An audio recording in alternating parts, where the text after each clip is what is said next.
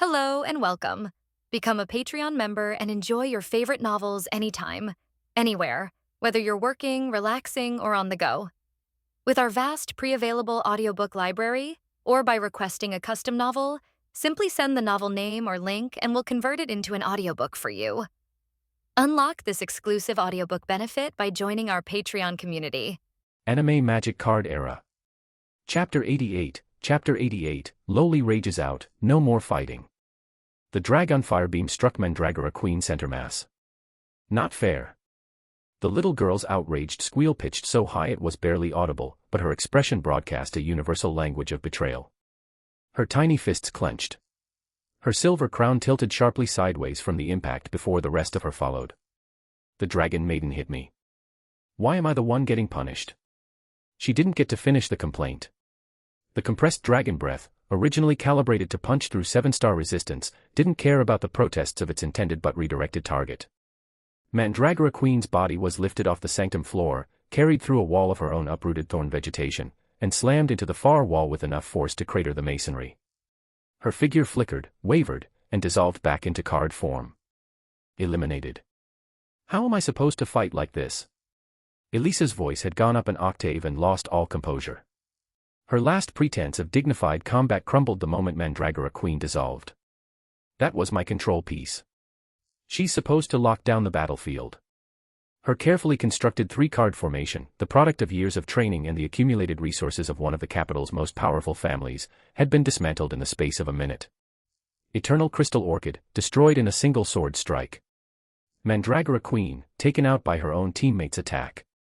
Dragon Maiden Flower was now alone, her offensive power rendered useless by the realization that anything she fired could be absorbed and redirected. Debuff conversion. Revival on death. Attack reflection with target reassignment. What kind of demon are you, Luke Mercer?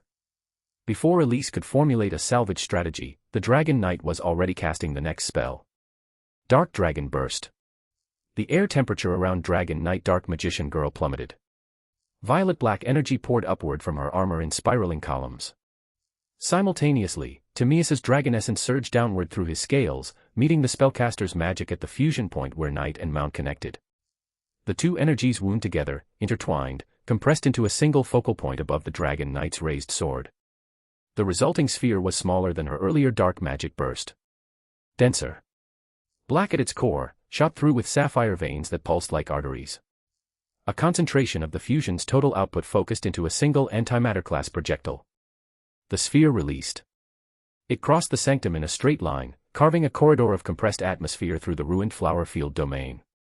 Vegetation on either side of its trajectory blackened and disintegrated without being directly touched, killed by the pressure shear alone. Dragon Maiden Flower's crimson petal dragon form tried to brace.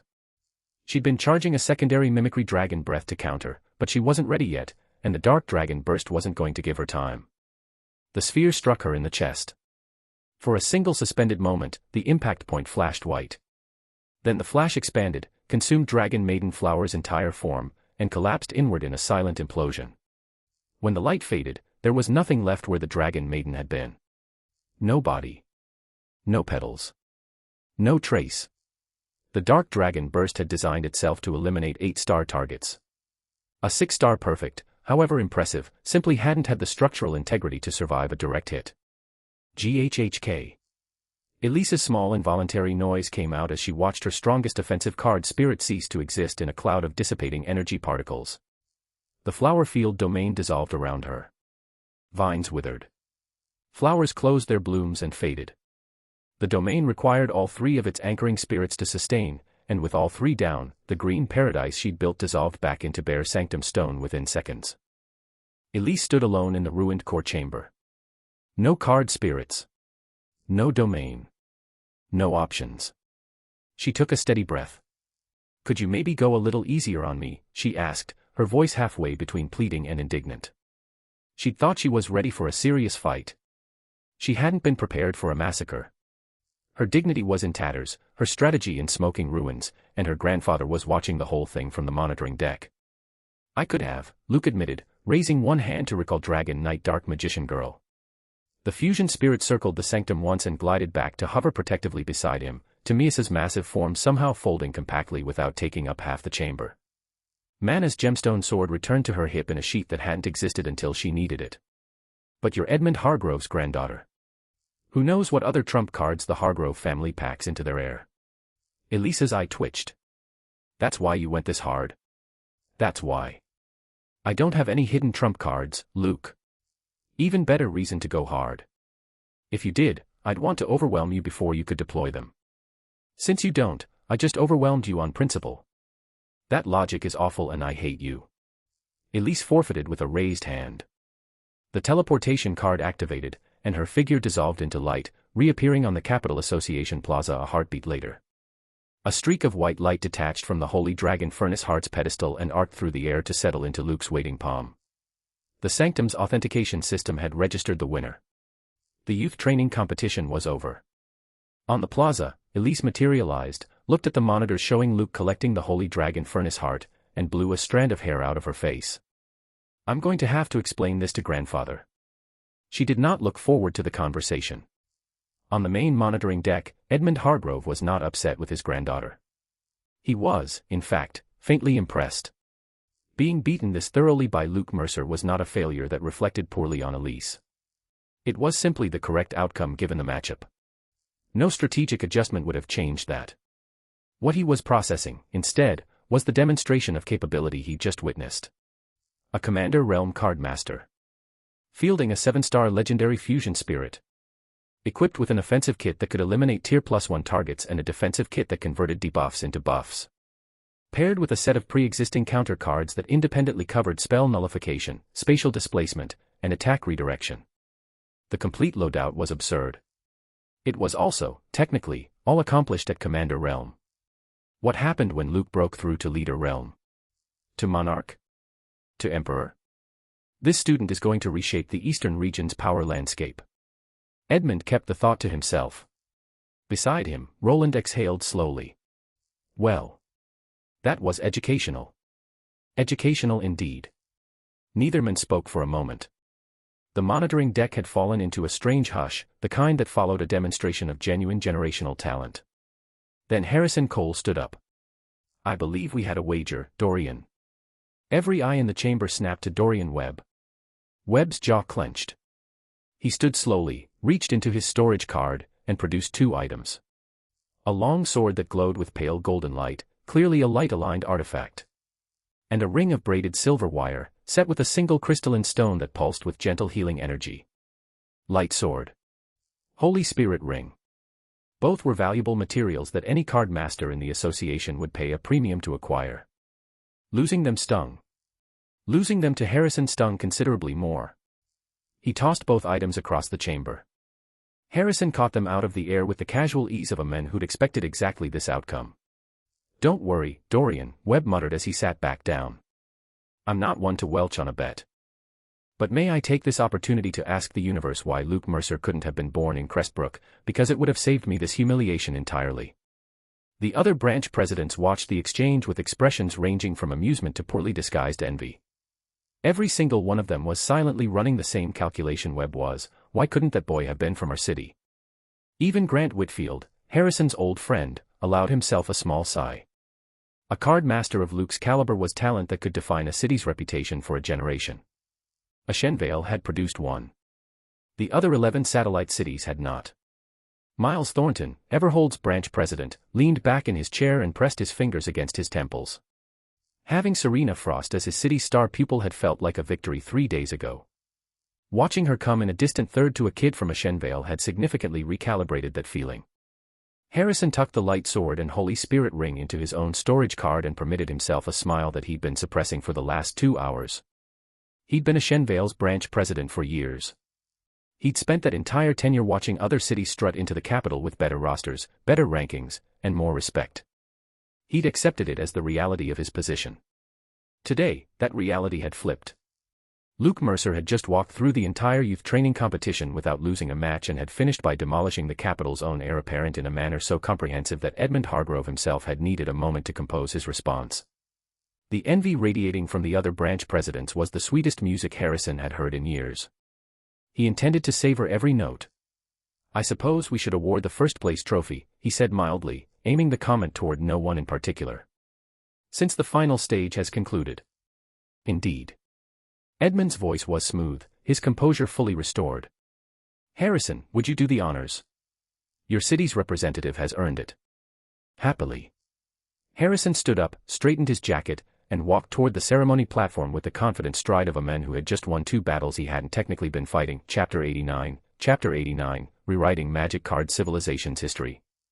We can confirm now that his fusion spirit has 7-star combat capability. Roland kept his voice low, ignoring the continued chatter from the other branch presidents at the far end of the monitoring deck. And as you said, Father, I've never seen a card spirit quite like it either. Edmund's gaze remained fixed on the screen where Luke was collecting the Holy Dragon Furnace Heart. Roland watched him and resisted the urge to sigh. The Immortal Realm's poker face was genuinely infuriating sometimes. Stop staring at me. I didn't say the impossible thing. You did. If you have a problem with someone being this strong, go talk to Luke about it. The thought was entertainment only. Edmund's position and rank meant Roland would keep his complaints internal where they belonged. Even the specialized mechanical spirits from Forge Capital can't achieve this level of power increase through combination, Roland continued. 1 full tier up, with a skill kit that rewrites the underlying identity of the card. I'm starting to understand why Luke made the choice he did. A single card setup like Mana's could never beat Elisa's 3-spirit formation through traditional means. The fusion wasn't Luke showing off. It was the solution to a tactical problem. Unfortunately, with Luke's circumstances being what they are, Roland went on, and the added variable of his being an original card crafter, Ellie lost this one thoroughly. He allowed himself a small sigh. In public, the capital benefited from having produced, or at least hosted, a talent of Luke's caliber. In private, Roland was Elisa's father, and watching his daughter become the stepping stone on Luke's rise to regional fame wasn't the outcome he would have chosen. It is what it is. Edmund's voice was calm. His eyes finally moved from the screen. And yes. If the engineers at Forge Capital ever learn about the existence of the Dragon Knight formation, they will lose sleep over it. Mechanical combination for power increase has been their central research focus for decades. Neither the spellcaster nor Timaeus is a mechanical construct, which means Luke has demonstrated a form of spirit fusion that operates outside their entire theoretical framework. The comparison between Vance's Blazing Centaur and Luke's Dragon Knight was, in retrospect, illuminating. The Centaur was 2 6-star legacy spirits linked to produce a 6-star perfect. The Dragon Knight was a 6-star perfect and a starless special card fused to produce a 7-star legendary. Different mechanics. Different scaling. Different implications entirely. Have you considered, Edmund said, carefully, what happens if this technique scales? If it can be applied to higher-tier spirits, to lower-tier spirits, to combinations not even Luke has explored. Roland's breath caught. Father. If that kind of scaling is possible. He worked through the implication. If lower realm card masters could routinely field spirits operating a full tier above their card construction ceiling, the entire hierarchy would destabilize. High realm dominance would be threatened. The power structure of the eastern region, maybe all of Magic Card civilization, would need to be recalibrated. Over a long enough timeline, it meant low-tier card masters could legitimately threaten high-tier ones on a regular basis. Something that currently required once-in-a-generation talent would become routine. That's the theoretical outcome, Edmund agreed. But theoretical. For it to actually affect the kingdom, Luke's construction philosophy would have to spread. Not just to curious researchers. To enough card masters across enough cities to change the statistical baseline. The odds of that happening are essentially zero. He let that sit. First, the replication difficulty. Luke crafted an original card, an original fusion card, and the spellcaster it pairs with. 3 original cards, all in harmony with each other. The theoretical knowledge to reverse engineer that would be decades of research even for a research institute, and Luke isn't about to publish his methodology. Second, Luke himself would never freely teach the technique. If I were in his position, I'd hoard it. So would any rational card master. Which means the most likely outcome is that we maintain the current hierarchy, with Luke as an anomaly inside it. And since Luke came from our jurisdiction, the anomaly benefits us. Our job is to keep him safe until he can protect himself. Roland nodded slowly, absorbing the analysis.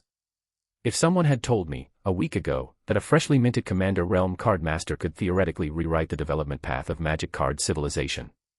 He shook his head. I'd have thought they were drunk.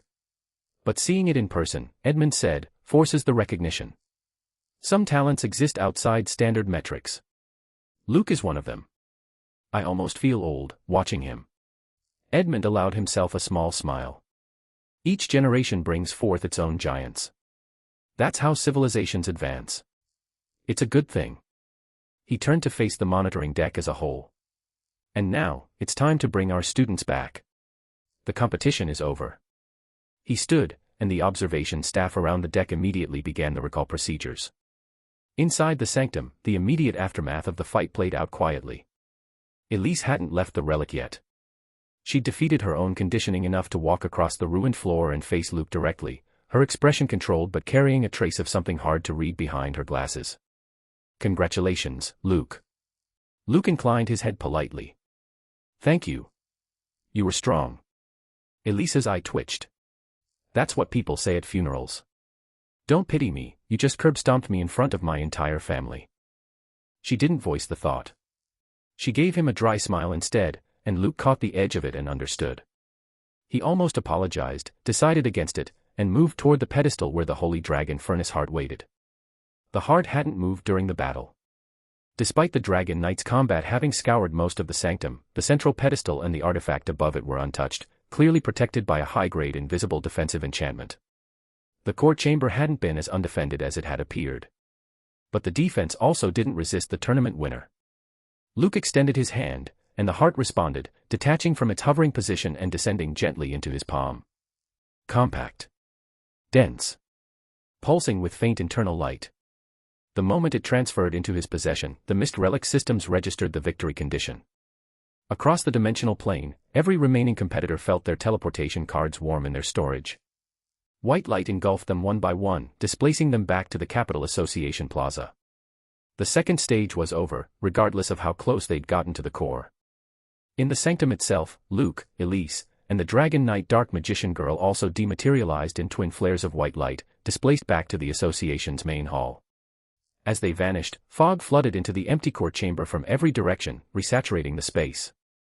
Ruin guards materialized at regular intervals around the now empty pedestal, taking up guard positions. The Mist Relic reset itself, ready for the next youth training competition, whenever that would be. Chapter 90, a chance to ride his coattails. For 30 advanced/early chapters, patreon.com/automxd. Bonus chapter. The pressure is staggering. Every eye in the Capital Association's main hall snapped to Luke and the Dragon Knight Dark Magician Girl the instant they materialized. The fusion spirit was still deployed, still radiating Timaeus' full dragon pressure, and at close range the effect was considerably more intense than it had been through the monitoring screens. Several newly teleported competitors reacted on pure instinct. A handful of them began summoning their own card spirits, hands moving to cards before conscious thought caught up with the fact that attacking in the middle of the association's main hall, against the tournament winner, would be a career-ending decision. Their teammates caught their wrists or physically stepped between them and Luke before the reflexes escalated into something disastrous. The surviving competitors, those who had been teleported out without reaching the core, needed a moment to process what had happened. The teleportation had been sudden and unexplained from their perspective. Only when their teammates gestured at Luke and the Holy Dragon Furnace Heart in his hand did they connect the dots. It's over. He won. The prize has already been claimed. And then the secondary realization landed. We were going up against this thing. We were trying to reach a core that he was going to reach first. The realization carried a strange mixture of relief and lingering dread. Relief because they didn't have to face the Dragon Knight in direct combat. Dread because the Dragon Knight was standing 15 meters away, and even at that distance, the pressure her dragon mount exuded was making the hall's atmosphere feel thicker than it should. Close-range dragon pressure was qualitatively different from watching it on a screen. Lily Fairchild felt her knees lock, her body refusing to take another step closer. Serena Frost's pale composure had slipped entirely, her hand braced against the nearest column for support. Vance Ashton had gone completely still, his face carefully blank in a way that communicated absolute terror to anyone who'd known him for more than an hour. Even the competitors who hadn't seen the Dragon Knight in combat were understanding, viscerally, what Elise had faced alone in the core chamber. Their legs trembled under the pressure. Their card spirits, still manifested from their teleportation returns, radiated fear signals back to their masters in waves. This is who Audrey Langford tried to use as a diversion, several of them thought simultaneously, in various phrasings of the same horrified epiphany. The takeaway was universal. Making Luke Mercer an ally was probably impossible at this point, his accomplishments had already outstripped anything they could offer. But making him an enemy was a decision that would follow a person for the rest of their career. Possibly for a shorter period than that career might otherwise have lasted. Luke, recall your card's spirit. Edmund Hargrove's voice carried across the hall, quiet but absolute. A gentle pressure radiated outward from his position, not opposing Timaeus's dragon pressure but absorbing and neutralizing it, spreading a cushion of calm across the main hall. The competitors released breaths they hadn't realized they were holding. They straightened. Color returned to faces. The card masters whose spirits had been trembling felt those spirits stabilize as Edmund's aura dampened the external threat. Every one of them registered the contrast. Whatever the Dragon Knight was, Edmund was unquestionably higher on the hierarchy. That was Immortal Realm in action, quietly and efficiently suppressing a 7-star dragon's pressure with no visible effort. Ah. Luke noticed, belatedly, that the hall had gone still in response to his lingering deployment. He'd been preoccupied with the mechanics of collecting the Holy Dragon Furnace Heart, wondering whether the automated defenses would actually let him take it, and he'd forgotten to recall the Dragon Knight in the transition. He waved his hand. Dragon Knight Dark Magician Girl dissolved into streams of violet and sapphire light, which coiled back into Luke's card space. The dragon pressure cut off in the same instant, and the entire hall's atmosphere lightened. Luke also felt the mana drain stop. Maintaining the fusion spirit, especially at 7-star capability levels, had consumed vast quantities of his reserves. He dropped close to empty during the fight with Elise. Even now, several minutes after the Dragon Knight had ceased active combat, his mana pool was sitting at dangerously low levels. 7-star combat output was too much for his Commander Realm framework to sustain. He'd need to treat the Dragon Knight as a last resort option for now, not a standard deployment. As the fusion disappeared, Lily, Serena, and the other first-tier survivors exhaled audibly. The youth training competition is concluded, Edmund announced, his voice carrying across the hall with practiced ease. Each of you demonstrated talents that speak well of your respective cities. Continue to develop those talents. The Eastern region's future depends on card masters who can face challenges honestly and grow from them. The rest of his closing remarks were the standard mixture of encouragement and mild expectations that every tournament ended with. Harmless ceremony. Nothing that would shape anyone's career directly, but also nothing that would waste anyone's time. 30 minutes later, he dismissed the competitors to return to their quarters. The survivors filed out in waves, organized by branch affiliation, shepherded by their respective presidents. Every single one of them looked exhausted. And every single one of them had the same gleam in their eyes. The banquet was tonight. The tournament's closing banquet was a tradition. A chance for competitors across branches to mingle in a non-combat context, exchange contacts, and begin the long process of building the professional networks that would define their careers. And tonight, every competitor with functioning survival instincts had the same priority target. Luke Mercer. Intelligence was unanimous. Luke was a generational talent whose career arc had no visible ceiling. Anyone who could attach themselves to his orbit now, even loosely, would benefit enormously over the coming decades. Only a fool would miss the opportunity. And since every competitor here had made it through 2 elimination stages, fools were in short supply. Luke, you performed beautifully. Back at the Ashenvale quarters, Harrison Cole clapped Luke on the shoulder with a grin that had been threatening to break out for hours. His satisfaction was palpable. Nothing he said or did would have been able to fully contain it at this point. The rest of the Ashenvale delegation watched with equally bright expressions. Edmund's closing speech had included explicit praise for Luke, and that praise spilled over onto the whole city's representation. They'd arrived as the mid-tier satellite city nobody expected to do well.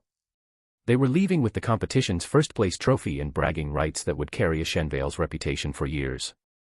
Here. These are for you. Harrison reached into his storage card and produced 2 items. The light sword and the Holy Spirit ring. I won them in a wager against Crestbrook City's branch president.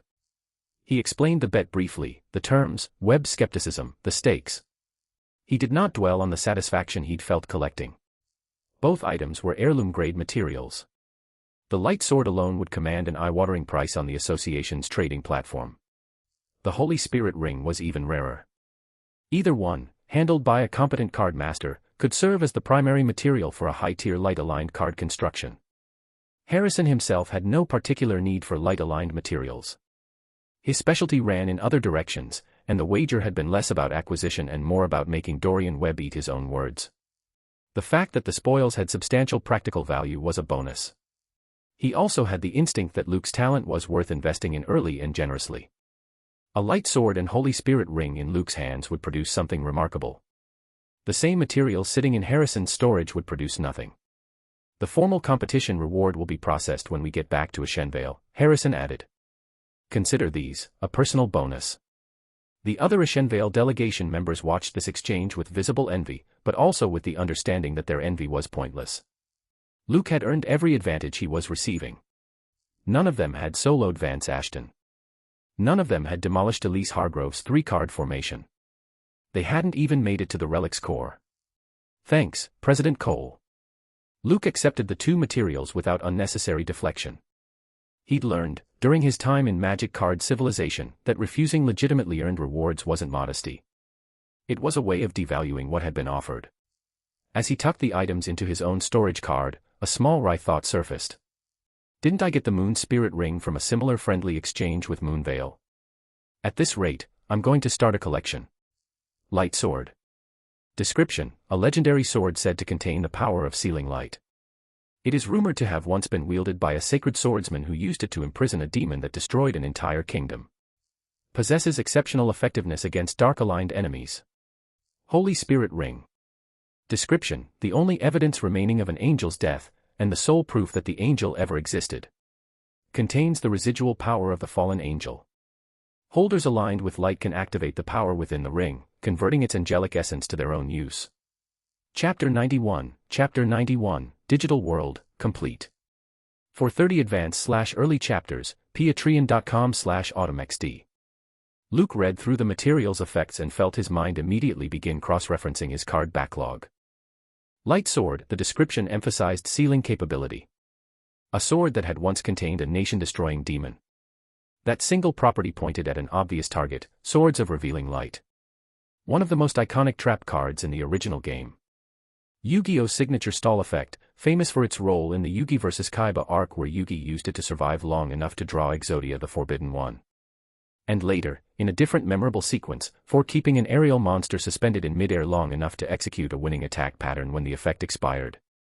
If Luke integrated the light sword's properties into the card's background, along with the anime-era lore about its stall mechanics, he could produce something with real tactical versatility. Holy Spirit ring, this one was more specialized. The description pointed to angelic residue, light-aligned essence, material that begged for an upper-tier Digimon integration. Holy Grail. The Holy Grail was the ultimate evolution catalyst for Sisterman's evolution tree. It worked across all 3 evolution paths he had designed, the Angewoman route for Holy Aligned forms, the Lady Devimon route for Dark Aligned forms, and the Eosmon route for Data Anomaly forms. A single Holy Spirit ring would provide the core material for whichever evolution chain he eventually pursued first. Combined with his existing evolution stone, the Holy Grail completed the major ingredient list for Sistermon White's mid-tier evolution chain. The remaining minor materials could be acquired through rewrite and reorganize at green tier cost. Not bad. This is going to save me weeks of material hunting. Of course, completing the full Digimon card roster was a multi-year project regardless. Even with rewrite and reorganize accelerating his material pipeline, he couldn't simultaneously craft every evolution form for every Digimon in the digital world. It was the same scale of work as building out the full Duel Monsters roster. You picked priorities and worked methodically. Remember, everyone, Harrison called across the room as the Ashenvale team began dispersing to their rooms, tonight's banquet. Don't be late. The youth training competition's closing banquet was a formal event. Luke's performance had elevated Ashenvale's profile enormously, and Harrison intended to maximize that exposure. He would be doing the polite version of parading his star student around the banquet, and he would enjoy every second of it. The Ashenvale team exchanged knowing looks. Harrison's intentions were transparent, and nobody could find fault with them. They would all benefit from Ashenvale's reputational upgrade. Asterisk a worldview, Digital World has completed simulation construction. 100%, asterisk. Luke paused mid-step on his way to the banquet hall. The notification had surfaced unexpectedly, and his face brightened involuntarily. He'd been tracking the Digital World's simulation progress for weeks, and he'd known the completion was imminent.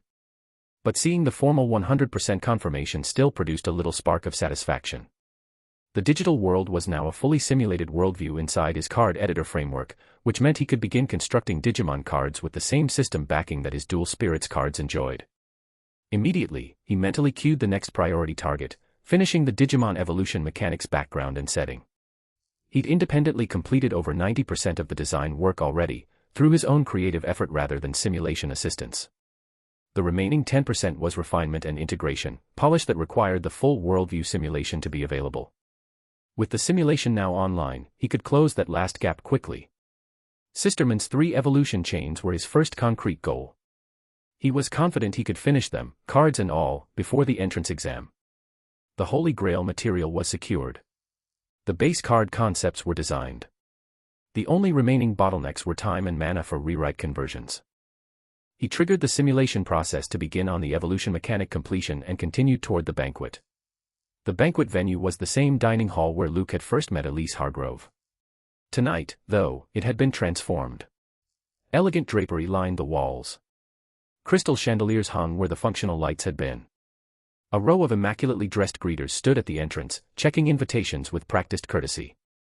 If not for the unmistakable architectural features, Luke wouldn't have recognized it. He stepped inside, and the ambient noise of a full banquet washed over him. Dozens of conversations were already in progress. Small clusters of competitors and officials circulated in carefully measured orbits, wine glasses in hand, professional smiles deployed at optimal social intervals. The room's center of gravity was already obvious. Elise Hargrove stood at the focal point of a medium-sized gathering, dressed in a pale blue evening gown that managed to convey both formal elegance and youthful grace. Her ink-black hair had been released from its usual practical arrangement and now flowed loose to her waist, ornamented only by a pale blue ribbon that matched her dress. The gown's skirt moved like soft moonlight, embroidered along the hem with violet blooms and overlaid with a gossamer white outer layer that caught the chandelier light in soft shimmers. The overall effect was delicate, slightly ethereal, the polished evening presentation of the Hargrove family's heir. She looked nothing like the card master who had been dismantled in the Mist Relics Core a few hours earlier. The transformation was professional grade. Whatever private feelings she might have had about the tournament loss, nothing in her current demeanor suggested them. The gathering around her ebbed and flowed with practiced politeness. She engaged each approach graciously, but maintained a subtle distance that prevented any single conversation from becoming too intimate. She'd clearly done this many times before. In the capital, Elise's social standing was genuinely extraordinary. A leader realm card master, heir to one of Ashenmir's most powerful families, personally trained by an immortal realm grandfather. In terms of status among the younger generation, perhaps only the unborn scion of the Ashford line could rival her position. Every ambitious young person at the banquet had taken note of her presence and was calculating whether an introduction was worth attempting. But Luke's arrival shifted the room's attention. Conversations didn't stop, but they grew quieter as he stepped into the hall. Heads turned, subtly or not so subtly. Whispers threaded through the gathered crowd as people angled for line of sight on the tournament's champion. He'd won the youth training competition. He'd single-handedly ambushed the capital team's 2 strongest members. He'd produced a 7-star legendary fusion spirit in front of every branch president. If Elise was the banquet's official star, Luke was the unofficial gravity well that had just started pulling the room into a new orbit. Several of the female card masters present showed more than professional interest. Talent at Luke's level, combined with a physical presence that was already drawing compliments from across the room, made him a target for a very specific kind of attention. The calculation was straightforward. With a projected career trajectory like his, an early social connection would pay dividends for years. Even an ambiguous one. Before any of those approaches could materialize, however, Elise Hargrove excused herself from her cluster of conversation partners and began walking across the hall. Directly toward Luke. "Luke, you made it." She came to a stop in front of him, her smile easy, her tone just slightly warmer than strict professional courtesy required. "I was starting to wonder if you were going to show up." Every person who'd been calculating an approach to either Elise or Luke simultaneously stopped calculating. This isn't the expected development. Chapter 92, No Loss, or a Loss After All. The intimacy of Elise's greeting did not match the recent history. Elise Hargrove had been comprehensively beaten in the Mist Relic Core just hours earlier. Luke had wiped out her 3-card formation, snatched the tournament's grand prize, and forced her to forfeit. Convention dictated that she should be giving Luke the cold shoulder, or at minimum, the carefully professional distance of an opponent who had lost gracefully. What she should not be doing was greeting him like a long-awaited friend. A few of the more imaginative attendees considered, briefly, whether the entire fight in the Mist Relic might have been staged. They dismissed the theory almost immediately. Elise had deployed her ace combination from the opening exchange. Luke had brought out a 7-star Dragonite fusion. The damage exchanges had been real. Capital pride alone made it impossible that the Capital Association would surrender a tournament victory to a satellite city. Losing to a Shenvale openly was bad enough as an honest outcome, sandbagging it deliberately would be unthinkable.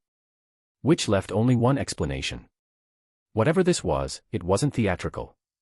Even Luke was caught off guard. Their relationship was distant at best. He'd met her exactly twice before this, and Lily had been the connecting thread for both encounters. Lily and he were also barely acquaintances. The chain of social proximity didn't justify this level of public familiarity. Then he caught the look in Elise's eye. A subtle flicker. Quick. Almost imperceptible. A signal one professional sends to another when a script is being read and the receiver needs to play along. Luke understood instantly. "Sorry I'm late," he said smoothly, matching her tone. "Got held up. Let's grab something to eat first." Elise hooked her arm through his without missing a beat and pulled him toward a quiet corner of the banquet, leaving the rest of the room blinking after them. In the corner, behind a tall floral arrangement that obscured them from the broader floor, Elise turned to Luke with a small grin and lifted her hand in a peace sign. Nailed it. The grin didn't match her usual public composure. It was younger, brighter, and considerably less polished, with a hint of mischief that her glasses didn't hide. Combined with her baby-fat cheeks, the effect was almost startlingly girlish. Luke stared for a second. He'd been categorizing her as the cool, intellectual type since they'd met. The current expression was filed under a different mental folder entirely. He shook off the surprise. "You used me as a shield." "I used you as a fellow professional," Elise corrected primly. "Big difference. There were predators out there." She glanced past the floral arrangement at the swirling crowd. "I just lost the tournament, Luke. The last thing I want is 2 hours of consolation networking from people I barely know. And as the Hargrove heir, I can't just leave like a normal guest. I need a polite reason to be unavailable. And I'm the polite reason. You're the most convenient polite reason in the room. Talking to you is something I can plausibly do for an extended period without raising eyebrows. Anyone else trying to interrupt has to interrupt the tournament's 2 highest-profile competitors, which is socially much harder." Luke had to admit the logic was sound. He glanced around the corner himself. The banquet's broader population had paused after their dramatic exit, but the pause was wearing off. Several clusters of attendees were already adjusting their trajectories to drift toward the corner. Targeted approaches were imminent. "Where's Lily?" he asked. Lily would have been a more natural shield for Elise than him. He wasn't trying to dodge the role, just curious. Elise's expression shifted into the polite blankness of someone biting down on irritation. "Lily doesn't enjoy these settings," she said with audible quotation marks. She showed her face for 10 minutes and left. The unspoken subtext was vivid. Lily, having been eliminated by Elise during the 3-way fight, was extracting petty revenge by leaving Elise alone to handle the entire post-tournament social burden. Elise's pursed mouth confirmed she'd correctly identified this as Lily's intent. Luke nodded slowly. "And Serena hasn't been seen all evening. She didn't even bother showing up. Smart. I hate her." Elise sighed. "I should have skipped too. But the Hargrove family hosts these things. I can't not attend." Luke considered his own options. Following Lily's example and slipping out early was tempting. He was a guest, not a host. Nobody could complain too loudly if he excused himself. Then he caught Elise watching him with the faint suspicion of a person who had read his thoughts and disapproved. She shifted her weight subtly, just enough to angle her body between Luke and the path back toward the exit. "Don't even think about it." "I wasn't." "You absolutely were." Your eyes drifted toward the door. "Is escape really off the table?" Luke asked plaintively. "You have your own social capital. You don't actually need me to function as a shield." "I just told you I do." Elise narrowed her eyes. "If I were in your position, I'd be running. So I'm preemptively blocking the exit." Luke laughed despite himself. The demure intellectual framing he'd been using for her cracked further. There was a streak of stubborn mischief beneath the glasses that hadn't been visible during their fight. Fine. But we need to relocate. He nodded toward the floral arrangement. I'm counting 4 separate groups currently navigating toward this corner. Standing here longer is going to result in being surrounded. Elise glanced past him and confirmed his count. Several wine-glass-toting attendees were closing in with the strategic patience of people who'd waited an entire evening for this moment. Where do you propose we go? Luke smiled, took her hand, and led her toward the banquet's central feature. This was your plan. Elise's voice was wry as Luke spun her into a turn at the edge of the dance floor. The Capital Association's banquet hall featured a large central dance area, polished marble lit from below by soft amber light, currently sparsely occupied by a few couples maintaining classical waltz patterns. It was also, conveniently, an area where 2-person occupancy was the social norm. Anyone trying to interrupt a dance was breaking a fairly clear etiquette rule, and even the most ambitious networker would think twice before doing it to the tournament champion and the Hargrove heir simultaneously. It's working, isn't it? Luke completed the spin and led her into a step pattern. He'd taken dance lessons in his previous life, a skill that sounded useless until you needed it. The vultures stopped advancing the moment we reached the floor. It's working. Elise admitted reluctantly, following his lead with a fluidity that betrayed her own training. But I feel like I lost more in this trade than I gained. You can switch partners if you'd prefer. Don't you dare. Luke laughed again. Elise's grip on his shoulder tightened a fraction in mock indignation. As they moved through the next sequence, Luke's attention drifted to other observations. Their proximity made certain things harder to ignore. Elise's frame, beneath the elegant gown, was considerably fuller than her professional silhouette suggested. The dress's tailoring concealed it well, but with her hand on his shoulder and his hand at her waist, the truth was unavoidable.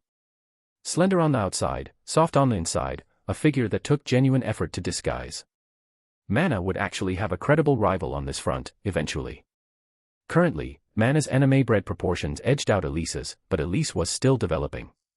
Given a few years of growth, the comparison would become genuinely competitive. He kept that thought firmly internal. The two of them styled differently anyway. Mana ran on pure cute energy, soft and bright and inviting. Elise ran on the intellectual elegance vector, glasses and composure and quiet confidence.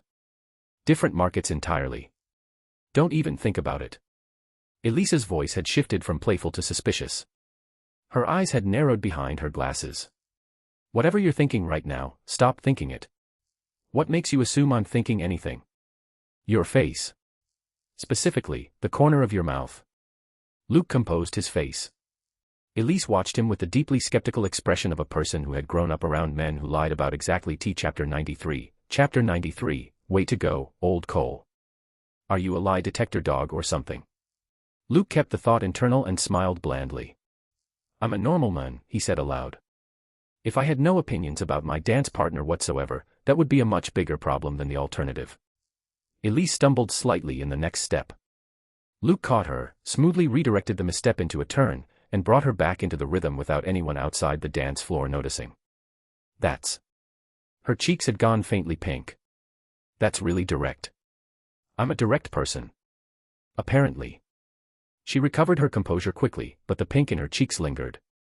I'm finding myself increasingly interested in you, Luke Mercer. She executed a controlled spin out, skirts flaring, then returned to his frame in time for the next sequence. The two of them, paired up so visibly on the floor, had drawn attention from the surrounding observers that no amount of strategic positioning could deflect. Plenty of women seemed to be interested in me tonight, Luke commented dryly. He'd noticed several pairs of eyes tracking him since he'd entered the hall, with intentions ranging from polite networking to considerably less polite calculation. Elise rolled her eyes elaborately. Those women want your career trajectory, she said. Not the same thing. And what do you want? Currently. Continued use of you as a human shield. We can discuss further details when the banquet is over. Luke laughed. The frank, slightly imperious confidence behind her response was hard not to find charming, and the small pink flush still riding her cheeks suggested the confidence was a partial bluff. The orchestra moved into a second piece without pausing. Luke and Elise didn't leave the floor. Their movements had grown noticeably more synchronized over the course of the first dance, a fluency that came from two people who both knew how to follow a lead but were trading off implicit decisions about which one of them was actually leading. Their second piece looked, from the outside, like two people who had been dancing together for years. The whispers around the periphery shifted accordingly. Maybe they're just hiding from us. Have you seen the way they're moving together? That's not a hiding. Are they actually a thing? They were just enemies in the tournament, weren't they? Like, half a day ago. How does that not count as a thing? Right. The conversion rate from crushed her in combat to dancing with her at her family's banquet is suspicious. Luke. Harrison Cole's voice broke through the orchestra's volume from the floor's edge. Luke turned his head, caught Harrison's expression, and immediately understood that the timing of this interruption was Harrison's deliberate choice. President Cole. President Hargrove wants to see you. Harrison's tone was professional, but there was a note of barely concealed amusement underneath. Both of you, actually. Then Harrison registered who Luke's dance partner was, and his eyes briefly widened. Oh. You too, Elise. Your father just relayed the message. President Hargrove apparently wants to see both of you in his office. He paused as he processed the implications. Luke and Elise dancing together was new information. Luke and Elise being summoned together by Edmund Hargrove was very new information. And Harrison's brain was already running interpolations that even his mouth wasn't authorized to voice. Did this kid actually charm Edmund Hargrove's granddaughter? In one night. After publicly demolishing her in front of her entire family. If true, the implications for Ashenvale were considerable. Personal connection to the Hargrove family would be a career accelerant for any card master. Combined with Luke's existing trajectory, it would catapult him into a different stratum of regional politics. Way to go, Luke. Way to go. Harrison maintained a professionally neutral expression and gestured toward the exit. Luke completed the last figure of the dance with a final flourish, brought Elise to a graceful pause, and bowed lightly. Elise returned the courtesy and rested her hand on his arm as he led her off the floor. The walk to the exit drew every eye in the hall. The two of them, dancing together, had been entertainment. The two of them being escorted out by Harrison Cole, presumably toward an Immortal Realm summons, was something else entirely. Behind them, the banquet's would-be social climbers exchanged frustrated glances. Their target had just walked out the door, and trying to chase him would mean intercepting Edmund Hargrove's personal request. Nobody had that level of nerve. In the corridor, Elise turned to Harrison with a slight frown. Uncle Cole, did grandfather actually call us? Not directly. Your father caught me at the banquet. He said your grandfather wanted to see both of you. I'm just relaying the message. My father. Elise's frown deepened. Roland never relayed casual social messages. If he'd taken the trouble to find Harrison personally, the matter wasn't trivial. Don't worry, Ellie. A new voice joined them.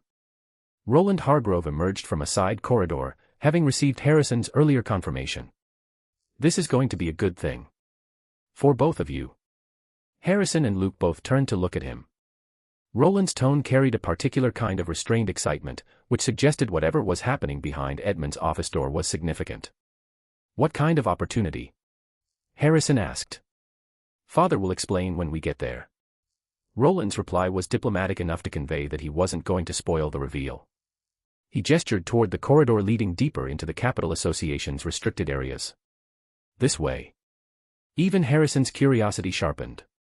He'd spent years navigating the eastern region's political landscape, and Roland's specific phrasing suggested they were about to be admitted to information that wasn't being shared widely. The walk through the Capital Association's inner hallways was longer than expected. They passed several checkpoints, each one staffed by clearly attentive personnel who let Roland's group through without challenge. Other attendees they passed in the corridor stared with frank curiosity at the unusual cluster, Edmund Hargrove's son leading two visibly interesting young card masters and their satellite city's branch president. None of them dared interrupt. Edmund Hargrove's office door opened at Roland's approach. You're here. Edmund didn't rise from his desk, but his nod toward the available seats was unmistakable. Come in. Take a seat. Just waiting on you. Luke filed the phrasing away. Just waiting on you implied other people were already present. He scanned the office as he entered. Lily Fairchild sat in one of the chairs along the wall, looking faintly embarrassed at having been pulled away from whatever she'd been doing instead of attending the banquet. Serena Frost sat next to her, expression as cool and unreadable as ever, having apparently never bothered with the banquet at all. Vance Ashton occupied a third chair, looking professionally composed but slightly tired around the eyes. 3 competitors. Plus Luke and Elise, that made 5, the tournament's first tier minus none. The office's other occupants included Grant Whitfield, Moonvale's branch president, and Miles Thornton, Everhold's branch president, both of whom had presumably been invited as the senior representatives for Lily and Serena's home cities. Both men nodded acknowledgement as Luke entered. Harrison glanced at Grant and Miles. Both shook their heads in response to the unspoken question. They don't know either. Edmund had assembled this group personally, but he'd kept the agenda to himself even from the branch presidents involved. That was a deliberate information control choice. Luke and Elise exchanged glances. Whatever Edmund had assembled them for, it was significant enough to override standard branch president communication protocols.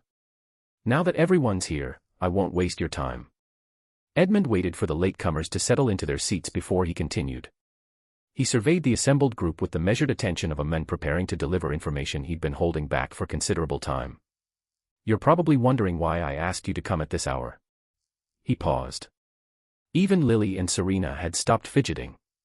The room had gone quiet. A year and a half ago, Edmund said, during a joint exploratory expedition involving 3 of the eastern region's capitals, we discovered a dimensional plane.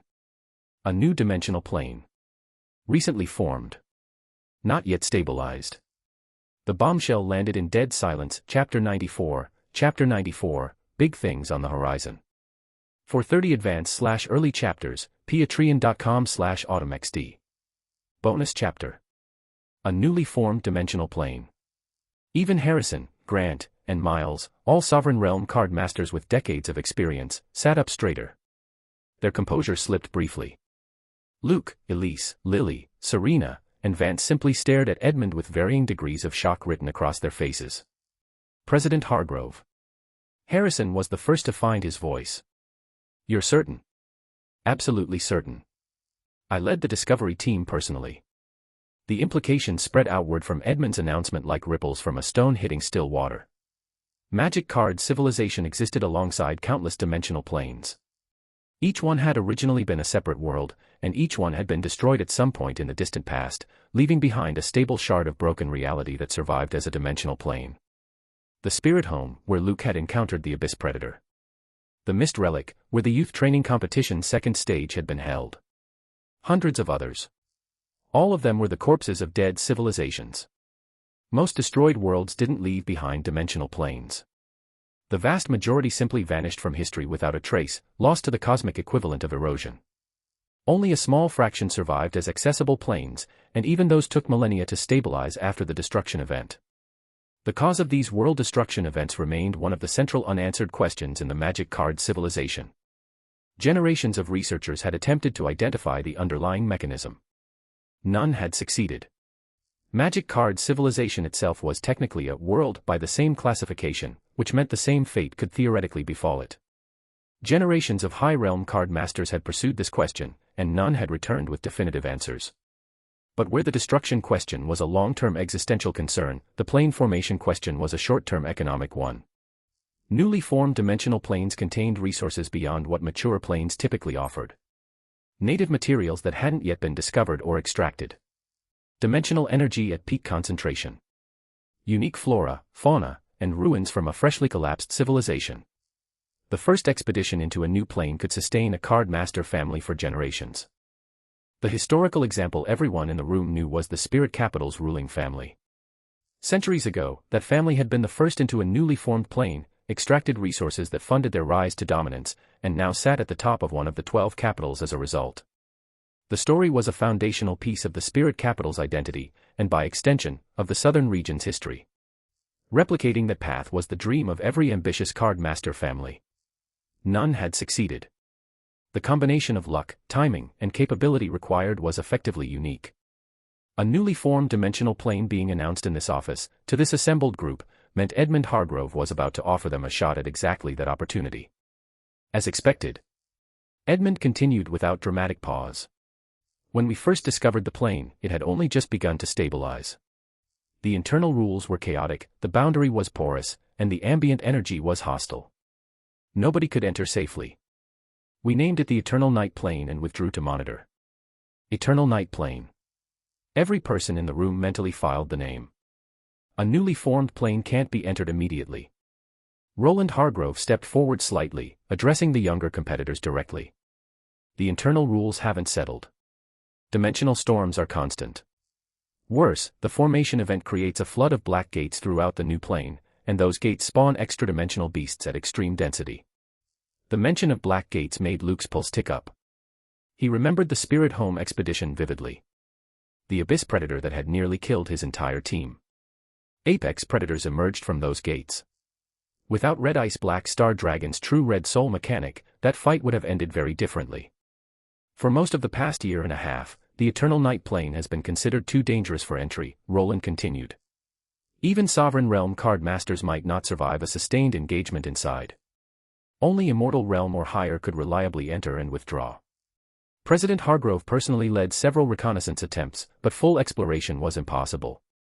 Edmund picked up the thread. In the past 6 months, the plane has stabilized enough that exploration is viable. Spatial geometry is settled. Dimensional storms have decreased to manageable frequencies. The black gate density has dropped to levels comparable to other planes. He raised one finger. There are 3 entry conditions. The plane's own rules dictate them, and they cannot be modified. Every younger card master in the room leaned forward fractionally. First, realm restriction. The Eternal Night Plane will only admit card masters at Monarch Realm or below. The internal rule set can support combat between high-tier card spirits, but it cannot withstand combat between Emperor Realm or higher card masters. If a higher realm card master attempts entry, the plane's stability collapses and black gates flood every region simultaneously. Realm restriction was standard for dimensional planes. The conditions varied per plane, but the underlying logic was always similar. A plane's internal rules could only support certain power levels. The collective realization that ran through the younger card masters' minds was, anyone here can enter. Vance was Commander Realm. Luke was Commander Realm. Lily, Serena were Commander Realm. Elise was Leader Realm. All 5 were comfortably below the Monarch Realm ceiling. Roland added a clarification. To be precise, the Monarch ceiling exists because the plane can support combat involving high-tier card spirits, but if a card master entered above that threshold, the resulting power output would crack the plane's stability rule set. Once that rule set cracks, the black gates reflood. So the limit is enforced for everyone's safety, including the plane's continued existence. Edmund raised a second finger. Second condition. Gender ratio. The plane requires a 1-to-1 ratio of male to female card masters among any group entering. The total headcount can vary, but the male to female balance must be exactly equal. If the ratio is broken at any point during entry, the plane forcibly teleports out every card master inside until balance is restored. That condition was unusual. Most dimensional planes had no such requirement. Several of the card masters in the room visibly catalogued it as something worth investigating later. Edmund raised a third finger. Third condition. The entry window. The plane has not yet established bidirectional access. The doorway only opens during the full moon. The next full moon falls exactly 6 months from today. After that, the next opportunity comes 1 full lunar cycle later, and so on. He paused. In other words, miss this entry window, and the next chance arrives 1 moon later. But waiting also means the first expedition advantage erodes. The richest harvests come from the earliest expeditions. Every subsequent expedition collects less. Several of the younger card masters had begun mentally calculating timelines. 6 months from today put the entry on a date that fell shortly after the entrance examinations.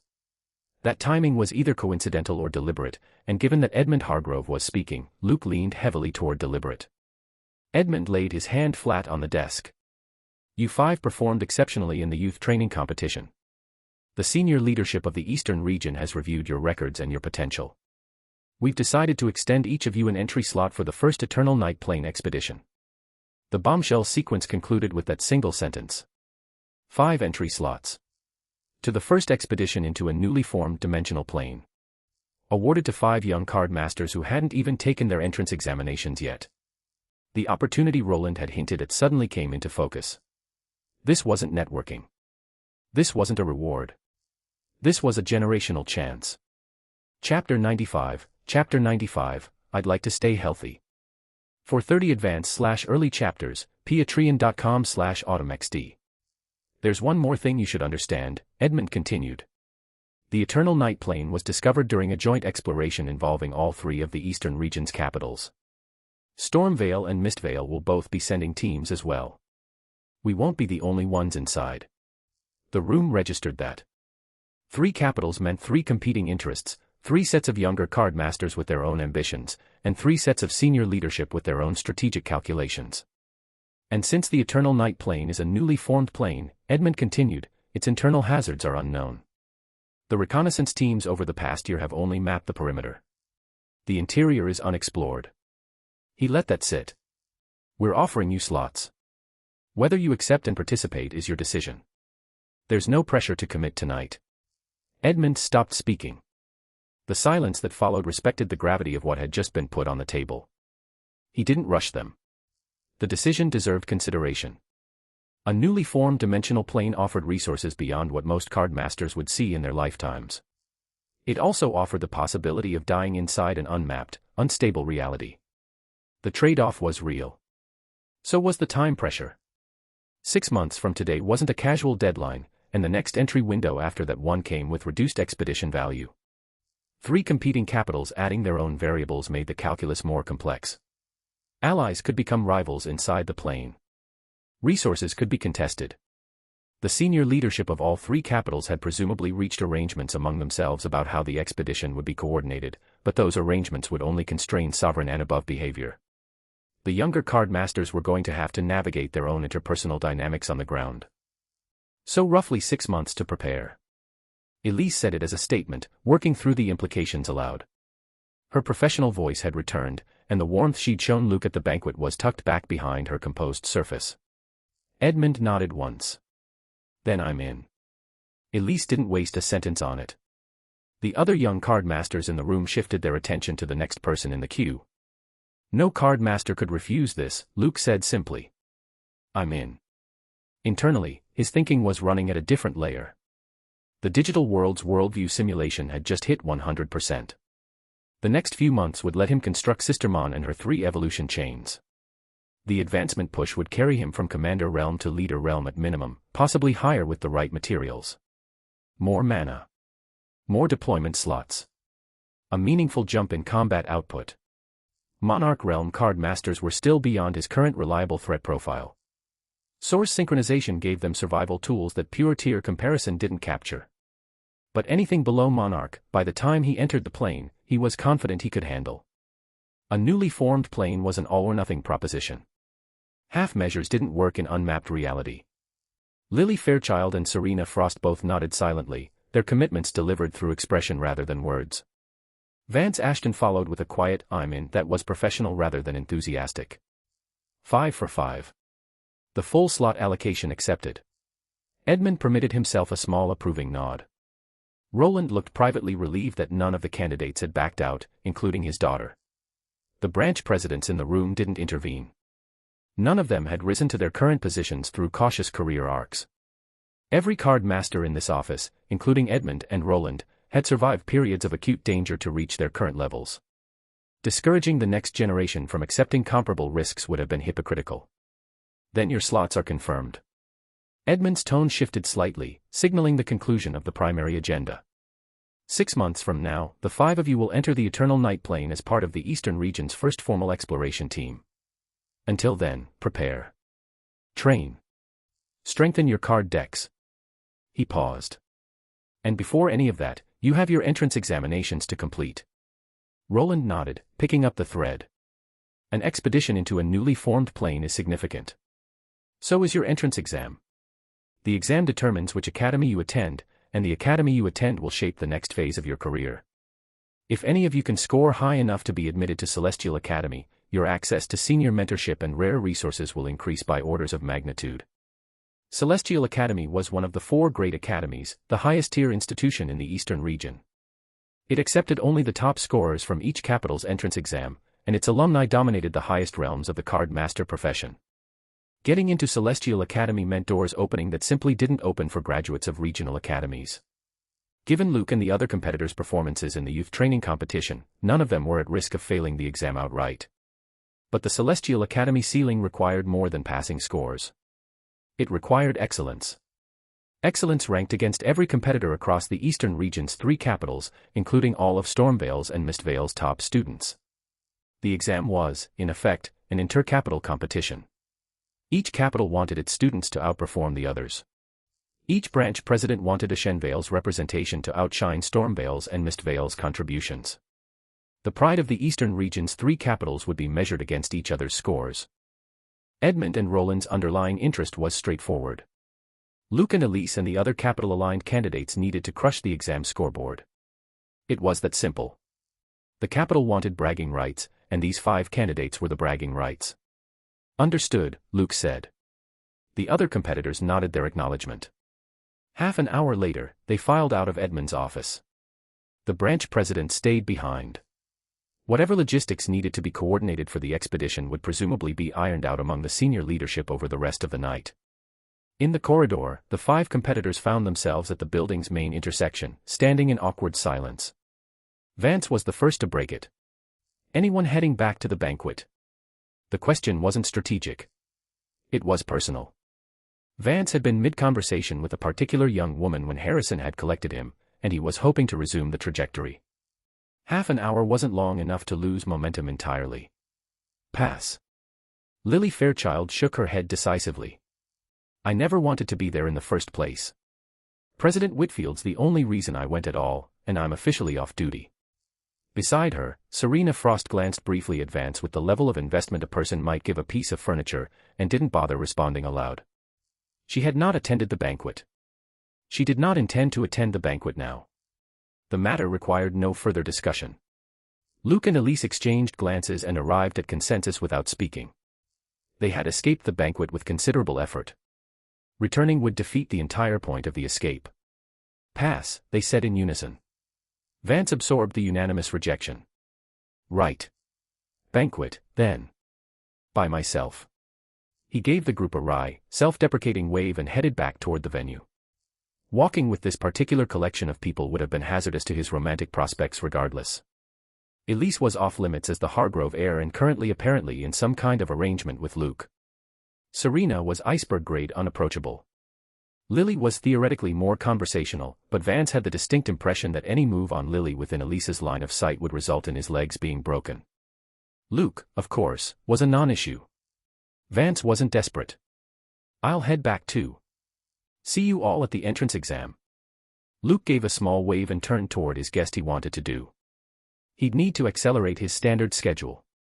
Chapter 96, Go Bother Other Cities.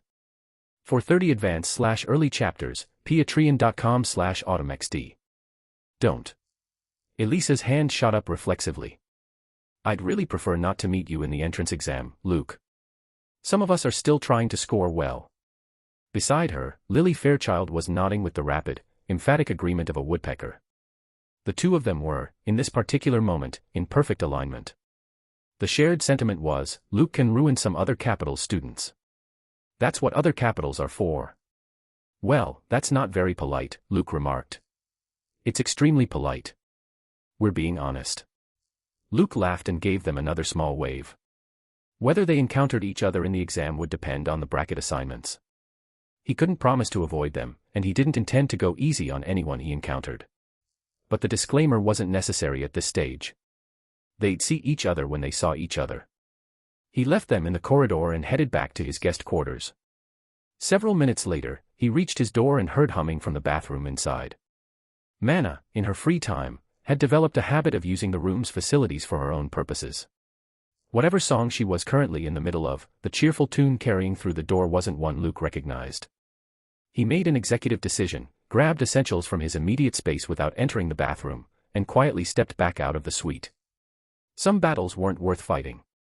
He could finish his planning notes in the lounge. Night Palace, one of the ancient kingdom's forbidden zones. The palace's protective barrier shuddered as another wave of dimensional disturbance broke against the surrounding spatial geometry.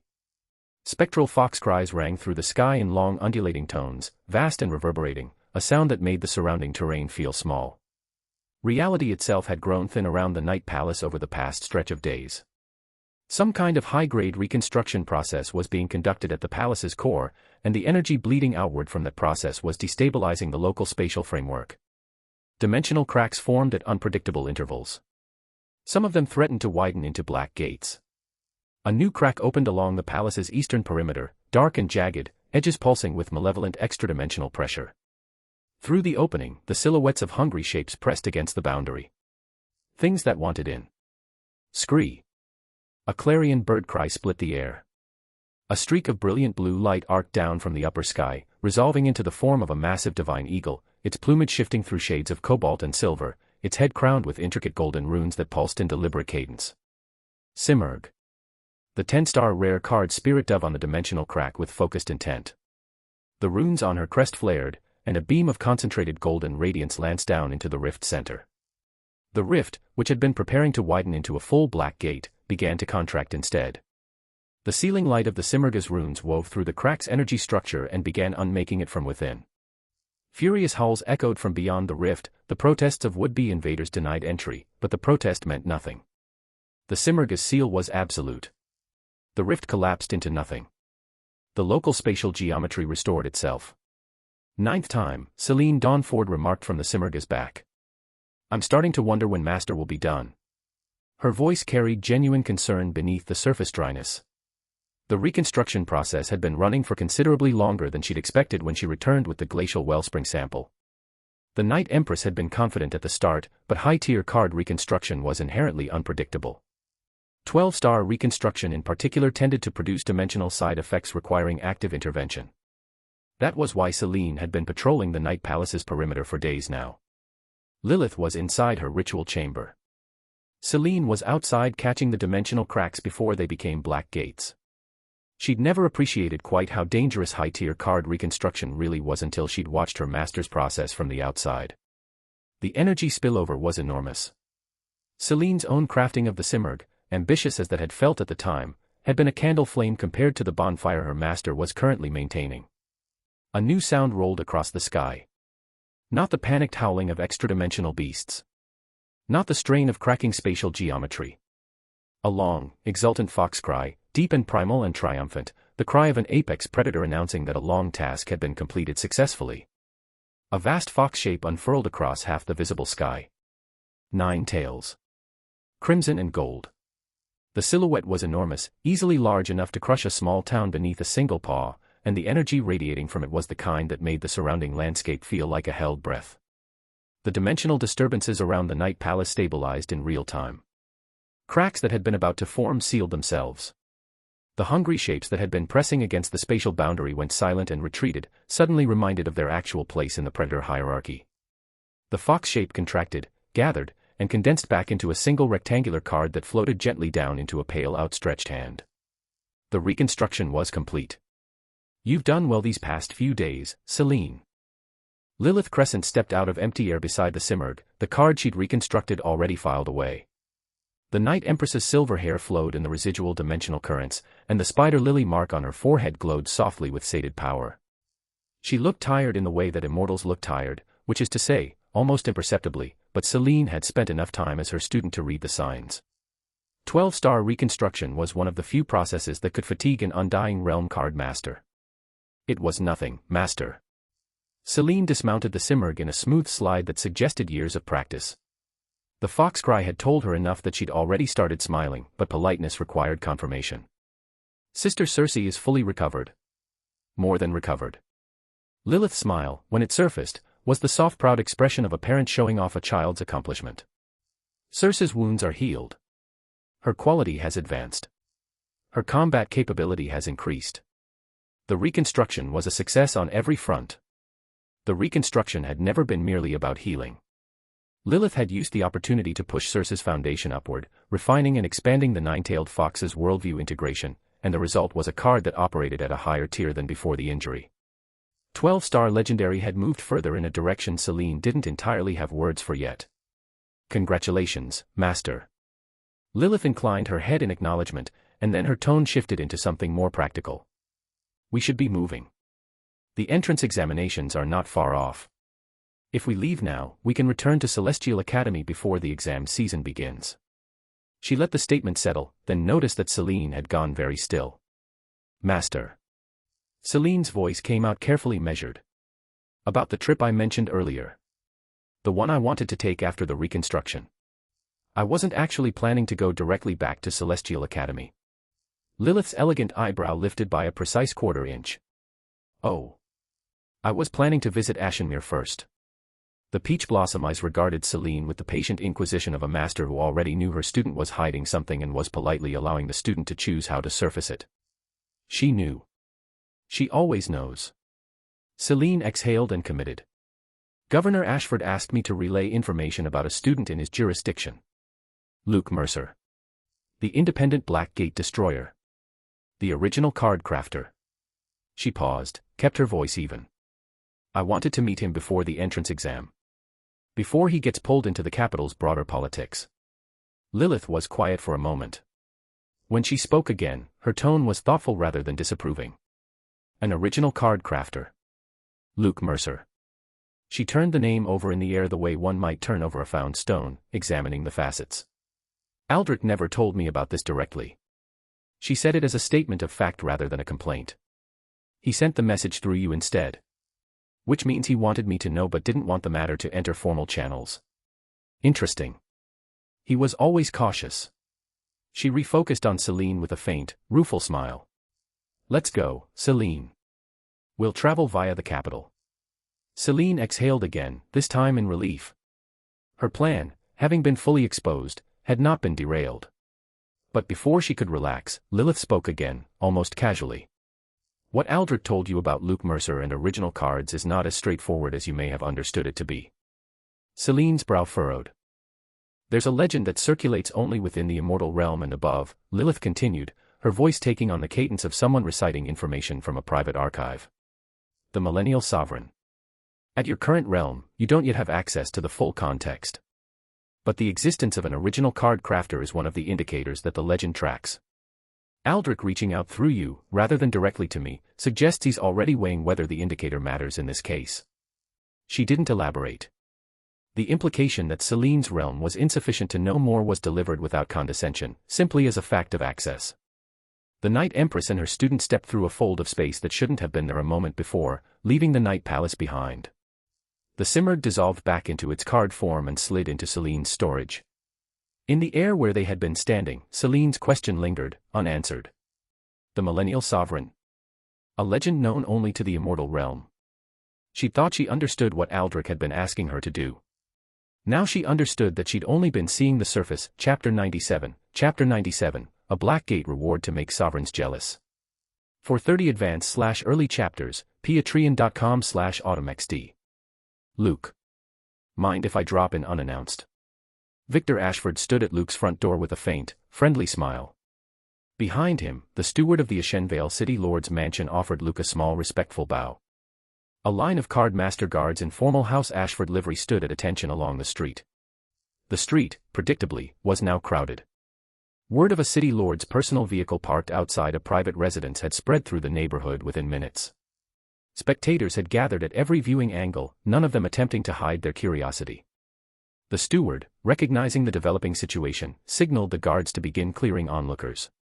Cataloging social atmospheres was a baseline skill for any house steward, and the city lord's steward in particular had developed it to a fine art over years of service. He'd worked for Victor Ashford long enough to understand what mattered to his employer, and how Victor felt about a particular individual. The fact that Victor had come personally spoke for itself. In the steward's recollection, Luke Mercer was the first young person to receive this level of personal attention from the Ashenvale City Lord. The steward kept the observation internal and continued managing the perimeter. The dispersed onlookers complied without protest. Disrespecting the City Lord's wishes was not on anyone's list of viable life decisions. For ordinary citizens of Ashenvale, contact with the City Lord's mansion was a once-in-a-lifetime event at best. Even cardmasters rarely had occasion to interact directly with House Ashford. The fact that Victor Ashford himself was speaking warmly to a young man in their neighborhood was, frankly, a bit surreal. Several parents were quietly informing their children that, yes, the boy down the street was apparently important now, and no, they should not run into his yard chasing rumors. The neighborhood adjusted its risk calculus accordingly. City Lord. Luke recovered from his initial surprise quickly. He'd returned to Ashenvale a few days earlier with the rest of his city's contingent, accepted the association-issued congratulations and rewards from Harrison Cole, and quietly slipped back into his normal pre-exam routine. He had not expected Victor Ashford to show up at his front door. He stepped back, opening the door wider. Of course not. Please come in. Victor's relationship with Luke had, over the past several months, evolved from formal acquaintance to something closer to a senior patron. The city lord had quietly facilitated a number of opportunities and had personally absorbed inconveniences that would otherwise have created friction in Luke's career. Luke had developed a measured trust in him, comparable to his trust in Harrison Cole. But unannounced personal visits weren't part of the established pattern. Whatever had brought Victor here today was something he hadn't been willing to handle through channels. All of you, take up positions outside, Victor instructed his guards. No one comes through this door without my explicit approval. The guards moved to surround the property in a discreet but obvious security perimeter. The remaining onlookers, registering that this was now a serious meeting rather than a social call, completed their dispersal with newfound urgency. Victor stepped inside. Luke closed the door behind him. I heard about your performance in the youth training competition from Old Cole, Victor said as they took seats. He wasn't bothering with extended pleasantries. You did Ashenvale proud. More than proud. You gave us bragging rights we haven't had in years. The compliment was sincere. Victor's reaction, when Harrison Cole had first briefed him, had been a quiet, restrained moment of holy hell. Beating Elise Hargrove, the heir of a family backed by an immortal realm card master who was Edmund Hargrove personally, was not something Victor had been prepared to hear about a Commander Realm student from a satellite city. The Hargrove family's resources were extraordinary. Edmund's standing within the eastern region was on par with Aldrich Ashford's, give or take a small margin in Aldrich's favor. Elise had grown up with training, mentorship, and material support that produced exceptional card masters by default. Luke had defeated her without his trump card, then defeated her with his trump card so comprehensively that the fight had ended in seconds. Harrison Cole had also passed along his suspicion that Luke's original card, the Eye of Timaeus, was an 8-star piece. That suspicion alone had nearly knocked Victor out of his chair. No wonder the kid won. He didn't beat her. He erased her. But after the initial shock, Victor's strategic instincts had taken over. Harrison Cole and the Ashenvale Card Master Association were the most direct beneficiaries of Luke's success. But Ashenvale itself, the city, had been elevated in the eyes of the capital and the 11 other satellite cities. That elevation reflected on House Ashford, on Victor personally, and through him, on his grandfather Aldrich. The branch association and the city lord's mansion ran on a symbiotic relationship. When one rose, the other rose with it. Luke's tournament victory had quietly increased Ashenvale's regional standing, and Victor was here to make sure Luke understood that the city lord's mansion had noticed. Thank you, city lord. Luke's response was polite but unembellished. The tournament was over. He didn't see much value in dwelling on past performance. His attention was on what Victor had actually come to say. I'm here today for 2 reasons. Victor moved past the preliminary acknowledgement sufficiently. First, the reward for your handling of the Black Gate. The Black Gate. Luke's expression shifted into recognition. Between the entrance exam preparation, the youth training competition, and the capital trip, he genuinely lost track of the Spirit Home incident.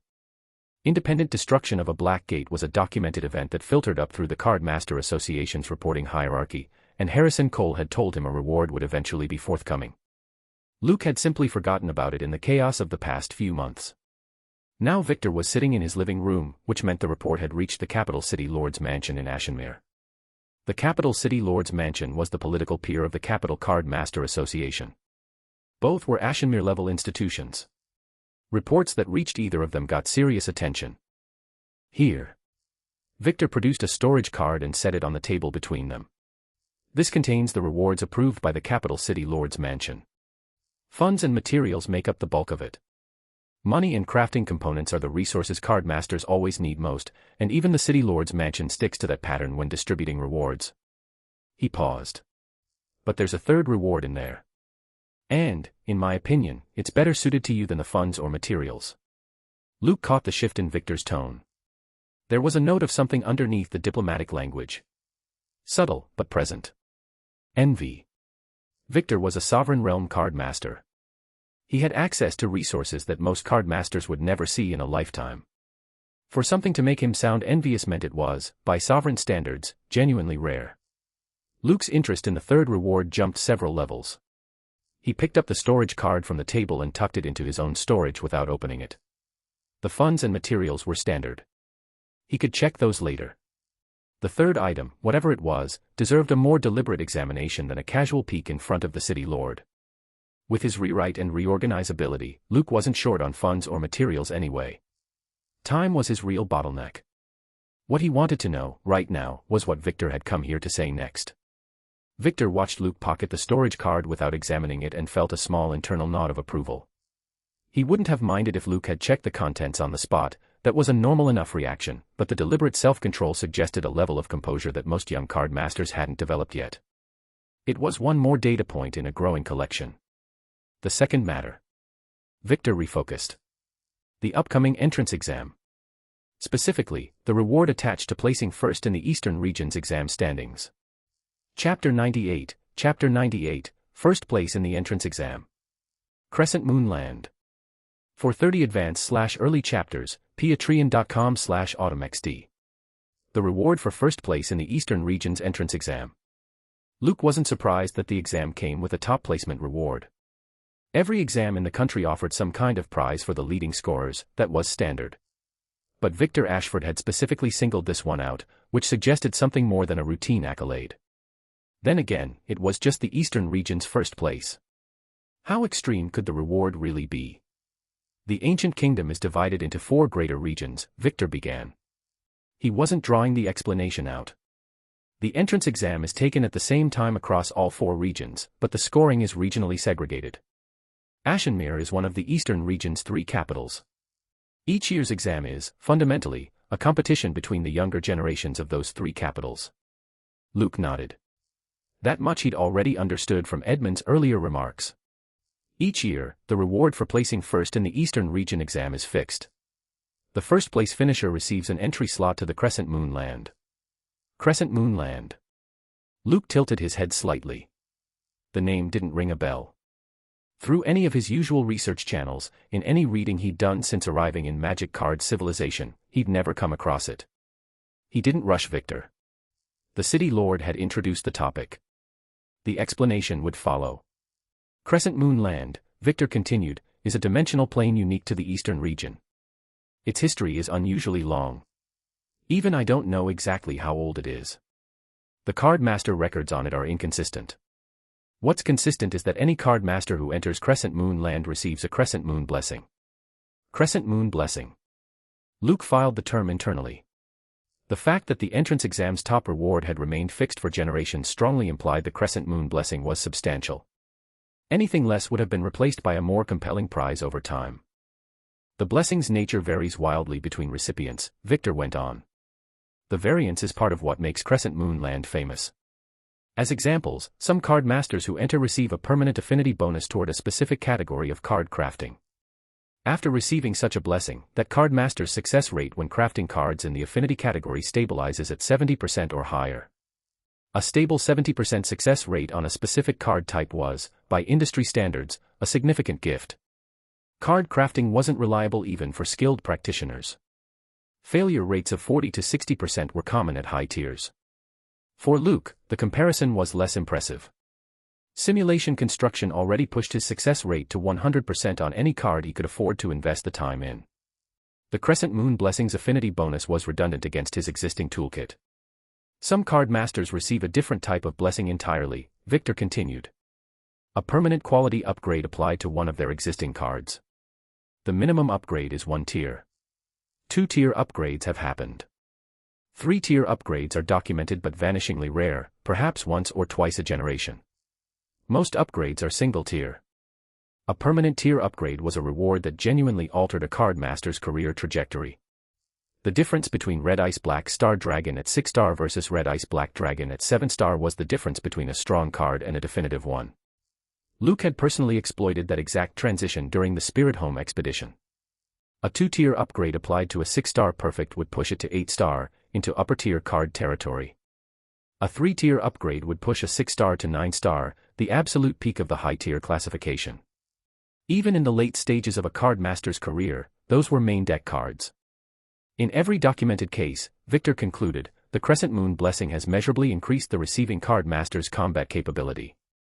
The exact mechanism varies, but the outcome doesn't. That's a serious reward. Luke had been mentally dismissive at the start of the explanation. By the end, he'd reverse that position. The Crescent Moon Blessing wasn't a token prize. It was a regional exam reward that justified the entire competitive structure of the entrance exam season. The two specific blessing types Victor had mentioned weren't ideal for him personally. Both were redundant against capabilities he already possessed. But the blessing variants Victor had emphasized meant he'd be eligible for any of the documented variants, and some of those would presumably be more useful than the two examples cited. City Lord, Luke asked, the question surfacing naturally, have you been to Crescent Moon Land? Each year's Eastern Region exam produced one first-place finisher. As the City Lord of one of Ashenmere's 12 satellite cities and the grandson of Aldrich Ashford, Victor had to be a strong card master in his cohort. The probability that he'd taken first place in his own exam year was higher than average. Which would mean he'd entered Crescent Moon Land personally and could share first-hand impressions. Ahem. Victor's expression shifted into something complicated. He cleared his throat twice. You may be disappointed. I never entered Crescent Moon Land. Luke registered the implication and immediately wished he hadn't asked. Victor hadn't been the first-place finisher in his own exam year. The question had inadvertently exposed a sensitive piece of personal history. I apologize, City Lord. I didn't mean to. It's fine. Victor waved off the apology. He wasn't actually offended. Luke's question had been reasonable. I didn't take first place that year.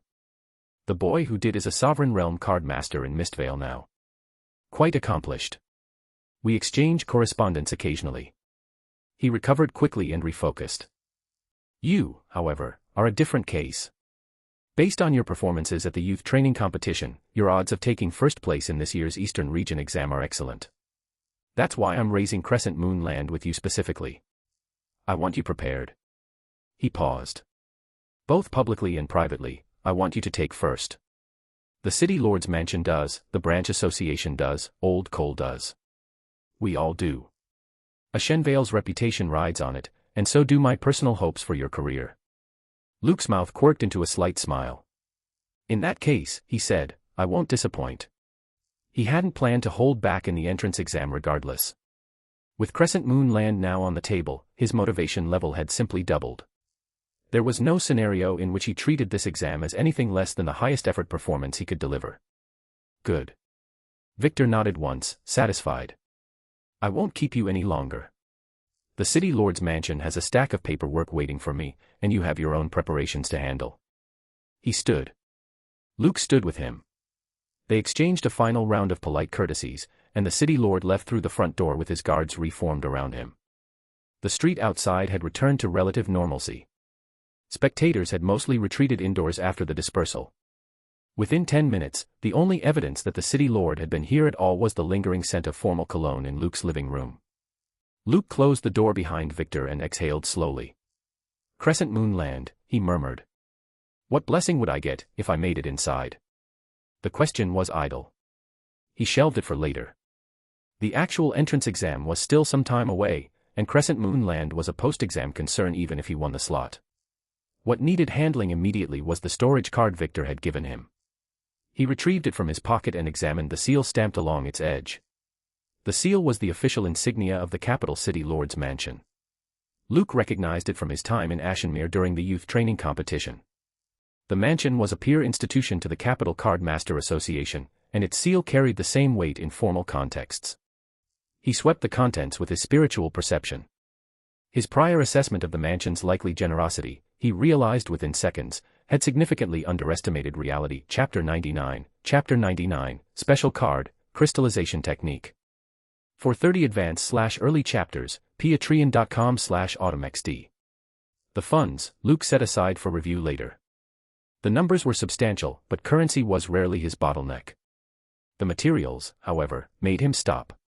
Numerically, the materials inventory wasn't large. The storage card contained fewer items than what he'd received from either the youth training competition or the standardized exam.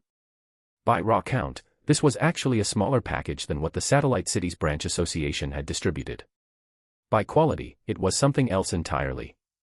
The lowest grade material in the package was blue tier. Purple tier components, the kind that the Card Master Association's public trading platform didn't see often, made up a substantial portion of the inventory. And folded into the deeper layers of the storage cards organization, Luke found several orange tier materials. Orange tier. Orange tier materials were the ingredients used to construct 9-star cards. They sat at the absolute peak of the high-tier classification system. Outside of senior card master families and the association's restricted vaults, they essentially didn't exist on the open market.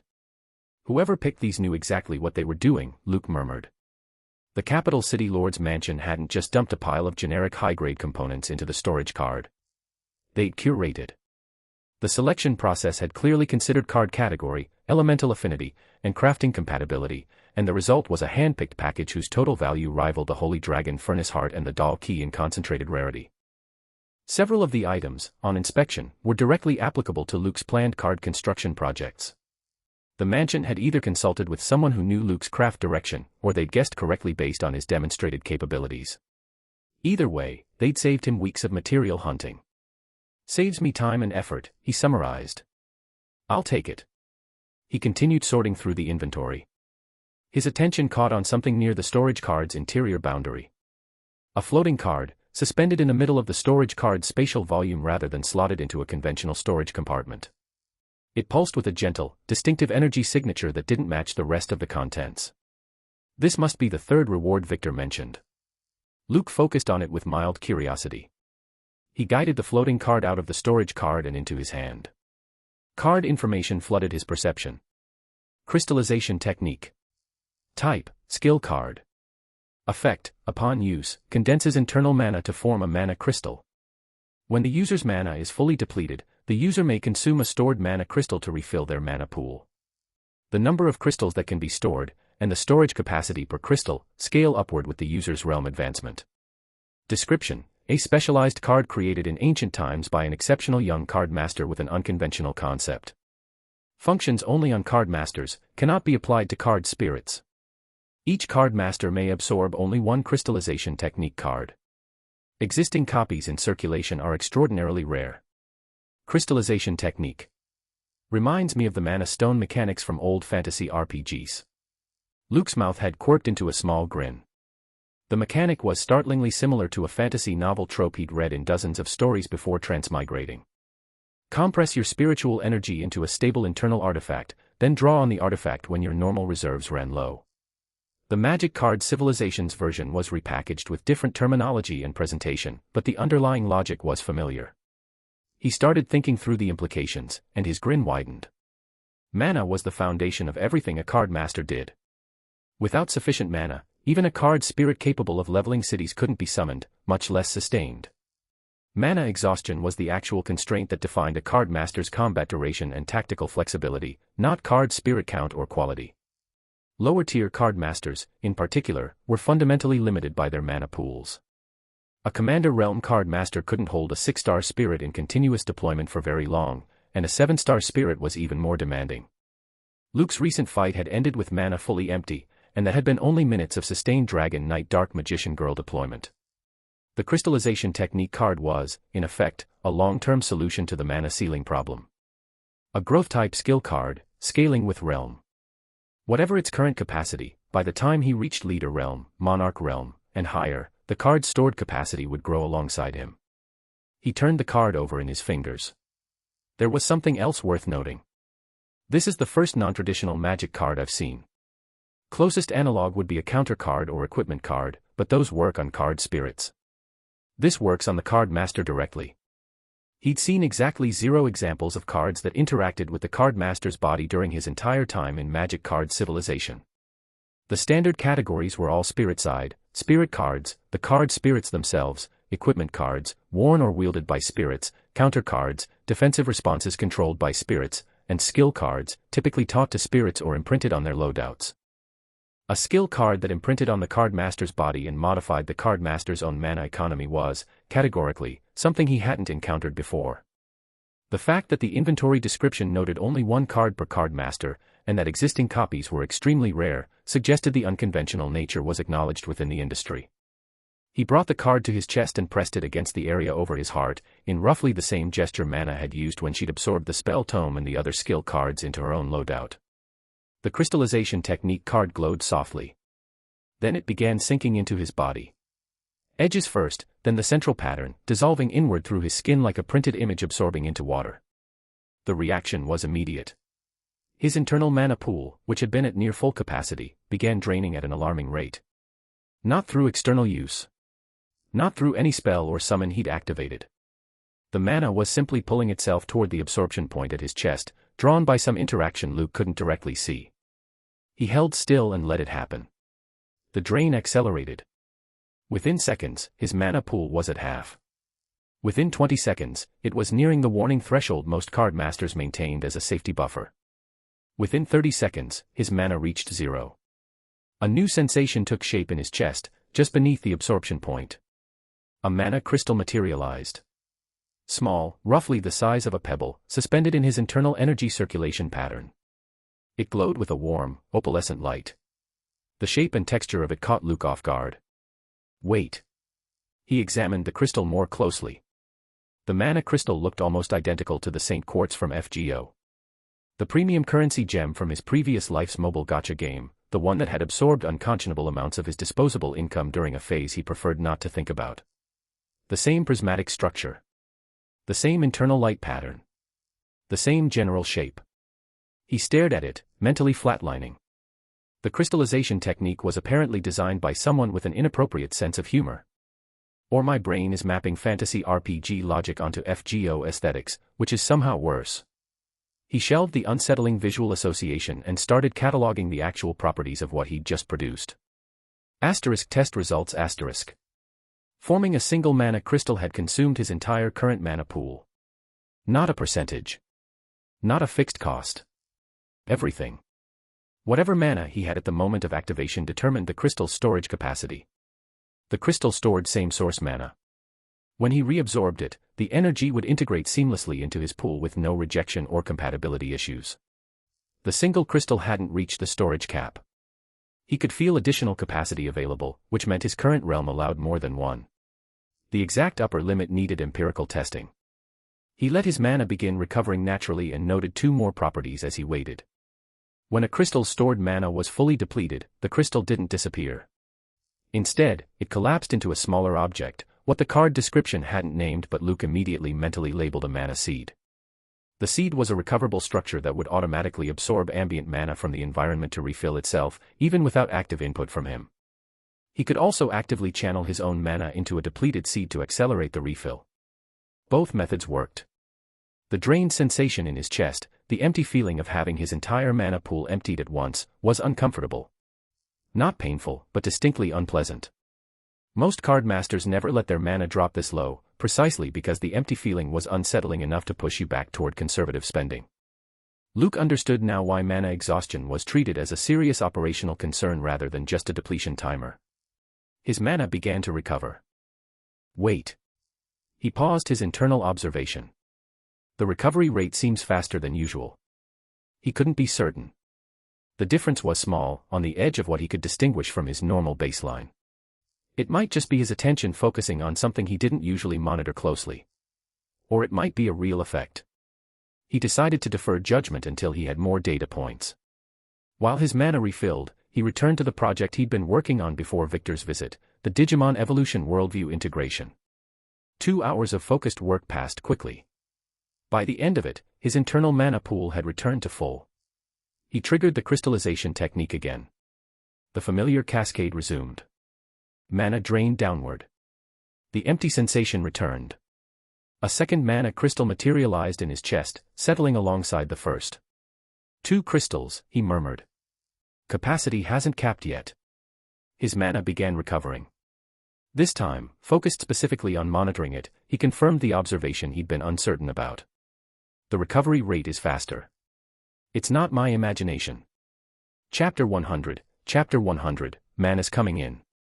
For 30 advanced/early chapters, patreon.com/autumnxd. The recovery acceleration was real. Luke verified it across the next interval and confirmed the pattern. The crystallization technique, in addition to providing a stored mana buffer, had quietly improved his baseline regeneration rate. The improvement was small, perhaps a few percent, but it was permanent and stacked with everything else he had going. An unexpected bonus. He filed the discovery and returned to card design work. The capacity test was still ongoing. 2 crystals had absorbed comfortably. The third crystal would tell him where the current realm cap actually was. 2 hours later, when his mana pool had refilled, he activated the crystallization technique a third time.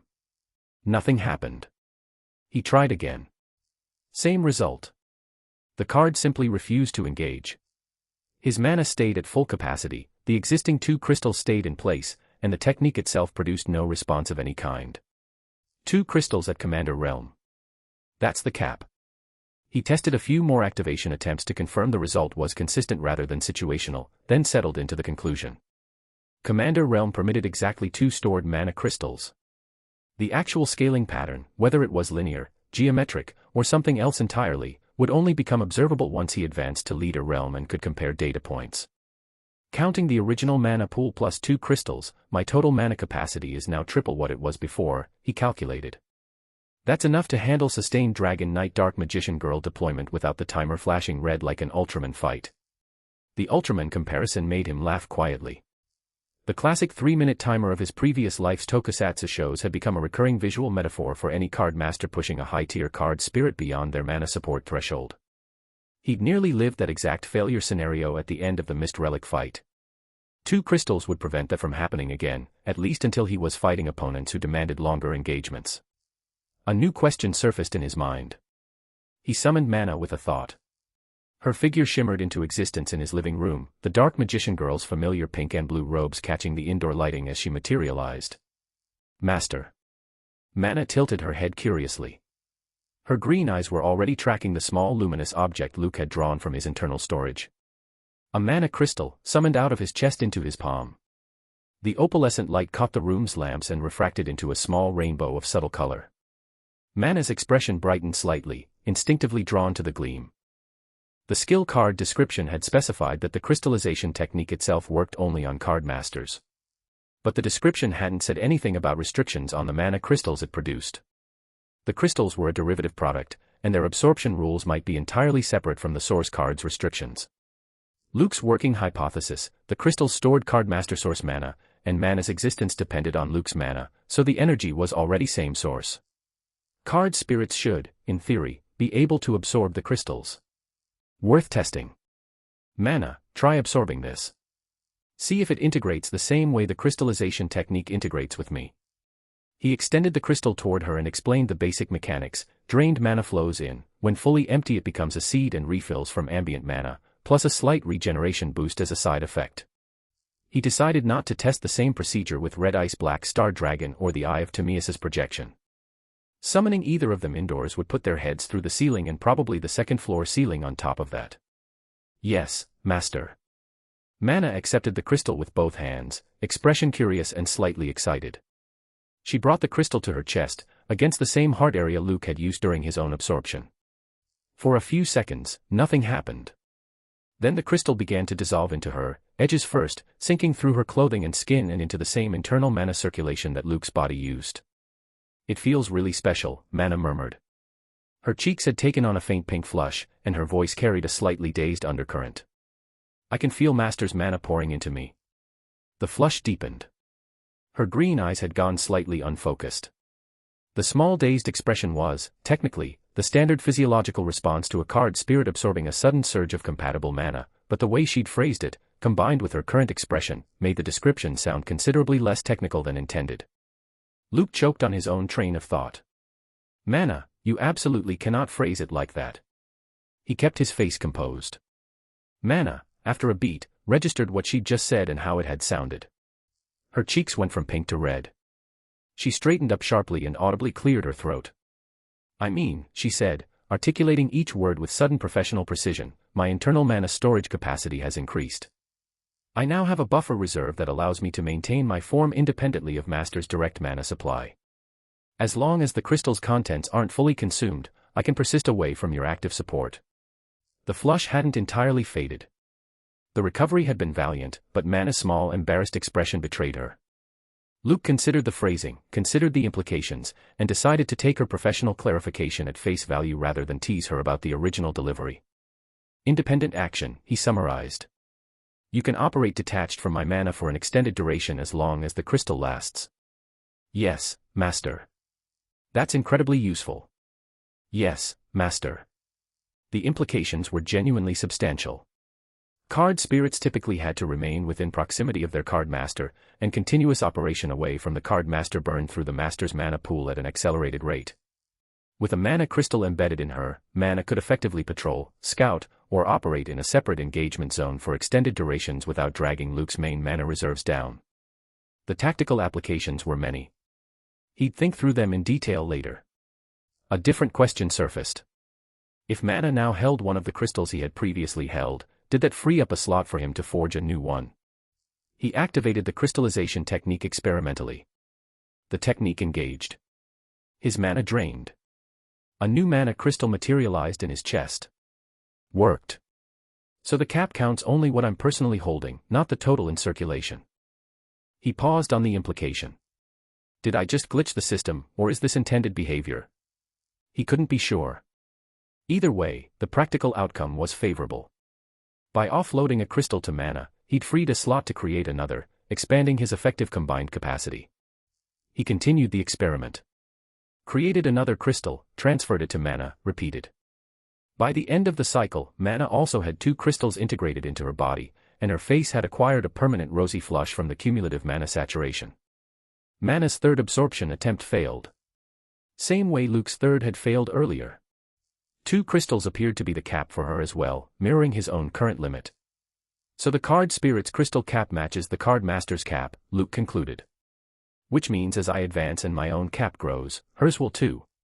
His total operational mana pool, between his own reserves, his 2 crystals, and Mana's 2 crystals, had expanded to roughly 5 times his pre-crystallization baseline.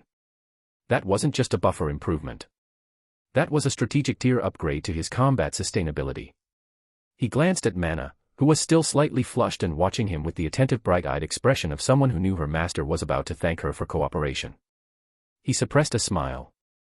Good work, Mana. Take a rest. She dissolved back into her card form with a contented little nod. Asterisk a few days later. Morning, asterisk. The walk back to Ashenvale Third High School felt almost foreign. Luke entered the school grounds in the early light, school uniform crisp, school bag slung over one shoulder. The capital trip and the post-capital recovery period had eaten enough of his time that the campus's ordinary sights, the courtyard fountain, the front gate's crest, the gathered clusters of nervous students, all looked subtly unfamiliar. Today was the entrance examination. The countrywide assessment that would determine which academy each high school graduate would attend, and through that, the trajectory of their next several years. For most of his classmates, this was the day they'd been preparing for since they'd started high school. For Luke, it was the day he was going to take first place in the Eastern region. Since Victor Ashford's visit, Luke had stayed at home almost continuously. The time had been allocated efficiently. He'd finalized the Digimon Evolution Worldview's last 10% of background design. He'd reorganized his materials inventory and selected the components he expected to use during the exam itself. He'd applied rewrite and reorganized to convert excess inventory into more relevant materials at the appropriate cost. The schedule had been compressed, but everything was where it needed to be. He joined the gathering students at the school's main entrance and let himself feel a small private thrill of anticipation. Time to deliver Chapter 101. Chapter 101, the exam begins. Time to make a splash. For 30 advanced/early chapters, patreon.com/autumnxd. A bonus discovery had emerged over the past few days. Mana crystals didn't only function on card masters and active card spirits. The crystals could fuse directly into a stored card, embedding mana storage capacity at the card object level. Mana had suggested it during one of the testing rounds, almost offhandedly, while Luke was filling her with a third experimental crystal that the system had immediately rejected. Card spirits intuit certain things about the mana ecosystem that even card masters miss, and apparently Mana had been thinking about whether the crystal absorption logic was strict on user identity or just on energy compatibility. Luke had tested the idea, and it worked. Red Ice Black Star Dragon now carried its own dedicated mana crystal, embedded at the card level. So did the Eye of Timaeus. Both cards had been quietly strengthened during the days leading up to the exam, their internal mana reserves expanded so that summoning either of them no longer drew exclusively on Luke's primary pool.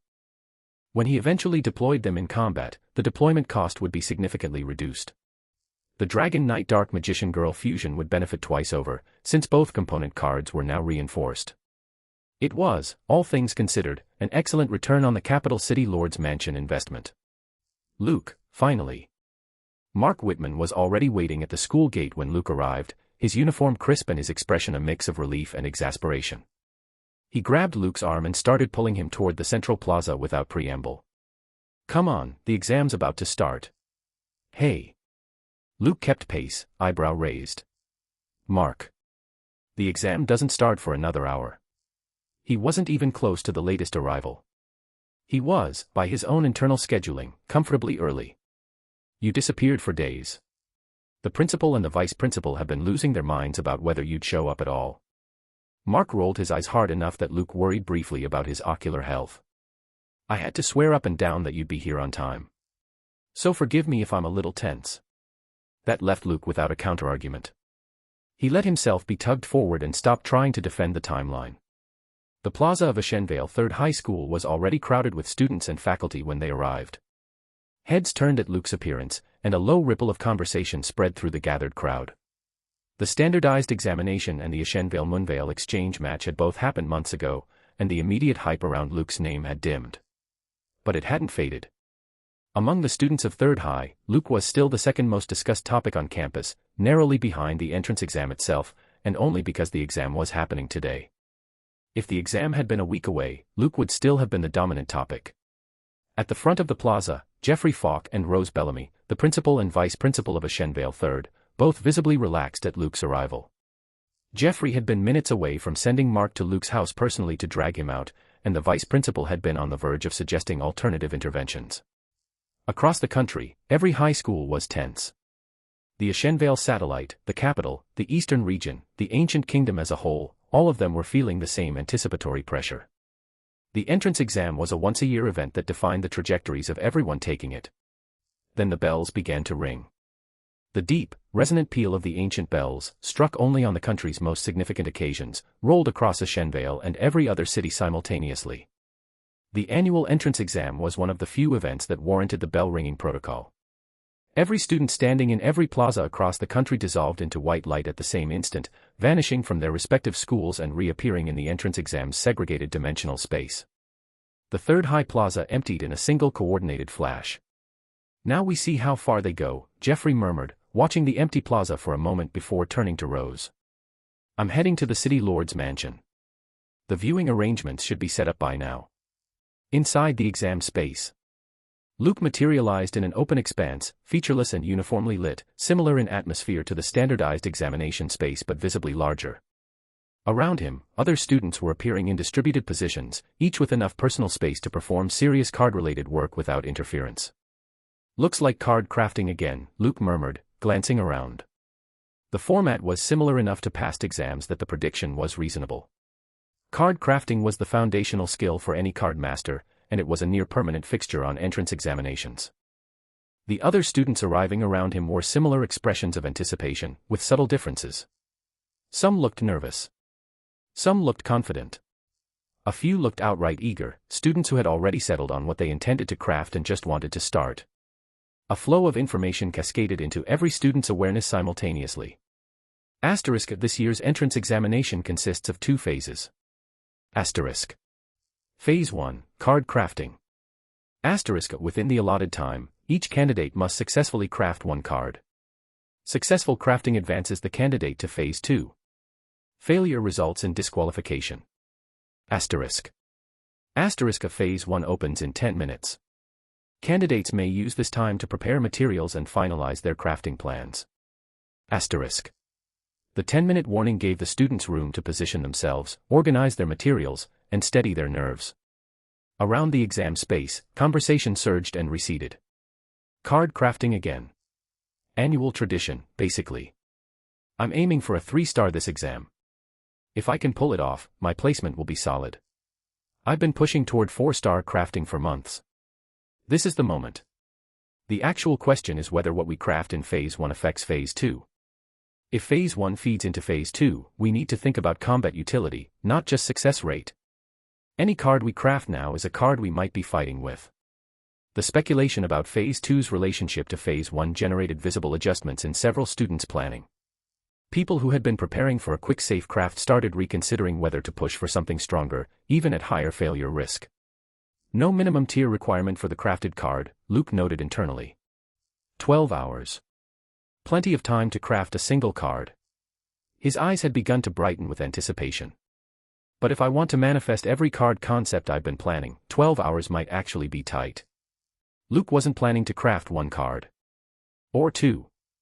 He was planning to manifest his entire backlog of staged Yu-Gi-Oh! And Digimon designs, the cards he'd been preparing for months, into reality during this exam window.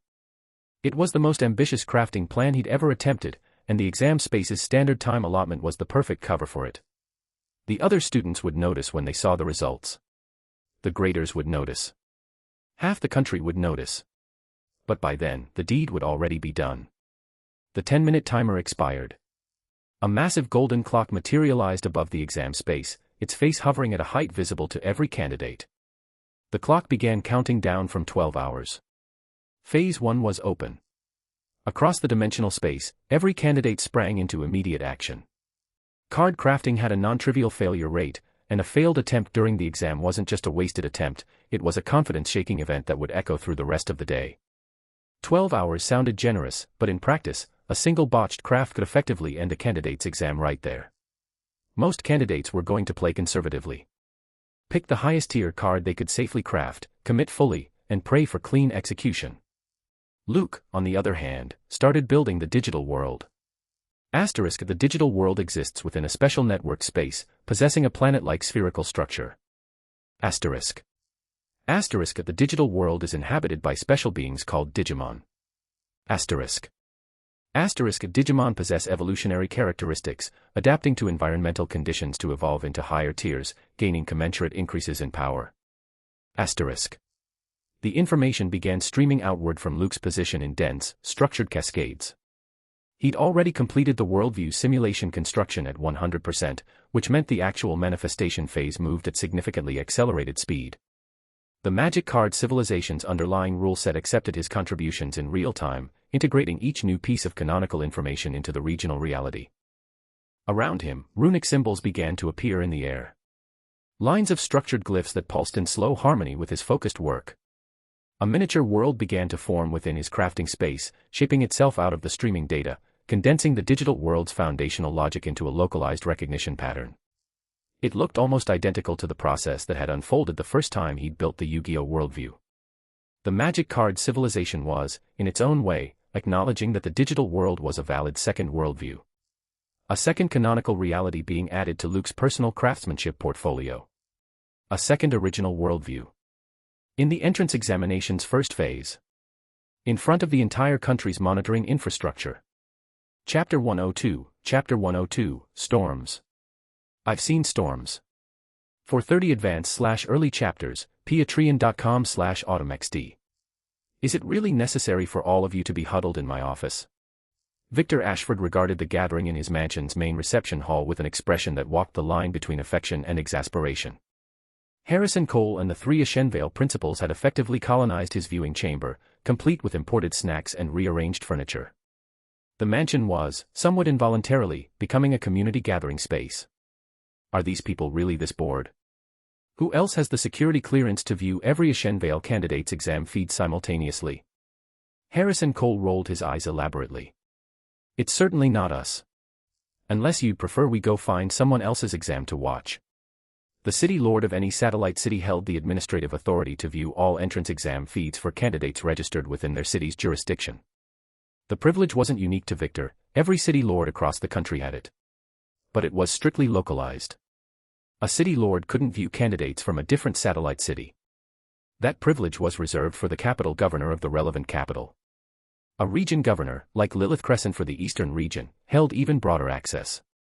They could view every candidate across every capital and satellite city in their entire region. The hierarchy of viewing access mirrored the broader hierarchy of authority. And right now, Victor was the access point Harrison and the principals needed. Victor regarded Harrison with a particular look that Harrison absolutely deserved, then gave him a small, dignified middle finger. He hadn't realized, until recent months, that Harrison Cole's personality was secretly this petty. The men had been hiding it well for years. City Lord, Jeffrey Falk interjected diplomatically, perhaps we could move past the friendly banter and open the feeds. The exam has already started, and I'd very much like to see how Luke is handling Phase 1.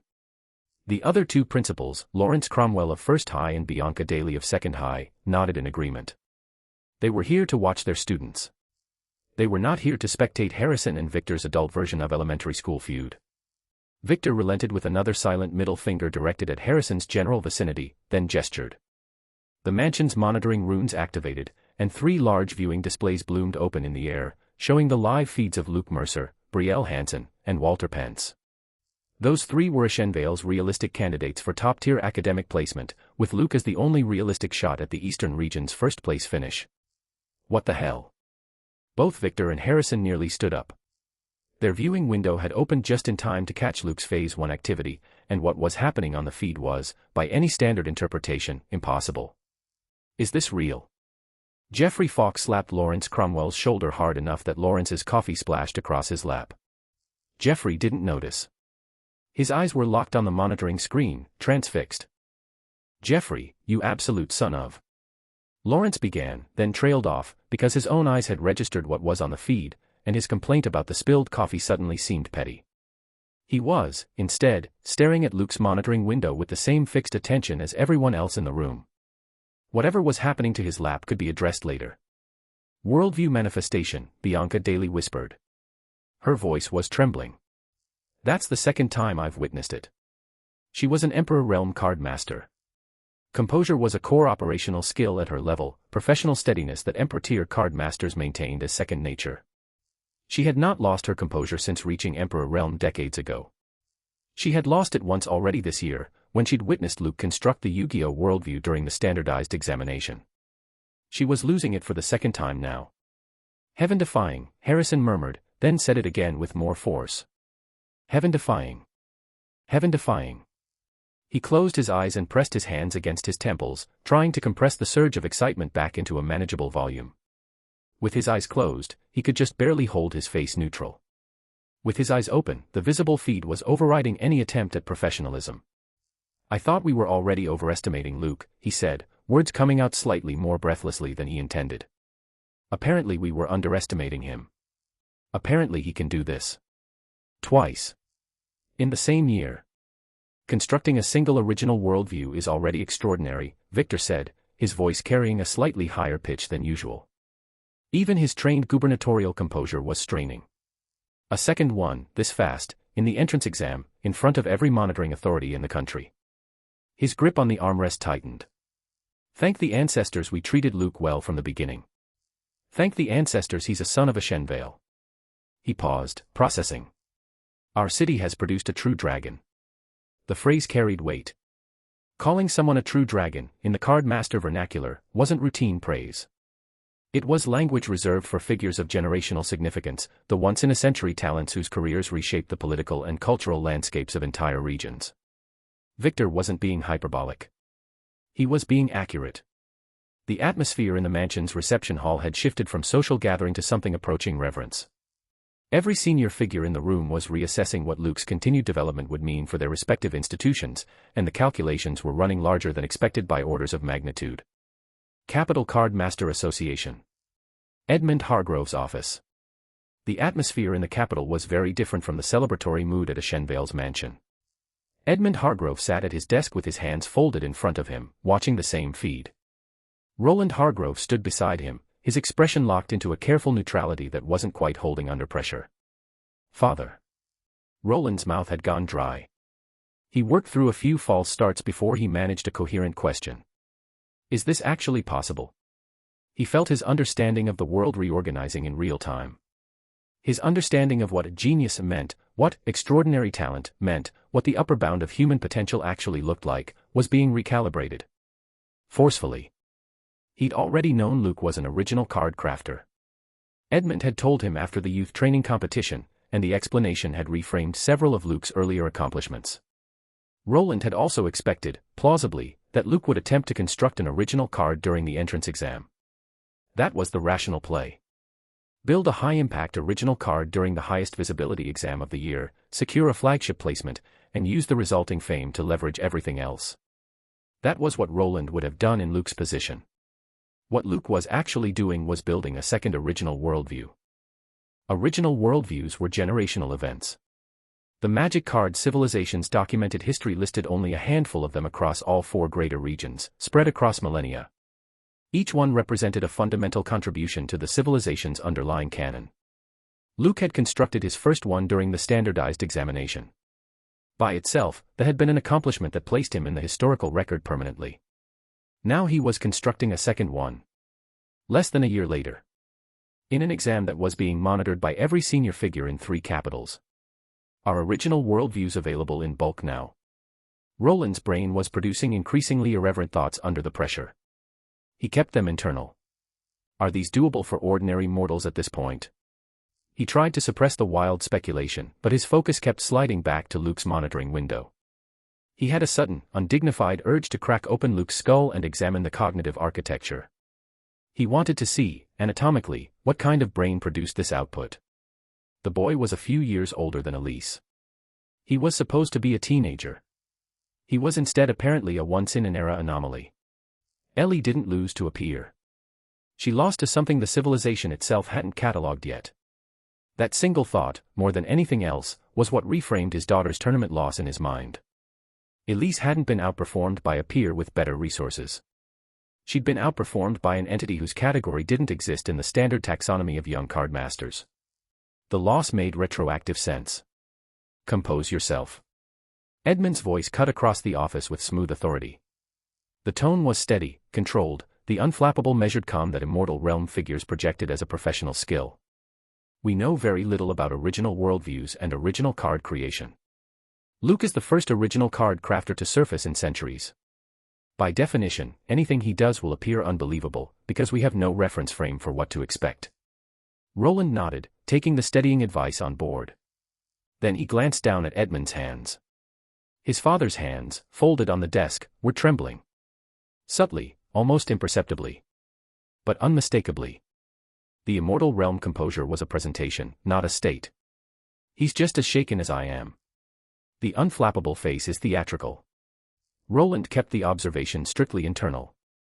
Voicing it aloud would result in consequences he was not eager to test. Edmund's professional steadiness might be a presentation, but Edmund's response to disrespect from his own son would be straightforwardly painful. He composed his own face into something approximating Edmund's, took a breath, and went back to watching the feed. The fact that even his immortal realm father was visibly straining helped. It meant Roland's own reaction wasn't unusual. It just meant the situation was, by every reasonable metric, genuinely unprecedented. Chapter 103, Millennial Sovereign.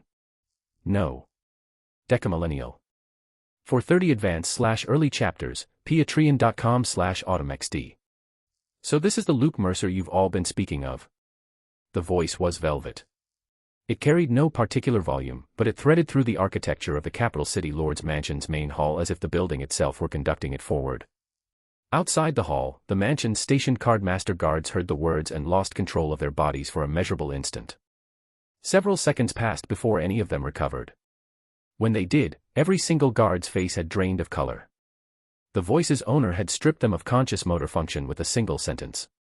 Whatever was inside that hall was operating on a tier the guards had never personally experienced. A new respect rippled through the mansion's exterior staff. They turned their faces toward the hall's main entrance with expressions of careful, awed reverence. Inside the hall, Lilith Crescent occupied the central seat as if she'd always belonged there. Her silver hair flowed across her shoulders in unhurried waves. Her peach blossom eyes were fixed on the central viewing display, where Luke Mercer's exam feed continued to broadcast his ongoing construction of the digital worldview. Beneath her composed surface, even the Night Empress was startled. A second original worldview. From a card master in his mid-teens. Constructed in real time during a public examination. The display's information was not the demonstration she had expected to encounter when she'd agreed to detour through the capital with Celine. Yes, Empress Lilith. Aldrich Ashford answered the question with carefully calibrated formality. He was the capital's governor. The senior administrative authority for the city of Ashenmere and its 12 satellite cities. He was an immortal realm card master and one of 4 governors who collectively administered the eastern region under Lilith's regional oversight. He was also, currently, somewhat off balance. He had passed the message to Lilith through Celine specifically because he hadn't been certain the matter warranted direct top-level attention.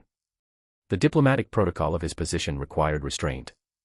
Original card crafters were rare, Jumping straight to the region governor without preliminary verification would have been an overreach.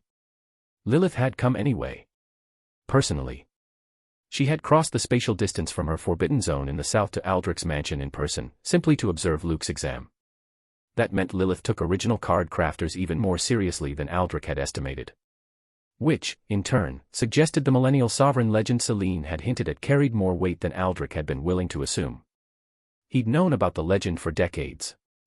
As a capital governor, he had access to reading materials that ordinary sovereign realm card masters didn't, and the millennial sovereign legend had appeared in those materials in fragmentary form. He had treated it as historical curiosity, a story passed down from earlier eras. Useful context, not actionable intelligence.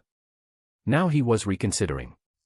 Aldrich himself, sitting 2 positions down from Lilith, was working through his own internal recalibration. He had assumed his capital governor's role for a long time. Long enough that genuine emotional surprises had become rare events. Long enough that his composure was largely automatic. He was struggling with composure now.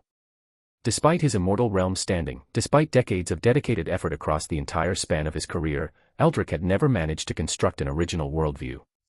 He had attempted the construction multiple times. Each attempt had stalled at conceptual stages he simply couldn't get past. The challenge wasn't a question of resources or methodology, it was a question of having the foundational creative vision required to articulate a coherent reality. He didn't have it. Luke Mercer, by contrast, was a teenager. Newly graduated from a satellite city's high school. Currently constructing his second original worldview during the entrance examination. Aldrich had spent decades failing to do what Luke was doing twice over before turning 20. The arithmetic produced a single inescapable conclusion. Luke is the millennial sovereign of this era. The millennial sovereign legend wasn't, after all, ancient hearsay. The legend was operationally relevant. Luke fit the criteria. A millennial sovereign emerging within Aldrich's jurisdiction was a fact of extraordinary consequence. The capital city lord's mansion would, over the coming decades, find its political weight altered substantially by Luke's eventual ascent. A senior figure connected to the mansion early in Luke's career would benefit accordingly. Aldrich had positioned himself well, almost by accident, when he'd first quietly extended favorable treatment to Luke through Victor. The accidental timing felt providential, in retrospect. Beside Lilith, Celine Dawnford was visibly working through her own crisis of perspective. She had originally come to the capital with the half-formed intention of meeting Luke Mercer and offering him an apprenticeship at Celestial Academy. She was an Emperor Realm Peak card master. She held a guest instructor position at one of the 4 great academies. She was Lilith's personal student. By any conventional metric, she was a desirable mentor. Watching Luke construct a second original worldview in front of her, she was reassessing how desirable her mentorship would actually be to him. If I took him as a student, he'd corner me on day 1. The thought came with self-deprecating humor. She had no functional understanding of original card crafting. Original worldview construction was beyond her experience entirely. Anything Luke wanted to ask her about his actual specialization, she would be unable to answer. The student-teacher polarity might invert within a single lesson. Luke would teach Celine about original cards. Celine would teach Luke nothing in return that he couldn't pick up from any reasonably skilled Emperor-tier instructor. She let go of the original ambition without much regret. I'll leave him to master. Lilith was the appropriate mentor here. Lilith was an undying realm card master with her own original worldview. Lilith could engage with Luke as a peer, or close enough to appear that the relationship would be educational rather than embarrassing. Celine reframed the situation in a more comfortable shape. A genius junior brother is also fine. I can be the protective senior sister. The mental adjustment lifted some of the pressure she'd been carrying. The role of senior sister was much easier than the role of mentor to someone who might already be out of her league. He really is special, Lilith said quietly, her gaze still on Luke's feed. Genuinely so. Light shifted in her peach blossom eyes, currents of consideration moving below the surface. She knew the deeper context that Aldrich and Celine didn't. Some of it she would share, some of it she wouldn't. The millennial sovereign legend held that original worldview holders were the central marker. Possessing an original worldview was, in fact, the defining trait of a millennial sovereign. Lilith herself qualified, by that definition. Her original worldview was the source of her 12-star card spirits. Even she held only one original worldview. But the legend continued, in the reading materials accessible only to other millennial sovereigns, into a second tier. Some millennial sovereigns held multiple original worldviews. 2. Sometimes more. These rare figures had their own designation, one Aldrich had never encountered in his Capital Governor tier reading. Decamillennial sovereigns. The name reflected the typical interval between their appearances. Where millennial sovereigns surfaced approximately once per millennium, decamillennial sovereigns appeared once per 10,000 years, and only ever from within the millennial sovereign cohort. The Supreme had been the most recent. She had ascended to millennial sovereign status 5,000 years ago and, simultaneously, decamillennial status. Her interval from the previous decamillennial sovereign had been 20 to 30,000 years. The numerology had been treated, within the legend's chain of transmission, as a fundamental constant. A decamillennial sovereign every 10,000 years, give or take. A predictable cosmological cadence. Luke Mercer, if his second original worldview construction completed successfully, would break that cadence by approximately 5,000 years. Lilith ran the implications. Either the Supreme's appearance was an outlier, or our framework has been wrong from the start. The framework had been built by inference. Multiple millennial sovereigns, across deep historical time, had appeared at intervals that averaged out to roughly 10,000 years between decamillennial tier figures. The pattern had been treated as causal, decamillennial sovereigns emerged on a 10,000-year cycle.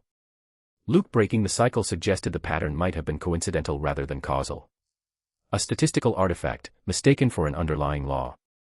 But the timing was so consistent. Across that many cases. Coincidence at that scale doesn't usually persist. She didn't have an answer. The mystery would, presumably, resolve itself as Luke's career progressed. Either he would stabilize as a one-off anomaly, or he would prove that the legend's framework had been misconceived from the beginning. Either way, the Eastern region had just become the central stage for a story whose scope reached beyond the standard horizon of card master politics. She kept her face composed and continued watching Chapter 104, Chapter 104, Democrat Arkansas. Breakthrough to Leader Realm. For 30 advanced/early chapters, patreon.com/automxd. Asterisk Worldview Audit Passed. Asterisk. The notification arrived in Luke's awareness as cleanly as the first one had during the standardized examination. The digital world had been formally accepted by the Magic Card civilization's underlying rule set. A second canonical reality, integrated alongside Yu-Gi-Oh!, now sat in his personal portfolio.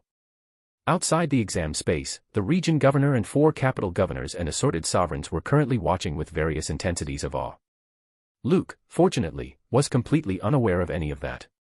His attention had already moved to the next item on his agenda. The Democrat Arkansas. In Luke's design, the Democrat Arkansas wasn't just a Digimon card. It was the central piece of the entire Digimon system, more important than any individual Digimon spirit.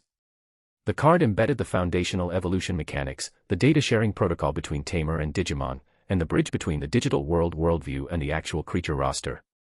Without the Democrat Arkansas, the rest of the Digimon system was conceptually adrift. He started inputting the device's background details. Asterisk Digimon evolve through continuous combat, accumulating data, and ascending through tiers of life-form classification.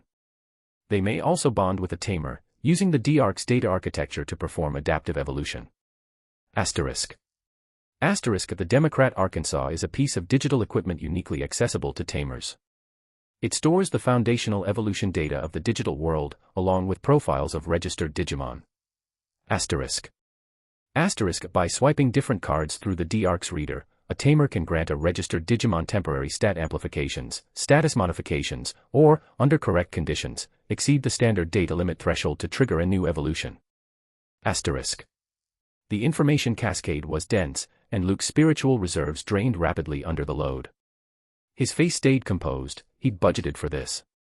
The moon spirit ring on his finger pulsed with cool light, accelerating his spirit recovery to keep pace with his expenditure rate.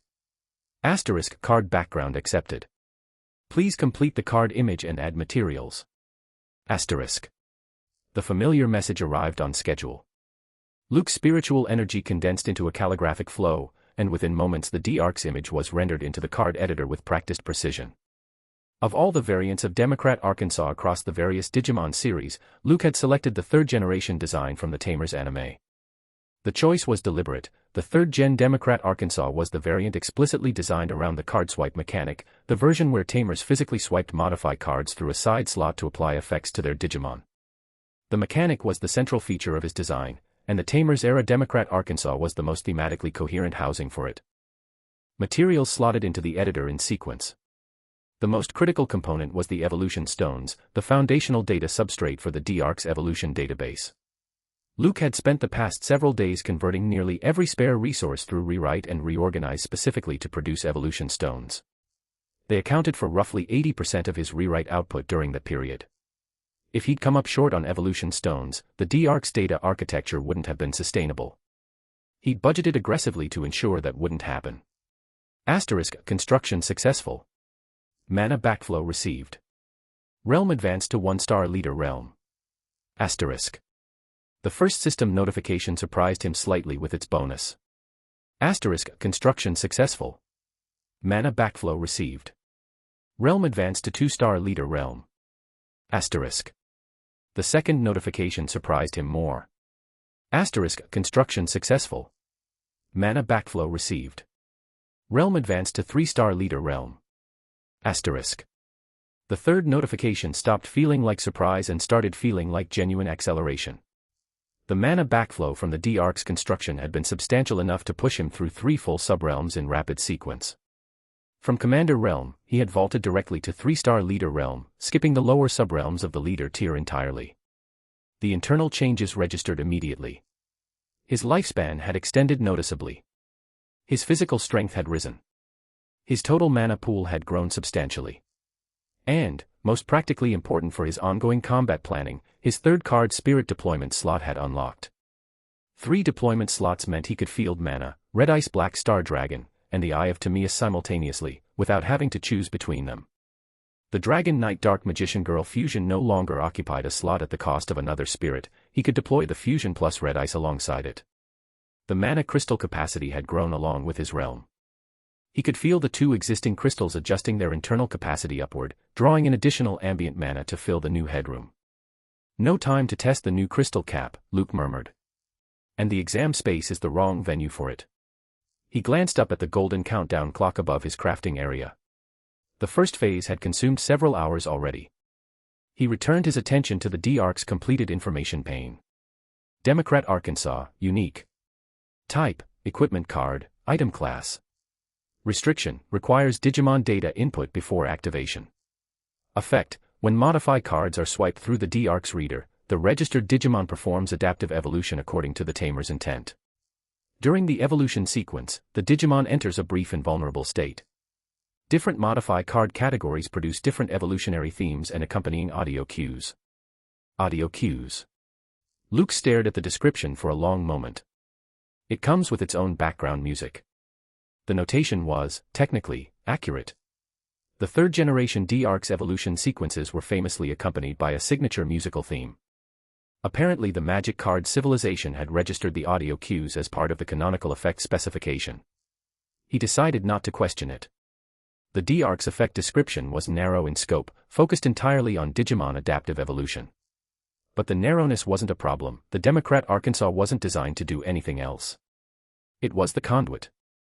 The brief invulnerability during evolution sequences was a particularly useful side benefit, a tactical window where the Digimon couldn't be interrupted mid-transformation. The Democrat Arkansas isn't a standard spirit card, so the mana backflow was relatively modest, Luke noted. Still, 3 subrealms of advancement is substantial. My combat baseline just got significantly stronger. He took a deep breath and centered his focus. Now for the main event. The digital world was canonized. The Democrat Arkansas was operational. The infrastructure for Digimon was in place. What he needed next was the first actual Digimon spirit, the centerpiece around which the entire system would orbit. Sistermon. Ashenvale City Lord's Mansion. Jeffrey Foxbrow furrowed. Did Luke fail his crafting? The mood in the viewing chamber had shifted from celebratory to something heavier in the past several minutes. Victor Ashford and the assembled principals had watched Luke complete the worldview manifestation, watched him add materials to the card editor, and then watched the construction complete without the signature pillar of creation light that always accompanied an original card's birth. The pillar of light was the unmistakable hallmark of original card creation. The Yu-Gi-Oh! Worldview's debut had produced one. The Black Magician Girl card had produced one. Red Ice Black Star Dragon had produced one. The Eye of Timaeus had produced one. The Democrat Arkansas had not. Without the pillar, the construction either hadn't actually been an original card, or it had failed silently and what they'd seen was Luke quietly cleaning up the materials. Could it be that the materials were incompatible with the card's background and setting? Bianca daily speculated. As an Emperor Realm card master and a long-tenured principal, she had seen plenty of failed crafts. The most common failure mode was material background mismatch, where the chosen materials couldn't actually express the conceptual framework the card master had defined. Possible. Jeffrey nodded slowly. Original cards lack the iterative validation that mainstream cards undergo. With a standard card, generations of card masters have already verified which materials combine with which background motifs. With an original card, the card master is solving the matching problem themselves, from scratch, without any reference data. The error rate is correspondingly higher. Even if the first attempt failed, there's still plenty of time, Harrison Cole said, trying to project the steadier perspective. He looked, however, more concerned than he sounded. What I'm worried about is whether Luke can absorb a failure mid-exam without losing his focus for the rest of Phase 1. The mental state during entrance exams is fragile. A single setback can compound. Around the chamber, every senior card master was running the same internal calculation. They'd all seen students of genuine promise fail Phase 1 because of mid-exam confidence collapse, even students who would have crafted the same card flawlessly under normal conditions. The hope was that Luke wasn't one of those students. The fear was that he might be. Chapter 105, New FIC. Chapter 106, Chapter 105, Ancient Era, Special Cards. For 30 advanced/early chapters, patreon.com/autumnxd. The entrance exam wasn't ordinary card crafting. The mental burden was orders of magnitude higher, and many candidates who could comfortably craft a card under standard conditions failed under exam conditions because their composure broke. Across the 4 hours that had passed since Phase 1 opened, the principals at Victor's mansion had watched several normally competent students fail 2, 3, even 4 crafting attempts in a row. Each failure compounded the next. By the 3rd or 4th attempt, the candidates' hands were shaking, their breath was unsteady, and the materials were being deployed into a card structure that no longer matched their original mental design. Most of those students would not be passing Phase 1. "He'll be fine," Victor said, clapping Harrison on the shoulder with diplomatic firmness. "Anyone who can construct 2 original worldviews has already demonstrated mental fortitude that exceeds anything we've seen before. In that specific dimension, Luke might genuinely outclass everyone in this room. In raw combat power, every senior in the mansion would still beat Luke at his current realm. Realm and combat experience differentials weren't going to be erased by talent alone. But in mental discipline, in the focused composure required to architect original concepts under pressure, Luke had already proven himself in a different category." "Victor's right," Lawrence Cromwell added. "And even if the original card crafting fails, that doesn't mean Luke can't craft a non-original card. He has more than enough talent to produce a high-tier conventional card with no issue. He'll pass Phase 1 regardless. The only question is how spectacular the passing card is." Harrison nodded, accepting the reasoning. His worry hadn't fully receded, but it had stabilized. Capital Card Master Association.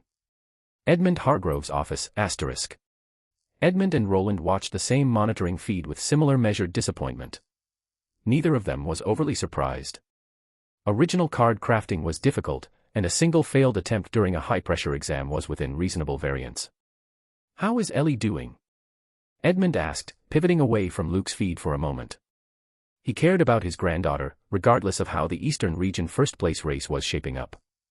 Roland's expression softened slightly. "She's stable. Composed. The loss to Luke at the youth training competition didn't break her, but it pushed her. Naomi mentioned she's been working toward a 7-star card construction during this exam. Apparently she wants to channel the pressure into a breakthrough." Naomi was Roland's wife, Elisa's mother. Of the 3 of them, she had the closest relationship with Elise, and she was the one Elise actually confided in about emotional matters. "Pressure produces growth, when it's calibrated correctly," Edmund said. "I told you, after the tournament, that her loss wasn't entirely a setback. Looks like she's proving the point on her own. If she pulls off a 7-star construction during the entrance exam, it'll be a significant breakthrough. The mid-tier to high-tier transition has always been her ceiling. The exam pressure might be exactly what she needs to push past it. As the daughter of an Immortal Realm grandfather, her foundation is exceptional. Without Luke's appearance, she would be the strongest of this year's exam cohort by a comfortable margin. With Luke's appearance, she's now second by a comfortable margin. Neither outcome is bad for her career. Edmund returned his attention to Luke's feed. Asterisk capital city lord's mansion. Aldrich Ashford's hall, asterisk. So he failed. Aldrich's voice carried a note of mild disappointment. The candidate was, after all, his grandson Victor's flagship student, and a card master from his own capital's territory. Reports from his old friend Edmund Hargrove had primed him to expect significant performance.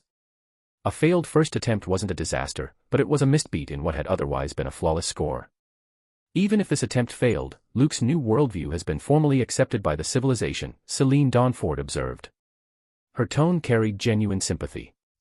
She had quietly adjusted her mental framework to consider Luke a junior brother figure rather than a potential student of her own, and she was rooting for him with the partiality of a senior peer. The notion of refusing to accept Luke as Lilith's eventual student hadn't seriously crossed her mind. Within the ancient kingdom, only 4 Undying Realm card masters held region governor positions, and any one of them taking on a personal student was news that would cross the country within weeks. Card masters from every region would line up to be considered. Luke turning down such an arrangement, in Celine's view, would have been unprecedented foolishness. If Lilith decided not to accept Luke, that was a different matter, but Lilith showing up in person had effectively settled that question already. Perhaps Luke didn't fail. Lilith's voice was soft and carried an unhurried quality, her peach blossom eyes still fixed on the monitoring feed. Celine and Aldrich both turned toward her. Didn't fail. Celine repeated, processing the implication. But there was no creation pillar of light. Aldrich and I both watched. The construction completed without the standard manifestation. The pillar of creation was the unmistakable signal of original card birth. Across all documented cases, every original card's successful construction had been accompanied by the pillar's appearance. Its absence was the most reliable indicator of failure. Celine and Aldrich weren't original card crafters themselves. Their understanding of the phenomenon's edge cases was secondhand at best. But Lilith was an original card crafter. And she clearly knew something they didn't. In the current era, Lilith began, her voice taking on the cadence of someone delivering knowledge from a private archive. Card masters predominantly craft spirit cards, the cards we now refer to simply as cards or card spirits. In the ancient era, these were called spirit-class magic cards, to distinguish them from a different category. Aldrich leaned forward slightly. The ancient era had multiple card categories beyond spirit class. Equipment cards, which augmented the capabilities of card spirits. Counter cards, which provided defensive responses to spirit-targeted threats. Skill cards, which conferred specific abilities to either spirits or, in rare cases, to card masters directly. These 3 together were called special cards. Skill cards, Aldrich repeated, eyes narrowing. He had heard the term before. In fact, he held several skill cards in the capital city lord's mansion's vault. The crystallization technique he'd given Luke as part of the Black Gate reward was one of them. The mansion had inherited a small collection of skill cards from his predecessor as capital governor, who had inherited them from his predecessor in turn. The cards had passed down through the office of capital governor for considerably longer than Aldrich had held the position. Aldrich had never thought of the skill cards as part of a broader category. He treated them as eccentric historical artifacts, items inherited from his predecessor that no longer had active production lines. He'd given the crystallization technique to Luke specifically because Commander Realm card masters who wielded 6-star or 7-star spirits ran into mana exhaustion problems, and the crystallization technique addressed that exact issue elegantly. He hadn't realized he was passing along an example of an entire forgotten card category. Card spirits could use special cards to enhance their own capabilities further, Lilith continued. Equipment cards augmented their offensive or defensive output. Counter cards gave them dynamic response options. Skill cards expanded their ability rosters. A spirit equipped with appropriate special cards operated at a meaningfully higher tier than a spirit fielded alone. In the ancient era, card masters who could craft special cards were already rare. The skill required to design and produce them was 1 tier above standard spirit card crafting. By the current era, the production techniques have been almost entirely lost. Special cards exist primarily in legends and fragmentary ancient texts. Encountering one in active circulation is, conventionally, almost impossible. She paused. Even I, across my career, have only crafted a handful of special cards. Her gaze, when she returned it to Luke's monitoring feed, carried a heavier weight of interest than before. The signal that distinguishes special card construction from spirit card construction is precisely what Aldrich and Celine noticed. Special card construction does not produce a creation pillar. The pillar is unique to spirit cards, including original spirit cards. Special cards complete silently. The implication settled. If the card had been a special card construction rather than a spirit card construction, then the absence of the pillar wasn't a failure indicator. It was the correct indicator for a successful special card. Luke might not have failed at all. He might have just constructed something rarer than an original spirit card. Chapter 107, Chapter 106, First Digimon Card, Sister Mon. Spirit Cards and Special Cards. Celine Dawnford repeated the new categorization, eyes wide. She'd been raised within Lilith's tutelage, and she'd assumed her foundational knowledge of magic card civilization was reasonably complete. The ancient era special card system was apparently a subject Lilith hadn't shared with her before. Did Luke just construct a special card? The question carried more weight than its surface phrasing suggested. The information Lilith had just shared was, by Celine's evaluation, comparable in importance to the original card revelation, possibly more important. Even Lilith, an undying realm card master with centuries of experience, had only managed a handful of special card creations across her entire career. If Luke had just produced one as a casual mid-exam construction, his talent floor was even higher than Celine's mental model had been tracking. He might be a reincarnated master from the ancient era, Celine murmured, only partially joking. The implication that Luke's accomplishments were more easily explained by literal reincarnation than by talent had moved from absurd to seriously discussable in the past few hours. Aldrich was experiencing a similar mental adjustment. He'd known Luke was talented. He'd known Luke was likely the millennial sovereign of this era. He had not been prepared for the additional possibility that Luke was, on top of all that, a craftsman in a card category that had been functionally extinct for thousands of years. It's only a possibility, Lilith said, gently dampening the enthusiasm. Special cards don't produce visible signatures during construction. Even the original variant, which is what Luke would presumably be making, completes silently. We can't confirm it from here. She paused, brow furrowing slightly. Though there's something unusual about the timing. Aldrich and Celine both turned to her again. Special cards are normally crafted after the spirit cards they support. The conceptual logic is that you build the spirit first, then design special cards to enhance the spirit's existing capabilities. Without a target spirit, a special card's design parameters have nothing to anchor against. Luke just constructed his second original worldview, then jumped straight into what looks like special card construction, before producing any spirit cards within that worldview. She tapped her fingers against the armrest of her chair, considering. It's the wrong order. If he did craft a special card, he did it without a corresponding original spirit card to anchor the special card's design framework. That's an additional layer of difficulty, on top of an already extremely difficult creation category. The thought hung in the chamber for a long moment. Luke, Lilith concluded, is doing something that, from a craftsmanship standpoint, simply shouldn't be working. Inside the exam space. Luke had returned the card editor's input field to ready, the DArcs data structure now sitting in his completed inventory. He drew a deep breath and started building Sister Mon. He pulled up the design notes he'd been refining for weeks. The character had been one of his earliest design priorities, the centerpiece around which the rest of the Digimon roster would orbit. Asterisk Sister Mon, female pattern Digimon clad in doll-style attire. 3 forms, Blanc, white, noir, black, and Seal, light blue. Asterisk. Asterisk Sister Mon Noir is cheerful, sunny, the playful twin of the trio. Sister Mon Seal is composed, gentle, inwardly tough, and operates as Noir's twin counterpart. Sister Mon Blanc, by contrast, is introverted and reserved, the quiet third sister of the set. Asterisk. Asterisk through network evolution, a Sister Mon may shift between her 3 forms in real time. She also possesses an ability designated Awakening, a state that briefly amplifies her power output to substantially elevated levels. Asterisk. Asterisk each form has its own evolution path leading to higher-tier Digimon. The chosen evolution path determines which combat environment specializations the evolved form is suited for. Asterisk. The information cascade flowed cleanly. Luke had been refining Sister Mon's character design and worldview integration for so long that the construction process moved with practiced efficiency. Compared to Mana, who had taken weeks of developmental work, and compared to Red Ice Black Star Dragon, which had been even more intensive, Sister Mon's construction was significantly faster. It was even faster than the Democrat Arkansas, despite the Democrat Arkansas having no spirit card complexity to manage. Sisterman's initial tier was, by Luke's design, lower than Mana or Red Ice Black Star Dragon at base level. The Sistermon line was meant to be a foundation tier, not a flagship tier. Her power would come from evolution rather than from raw initial stats. Asterisk card background accepted. Please complete the card image and add materials. Asterisk. Sisterman's image rendered into the card editor, a young female humanoid figure in elaborate doll-themed clothing, the white and cream colorway of her blanc form, her face partially shadowed beneath a doll-like hood. Luke began adding materials. The doll's heart, a rare item he'd specifically prepared for Sisterman's foundational core. The Holy Trident, a light element weapon component intended to anchor her evolution path.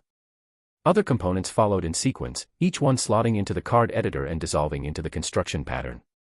Asterisk construction successful. Mana backflow received. Asterisk. The notification arrived. And this time, it was accompanied by a column of light. A pillar of creation light erupted from Luke's crafting position, punching upward through the exam space's ceiling and continuing into the dimensional volume above. The light was bright enough to illuminate a meaningful fraction of the entire exam zone, golden white and intense, the unmistakable signature of an original card's birth. Asterisk original card construction complete. Asterisk. Luke exhaled. Sistermon was now part of his roster. A Shenvale City Lord's mansion. Jeffrey Falk and the other principals had been mid-conversation about Luke's mental fortitude when the pillar of creation light bloomed across their monitoring screens. Every single conversation in the chamber stopped immediately. Success. Jeffrey's exhalation carried the relief of a man who had just been pulled back from the edge of a cliff. His shoulders dropped visibly. The tightness that had crept into the back of his neck over the past hour released. He hadn't realized how much pressure he'd been carrying until the moment it lifted. Victor and Harrison shared similar quiet exhalations. The worry of watching a promising candidate fail mid-exam, watching the talent they'd invested in crash on a single bad attempt, had been weighing on them more than any of them had been willing to admit. None of them wanted to see Luke crash. What level is the card at, do you think? Jeffrey asked, the relief making him talkative. I know we can't see the parameters from here, but the pillar's intensity should give us a rough estimate. 6-star at minimum, Bianca Daly said, voice steadier now that the worry had dissolved. Possibly 7-star. Hard to say from the pillar alone. The dispersal pattern suggests upper tier. Won't be lower than 6-star, Harrison agreed. He was watching the pillar's slow dissipation with thoughtful attention. The Eye of Timaeus produced a similar manifestation pattern, and I'm reasonably certain that one is 8-star. I think this one is in the 7 or 8-star range. Could even be 8. The principals exchanged looks. Bianca Daly's expression flickered with something that was almost concern. Past entrance examinations, going back across multiple decades of records, had never produced an 8-star card. Never. The mid-tier to high-tier transition was a development milestone that card masters typically achieved years after their entrance exam, often in their early career as graduates. A card master producing an 8-star during their entrance exam itself was, by historical standard, anomalous. Luke producing an 8-star original card during his entrance exam was beyond anomalous. If that estimate is right, Lawrence Cromwell said slowly, then even if Luke crafts the most basic 1-star common card to satisfy Phase 1's official passing requirement, his exam score is already locked into the top tier of the Eastern region. That one original spirit is enough to anchor the entire result. The atmosphere in the chamber had shifted yet again. The earlier worry was gone, replaced by something closer to giddy anticipation. Luke wasn't just going to pass Phase 1. He was going to deliver a performance that would feature in entrance exam case studies for the next century. The mansion's senior figures collectively exhaled. Capital City Lord's mansion. He succeeded. Lilith Crescent's confirmation was quiet but definitive. As an original card crafter herself, she could assess the construction's success without needing to wait for follow-up signals. The pillar's presentation pattern matched the parameters of a high-quality original spirit card birth. Aldrich leaned back into his chair, exhaling himself. The relief was uncharacteristically visible on his immortal realm features. The last time you took this much interest in an entrance exam candidate, Aldrich remarked, voice still carrying the residue of his own tension, was the year you accepted Celine as your student. The observation was accurate. Across the years, Lilith had observed hundreds of entrance exams without showing meaningful personal interest in any specific candidate. Celine's exam had been the one notable exception. And now, years later, Luke was the second. For a region governor at Lilith's level to single out individual candidates was historically rare. To have multiple senior figures across 2 mansions, plus the Capital Card Master Association, all watching the same candidate at the same time, was a convergence that hadn't occurred in living memory. Lilith turned a faint, ambiguous smile toward Aldrich. "Isn't this exactly what you wanted?" Aldrich's expression flickered briefly with the discomfort of a senior administrator whose strategic maneuver had been recognized. He had, indeed, used Celine as a deliberate message relay to bait Lilith's curiosity. The choice to route information through Celine rather than directly to Lilith had been calculated to draw Lilith's personal attention to Luke's case, on the theory that direct elevation to a region governor's notice would benefit Ashenmir's standing relative to the other capitals. The maneuver had worked. Lilith had come personally. Luke's profile within the region governor's awareness was now established at the highest possible level. The cost of the maneuver was that Lilith now knew the maneuver had occurred, and she wasn't above commenting on it. For Ashenmir, the outcome was worth the indirection. Aldrich's recovery was diplomatic. For Ashenmir, Lilith agreed mildly. The implication that other parties might evaluate the cost-benefit calculation differently was left politely unstated. Author: "Hi guys, it will be helpful if you guys can give some power stones to Tom Goes to Hogwarts, my new FIC, as it's a new FIC. I know you guys will help me, so I will upload an extra chapter today." Chapter 108, Chapter 107, Evolution Card, Hyper Evolution Unit S. Extra/bonus chapter. The Sister Mont Blanc's information pane materialized in Luke's awareness. Sister Mont Blanc, race, Digimon, doll type, quality, collectible level, 3-star, rookie, skills, Divine Judgment Pierce, Defense Wave, Sister Cross, Awakening. Divine Judgment Pierce, Trident-based piercing strike infused with light element energy and penetration properties. Damage is doubled against opponents bearing dark element attributes. Defense Wave, user drives the trident into the ground and channels a barrier wave outward from the impact. Especially effective against ranged attacks. Sister Cross, the signature combination technique of the Sister Mont line. When activated, the user projects partial echoes of Sister Mont Noir and Sister Mont Seal into the battlefield. A full-power coordinated strike produces destructive output comparable to a champion-level Digimon. Awakening, activates the Holy Brand, entering an empowered state. Level increases by 1 tier for the duration. The mana backflow from a 3-star card isn't enough to push my realm anymore, Luke observed. The Sister Mont Blanc was a rookie-level Digimon at 3-star collectible quality. By the Magic Card Civilization's tier classification, that was a high-quality entry-tier card. It satisfied Phase 1's passing requirement comfortably, with significant margin. He designed it deliberately at rookie level. The simulation construction process had given him a reasonably accurate prediction of the card's final form before he'd even started crafting, and he'd known going in that he was building toward a rookie-tier outcome. Crafting Sister Mont directly at champion level would have produced a mid-tier card with combat capabilities approaching upper-tier brackets. Several of his planned material choices would have supported that, and the digital worldview integration was strong enough to anchor a higher initial tier construction without trouble. He hadn't done that, because Digimon's defining trait wasn't raw power. It was evolution. Specifically, network evolution, the multi-path flexibility that allowed a Digimon to adapt its evolution route to whatever environmental conditions or tactical needs emerged in real time. Starting Sister Mont at champion tier would have collapsed the available evolution paths upward, narrowing her future flexibility for the sake of higher initial power. That trade wasn't worth it. The Sister Mont line's value proposition was the network, not the starting point. Rookie tier preserved maximum future flexibility. Multiple champion tier paths. Multiple ultimate tier paths beyond those. Eventually, a mega-tier ceiling that depended on which earlier path she'd taken.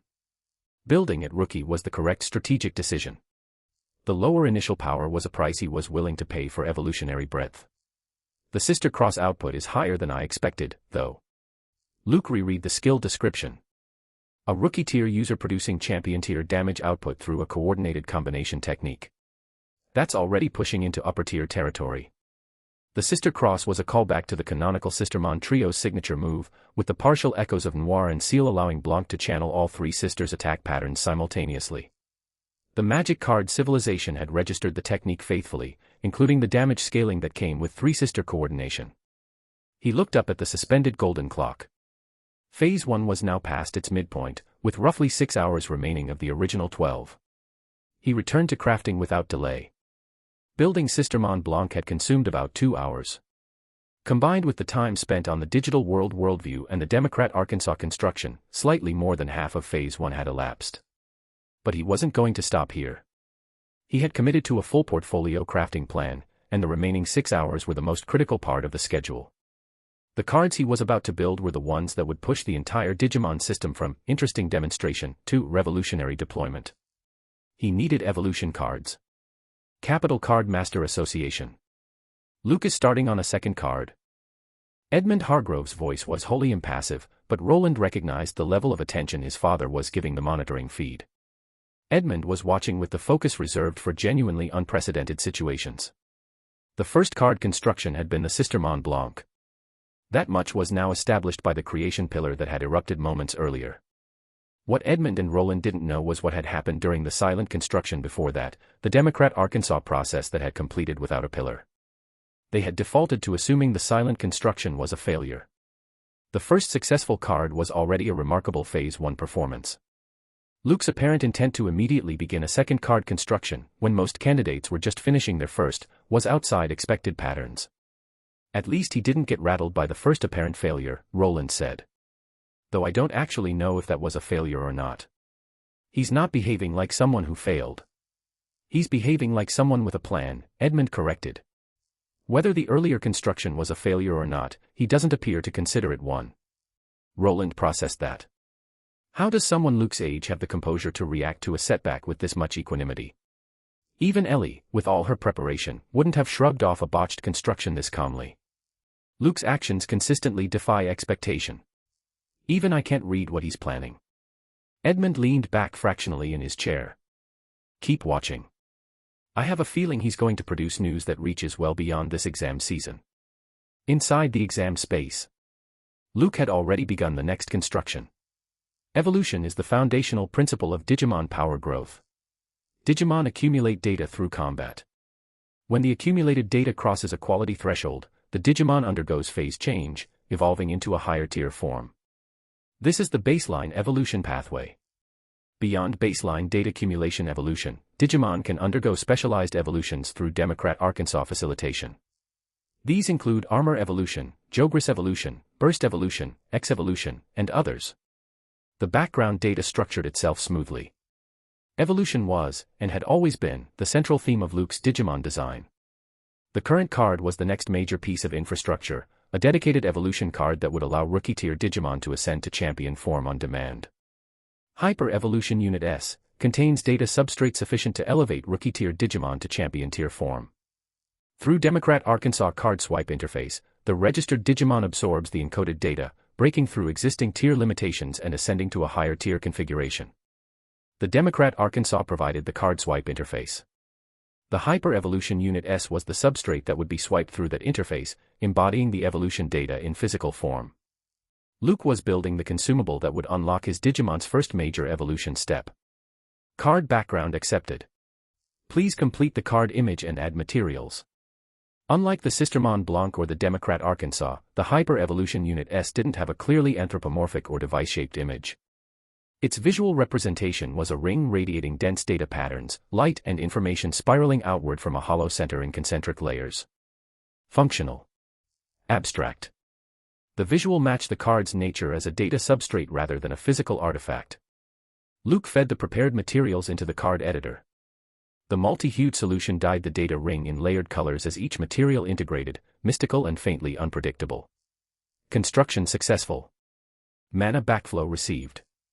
Hyper Evolution Unit S type, evolution card effect, when swiped through the Democrat Arkansas, releases stored evolution data into the registered Digimon. Per the tamer's intent and the Digimon's environmental adaptation parameters, a rookie-tier Digimon evolves into a champion-tier form for a limited duration. Sister Mont Blanc can now access champion evolution through this card, Luke murmured, satisfied. And because of network evolution, the specific champion form she takes can vary based on environmental conditions. Champion tier output, by Luke's mental model, was solidly within mid-tier card brackets. Whether Blank's champion form could match or surpass Mana directly was still untested, and would depend on which champion form the evolution selected for any given engagement. He set the Hyper Evolution Unit S aside and moved immediately to the next construction. The Hyper Evolution Unit S alone, plus Sister Mont Blanc at rookie tier, was a strong combination. But it wasn't the ceiling. Champion tier was the next rung up the ladder, not the top of it. He had more to build. Chapter 109, Chapter 108, Successive Crafting, Blue Card.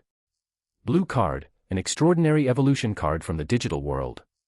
Contains data capacity exceeding the Hyper-Evolution Unit S, along with embedded fragments of Light of Evolution and digital spirit energy. When swiped through the Democrat Arkansas, the blue card releases its accumulated power. A champion-tier Digimon, processing the released data, further unlocks internal potential and ascends to the higher-tier ultimate configuration. After completing the Hyper-Evolution Unit S, Luke immediately began the construction of the blue card, the next escalation in his Digimon evolution ladder. Where the Hyper-Evolution Unit S handled the rookie to champion transition, the blue card pushed champion to ultimate, a substantially deeper power leap. The construction took longer than the Hyper-Evolution Unit S. The data architecture was more complex. The blue card didn't just store evolution data, it incorporated two additional energy categories, the Light of Evolution and the Digital Spirit, both of which required specific anchoring within the card's structure. The compound substrate slowed the construction relative to the simpler Hyper-Evolution Unit S. Ashenvale City Lord's Mansion. He failed again. Or maybe he's not crafting original cards anymore. Victor Ashford's brow furrowed. The viewers were getting increasingly confused by Luke's pattern. The first silent construction had completed without a creation pillar. So had whatever Luke was currently building. From the viewer's external perspective, this looked like two failed original card attempts back to back, with only the central spirit card construction succeeding visibly. The senior figures in the chamber didn't yet know that special cards completed silently. That lore had only been shared at the capital city Lord's Mansion, by Lilith Crescent. The Ashenvale viewers were operating on the assumption that the absence of a pillar meant failure. The first silent construction had at least followed the spirit card closely enough that the worldview manifestation phenomenon had implicitly connected the two efforts. But Luke had now moved into a third construction with no obvious link to anything visible, and the viewers were struggling to interpret what he was doing. He's probably crafting non-original cards at this point, Bianca daily speculated. He has limited time remaining, and he's already secured his pass with that one successful original. Maybe he's just cranking out conventional cards to pad his portfolio. The other senior figures nodded slowly. It was the most parsimonious explanation. None of them was certain about it, but it fit the visible facts. Capital City Lord's Mansion. Master, is Luke crafting another special card? Celine Dawnford asked the question quietly. She, unlike the Ashenvale viewers, knew about special cards. She also knew that the absence of a creation pillar didn't mean failure when special cards were involved. Lilith Crescent gave her a mildly exasperated look. I'm not omniscient, Celine. I can't tell from observation alone. Celine's ears went slightly pink. Sorry, Master. She developed, over the course of the day, a reflexive habit of treating Lilith as an oracle for any question that exceeded her own knowledge. The habit was reasonable enough, given that Lilith was an undying realm card master who had crafted special cards personally. But Lilith's information was specialist level, not universal. Don't apologize for asking. Just don't expect every question to have a clean answer. Lilith returned her attention to the monitoring display. Phase 1 will end soon. Once Phase 2 begins, we'll likely see Luke deploy whatever he's been building. The deployment will tell us more than any amount of observation during construction. The tone was patient and intellectually curious.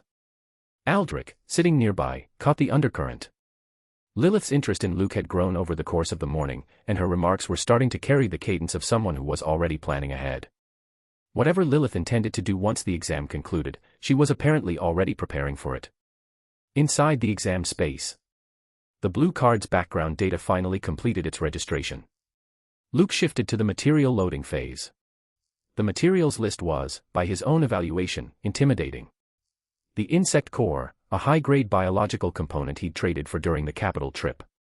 The shadow veil, a dark element substrate. The Holy Spirit ring from Harrison's bet winnings. And beyond those primary components, an extensive cascade of blue and purple tier materials, more than any single card he'd previously crafted. The components flowed into the card editor in a torrent. Across every viewing chamber, the senior figure's attention snapped into sharp focus. During the first silent construction, the materials Luke had used were mostly white and green tier components, plus the evolution stones he'd been converting. Standard low to mid-grade materials. Nothing particularly worth remarking on.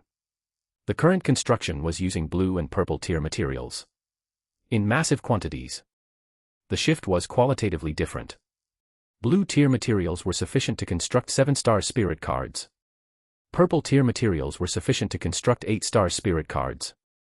The material investment Luke was pouring into his current construction exceeded what most known 7-star and 8-star spirit cards required, by a significant margin. The viewer's eyelids twitched in unison. Card crafting wasn't a more materials equals better outcome exercise. Excessive material loading produced background material conflict, which was one of the highest probability failure modes for card construction. Every novice card master was drilled, repeatedly, on the principle that material loadout should match background specifications precisely. Overloading was a beginner's mistake.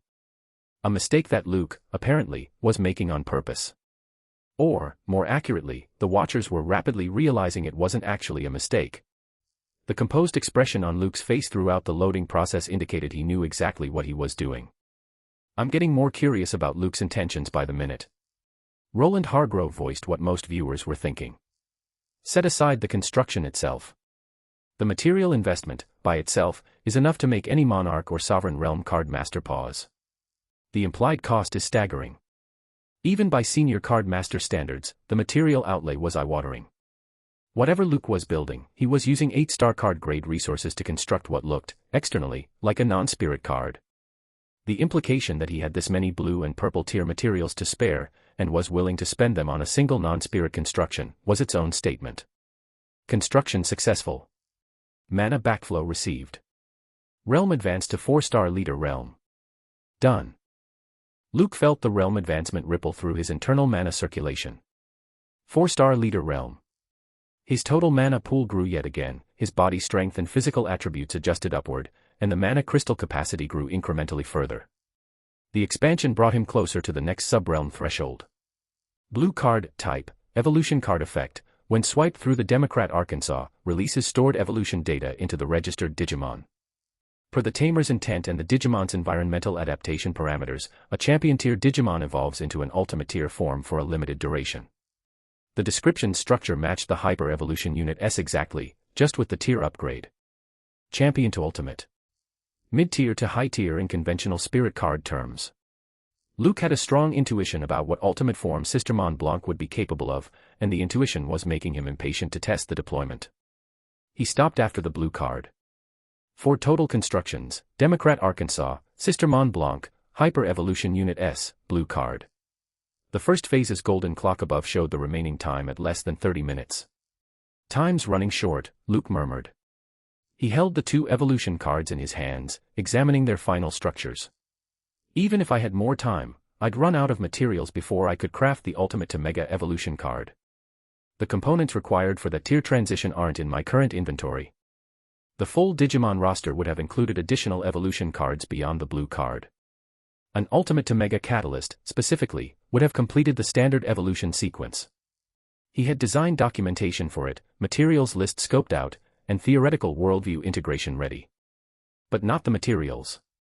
Megatier evolution required components he didn't have access to in the current exam window.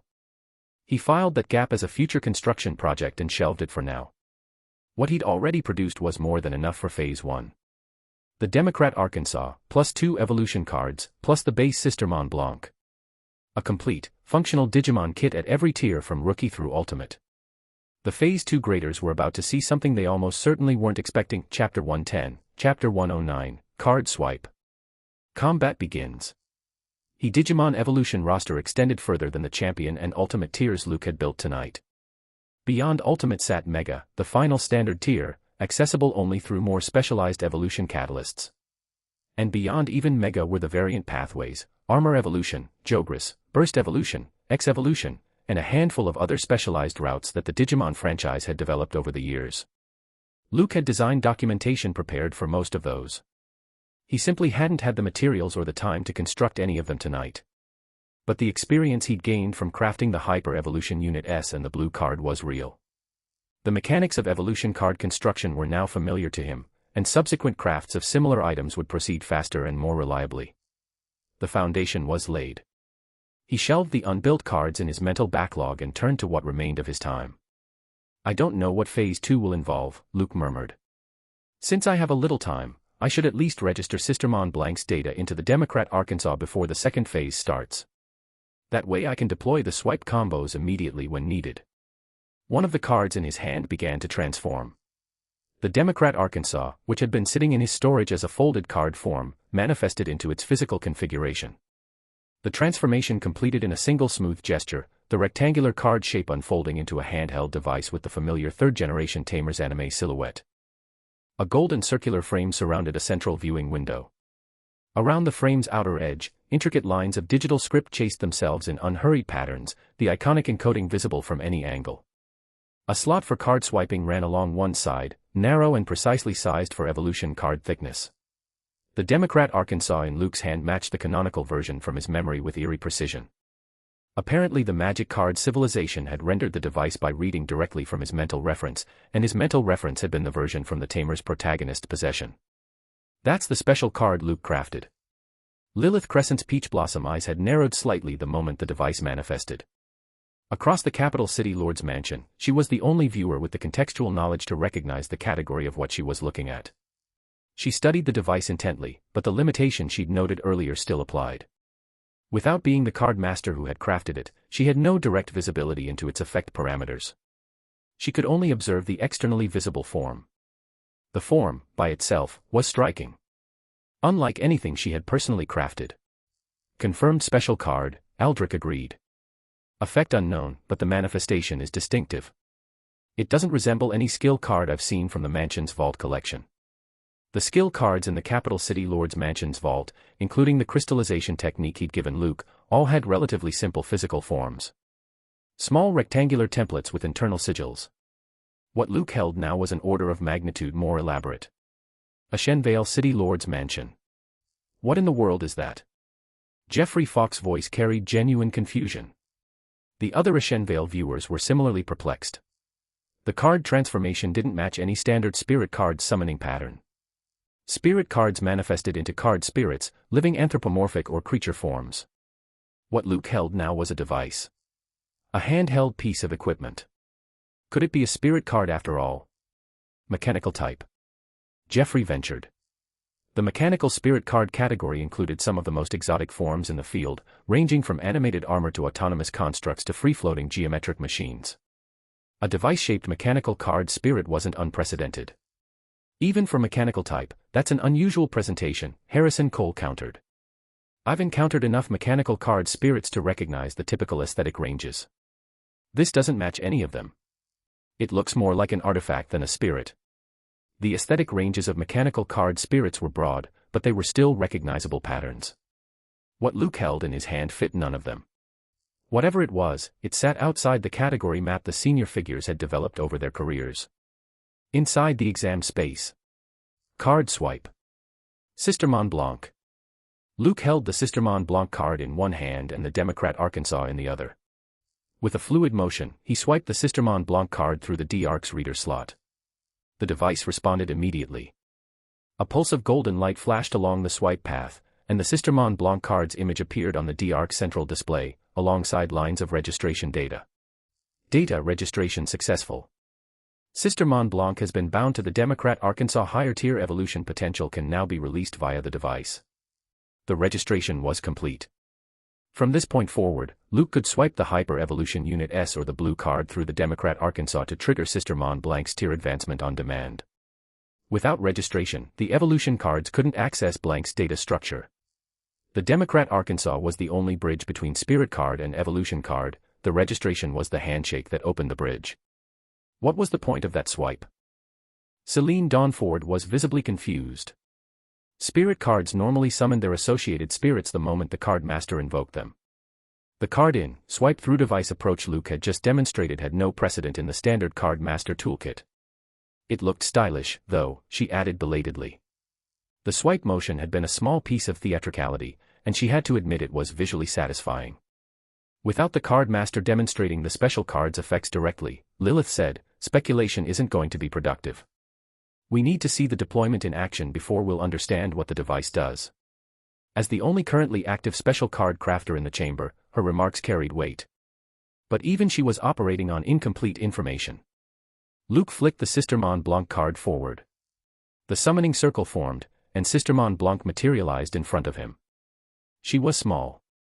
A young girl's form, just slightly under shoulder height, dressed in pristine white nun's attire. Her skirt fell to mid-thigh, with white knee-high boots completing the lower silhouette. On her head, a white rabbit-shaped nun's coif sat at a slightly off-center angle, lending her appearance an unexpectedly cute affectation. Her face was soft, framed in light brown bangs, with an expression that hovered between gentle uncertainty and quiet determination. In her hands, she held the trident-designated cross Barbie, the weapon canonical to the Sister Mont line, the contrast between her delicate appearance and the formidable polearm producing a striking visual tension. So cute. Celine's voice slipped into involuntary appreciation. Even another young woman couldn't entirely resist the visual design of the small white-clad figure. A particular kind of aesthetic appeal in the combination of innocence and weapon that crossed gender lines. Roland Hargrove, viewing from the Capitol, registered the design with a more professional eye. Another female spirit card, similar concept to mana but different aesthetic positioning. The question is whether her ability roster has mana's depth, or whether she's a simpler design counterpart. The spellcaster's ability roster had been extensive, based on what Roland had witnessed at the Mist Relic. Spell sealing pulses, hat network teleportation, attack redirection cylinders, raw burst output, and the fusion potential with Timaeus. Whether this new spirit carried comparable depth was something he couldn't determine from external observation. "We'll see," Edmund said. Soon enough. The Phase 1 clock above the exam space had nearly completed its rotation. Tamer-sama. Sister Mont Blanc, reporting for duty. Blanc's voice was soft and slightly hesitant. The hesitation matched her canonical personality from Luke's previous life reference material, the version of Sister Mont Blanc who tended to approach combat with reluctance and required emotional support from her sisters to engage. Luke smiled. "Blanche," he said, deciding on the spot to use a more affectionate nickname. The formal Sister Mont Blanc was, frankly, a mouthful in everyday use, and the shortened version felt warmer for a partnership he intended to deploy regularly. From here on, things might get a little intense. "Are you comfortable with combat?" The question wasn't rhetorical. Canonically, Blanc was the timid sister, the one most likely to need encouragement before engaging. Luke wanted to confirm her current temperament before committing her to Phase 2. Blanc's response surprised him. "Please trust me, Tamer-sama. My sisters are with me." The voice was still soft, but the words carried more confidence than he'd expected.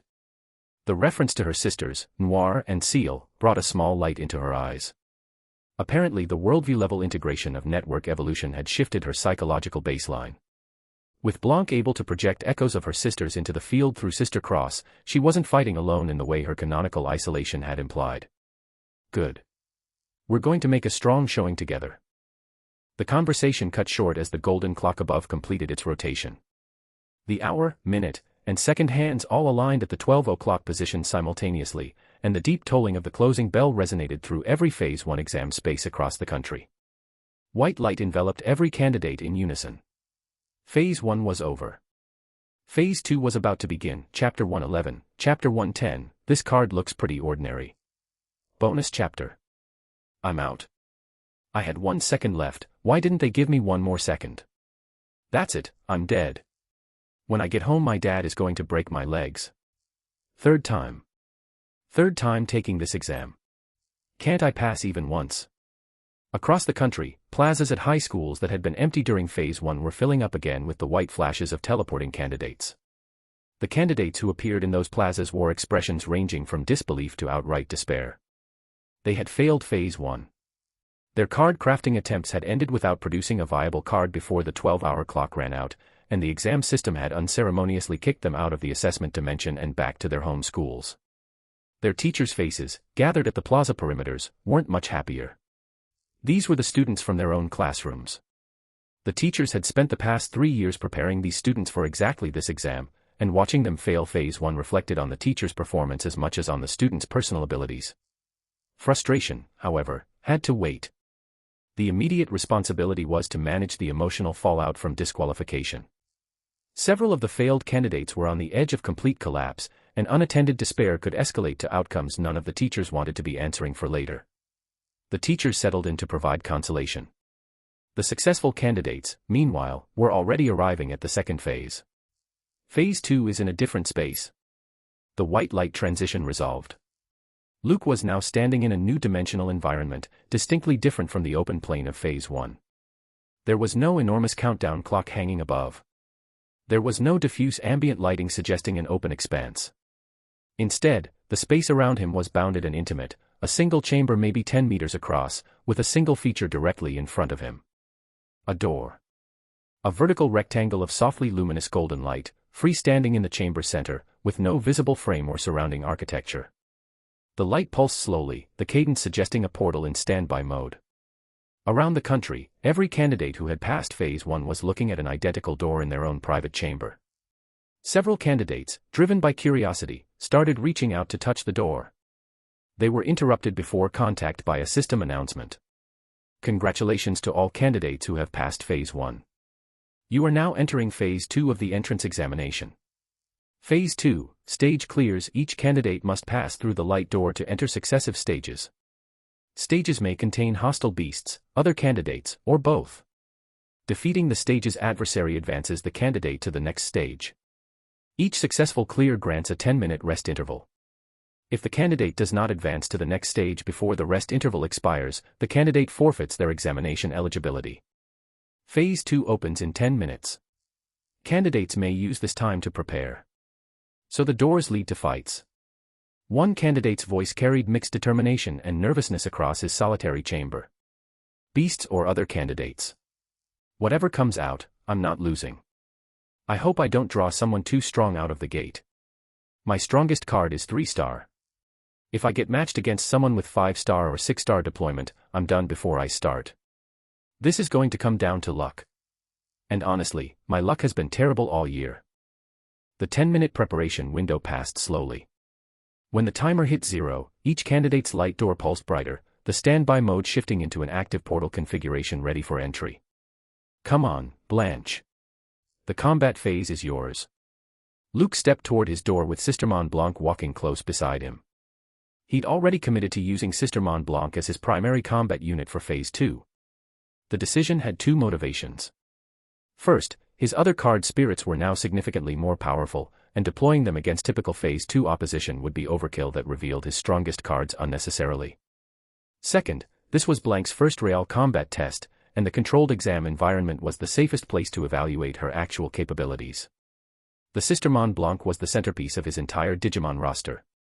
If she didn't perform, the rest of the Digimon project lost its anchor. Understood, Tamer-sama. Blanc nodded earnestly and stepped through the portal in his wake. The chamber on the other side dissolved into a wide stone arena, easily 50 meters across, ringed by gray walls and lit by an indirect overhead glow. Standing at the arena's center was the first opponent. A black-furred big cat, easily the size of a horse, lean-muscled and slit-eyed. Its body posture was tactical, deliberate, the body language of a hunter rather than a brawler. Shadow Leopard, race, beast quality, rare level, 2-star, skills, velocity, stalking, shadow meld. 2-star rare Shadow Leopard, Luke observed. Below Blanche's tier by a comfortable margin. The Shadow Leopard, registering its opponents, growled low in its throat and activated Shadow Meld. Its body dissolved into the arena's ambient darkness, vanishing from visible perception.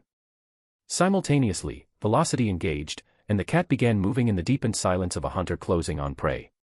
To a less experienced card master, the dual activation would have been a serious threat. The Shadow Leopard's strengths were ambush positioning and burst speed. Used together, they led at close distance and strike before most opponents could react. Sister Mont Blanc didn't wait to react. Defense wave. She raised her cross-Barbie trident and slammed the polearm's butt end into the arena floor. The impact released a pulse of energy that expanded outward in a ring, traveling through the air at high speed and disrupting the spatial pattern of any concealment effects in its path. The Shadow Leopard, mid-stride and invisible, was caught by the expanding wave. Its body, suddenly visible again, was hurled upward and backward through the air, the wave's force overriding its momentum and breaking its stealth in the same motion. The cat tumbled mid-air, snarling, trying to right itself. Divine Judgment Pierce. Sister Mont Blanc spun the trident through a flowing motion, brought it up to throwing position, and hurled it. The cross-Barbie cut through the air on a perfect arc, light element energy spiraling along its length. It met the Shadow Leopard mid-tumble and pierced through the cat's chest in a single clean stroke. The Shadow Leopard's snarl cut off into a final whimper. Its body went limp. The combat was over. The entire engagement had taken perhaps 6 seconds. Luke blinked. He'd expected Blanche's first combat to be functional. He hadn't expected it to be that smooth. The execution had been clean, the timing had been precise, and the choreography had looked like she'd run that exact combat pattern 100 times before. This was not the canonical Sister Mont Blanc he'd referenced during the design phase. That version of the character had been hesitant about combat, requiring emotional support to engage. The Blanche standing in front of him had killed a 2-star rare beast with the confidence of a senior card master's veteran spirit. Then he watched her recall the cross Barbie back to her hand, immediately retreat half a step, and angle the trident across her body protectively, peering at the arena's edges with a small uncertain expression. The confidence was apparently combat-specific.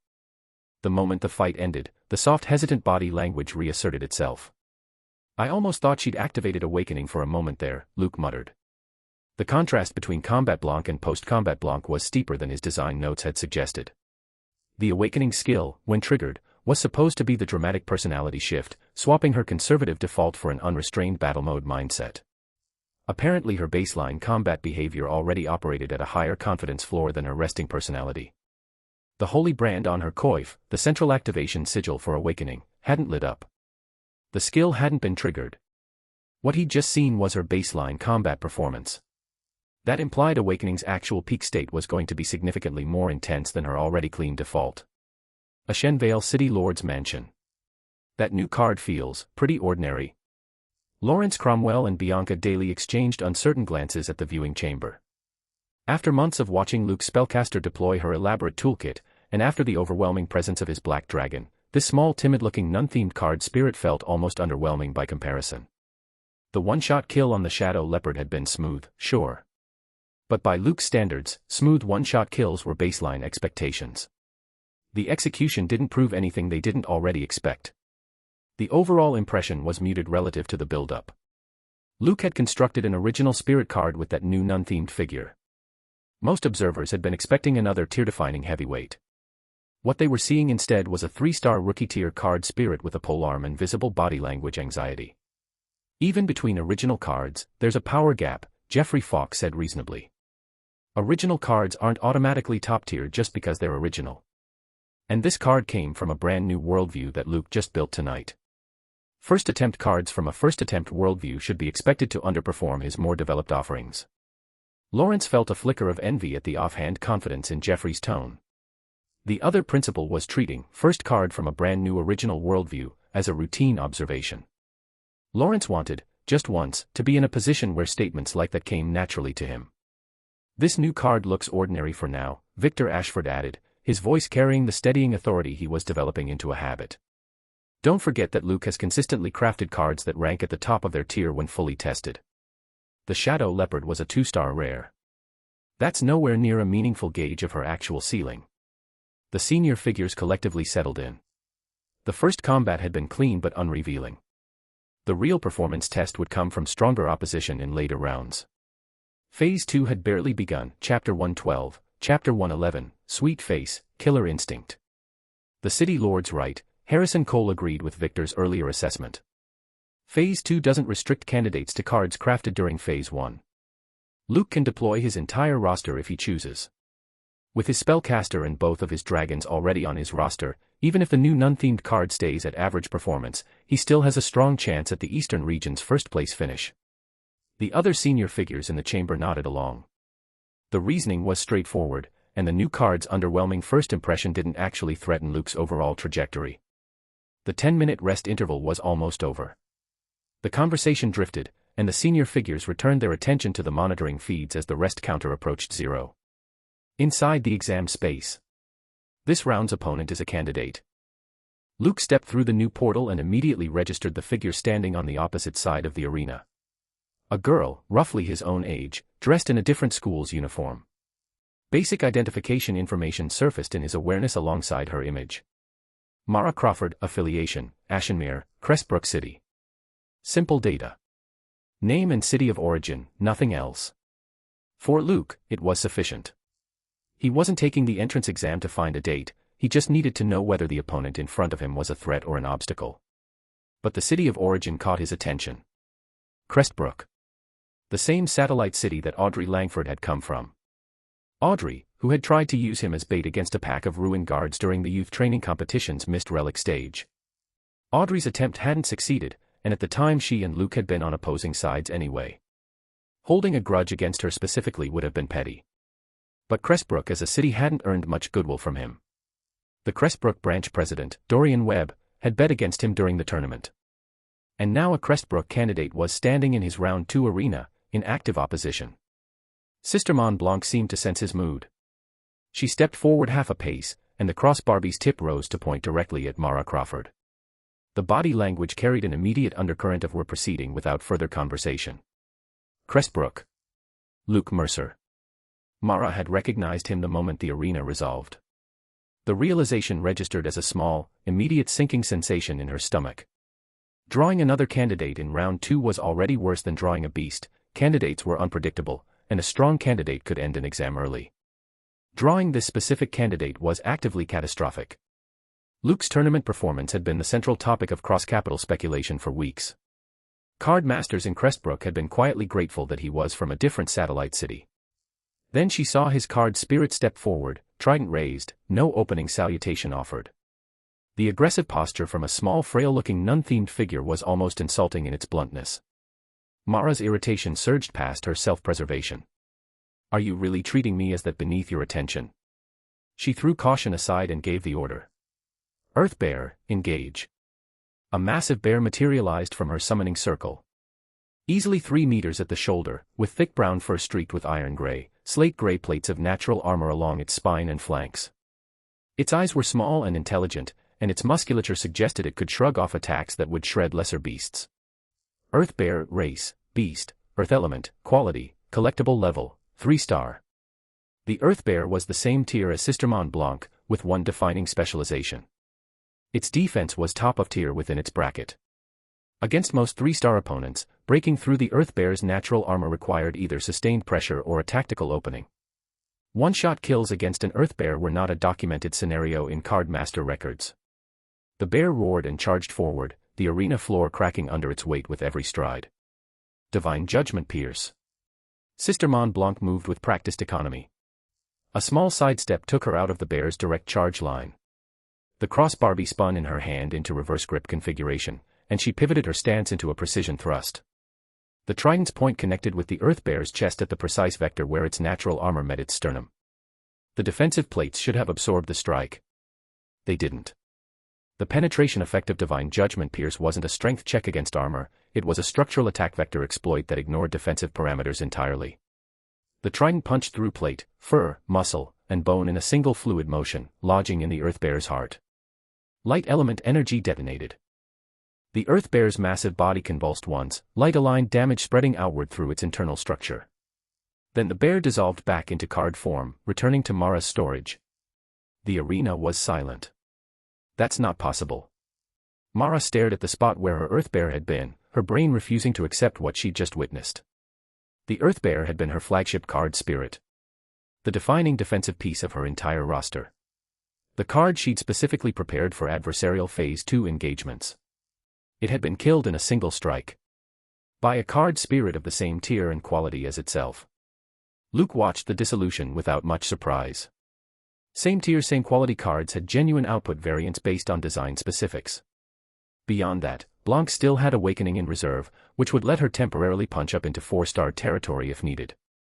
She didn't currently need to. He concluded that he wouldn't need to deploy his evolution cards or rotate to other card spirits in this round. The baseline form had handled the encounter. Mara recovered from her shock and immediately moved to summon her second card spirit. She was Soldier Realm. The realm below Commander, with only one card spirit deployment slot available. Her Earth Bear had occupied that slot, and now that the bear was dead, the slot had opened back up. She raised her hand to call her second spirit. She felt cold pressure descend on her shoulder. Mara froze.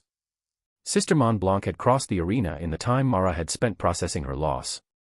The crossbarbie's tip now rested gently against the side of Mara's neck, the bladed prongs angled in a way that suggested fatal commitment would require minimal additional effort. She's attacking the card master directly. That's allowed. The thought came with a note of disbelieving outrage. Targeting the card master rather than the deployed spirit was within exam rules, just culturally rare. Most candidates instinctively engaged spirit versus spirit, treating the card masters themselves as off-limits. Also, I'm a pretty girl. Couldn't you at least give me the courtesy of facing my card spirit instead of putting a trident to my throat? Mara glanced sideways and met Sister Mont Blanc's gaze. The small nun-themed figure's expression hadn't changed. The soft, slightly hesitant face was identical to what Mara had seen before the engagement started. Gentle. Almost shy. The face of someone who would apologize for stepping on your foot. Except the trident at Mara's neck wasn't shaking. The grip was steady. The pressure was professionally calibrated to communicate exactly how much commitment the strike would require. Mara's understanding clicked into focus. Pink on the outside. Black on the inside. Sweet face, killer instinct. The figure standing in front of her, dressed in white nun's clothing with a cute rabbit-eared coif, was not what the visual presentation suggested. Underneath the soft visual aesthetic was a combat-optimized operator who would have her on the ground in 3 seconds if the order came. I forfeit. Mara's voice came out steady, mostly because she didn't dare let it shake. The arena's teleport system registered the forfeit and dissolved her form into white light. But she didn't reappear at her home school. She rematerialized in a much larger chamber, dimly lit, with rows of seating arranged in arena-style tiers. Several other young card masters were already seated, watching what appeared to be live monitoring displays showing various ongoing Phase 2 engagements. Mara blinked. System information surfaced in her awareness. Phase 2 eliminated candidates may remain in the observation hall and select feeds for candidates they personally know, to view ongoing matches. Eliminated candidates weren't immediately ejected from the exam dimension. They were given the option to spectate, picking specific candidates they wanted to track through subsequent rounds. Mara's eyes lit up. She immediately selected Luke's feed and pulled it up to her viewing slot. If she was going to lose, she at least wanted to confirm that Luke went on to dominate the rest of the exam. The further he advanced, the better her own loss would look in comparison. Better to lose to someone who topped the Eastern region than to someone who washed out in round 3. Don't make me look bad. Carry me on your back to first place. She settled into her seat and started watching. Back in the arena, Sister Mont Blanc retracted the cross Barbie smoothly the moment the forfeit registered. Her stance relaxed back into the small, soft posture of her resting form. She took 2 quick steps backward, ending up behind Luke, and looked up at him with a slightly anxious expression, as if seeking reassurance that she'd performed acceptably. Luke patted her head. A faint pink flush rose in Blanc's cheeks, and she pressed slightly against his hand, allowing the gesture without protesting it. The duality didn't bother Luke at all. If anything, the contrast was endearing. Combat mode Blanc was professionally competent. Resting mode Blanc was sweet and warm. The 2 modes coexisted in the same card spirit without conflict, just different aspects of her personality activating in different contexts. Capital City Lord's Mansion. That card spirit is genuinely deceptive. Aldrich Ashford was watching the monitoring feed with bemused appreciation. The contrast between the small figure's resting visual and her combat performance was sharp enough to feel almost dishonest, in the best possible sense. She looks like a frail girl. The moment a fight starts, she's a professional. That's misdirection that wins matches. He almost said the ancient proverb out loud, the one about how the softest-looking exteriors often conceal the hardest interiors. He decided against it. The proverb was a folksy saying, and saying anything folksy in Lilith Crescent's presence felt subtly inappropriate. The Night Empress radiated an atmosphere of refined gravity that made casual idioms feel out of place. I like this performance, Celine Dawnford remarked. I hope Luke draws stronger opponents soon. I want to see more of his actual abilities. Internally, her hope was more specific. She wanted to see Luke deploy more of the special cards he'd presumably crafted during Phase 1. The handheld device he'd manifested earlier was, to her, the most intriguing visible element of his portfolio. The implied existence of additional special cards behind it was a tantalizing prospect she wanted to verify in real combat. After encountering the concept of special cards for the first time today, Celine had quietly developed a higher level of interest in them than in original spirit cards. Spirit cards were what every card master made. Special cards were the lost technology that had survived only in Lilith's private repertoire and a handful of legacy artifacts. The novelty of seeing special cards deployed in real combat would, by her current estimation, be educational beyond anything else the entrance exam could offer. Lilith Crescent watched the feed with her usual composed neutrality. Whatever conclusions she was drawing, she kept entirely to herself. Aldrich and Celine both glanced at her several times during the exchange, hoping for some hint of her current evaluation, and both came away with nothing. The Night Empress was patient. Her game played out on a longer timeline than any single round of the entrance exam, Chapter 113, Chapter 112, quite the transformation. The next several rounds played out similarly to the first two. None of Sister Mont Blanc's opponents exceeded 3-star quality. She dispatched each one before the beast or card spirit could fully bring its abilities online, the Defense Wave plus Divine Judgment Pierce combination handling enemies cleanly across varied environments. By the time round 10 arrived, Luke was starting to anticipate the rhythm. Round 10. The portal deposited Luke into a forested arena, gnarled trees, broken stone paths, ambient mist. Across the clearing, his opponent materialized at the same instant. A young man in his late teens, slim and aristocratic-looking, dressed in dark tournament robes with elaborate trim. His stance was a study in deliberate flair, one hand resting at his hip, the other extended in a theatrical pointing gesture. "Your spirit's cute," Conrad Yates announced, pitching the words at Luke with the practiced cadence of someone who'd memorized his combat introduction in front of a mirror. "Honestly, in any other context I'd want to chat with you about her. Unfortunately, it's the entrance exam, and that means I'm forced to kill you both." Behind him, the air rippled. A long serpentine form coiled into visible space, scales shimmering between dark green and oily black, hood flared in a defensive cobra-like display. The creature was easily 15 meters long, with golden slit-pupilled eyes and a forked tongue that tasted the air with predatory deliberation. The serpent surged forward almost the moment it manifested. Conrad clearly believed in opening engagements at maximum aggression. Defense wave. Sister Mont Blanc was already moving. The crossbar hammered the ground, and the expanding pulse of energy met the serpent's charge halfway, slowing the creature's momentum dramatically. Divine Judgment Pierce. Blanc launched the trident in a precise overhand throw. The crossbar struck the serpent at the 7th vertebra point, the traditional weak zone for serpentine creatures. Light element energy detonated on contact, and the serpent was hurled backward through the air. Sister Mont Blanc, however, recoiled. The impact had carried equal force in both directions. The crossbar returned to her grip on a recall summons, but her small body had been pushed back several steps along the arena floor, her boots scraping divots in the stone. She landed off balance, visibly shaken. The serpent was wounded but not dead. It hit the far wall, coiled around itself with reflexive flexibility, and reoriented to face her again. The wound bled darkly but wasn't fatal. Luke recognized the imbalance immediately. The serpent was 4-star, mid-tier, an entire tier above Blanc's standard operating level. The opening exchange had worked only because Defense Wave's pulse caught it off guard. In a sustained engagement, Blanc would be outmatched on raw output. Blanche, awaken. The holy brand at the center of Sister Mont Blanc's white rabbit-themed coif flared to life. Light flooded outward from the brand in concentric waves, golden white and intense, drowning the immediate area in radiance. The serpent, mid-counterattack, recoiled instinctively from the brightness. Conrad Yates, watching from the far side of the arena, felt his combat instincts blare warning signals. "Don't let it complete," he snapped to the serpent.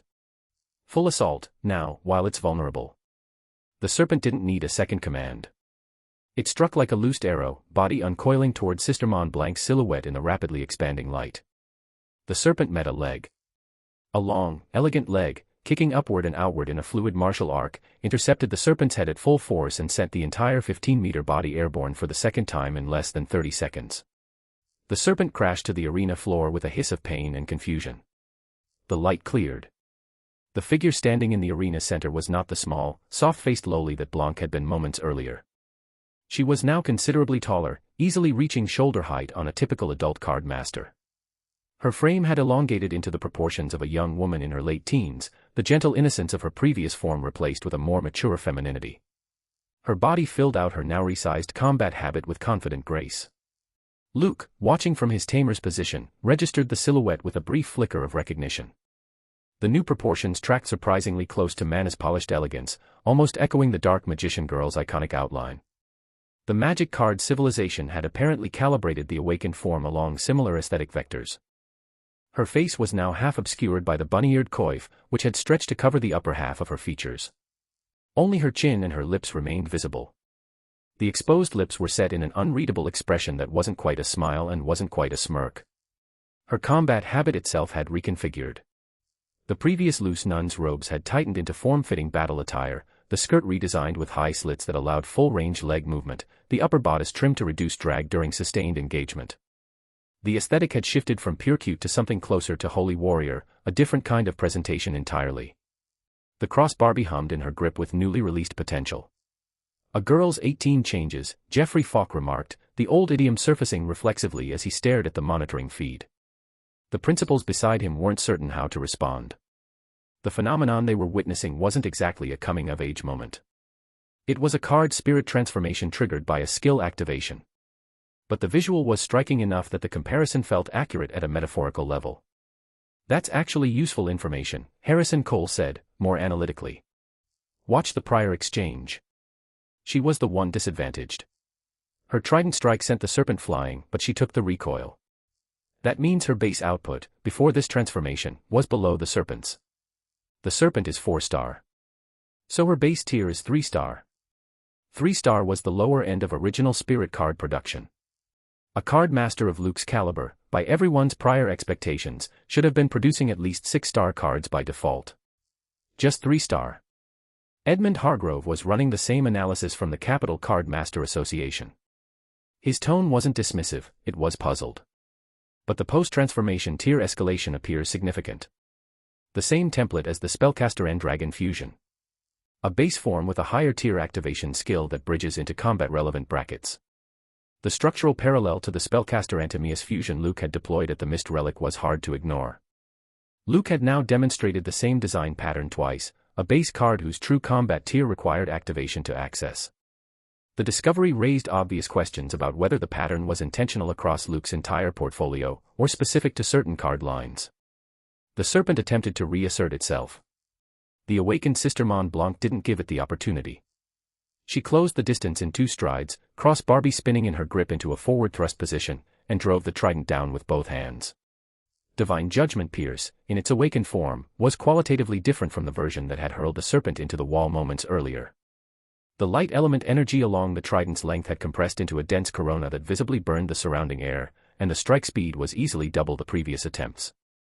The trident punched through the serpent's head, into the arena floor beneath, and pinned the creature in place.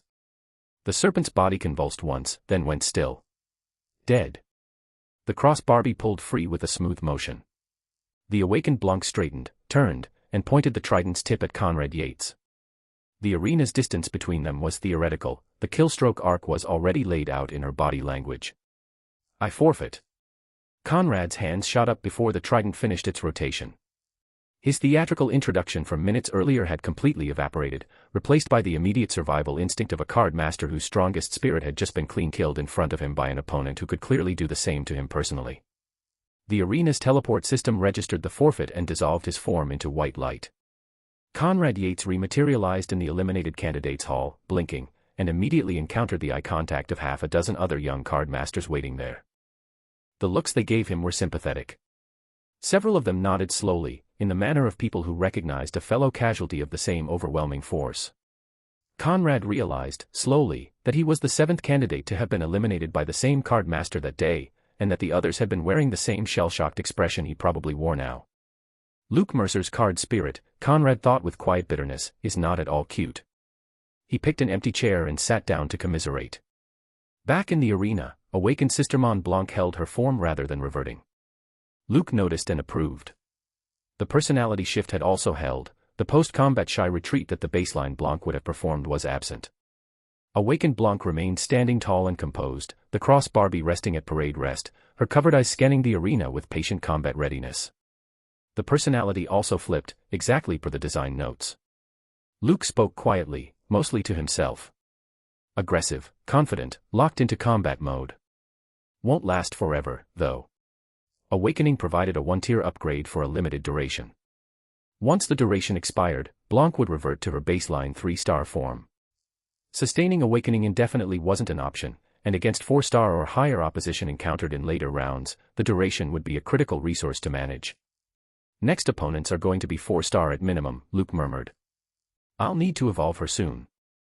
The Hyper-Evolution Unit S waited in his card storage, ready for the swipe. He'd been holding it back to test Blanche's baseline performance first, but the test results were now in. Time to escalate. The next several rounds confirmed his suspicion. Round 11's opponent fielded a 4-star beast. Round 12's brought a 4-star card spirit. Round 13 brought another 4-star.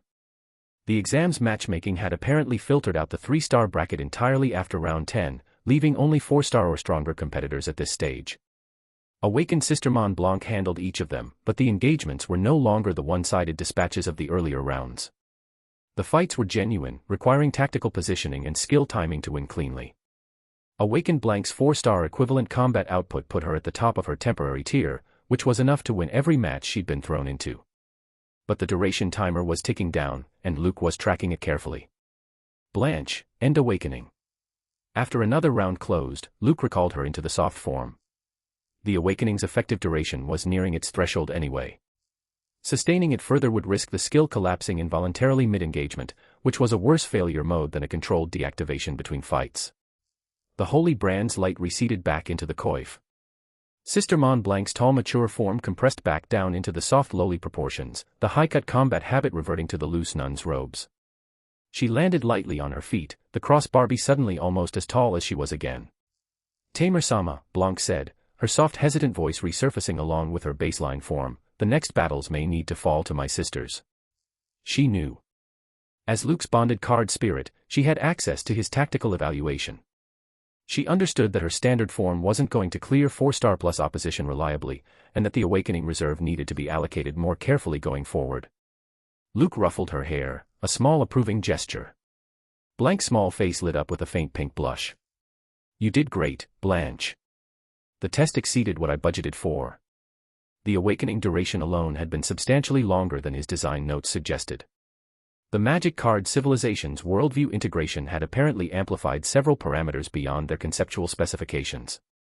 The combat baseline was higher than expected, and the awakening reserve was deeper than projected. The Sister Cross combo technique was still untested.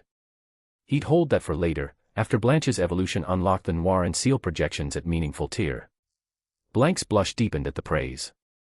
She pressed close to him slightly, the way a cat might press against its handler's leg when reassured.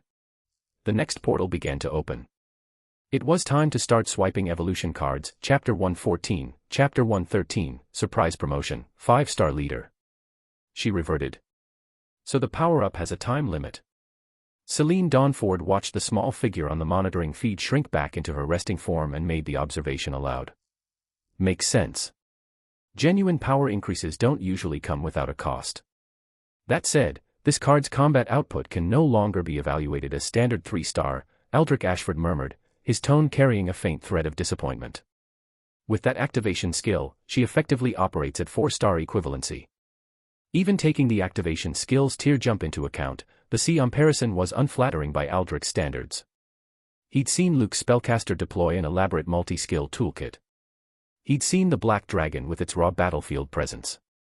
He'd heard about the fusion with El Tamias that had erupted at the Mist Relic. Compared to those, the small nun-themed card spirit, with her single-strike combat pattern and visibly fragile resting form, was undeniably the most modest entry in Luke's portfolio. Aldrich was also, internally, comparing the new card against his own Polar Sea Fong, an ice-tier beast spirit that held its own against most Dragon-class card spirits. By that benchmark, the small soft cute figure on the monitor was significantly outclassed. Maybe we'll see Luke deploy other card spirits soon, Aldrich continued. The new card's ceiling is visible.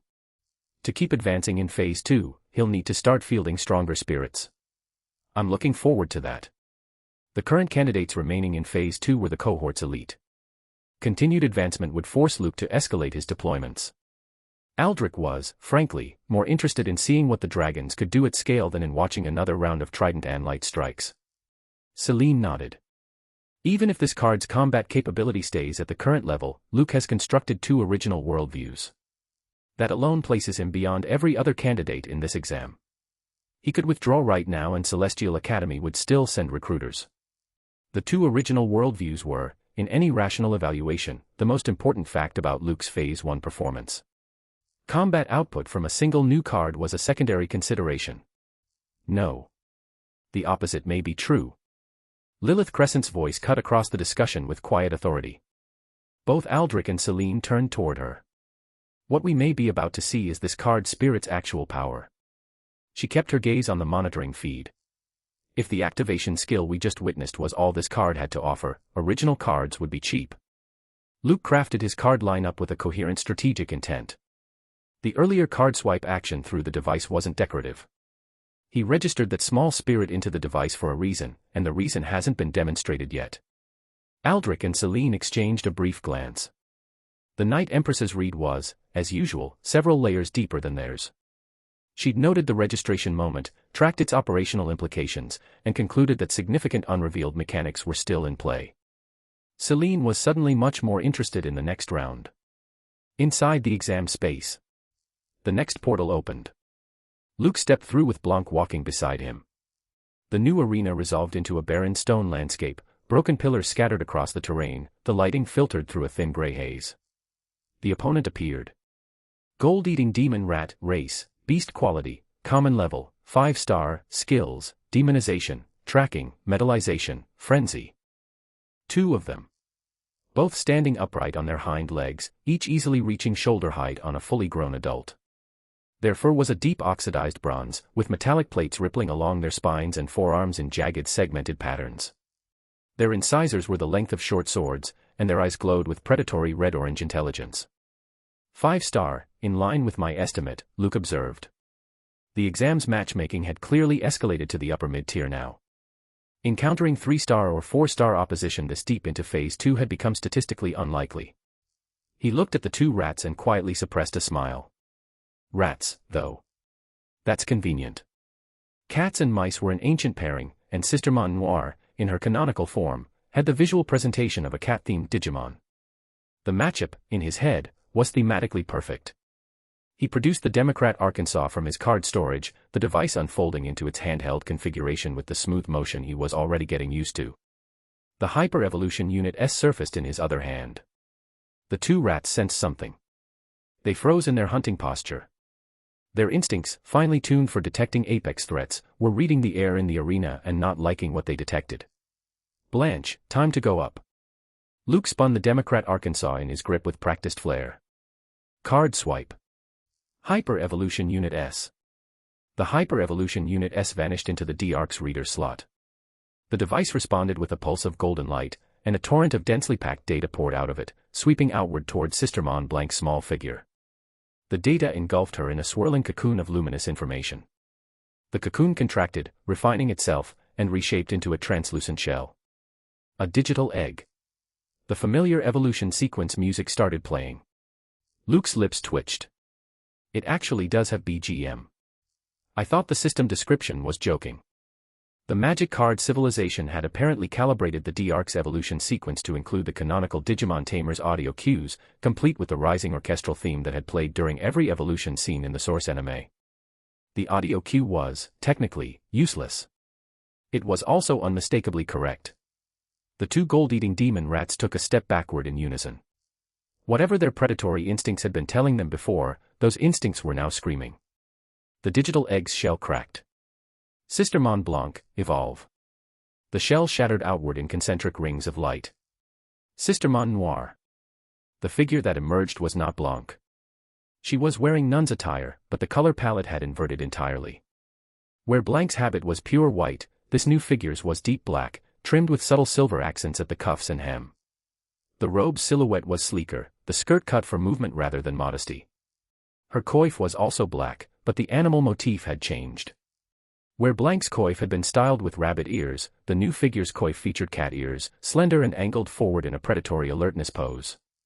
The visual contrast between Blanc and her evolved form was stark. White and black, gentle and sharp, prey-themed and predator-themed. The Sister Mon line's design philosophy had, apparently, been built around exactly this kind of duality. Sister Mon Blanc evolution successful. Sister Mon Noir data updated. Mana backflow received. Realm advanced to 5-star leader realm. Luke blinked at the notification. He hadn't expected mana backflow from an evolution event. Standard tier advancement, by his understanding of the Magic Card Civilization's mechanics, didn't trigger realm advancement bonuses. That bonus was reserved for new card construction events. Apparently the evolution from Blanc de Noir counted as a new card spirit being instantiated, even though the source data was Blanc's existing identity. Noir was, technically, a separate card spirit, even if she shared evolution heritage with Blanc. The bonus was modest. 4-star leader realm to 5-star leader realm. The full mana backflow he would have received from constructing Noir as an original card from scratch had been heavily discounted, presumably because the evolution wasn't an entirely new construction. But it was still a free realm advancement, which was nothing to dismiss. Luke filed the mechanic for future reference.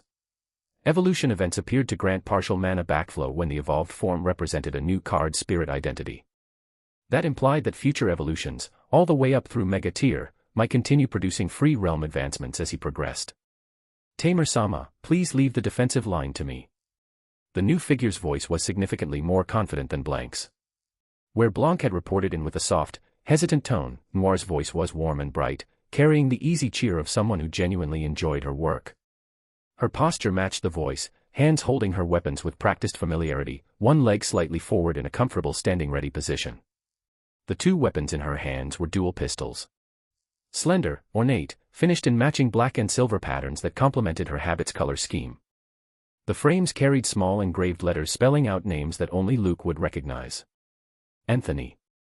You've got it, Noir, Luke confirmed, registering the personality difference between Blanc and Noir with quiet appreciation.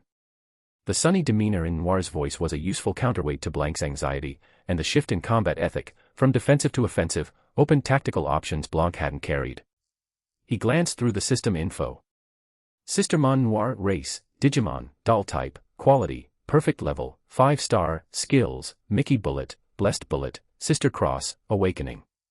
Mickey Bullet, using dual pistols Anthony, perform spray fire across a target zone. Hits inflict a crippling status, the affected target receives doubled damage on the next attack. Blessed Bullet, using dual pistols Anthony, performs a precise 2-shot in rapid succession. Ignores defensive parameters.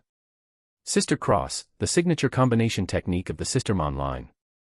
When activated, projects partial echoes of Sistermon Blanc and Sistermon Seal for coordinated attack. Full power output produces destructive force comparable to an ultimate tier Digimon. Awakening, activates the Holy Brand, entering an empowered state. Level increases by 1 tier for the duration. Skills loosely parallel Blanc's, just translated from melee trident to ranged dual pistols, Luke noted. Sister Cross and Awakening are shared design elements across the Sistermon line. But where Blanc had jumped from 3-star to 4-star through Awakening, Noir was already at 5-star base. Her quality had also escalated from collectible to perfect, the same tier as mana. The evolution had pushed her 2 full tiers and 1 quality grade above Blanc's starting point. If the evolution had selected Seal instead of Noir, the stats should be roughly equivalent, Luke murmured. Sistermon Seal and Sistermon Noir were both champion tier evolutions of Blanc, just on different evolution branches. Either choice would have produced a 5-star perfect card spirit. The network evolution had selected Noir based on environmental conditions, but Seal remained accessible through different combat parameters in future engagements. The 2 gold-eating demon rats were still standing rigid in their hunting posture. They hadn't moved a step since the digital egg cracked.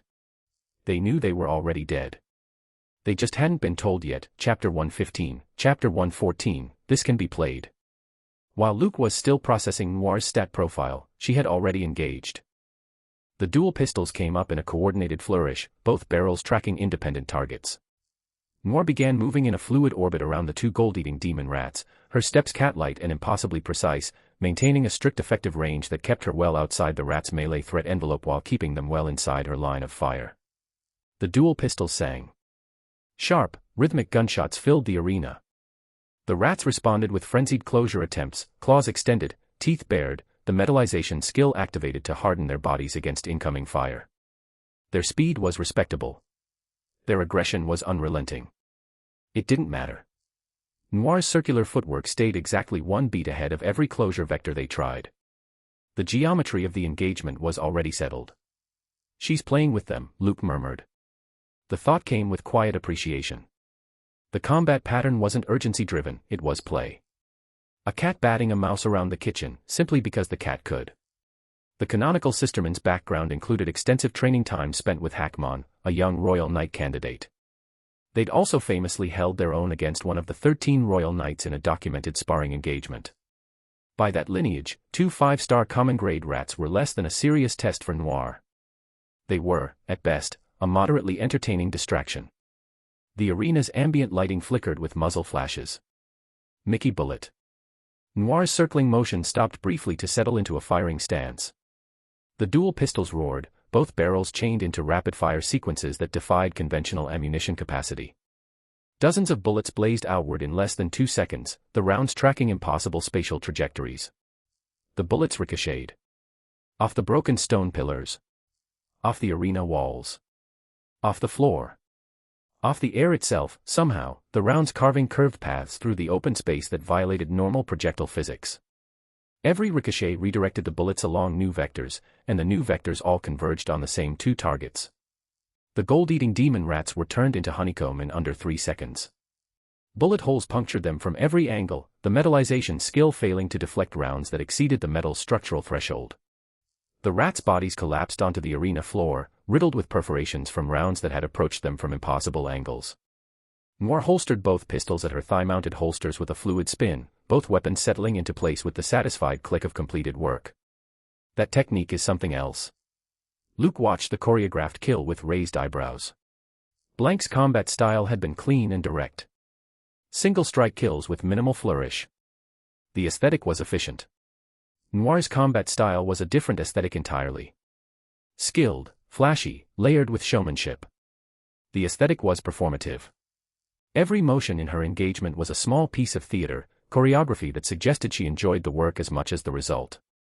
The damage profile was also categorically different. Each individual Mickey bullet round, by Luke's quick estimation, exceeded the destructive output of Blank's awakened state Divine Judgment Pierce. Every single bullet was operating at full power 5-star strike output, and Noir had launched dozens of them in a single ability activation. Against any same-tier opponent specialized in defense, the Mickey bullet saturation pattern would be devastating. Even a 5-star tank-class card spirit, faced with that volume of high-tier kinetic energy from unpredictable angles, would have a serious survival problem.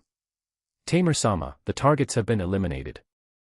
Noir had jogged over to the 2 rat corpses, confirmed both were genuinely dead rather than merely incapacitated, and returned to Luke's position to report.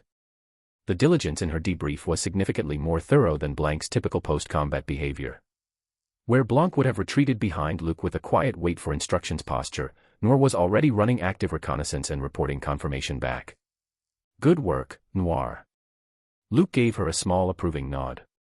Noir's cheeks colored faintly, but unlike Blanc, she didn't retreat into shy body language. She just smiled, pleased with the praise, and reset her stance into combat ready. Observation Hall. You can play the game like that. Mara Crawford and Conrad Yates, watching Luke's feat alongside several other candidates Luke had eliminated earlier, had their mouths slightly open. They had assumed Luke's combat ceiling with the new card spirit was Blank's awakened state. They had assumed that when Blanc reverted, Luke would be forced to deploy his other card spirits, the ones they'd vaguely heard about but never seen in person. The Spellcaster. The Dragons. Cards from his established roster, with established combat profiles. The new card spirit's evolution into an entirely different form, just from swiping cards through a device, was a category of move they hadn't known existed. The earlier card swipe action had looked stylish. The accompanying background music had been atmospheric. They'd assumed both elements were cosmetic flourishes that didn't materially affect the combat. They had been very wrong. Should I be grateful Luke went easy on me? Conrad asked aloud, voicing what most of the eliminated candidates were quietly thinking. The current display, with the new evolved form casually dismantling 2 5-star opponents in a coordinated saturation barrage, was a fundamentally different category of combat from what any of them had faced. If Luke had deployed this against any of them, the engagements would have ended even faster, and the kill confirmations would have been considerably more violent. The other eliminated candidates nodded slowly. Several of them looked vaguely traumatized. A Shenvale City Lord's mansion. The atmosphere in the chamber had shifted from relaxed observation to serious analysis. The 2-tier jump in the new card's apparent combat output had moved the conversation past polite speculation. What do you think? Victor Ashford asked the room. Harrison Cole responded first, voice measured. Without direct access to the card's parameters, we're still guessing. But based on observed combat, the original form was 3-star, with the activation skill pushing her temporarily to 4-star. That's the baseline interpretation. He paused. That much tracks with established patterns. Luke's Black Dragon, after all, has its own death trigger evolution that pushes its tier upward. Tier-jumping activation skills aren't unprecedented within Luke's portfolio. But the rats just now, Lawrence Cromwell interjected, voice tightening, those rats were 5-star. Common grade, yes, but 5-star. And the new form erased both of them in seconds, without any apparent strain. That's not 4-star output. That means the new form jumped 2 full tiers beyond the activation state. Bianca Daly pressed her hands against her temples. From 3-star base to 5-star equivalent. With no recoil that we could observe. Outside of Luke's own cards, do any of you know of any card spirit that can routinely produce that kind of tier escalation? The chamber was silent. Nobody could name one. Victor's mind was running a parallel analysis. Crescent Moon Land's Blessing, the variable bonus that visitors received from the Eastern region's special plane, could produce 1 to 3 tier permanent realm upgrades in lucky cases. The mechanic Luke had just demonstrated was almost identical in effect, but applied as a card spirit attribute rather than a one-time blessing. Did Luke hear me mention the Crescent Moon Blessing's tier upgrade outcome and engineer this whole evolution mechanic to replicate it? The thought was, by his own evaluation, slightly unhinged. The development timeline didn't work. Luke would have had to design and execute the entire evolution architecture in the few days between Victor's Black Gate visit and the entrance exam, which was implausible even for him. Probably. Maybe. Victor's eyelid twitched. His mental model for what counted as implausible was being slowly recalibrated by Luke's accumulated track record. This has to be related to that device Luke crafted, Jeffrey Falk said slowly. The evolution sequence happened immediately after the card swipe action. The swipe wasn't decorative, it was the trigger. Whatever the device does, it's the mechanism that's enabling the tier jump. I've never seen a card spirit with this kind of evolution mechanism before. The architecture is unprecedented. I can't fit it into any existing category. That was Jeffrey's honest assessment. He was a long-tenured high school principal who had observed thousands of card master profiles over his career, and Luke's current performance was outside his entire reference frame. Victor took a breath. All of this analysis is interesting, but it's also academic. The only fact that matters in this room is the one we all agree on: Luke is from our city. As long as we don't forget that, the rest is detail. The other senior figures gave him collectively withering looks. He'd just spent 5 minutes asking them to analyze the situation, then dismissed the analysis as ultimately unimportant. Several of them mentally raised middle fingers in his direction, which Victor pretended not to notice. Capital Card Master Association. Edmund and Roland Hargrove were running the same analysis from their own viewing position, with similar uncertainty. 2 tiers in a single advancement, Edmund mused. Outside of Luke's own portfolio, that's not a documented capability. We've seen the same pattern once before, though, Roland said carefully. The spellcaster Antimius fusion at the Mist Relic. Both component cards were already at the upper end of their tiers, and the fusion result pushed beyond 6-star into something that performed at 7-star equivalency. Edmund nodded. The precedent was real. Luke had now demonstrated tier-jumping mechanics in 2 separate contexts: a fusion, the spellcaster plus Timaeus, and an evolution, the new card spirit. The structural similarity was hard to ignore. But neither he nor Roland had Lilith's specialist knowledge of special cards. They could observe the outcomes of Luke's mechanics, but they couldn't trace the underlying architecture that produced those outcomes. The mystery would, presumably, become clearer over time. Capital City Lord's Mansion. Is this what special cards can do? Celine Dawnford asked the question quietly, eyes still fixed on the monitoring feed. The 2-tier jump she'd just witnessed had given her a much more concrete sense of what special card-supported combat actually looked like. Imagine applying a 2-tier jump like that to an upper-tier card, Aldrich Ashford murmured. A 6-star spirit operating at 8-star equivalency. A 7-star at 9-star. The strategic implications would shake the entire civilization. The initial flicker of disappointment he'd carried earlier had completely evaporated. The new card spirit was no longer a soft cute curiosity. It was a demonstration of a category of mechanic that, if generalized, could rewrite the operational floor of how high-tier card masters engaged each other. The value of special cards, in his mental hierarchy, was rising sharply. Then he remembered Lilith's earlier remark about the production difficulty. He sighed quietly. Special cards were astonishingly powerful, and astonishingly hard to make. The shortage hadn't been an accident. It was a structural constraint. The magic card civilization had largely lost the production techniques because the techniques were genuinely beyond most card masters' capabilities. which made what Luke had apparently produced during Phase 1, in less than 12 hours, even more remarkable. Chapter 116, Chapter 115, within 7 paces, the gun is both fast and accurate. That may be exactly why Luke crafted his new card Spirit at 3-star base, Lilith Crescent observed. She kept her gaze on the monitoring feed.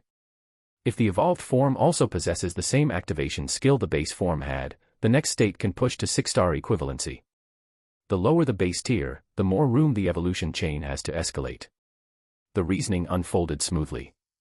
A high base tier would have capped Luke's evolution headroom. A low base tier let him stack tier multipliers from evolution and activation in succession, producing a wider total operating range from a single card lineage. Then this one card line covers 3-star through 6-star, all 4 tiers. Celine's voice carried a slight tremor of disbelief. For everyone in the chamber, individual tiers from 3-star to 6-star were unremarkable as absolute power levels. What mattered was the breadth. A single card lineage that could engage opposition across 4 entire tier brackets, depending on the current evolution and activation state, was an entirely different kind of strategic asset. The tactical flexibility was unprecedented. Honestly, in all my years, I haven't seen a card master this gifted and this imaginative. Aldrich Ashford had reached the same conclusion. I'm grateful Luke is from the Eastern region. The other 3 regions would be in serious trouble if he'd been born elsewhere. The next several rounds confirmed Sister Mon Noir's combat ceiling at her current tier. Every 5-star opponent, beast or candidate card Spirit, was dispatched without significant difficulty.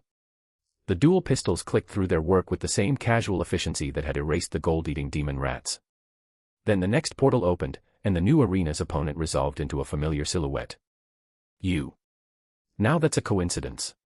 Luke raised an eyebrow at the figure standing across the arena. Despite the cold composure she was visibly forcing onto her features, her face was unmistakable. The exam had begun with hundreds of millions of candidates across the country. Phase 2 had cut that number dramatically through stage-clear attrition, and the periodic beast intrusions had further thinned the field. By round 40+, the remaining cohort was extremely small. He hadn't expected to encounter a familiar face from the youth training competition this deep into the exam. Serena Frost.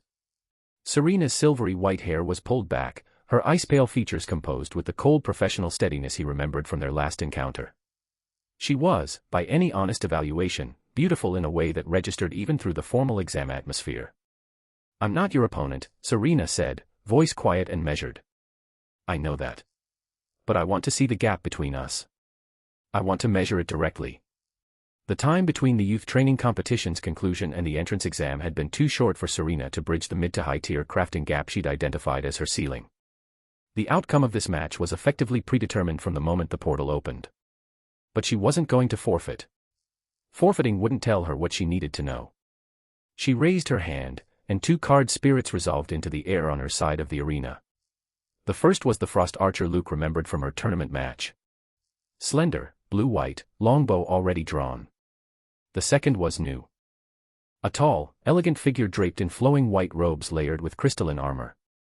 Her hair was a cascade of frost-white silk, threaded with floating ice particles. Her face was beautiful and severe, a cold beauty that evoked Arctic queens from old folktales. In her hand, she held a tall ice crystal scepter, the head of which radiated an ambient frost aura. Snow Crystal Queen, race, ice snow quality, perfect level, 6-star, skills, ice ring, heavenly ice decree, frost blessing, frost spirit burst. 6-star perfect quality, Luke murmured. Same quality grade as mana. She's been improving. He hadn't assumed he was the only card master making progress between the tournament and the exam. Serena had clearly been pushing her own development hard, and the Snow Crystal Queen's existence proved the effort had paid off. Reaching 6-star perfect within months of the tournament was a significant achievement. Noir, 2 6-star opponents. Any concerns? Please trust me, Tamer-sama. Noir's voice carried the bright confidence he'd already gotten used to. The new figures across the arena didn't register as a threat to her, only as a more interesting test than the rats had been. Then awaken. Luke gave the command without elaboration. Trusting his card spirit's self-assessment was, by this point, the obvious move. Her judgment had earned the latitude. Understood. The holy brand surfaced on Sister Mon Noir, but the placement was different from Blank's. Where Blank's holy brand had centered on her coif, Noir's appeared at her sternum, the activation sigil resolving in a precise flash across the center of her chest. Different placement, same template. The Sistermon line's design had given each sister her own activation locus, presumably to preserve the visual identity of each form. Golden light flooded outward in a blinding pulse, then receded sharply back into her body as the awakening sequence completed. Awakened Sistermon Noir stood tall. Her frame had elongated and matured, the same body transformation that awakened Blanc had undergone. The black habit reshaped into form-fitting battle attire, the cut significantly more aggressive than Blanc's holy warrior aesthetic. The cat-eared coif extended downward, covering the upper half of her face, leaving only her smiling mouth visible. The mouth smile was small, sharp, and predatory. The dual pistols Anthony, holstered at her thigh-mounted holsters, hummed with elevated potential. So the evolved form also possesses the same activation mechanism, Aldrich Ashford observed. He and Celine had been mentally prepared for this possibility after Lilith's earlier remarks. The transformation didn't surprise them. The other viewers, however, had not been similarly briefed. Across multiple monitoring chambers, senior figures startled visibly at the second-tier jump. Edmund, Roland, Victor, Harrison, and the principals had all been operating on the assumption that the new evolved form was a one-off tier jump opportunity, not a card spirit with the same tier jump architecture as her predecessor. Their evaluations of the new card spirit's strategic value adjusted upward, sharply and simultaneously. Time to put on a show. Awakened Sistermon Noir drew both pistols in a single smooth motion and opened fire before Serena had finished issuing her own combat commands. The Mickey Bullet's signature spray pattern unleashed, dozens of rounds tracking diverging vectors across the arena. Counter. Serena reacted fast. Her Frost Archer responded first, longbow blurring through a multi-arrow draw. Each arrow targeted an individual bullet's trajectory, a precision counterfire pattern that had been clearly drilled in advance. The Snow Crystal Queen was a step slower, the 6-star Ice Spirit's casting speed slower than the Frost Archer's reflex shooting. She raised her scepter and activated Ice Ring, a freezing aura expanding outward from her position in concentric circles. The aura was thick, opaque, and dense enough to physically arrest projectiles passing through it. Both counters failed. The arrows met the bullets, and the bullets shot through the arrows. The arrows shattered.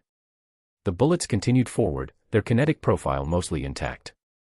The ice ring met the surviving bullets, and the bullets shot through the ice ring as well. The freezing aura cracked and fragmented around each projectile, the dense ice magic structure unable to absorb the kinetic and elemental damage the bullets carried. The bullets reached both spirits and impacted home. The Frost Archer staggered, multiple impact points blossoming across her body. The Snow Crystal Queen, suddenly aware that her defensive aura was inadequate, jerked backward in a panicked retreat motion. The awakened state isn't just power increase. It's power and agility, both scaled together, Luke murmured, watching with quiet appreciation. Pure attack versus attack at the same tier, very few opponents are going to outdraw her. The Frost Archer and Snow Crystal Queen recovered fast. Both spirits dodged sideways, splitting their positions to widen Noir's targeting problem. If a single concentrated attack hit them both, separating laterally should at least force Noir to commit her bullets to one target instead of both. Awakened Noir's smile widened a fraction. You think spreading out helps? The dual pistols came back up. Her body sank into a low-set shooting stance, a fighter's center of gravity drop suggesting she was about to do something deliberately impressive. Mickey Bullet. The Mickey Bullet's saturation fire opened up again, but the pattern this time was different. The bullets emerged from the barrels on collision courses with each other. They struck each other mid-air in tiny sparking impacts, and each collision redirected both bullets along new vectors. The redirected vectors, calculated with impossible precision, carried the bullets along curving arcs that bent around obstacles, looped over barriers, and converged on both Frost Archer and Snow Crystal Queen from impossible angles. Every bullet hit. Sparks of red light bloomed across both spirits' bodies, the impact points like blooming flowers of damage. The spread-out positioning had bought them no advantage at all. Holy hell. Conrad Yates and Mara Crawford, watching from the observation hall, swore aloud in unison. The precision control they were witnessing was outright absurd.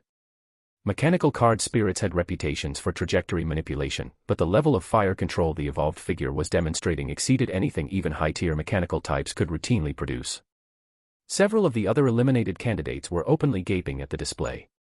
Serena's reaction time was excellent. She processed the spread fire trick within a heartbeat and pivoted to a counter protocol. Snow Crystal Queen, Frost Blessing, and Frost Spirit Burst. Frost Archer, Ice Snow Frenzy. The combination order was sensible: layered defense from the queen, screening offensive disruption from the archer. Both spirits started channeling their respective skills. Awakened Noir's smile deepened. Too late. Haven't you heard? Beyond 7 paces, the gun is fast. Within 7 paces, the gun is fast and accurate. The combat aphorism rolled off her tongue with the cadence of someone who'd been waiting for the right opening to deploy it. Her awakened agility kicked in. She closed the distance in a sequence of cat-like steps, body weaving through her own active fire patterns, somehow timing each step to thread between her own ricocheting bullets. The footwork looked impossible. It worked anyway. Within 5 strides, she was standing between the 2 ice spirits, both pistols raised in a casual cross-arm presentation. 2 gunshots. Snow Crystal Queen and Frost Archer, both still channeling their counter skills, froze mid-cast.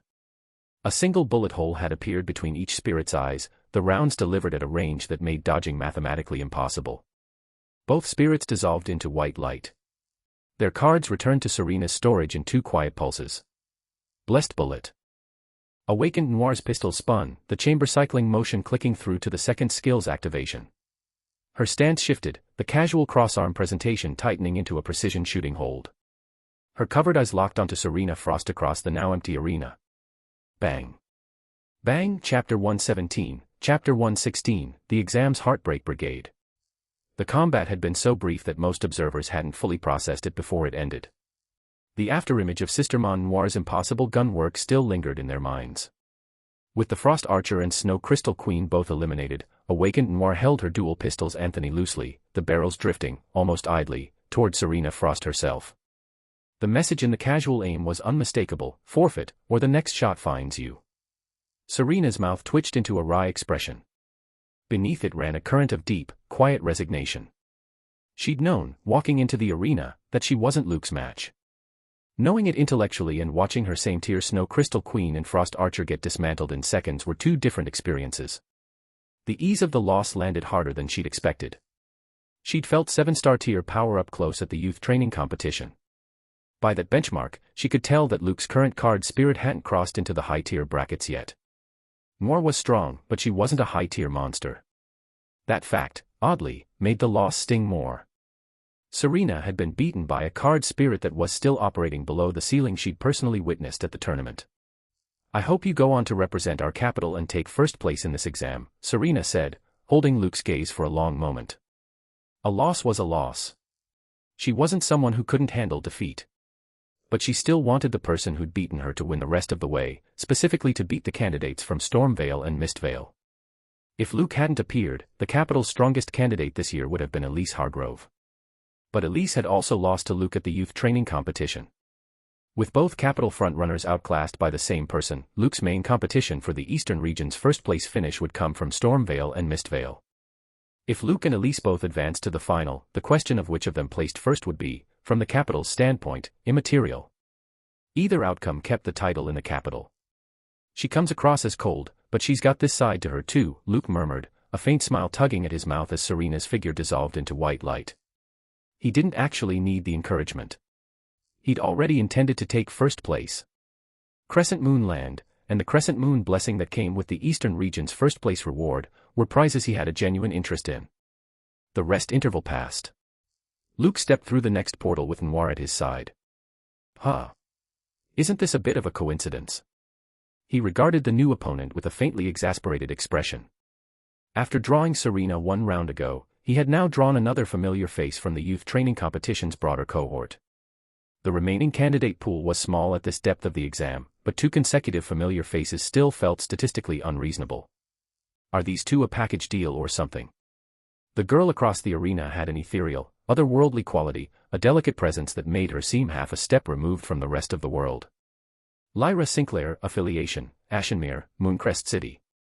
"You been running into other people too?" Lyra asked, equally surprised. Then curiosity flickered across her face. "The round before this, I drew Serena Frost." Luke nodded, then gestured Noir forward a step. "Are we fighting?" "I'd like to test myself," Lyra said, shaking her head slowly. "But I think I'll pass." The decision was pragmatic. At this depth in Phase 2, the candidates still remaining had essentially already secured placements at the 4 great academies. Winning or losing now only affected exam ranking, not academy admission. Against any other opponent, even against Serena, Lyra would have committed to a real fight. Against Luke, the calculus was different. Luke had just eliminated Serena, and Lyra's strength was roughly comparable to Serena's. Fighting would produce the same outcome, just with more wasted effort. Better to talk. People didn't have to force themselves into comparisons against a freak of nature. Step back, relax, accept the situation. There was a certain peace in not struggling against the unwinnable. Luke shrugged. Fighting or not fighting genuinely didn't matter to him either way. Watching the feed from Mooncrest City, Helena Brooks sighed quietly. She'd been tracking Lyra's exam from the start, and she knew the girl's decision wasn't wrong. It was the rational call. It was just that Lyra had been Mooncrest City's last realistic hope this year, and watching that hope quietly fold rather than break against Luke carried its own particular weight. After Lyra raised her white flag, the remaining shared time was short. The two of them exchanged a few more sentences, and then Lyra's figure began to fade. "Luke, good luck from here on out," Lyra called as the teleport took hold, waving at him with the easy cheer of an old friend saying goodbye. Definitely take the final victory. Not a trace of tension in her. Just a wave, and a smile, and then she was gone. The eliminated candidates plaza. What the hell? This is the entrance exam. Why are they so friendly with each other? Aren't they supposed to be fighting tooth and nail? Honestly, I'd happily lose if a girl that pretty wished me good luck afterward. Get to Luke's level of strength and it won't just be girls. Grown men will line up to clear the road for you. The eliminated candidates watching the feeds wore an assortment of complicated expressions.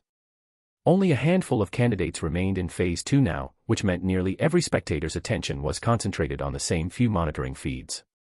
They had watched Luke's interactions with Serena and Lyra in full, and the casual friendliness of those exchanges was, for the assembled crowd of single, recently eliminated young card masters, almost physically painful to witness. Lyra Sinclair, Serena Frost, both that caliber, both eliminated already, one candidate muttered. Next up should be someone at Elise Hargrove's level. This is a problem. On a different battlefield, Elise Hargrove frowned at the situation in front of her. The deeper Phase 2 progressed, the stronger the opposing candidates became. Elise had anticipated that pattern early. What she hadn't anticipated was drawing a candidate whose strength was nearly identical to her own, this late in the exam, when most of the matchmaking variants should have settled. Worse, the opponent was from Mistvale. A cross-capital matchup at this level meant the engagement was going to be genuinely fierce. Elise drew a slow breath. A new card appeared in her hand. The sprawling flora domain she'd spread across the battlefield contracted abruptly, the plant life withdrawing and concentrating, the green expanse folding inward toward a single focal point. "Looks like it's your turn to take the field." Elise flicked the new card forward. The great river's waters poured down from the heavens. But what descended from above was not a river. It was the dark current of the underworld itself, welling up from below. As the underworld river surged into being, a path of crimson, like a road paved in blood, swayed in a phantom wind. A young woman in a vivid red bridal gown walked along that path, an orb cradled in her hands, advancing out of the underworld's dark waters to take her place at Elise's side. This was the 7-star rare card Elise had successfully crafted during the entrance exam itself, fueled by the pressure of competing against Luke. Lethe Spider Lily. A decisive match, then. That suits me. Cassian Reeves felt the pressure radiating from the Lethe Spider Lily and responded in kind. His expression sharpened. The card spirit he'd previously had on the field dissolved back into his storage, and he drew a new card of his own. Roar. A furious sound rolled across the entire battlefield. A savage shape erupted upward from a fissure in the cracked earth, planting itself in front of Cassian, its sheer presence scattering the oppressive aura the Lethe Spider Lily had been projecting. Abyssal Nether Tiger. Your Lethe Spider Lily and my Abyssal Nether Tiger are equal quality, Cassian said. Both 7-star rare. So this comes down to which of us is the better card master. He didn't wait for a reply. The Abyssal Nether Tiger was already moving. Elise sent the Lethe Spider Lily forward to meet it, Chapter 118, Chapter 117, holy crap, it's huge. Bonus chapter. After this match, the entrance exam will probably be over soon. At the Capital Card Master Association, Roland Hargrove drew a deep breath as he watched his daughter summon the Lethe Spider Lily on the monitoring feed. Only 4 candidates remained active in the exam now. Elise and Cassian Reeves were 2 of them. Luke's match is starting too. As anticipated, he reached the final stage. Edmund Hargrove was considerably calmer than his son. The only open question is which two candidates the final engagement comes down to. Not far from the displays broadcasting Elise and Cassion's battle, another feed showed Luke facing off against the last remaining candidate from Stormvale. Celine. If I recall correctly, this is one of your family's younger generation. At the capital city lord's mansion, Lilith Crescent's voice carried a thread of interest. In front of her, two feeds played side by side, broadcasting both semi-final engagements. Yes, master. Celine Dawnford nodded, her tone carrying a faint trace of awkwardness. By generational ranking, she's my niece. She felt slightly absurd saying it. She wasn't even married, and she somehow already had a niece. Her parents, she reflected, had been productive. Still, she supposed it could be worse. Some people had a whole brood of grandchildren before they ever married. A single niece was, comparatively, a modest surplus. Iris completed her 7-star card concept before the exam, Celine continued.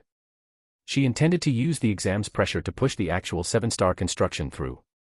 Since Celine had become Lilith's sole personal disciple, the Dawnford family's standing had risen accordingly.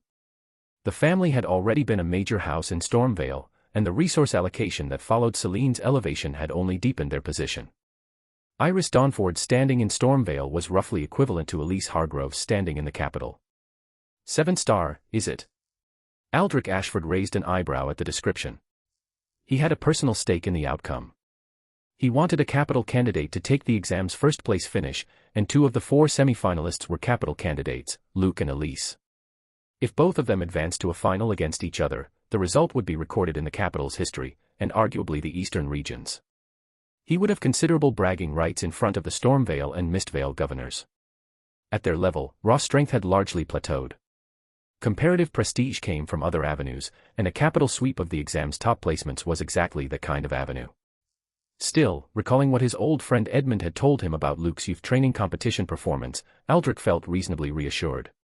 Where 7-star cards were concerned, Luke had possessed a 7-star card spirit before the exam even started.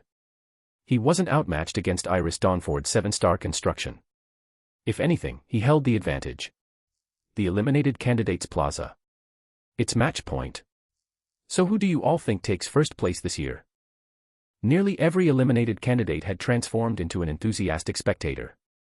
But the spectators had divided into factions. Obviously the capital. Did you not notice we have 2 candidates in the semi-finals? As if. 2 semi-finalists doesn't mean anything if they both crash out. Imagine the comedy if both of them lose. Say that again. I dare you. Come on then, come over here. Argue all you want. Stormvale takes this one. Iris Dawnford is Lady Dawnford's niece. The rest of you couldn't catch up on horseback.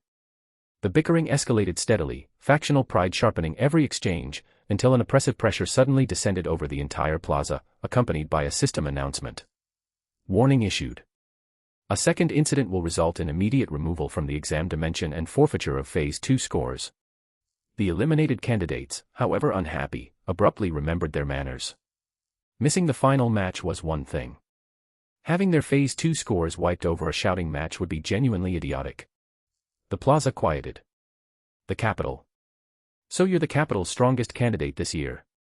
Iris Dawnford studied Luke across the arena, basic identification data surfacing in her awareness. As usual, the information was minimal, a name and a city of origin, nothing tactically useful. That's just what you're saying. Luke shrugged and gestured Noir into a ready stance. Iris Dawnford's appearance was on par with Elise, Lyra, and Serena, the latest in a series of strikingly beautiful candidates Luke had drawn. But he was long past the point where a beautiful face froze him in place.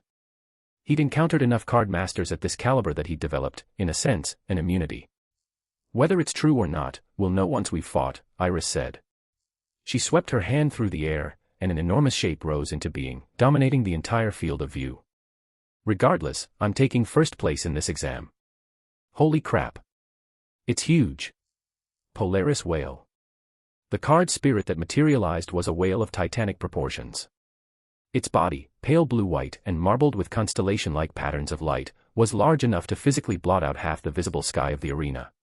2 immense fins extended from its flanks like the wings of a continent. Faint starlight drifted along its hide in slow, glittering currents. That's the Polaris whale, said to be the single largest 7-star card spirit in existence. The sheer size alone screams combat power. I half believe it wouldn't even need to attack. Just dropping its body down on an opponent would settle the fight. Unless Luke has a card spirit comparable to the Polaris whale in size, he's already lost on the size matchup. Don't be stupid. The largest 7-star title isn't decorative, sure, but who decided big equals strong? Size and strength aren't the same axis. See that? That's the real strength of Stormveil's frontrunner this year. The Polaris whale's appearance set off a fresh wave of exclamations across the eliminated candidates' plaza, the loudest of them from the Stormveil faction. The Lethe Spider Lily and Abyssal Nether Tiger had both made memorable entrances in the parallel match, but the Polaris whale's overwhelming scale outclassed both for pure visual impact. A 7-star card. Luke's in danger this time. Brielle Hansen and Walter Pence wore matching expressions of concern. Neither of them had attended the youth training competition, so neither of them knew that Luke also possessed 7-star card spirits. He may need to summon the Dragon Knight fusion from the youth training competition to handle this, Serena Frost murmured. At some point she had drifted over to stand beside Lyra Sinclair in the spectator crowd. If it's that fusion, it can match the Polaris whale on both strength and size, Lyra agreed, picking up the thread. Dragon-class card spirits had naturally enormous bodies. Though I have a feeling Luke might have another way to handle this. Her eyes stayed locked on Luke as she spoke. She couldn't detect even a flicker of tension in him. But she couldn't tell whether the calm came from holding the Dragon Knight fusion as a trump card, or from some other reason entirely. You sense it too? Serena glanced at her. When I was fighting Luke, I felt his card spirit was unusual in some way. I just couldn't put it into words. Look. Elise and Cassion's match has a result. The crowd, which had been fixated on the Polaris whale, startled and turned in unison toward the feed showing Elise and Cassion, whose engagement had reached its conclusion a step ahead of Luke's. Chapter 119, Chapter 118, An Angel Descends, Angewoman. On the monitoring feed, the Lethe Spider Lily landed a clean strike on the Abyssal Nether Tiger's heart. In the same instant, the tiger's claw raked across the Spider Lily's body and hurled her backward. Both card spirits dissolved into light almost simultaneously, returning to their respective card masters' storage. Elise and Cassion were both in poor condition. Fighting through the entire length of Phase 2, and then summoning and sustaining 7-star card spirits in the final stretch, had drained both of them catastrophically. 7-star spirits demanded an enormous ongoing mana commitment, and neither candidate had the reserves left to continue. In the end, both of them collapsed at the same time, mana fully exhausted, and were eliminated simultaneously. A draw. Nobody expected the match to end like that. The result drew a burst of surprised exclamations across the eliminated candidates' plaza. Then doesn't that mean Luke and Iris Dawnford's match decides everything? Whoever wins that one is the exam's overall first place. This exam has had so many surprises. It's incredible. Incredible. The really incredible part is still coming. Look, the goddess is descending. The crowd, still processing Elise and Cassion's mutual elimination, turned back toward Luke's feed. 7-star rare Polaris whale. Size-wise, it's not far off from Red Ice Black Star Dragon, or from the legendary Dragon Timaeus. Luke studied the colossal card spirit looming over the arena, its body genuinely blotting out half the sky above him. In that case, I'll use you to test out ultimate tier strength. His hand turned, and the Democrat Arkansas reappeared in its handheld configuration, along with the second of the 2 evolution cards he'd crafted at the end of Phase 1. At the same time, Sister Mon Noir exited her awakened state, her form compressing back from the tall mature silhouette into her standard champion configuration. This feels familiar somehow. At the Ashenvale City Lord's mansion, Victor Ashford and the assembled principals exchanged glances. The same disbelief was visible in every pair of eyes. Father. Can Luke's card spirit evolve again? At the Capital Card Master Association, Roland Hargrove sucked in a sharp breath. The shock momentarily pushed even his daughter's elimination to the back of his mind. Nobody ever stated that card spirits can only evolve once, Edmund Hargrove said. He had quietly produced a small medicinal pill, a heart-steadying remedy, and was turning it over in his fingers. His own heart, he decided, could not take many more shocks of this magnitude. Perhaps we're about to witness history. Card swipe. Blue card. Exactly as he had with the Hyper Evolution Unit S, Luke swiped the blue card through the D-Arc's reader slot. An even more enormous torrent of data poured out of the device, sweeping over Sistermont Noir and condensing into a digital egg. The pressure radiating from the egg this time was extreme, dense enough to weigh on the entire arena. The super evolution sequence music began to play. Iris Dawn Ford, who had been radiating absolute confidence since summoning the Polaris whale, felt her expression turn grave. She could sense the threat incubating inside the egg-shaped object, something with the potential to genuinely endanger her Polaris whale. Polaris whale, attack. She gave the order without hesitation. Also, she thought, with a flicker of bewilderment, what is that sudden music echoing across the entire arena? The Polaris whale released a resonant whale song that rolled through the entire combat space. Its two immense fins beat downward, and a colossal waterspout twisted into being, a churning column of water that connected the ground to the sky, surging directly toward the digital egg encasing Noir. The waterspout was a spectacle of overwhelming, world-ending force. Every spectator's eyes went wide. That waterspout's power is genuine. Even my Lethe spider Lily would have to brace for it, or risk taking real damage. Elise Hargrove, having been eliminated alongside Cashin, had located Lyra and Serena in the spectator crowd, and now watched the last active match alongside them. The three young women wore matching, slightly peculiar expressions. The evolution music was, admittedly, atmospheric and oddly compelling. They simply hadn't expected Luke, of all people, to have constructed a card with a built-in soundtrack. In a corner of the eliminated candidates plaza, Cashin Reeves was also watching intently. The Polaris whale's strength was, by his assessment, no less than his own abyssal nether tiger's.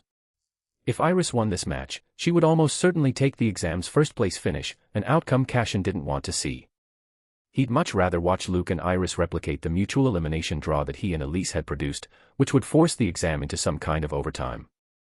"It's useless," Luke said, considerably calmer than anyone watching. He listened to the evolution music with something close to appreciation. A Digimon mid-evolution is invulnerable. Reality confirmed his statement. The waterspout, for all its apocalyptic presentation, struck the digital egg's surface and simply dispersed, scattered apart the instant it made contact. The exam space erupted with holy light, and a clear, resonant chime rang through the air. A figure flew up out of the digital egg. She was a woman of near impossible beauty, her proportions flawless, descending into the arena on slow-beating wings. Her attire was white, lending her a sacred quality. A golden holy ring was clasped around her left thigh, adding a distinctive accent to the silhouette. Her long hair was a cascade of gold, vivid enough to catch the eye even without sunlight to illuminate it. The upper half of her face was concealed behind a covering, but even with only the lower half visible, her delicate jaw and her full, vivid red lips made it unmistakable that the face behind the covering was a beauty capable of toppling kingdoms. Most striking of all were the wings. 4 pairs, 8 in total, sweeping out from her back in arcs of pure white, some furled and some extended. The wings told every observer exactly what they were looking at. An angel. Angewoman. It's an angel. Yes. I actually saw an angel. So this is why they said the really incredible part was still coming. An angel beats the other 3 card spirits hands down for sheer appeal. My mind is made up. From this day forward, that card spirit is my goddess. Anyone who has designs on her answers to me. How many drinks did you have? You're completely gone. The eliminated candidates plaza erupted as the angelic figure descended into view, the discussion surging into a fresh peak of intensity. My intuition was right after all. Lyra Sinclair rubbed her temple as she watched the angel arrive. Why does it feel like every single time I see Luke, he's in the middle of making history? The way the angelic card spirit had casually dispersed the waterspout's attack indicated, conservatively, a 7-star tier of strength. Counting the Dragon Knight fusion from the youth training competition, Luke now held at least 2 7-star card spirits. Unless Iris Dawn Ford had a second 7-star card behind the Polaris whale, her defeat was now only a matter of time. For our capital, though, this is good news. Serena Frost spoke quietly, but the look in her eyes as they rested on Luke was full of fighting spirit. She wasn't someone who gave up easily. Luke's talent is genuinely terrifying. Elise Hargrove pressed a hand lightly against her own chest, her beautiful eyes fixed on Luke, a flicker of profound shock moving in their depths. She was beginning to understand why Edmund had encouraged her to spend more time around Luke. It wasn't only the gap in raw strength. It was the gap in talent, in vision, in the sheer scope of what Luke seemed able to imagine and then make real. He actually pulled it off. At the capital city lord's mansion, the moment the card spirit evolved into the angelic form, Celine Dawnford shot to her feet. In terms of composure, she still lagged well behind both Lilith and Aldrich. But neither Aldrich Ashford, the capital's governor, nor Lilith Crescent, the eastern region's governor, made any move to reproach her for the outburst. In fact, neither of them paid Celine any attention at all. Both of them were entirely fixed on the angel descending across the monitoring feed. Chapter 120, Chapter 119, Lilith speaks, Luke, I want him. 7-star. Aldrich Ashford spoke the words slowly, one at a time. He hadn't seen the angelic card spirit's parameters, but his tone carried absolute conviction, and his chest was tight with an excitement he hadn't felt in years. From a 3-star starting point, crossing 4-star, 5-star, 6-star, all the way to a 7-star tier now. This single card that Luke crafted completely breaks the magic card civilization's existing rules. He turned the implications over, and his excitement only built. It means a card spirit can grow alongside a card master for that master's entire career. The point mattered more than it sounded. Under normal conditions, the low-tier cards a card master crafted early in life eventually became keepsakes. Mascots. Sentimental relics with no combat relevance, unless the card happened to possess some rare special ability. As the master ascended through the realms, the early cards were simply left behind. Luke and the angelic card spirit broke that pattern. They were a more direct, more visceral demonstration than even Luke's spellcaster of a card spirit keeping pace with its master's rising strength. A once-in-an-era genius. This is absolutely the conception and vision of a once-in-an-era genius. Aldrich couldn't restrain himself any longer, and a delighted laugh escaped him. If Luke's situation could be generalized, the strength floor of every card master in the capital would rise dramatically. It had been generations since the capital had produced a talent of this magnitude. Aldrich was already imagining the conversations he would get to have with the Stormvale and Mistvale governors, the bragging rights, the prestige. It felt good. It felt extraordinarily good. Then he remembered Lilith Crescent was sitting beside him, and he reined the laughter back in. Enjoyable as the moment was, a certain decorum was still appropriate in the Night Empress's presence. Lilith gave him a sidelong glance and spoke unhurriedly. It isn't as simple as you're imagining. Luke's situation is extremely specific. It almost certainly can't be generalized. Aldrich's laughter faded into attentiveness. A card spirit growing alongside its master for an entire career is a beautiful idea. But the first problem to solve is the mechanism behind the tier increases.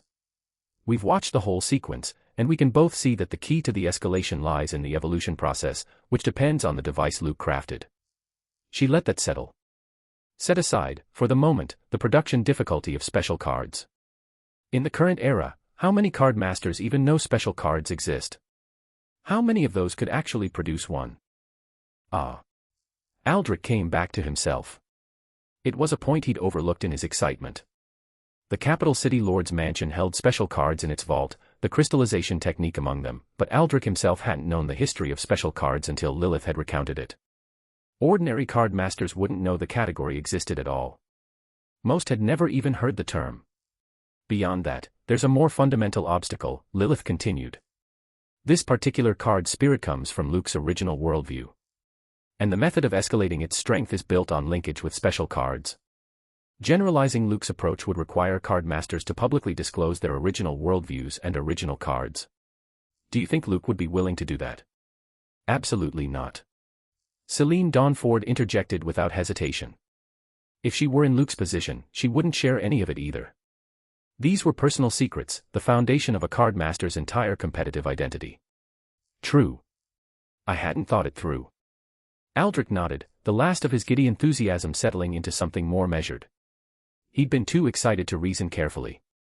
The production difficulty of special cards alone was an insurmountable barrier. Even the capital city lord's mansion's vault held only a handful of special cards like the crystallization technique, countable on one hand. And that was the simplest of the obstacles. Add the requirement of an original worldview, and the linkage architecture between original cards and special cards, and the difficulty climbed to a height that would make any reasonable card master abandon the attempt. Replicating Luke's situation was, functionally, impossible. That said, Aldrich mused, Luke now possesses high-tier combat power, but he's still at the very start of a card master's path. He would benefit from a guide. Someone to lead the way. Lilith's response made both Aldrich and Celine turn sharply toward her. After the exam concludes, Celine, you'll accompany me to Ashenvale personally. So you're planning to take him yourself? Aldrich mentally raised a middle finger in Lilith's general direction, but the gesture was accompanied by genuine relief.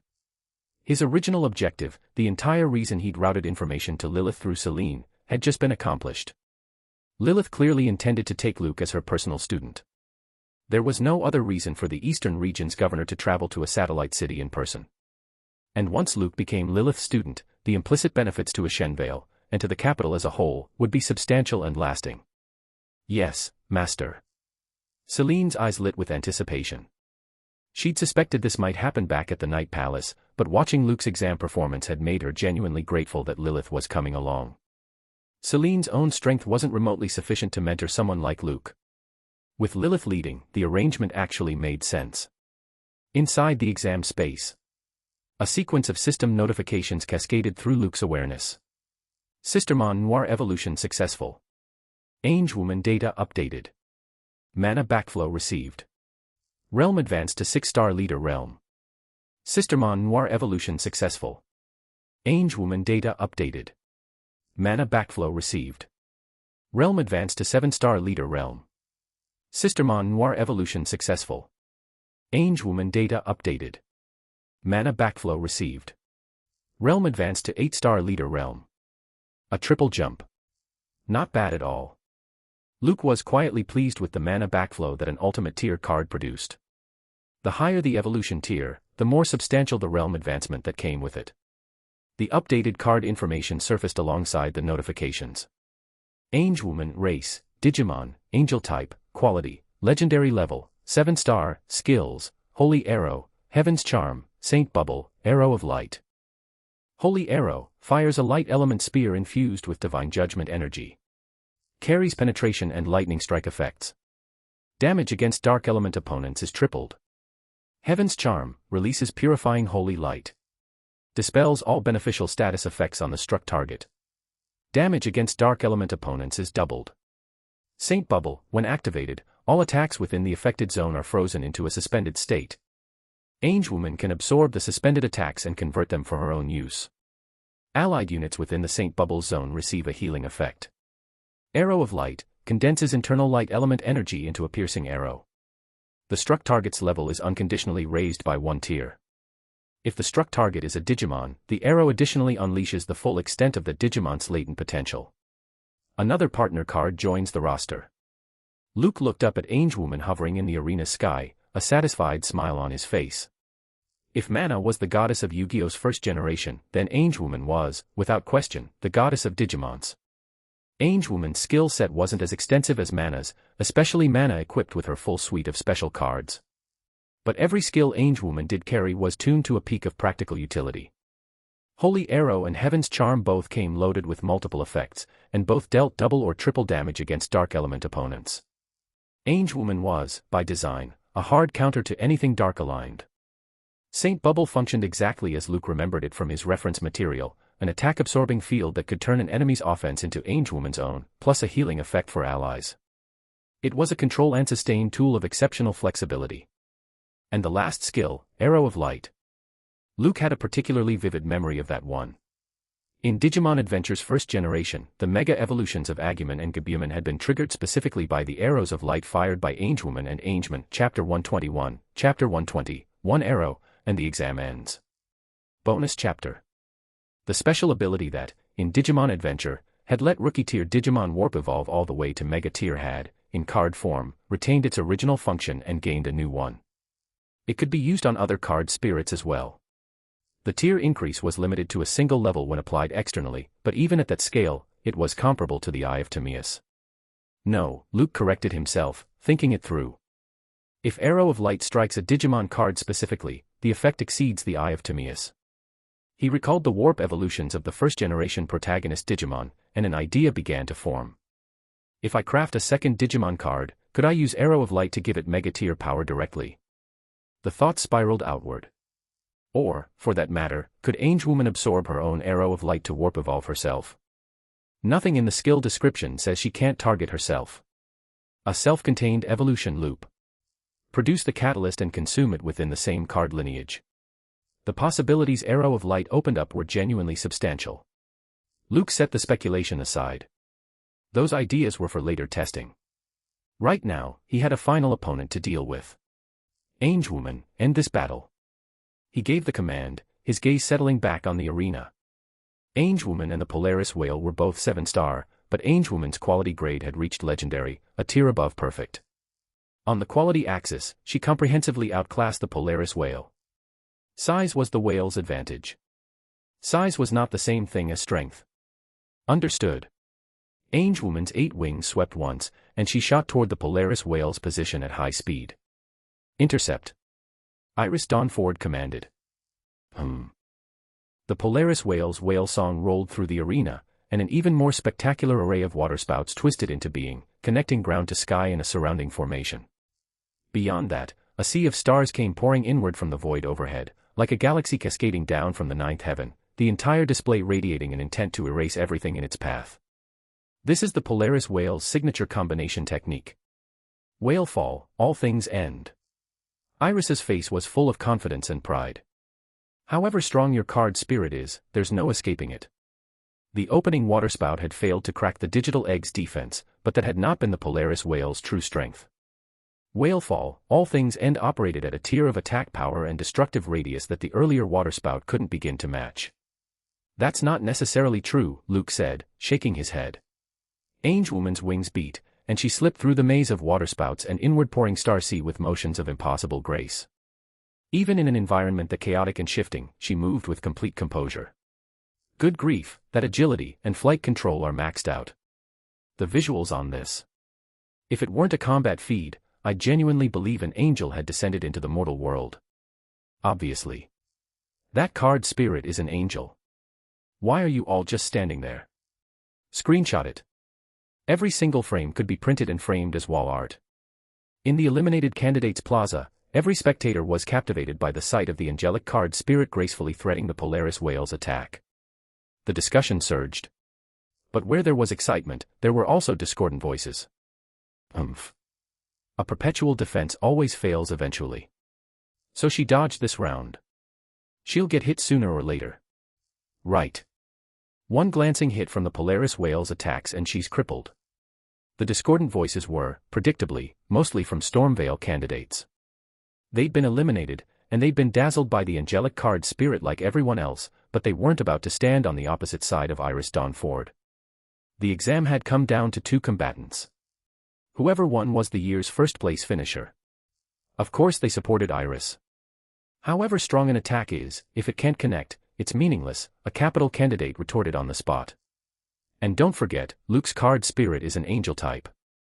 Angel types have combat capability that holds its own against demon types and dragon types. You should be worrying about Iris Dawnford instead. The Stormveil candidates backed Iris, the capital candidates naturally lined up behind Luke.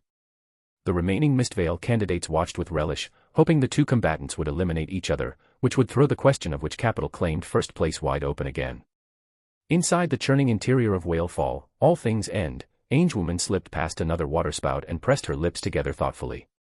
The combination technique didn't only fill the space with roaming attacks. It also carried a peculiar heaviness, a downward weight that continuously eroded the speed of every enemy caught inside it. Because light element energy carried a purifying property, Angewoman wasn't being controlled by the heaviness outright. But it was still affecting her, dragging at her movements at the margins.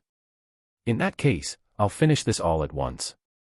Unwilling to keep Luke waiting, Angewoman's flying figure abruptly halted. She raised both hands high above her head. Saint Bubble. A burst of 7-colored light erupted outward, flooding the entire combat space. The rampaging Whalefall, all things end was, in a single instant, completely arrested. The waterspouts froze. The pouring starseed froze. The entire apocalyptic technique hung suspended in the air, a spectacle of surreal, world-class beauty. How is that possible? Iris's eyes filled with alarm. She quickly ordered the Polaris whale into an even more violent assault. Then came the detail that made Iris's disbelief deepen further. It wasn't only Whalefall, all things end that had been frozen. The Polaris whale itself had been arrested in place. The whale strained against the suspension with its full strength and couldn't break free. Iris nearly swore aloud. Even a card spirit as colossal as the Polaris whale could be locked down by this skill. How absurdly broken was it? The scene that followed made Iris understand that she'd been seeing far too little. The collapsing star sea, the waterspouts connecting heaven and earth, all of it was drawn inward, absorbed into the Saint bubble. The combat space, which had been crowded to the point of suffocation moments earlier, abruptly opened up, vast and empty. The pure white glove on Angewoman's left hand transformed into a feathered bow. Her right hand reached into the Saint bubble and drew out a single arrow of light, an arrow radiating a heavy, oppressive pressure. Even across the enormous distance, Iris felt a genuine threat of death. And from that arrow, Iris sensed something intimately familiar.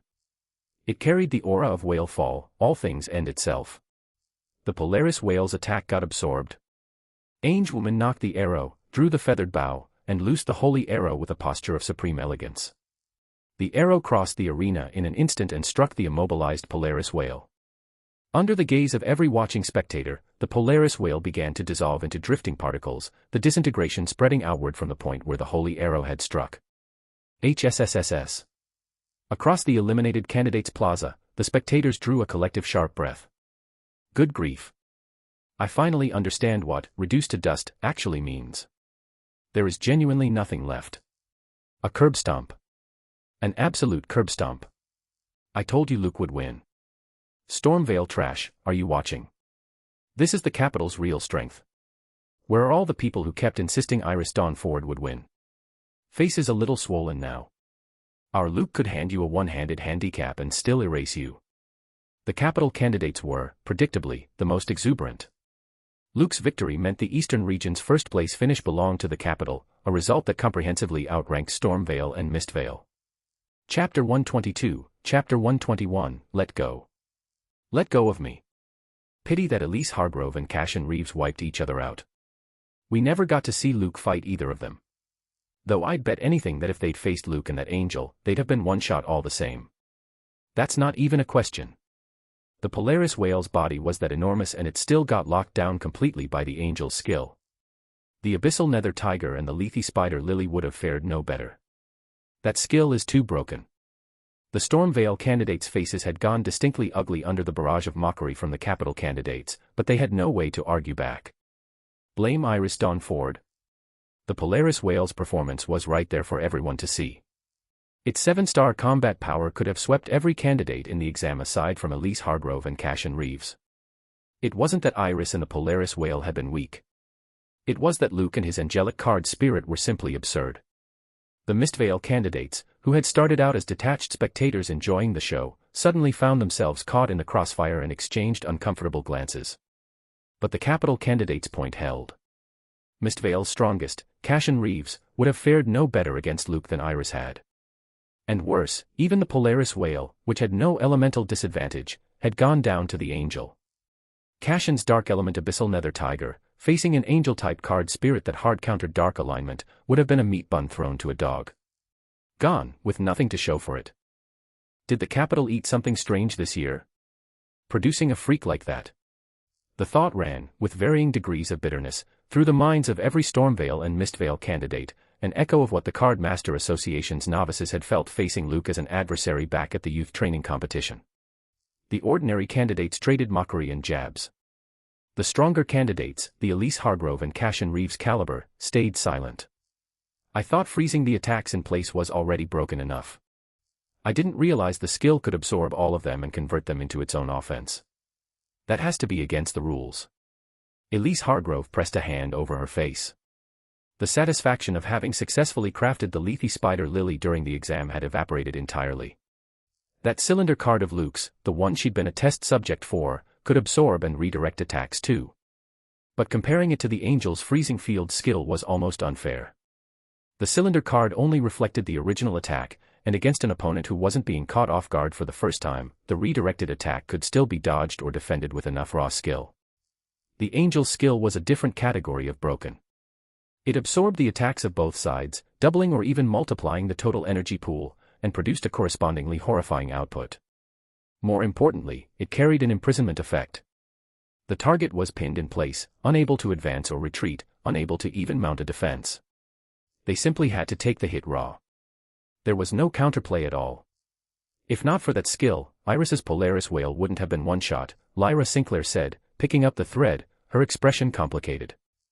Luke's performance had broken her understanding of what was possible all over again. First the Dragon Knight fusion at the youth training competition.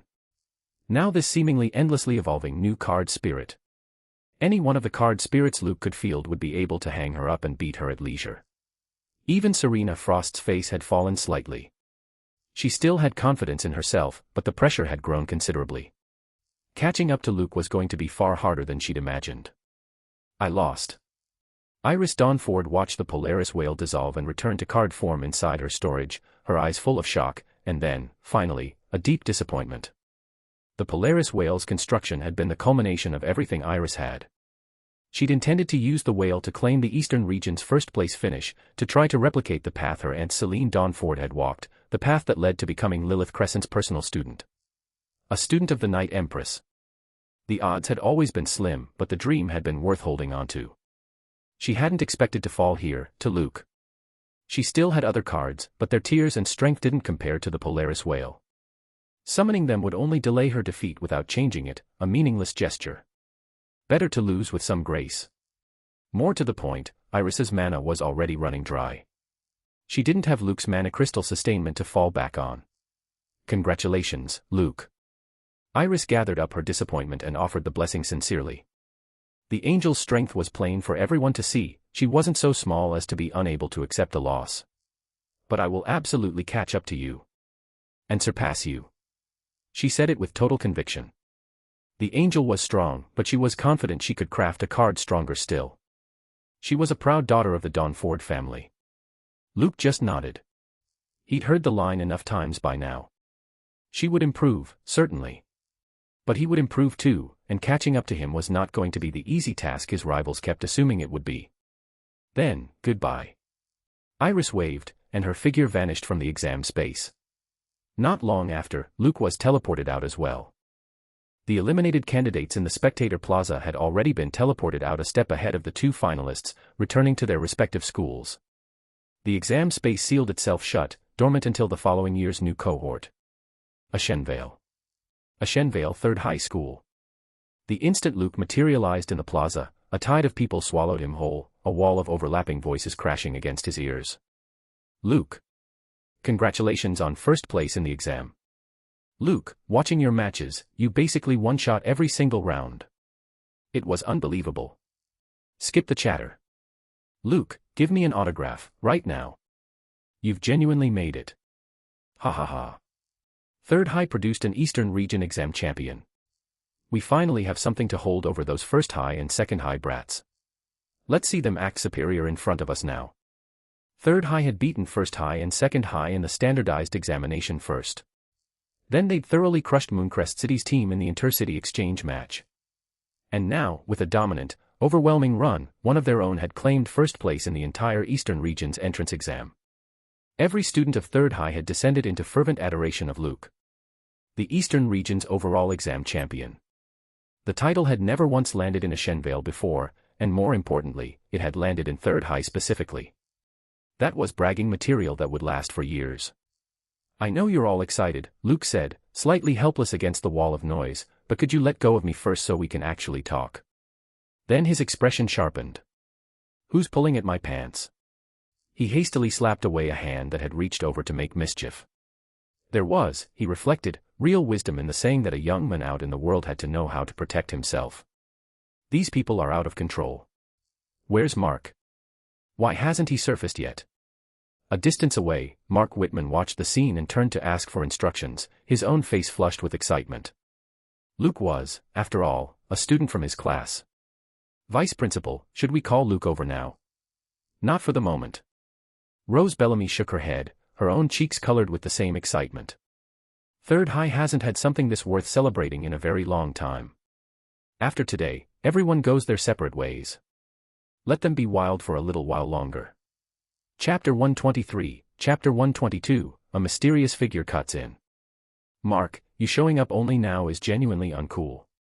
Mark Whitman had, at long last, hauled Luke out of the human tide.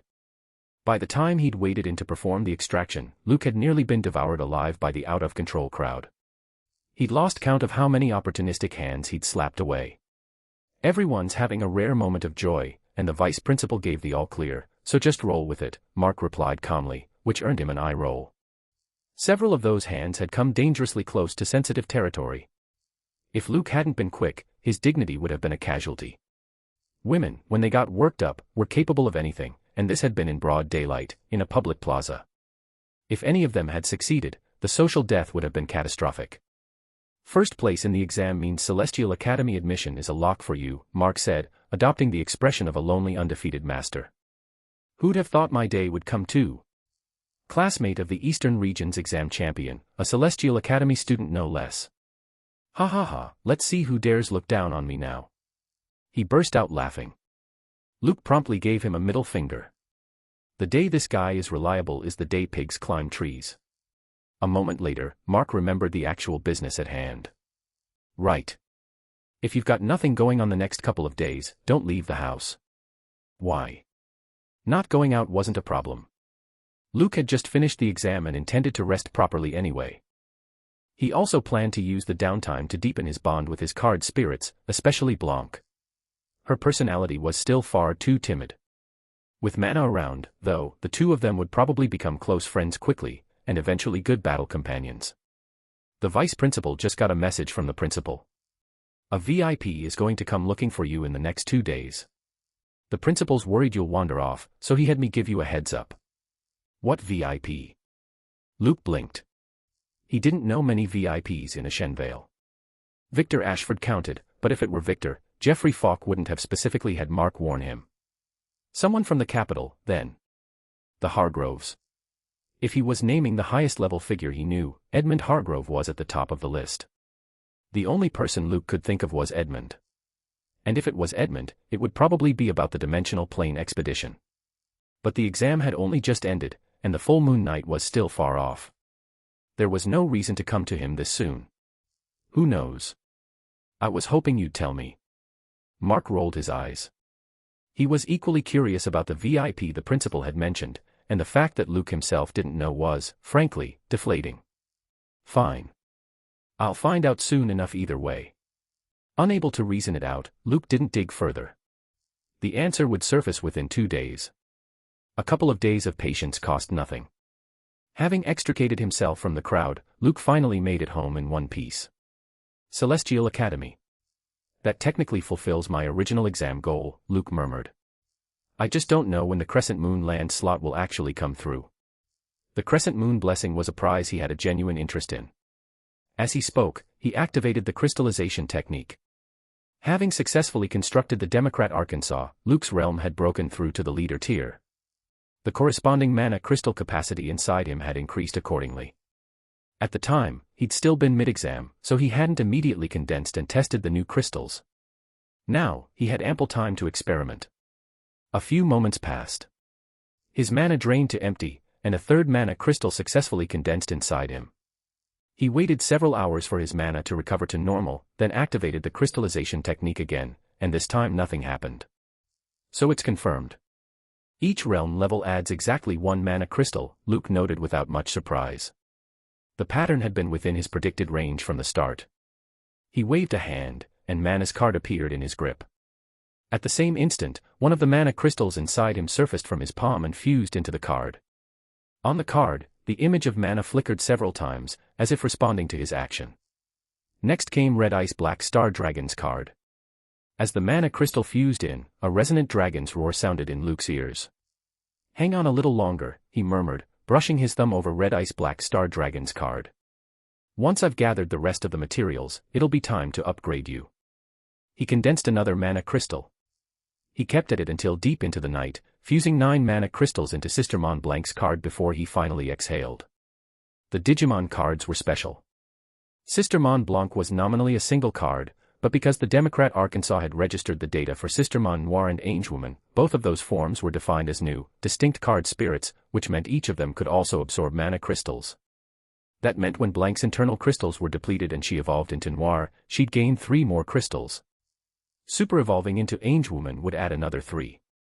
3 forms, 3 crystal pools. The 9 crystals were independent of one another, though. The mana stored in one couldn't be drawn on by the others. That works out fine, actually. It significantly extends how long the Digimon cards can sustain independent action, which improves their safety margin considerably. Having sorted out everything he'd planned for the day, Luke collapsed into bed. His expenditure today had not been small. City Lord Ashford, we've come in extremely good faith.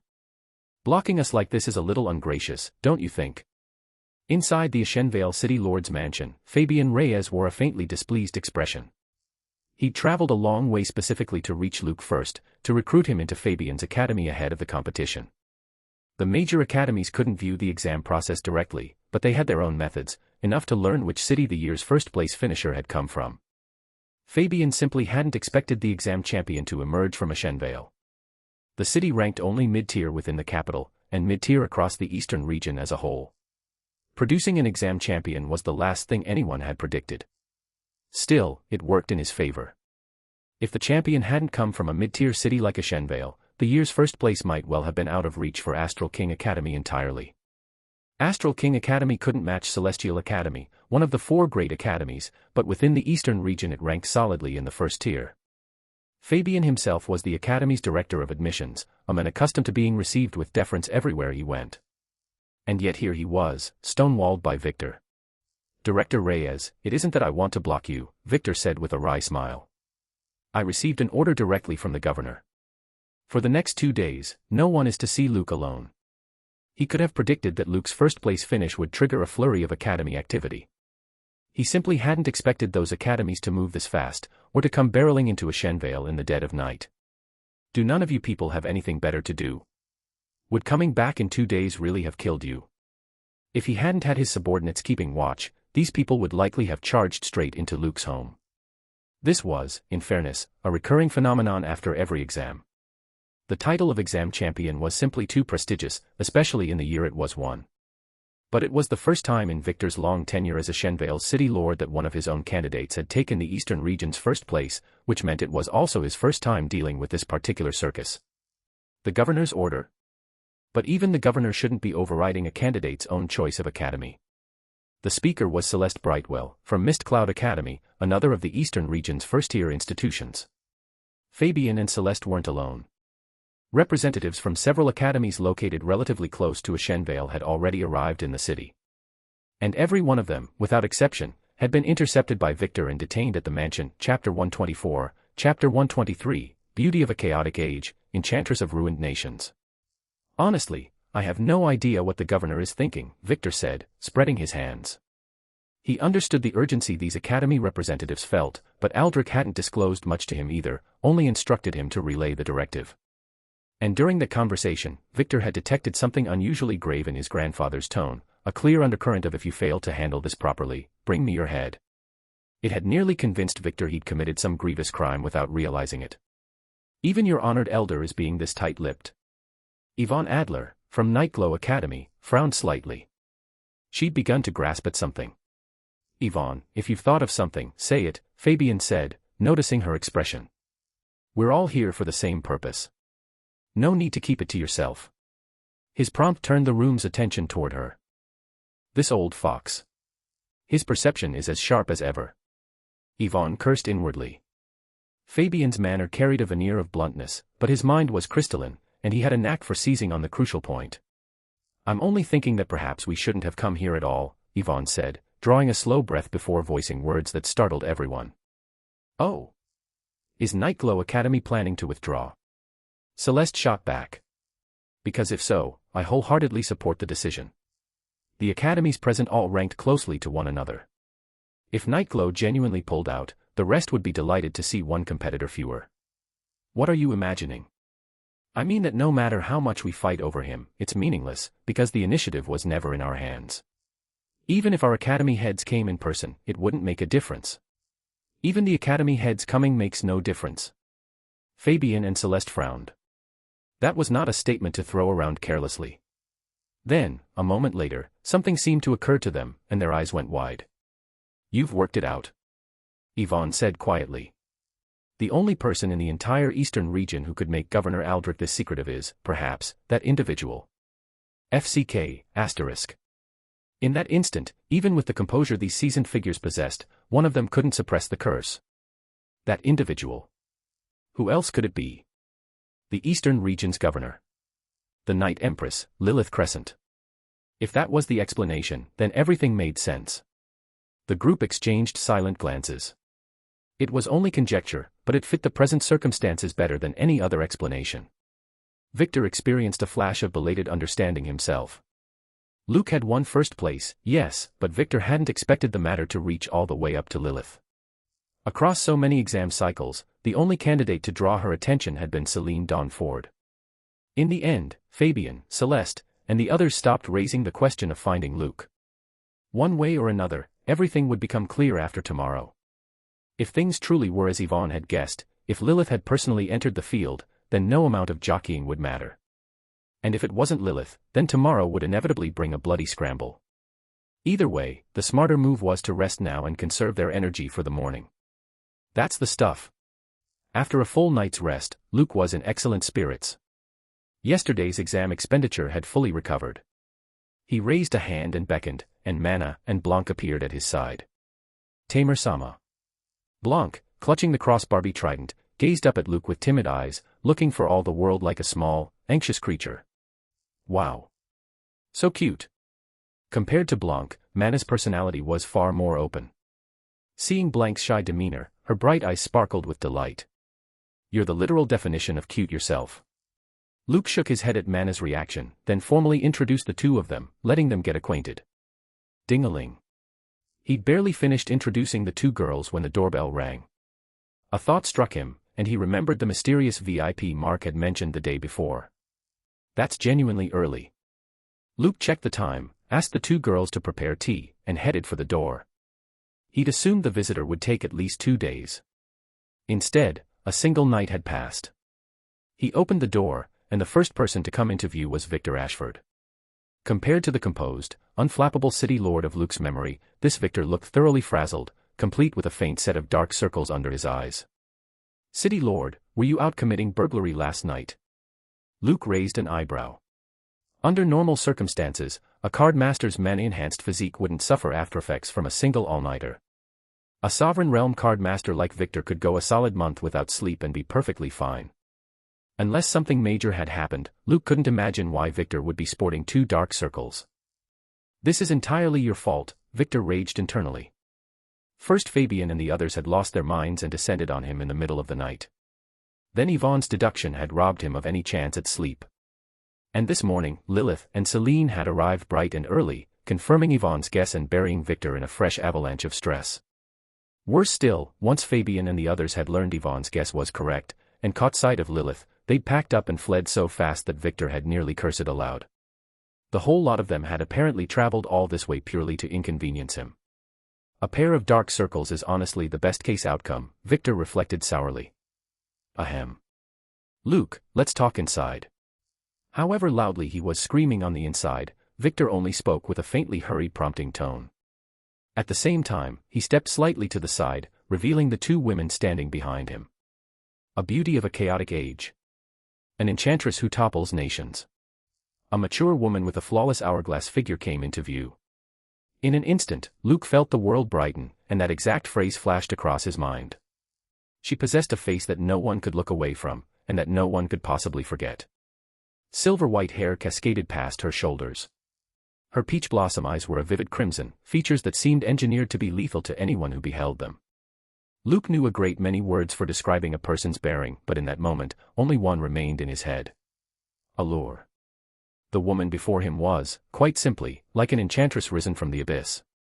Anyone who laid eyes on her for the first time would feel themselves begin to sink.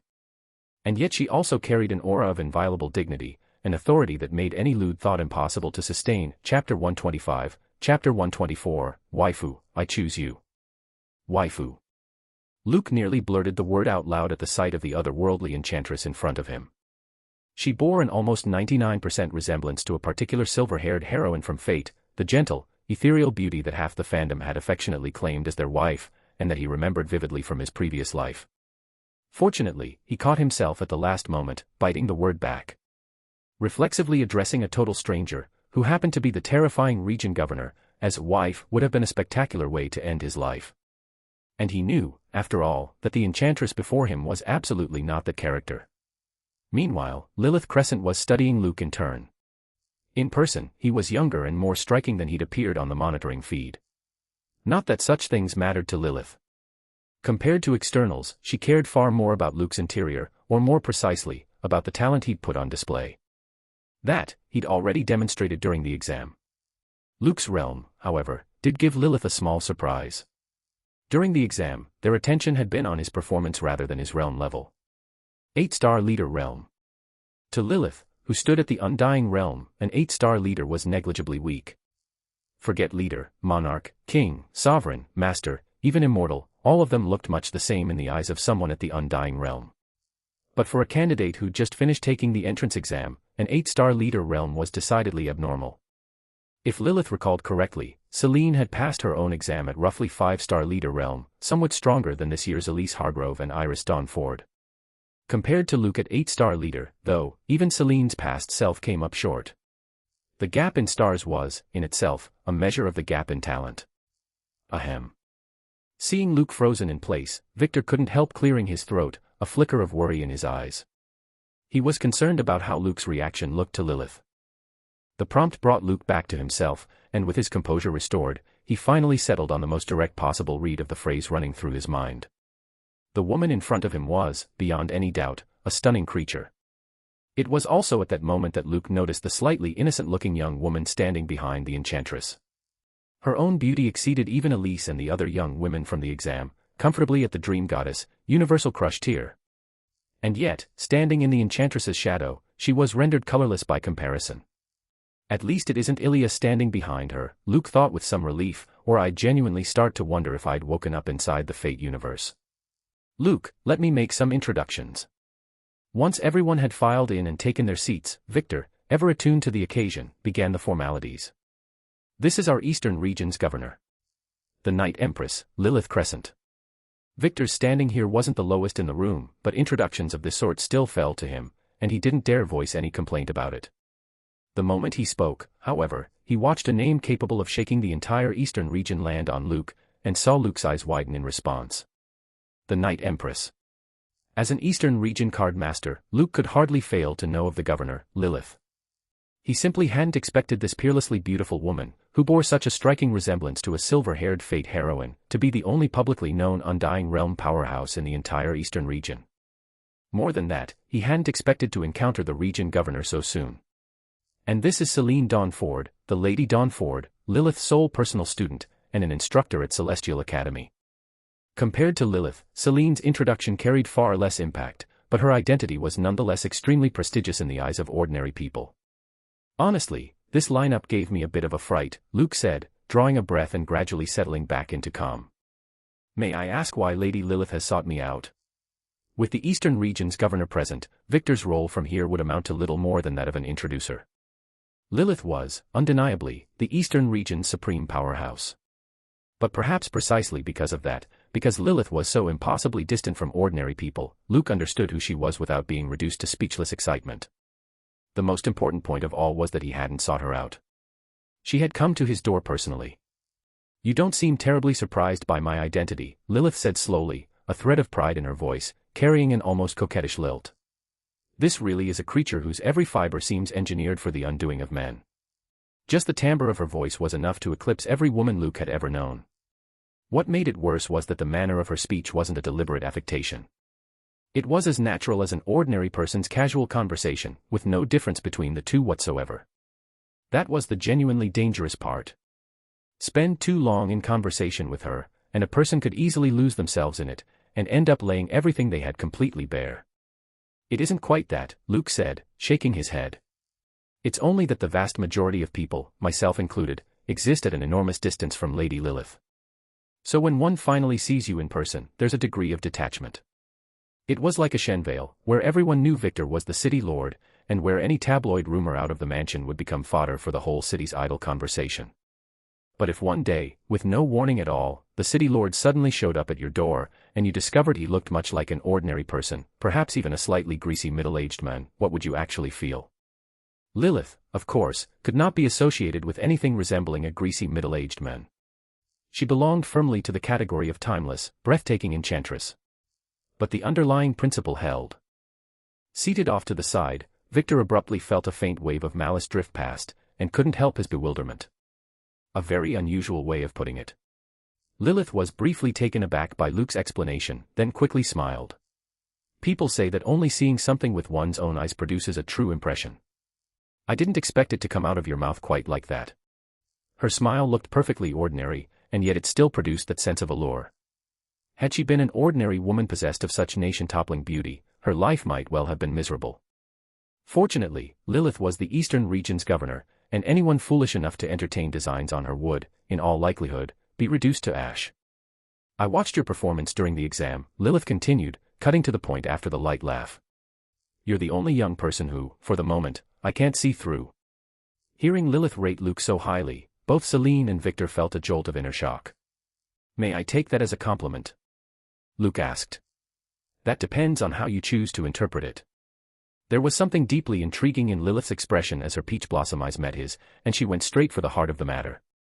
Your talent is exceptionally high.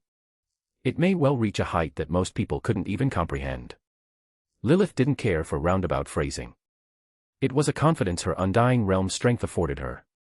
Although Victor had largely guessed Lilith's purpose before setting out, hearing her pose the question now still sent a surge of excitement through him. A student of the Eastern region's governor. Across all these years, only one such student had ever emerged, Celine Dawnford, and the upheaval it had caused had reverberated through the entire ancient kingdom. If a Shenvale could produce a figure of that caliber as well, it would absolutely be a sparrow transformed into a phoenix. Compared to becoming Lilith's student, even the title of Eastern Region Exam Champion seemed to lose some of its weight.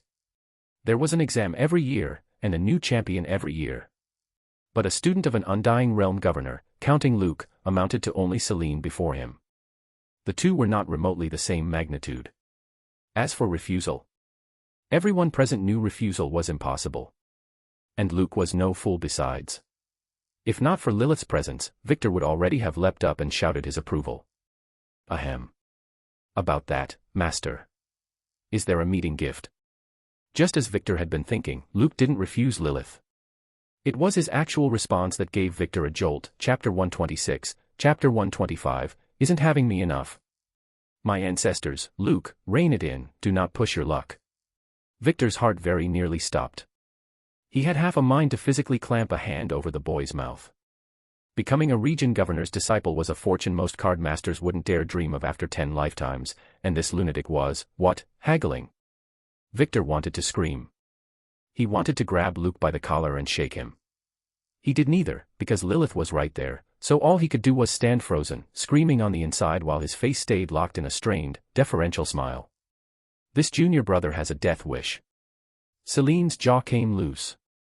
She stared at Luke as though he'd grown a second head. When she had been taken on as Lilith's student, she'd been so overcome that she'd genuinely nearly fainted on the spot, and had spent the following 3 days in a daze, half convinced she was dreaming.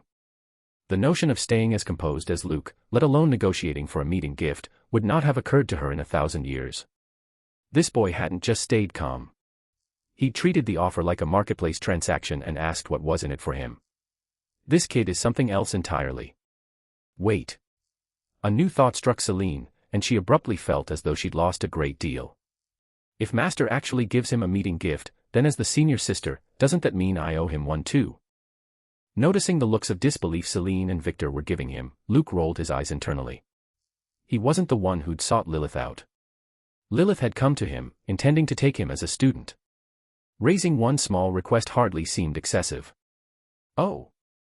Is having me not enough? If Luke's reply had been startling, Lilith's counter-question robbed both Celine and Victor of the ability to think at all, shattering whatever expectations they had left. This conversation is definitely not the way a teacher and student talk to each other. Have they lost their minds, or has the world? Faced with Lilith's question, paired with that nation-toppling face, even Luke's composure cracked a hair. He understood her real meaning, of course. A region governor's disciple. That title alone was enough to make the overwhelming majority of people who might harbor designs on Luke stop and seriously weigh whether they could withstand a governor's fury afterward. Master, the two don't conflict, do they? What good is something you can look at but can't have? Luke wouldn't have minded steering things in a forbidden teacher-student direction, but the gap between them at present was enormous. Faced with a beauty like this, he doubted any man alive would fail to be interested. Even someone who batted for the other team might waver. Lilith laughed, brilliantly.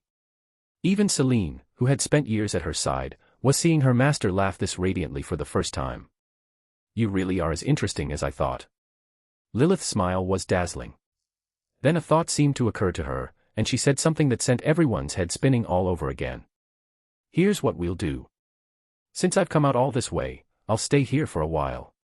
As for the meeting gift, that will depend on your performance. In that moment, never mind Victor and Celine, even Luke began to wonder whether this region governor had a few wires crossed somewhere. A meeting gift riding on my performance. She's enjoying this far too much. Luke, tell me honestly. Are you and Lilith related somehow? Inside the house, Victor had pulled Luke into a blind corner where neither Lilith nor Celine could see them, and was questioning him in a low voice. Ashenvale folk don't lie to Ashenvale folk. What do you think? Luke replied, thoroughly exasperated. If he were actually related to Lilith, would he still be stuck in Ashenvale? Ashenvale folk don't lie to Ashenvale folk, my foot. Even Luke, though, couldn't work out why Lilith had responded the way she had. His home wasn't some blessed fairyland paradise. Ah. Victor was momentarily at a loss, then conceded the point seemed reasonable, before quickly recovering and offering a reminder. Well, since Lilith is staying with you, be extra careful these next days. If you need anything at all, just come to me directly. Lilith's arrival was known only to Victor, Harrison Cole, and a small handful of others. Yvonne and the Academy representatives were exceptions, but given their nerve, none of them would dare leak a word once they'd returned to their respective academies. Besides, by the time they'd fled, the whole situation had still been shrouded in ambiguity. Victor had originally assumed Lilith was simply here to take on a student and would leave shortly afterward. He hadn't imagined it would develop into this. The shock was nearly enough to last him a full year. Because of it, Victor resolved that the moment he returned to the mansion, he would mobilize his people into maximum alert status. For the duration of Lilith's stay in Ashenvale, he would not permit a single troublemaker to cause any disruption. The little rats hiding in the shadows were also overdue for a cleaning. He'd loop Harrison into that as well. The old man would, Victor was certain, be more than happy to participate. A short distance away, Lilith and Celine were having their own quiet conversation. Master, are you genuinely staying? Although the topic had passed some time ago, Celine still felt the preceding scene bordered on surreal. Her brain capacity was, frankly, struggling to keep up. Naturally. Compared to everyone else frantically trying to divine her true intentions, Lilith, the architect of all this chaos, wore an expression of perfect serenity, the very picture of someone who fully intended to settle in and stay. Do you remember what I told you before we left the Night Palace? Lilith glanced at Celine and spoke again. What she said before we left the Night Palace. Celine's mind raced. Master, you mean the legend of the Millennial Sovereign? Even now, Celine hadn't heard anything more about Millennial Sovereigns, and Lilith hadn't offered any further explanation. That's part of it, the Millennial Sovereign reason. But there's another part as well. As Lilith spoke, her gaze seemed to pierce through layers of barriers and settle on Luke. I have a premonition. The inspiration for creating new cards may be found in Luke. An undying realm card master seeking card creation inspiration from a rank novice. If Lilith hadn't said it with her own mouth, Celine would never have believed it. Is he genuinely that remarkable? Celine mused inwardly, but she hadn't reached Lilith's level, and standing before Luke, she felt no comparable premonition of her own. Then, Master, do you need me to stay as well? Honestly, Celine had grown quite curious about whether her junior brother really possessed enough of whatever it was to resolve Lilith's card creation inspiration. If that were true, then as the senior sister, surely it wouldn't be excessive for her to skim a little inspiration off the top as well. No need. The exam is over, and one way or another, you should make a trip back to Celestial Academy. Lilith shook her head, then teased, also, shouldn't you be preparing a meeting gift for your junior brother? Master. Celine protested, her tone sliding into a sulk. I never asked you for a meeting gift back then. Had she only just become Lilith's student, Celine would never have dared behave this way. But years of close companionship had forged a bond that ran deep. Blood relation aside, the two of them were as close as any true family. Have I ever treated you poorly, all these years? Lilith said, reaching over to rub Celine's cheek with helpless affection. As for my relationship with Luke, don't reveal it to anyone except the head of Celestial Academy for now. Unlike Celine, Luke's situation was far more complicated. It touched on original cards, and on the matter of the Millennial Sovereign. And a Millennial Sovereign was an absolute existence that every nation in the world fought to claim, especially given that Luke might well prove to be something more than simply a Millennial Sovereign. Chapter 127, Chapter 126, This woman knows how to flirt. If Luke remained at her side at all times, then short of the Supreme arriving in person, Lilith feared no one, not even an equal-tier existence. One came, she'd beat one. A pair came, she'd beat a pair. That was the confidence afforded by holding both the Undying Realm and the status of a Millennial Sovereign. But keeping him beside her at all times was obviously impossible. Luke couldn't realistically stay glued to her, and as the Eastern region's governor, she couldn't realistically keep him with her everywhere she went. Even Celine had spent large stretches of the past years effectively left to her own devices. Which meant that if Luke's situation leaked, the risk it brought him would far outweigh any benefit. At the very least, before he'd grown into his own strength, Lilith had no intention of taking that gamble. Before leaving the capital, she'd specifically instructed Aldrich to handle the relevant matters. Fortunately, the people who'd witnessed Luke craft his cards in person were few, and none of them would carelessly expose his secrets. There was also the matter of her taking a student. If word of that got out, it could draw covetous attention of its own. Celine had experienced exactly that in the past. Granted, everyone who dared set their sights on her student had subsequently been dealt with. But that itself proved there was no shortage of people who didn't fear death. The ancient kingdom, and the eastern region, were not nearly as stable as their surfaces suggested. This time, Lilith had no intention of letting anything similar happen. I understand, Master. Celine nodded gravely. I'll handle these matters. Luke had only just become Lilith's student, but as the sole other member of their lineage, Celine wasn't about to allow her junior brother to be bullied at will, nor did she want him to weather the same incidents she had. There was one more thing. From Luke's exam performance, Celine had actually gleaned something of value herself. The continuous evolution and tier escalation of his nun-themed card spirit had opened a door to a new world for her. She knew she couldn't replicate something as absurd as Luke's work, she wasn't an original card crafter. But she possessed a special talent for optimization, and this might serve as a reference direction for her own card creation down the line. Is this the premonition Master mentioned? Celine mused, and felt as though she was beginning to understand Lilith's thinking. Master, my place is fairly ordinary. There's only one guest room left, so you may have to make do. After Celine and Victor had departed, Luke led Lilith back into the house. Beyond a certain baseline respect, Luke didn't treat Lilith any differently from anyone else, and that, in itself, pleased her. She was, by nature, a casual and easygoing person, especially around those she had a genuine connection with, never one to put on airs. Unfortunately, across all these years, the only person in the eastern region who'd been close to her was Celine. Going forward, though, perhaps that circle would expand to include Luke. At the thought, Lilith glided forward. A single step closed the distance between them, and she raised one slender hand, pressing a fair, scallion-white fingertip to the center of Luke's brow. A peculiar mark flashed and vanished. What I just gave you is access permission to the Night Palace, she said, her peach blossom eyes lifting to hold his gaze. Remember this. If you ever face a danger you can't handle, activate this permission and you can teleport back to the Night Palace immediately. The Night Palace was Lilith's domain. Card masters below the Undying Realm, and card spirits or beasts below the 10-star tier, had no means whatsoever of even detecting the space the Night Palace occupied. Breaking into it was further still beyond possibility. Only an Undying Realm existence like Lilith herself, or a supreme tier being, or a 10-star and above card spirit or beast, could rupture and invade the Night Palace. The reconstruction of Circe had been an extreme outlier, of course, but only because the entire Night Palace space had been rendered exceptionally fragile at the time. And even then, any invader's strength would be suppressed to a degree once inside. So if Luke retreated into the Night Palace in the face of danger, there were genuinely very few people in the entire magic card civilization who could harm him. It wasn't only Luke.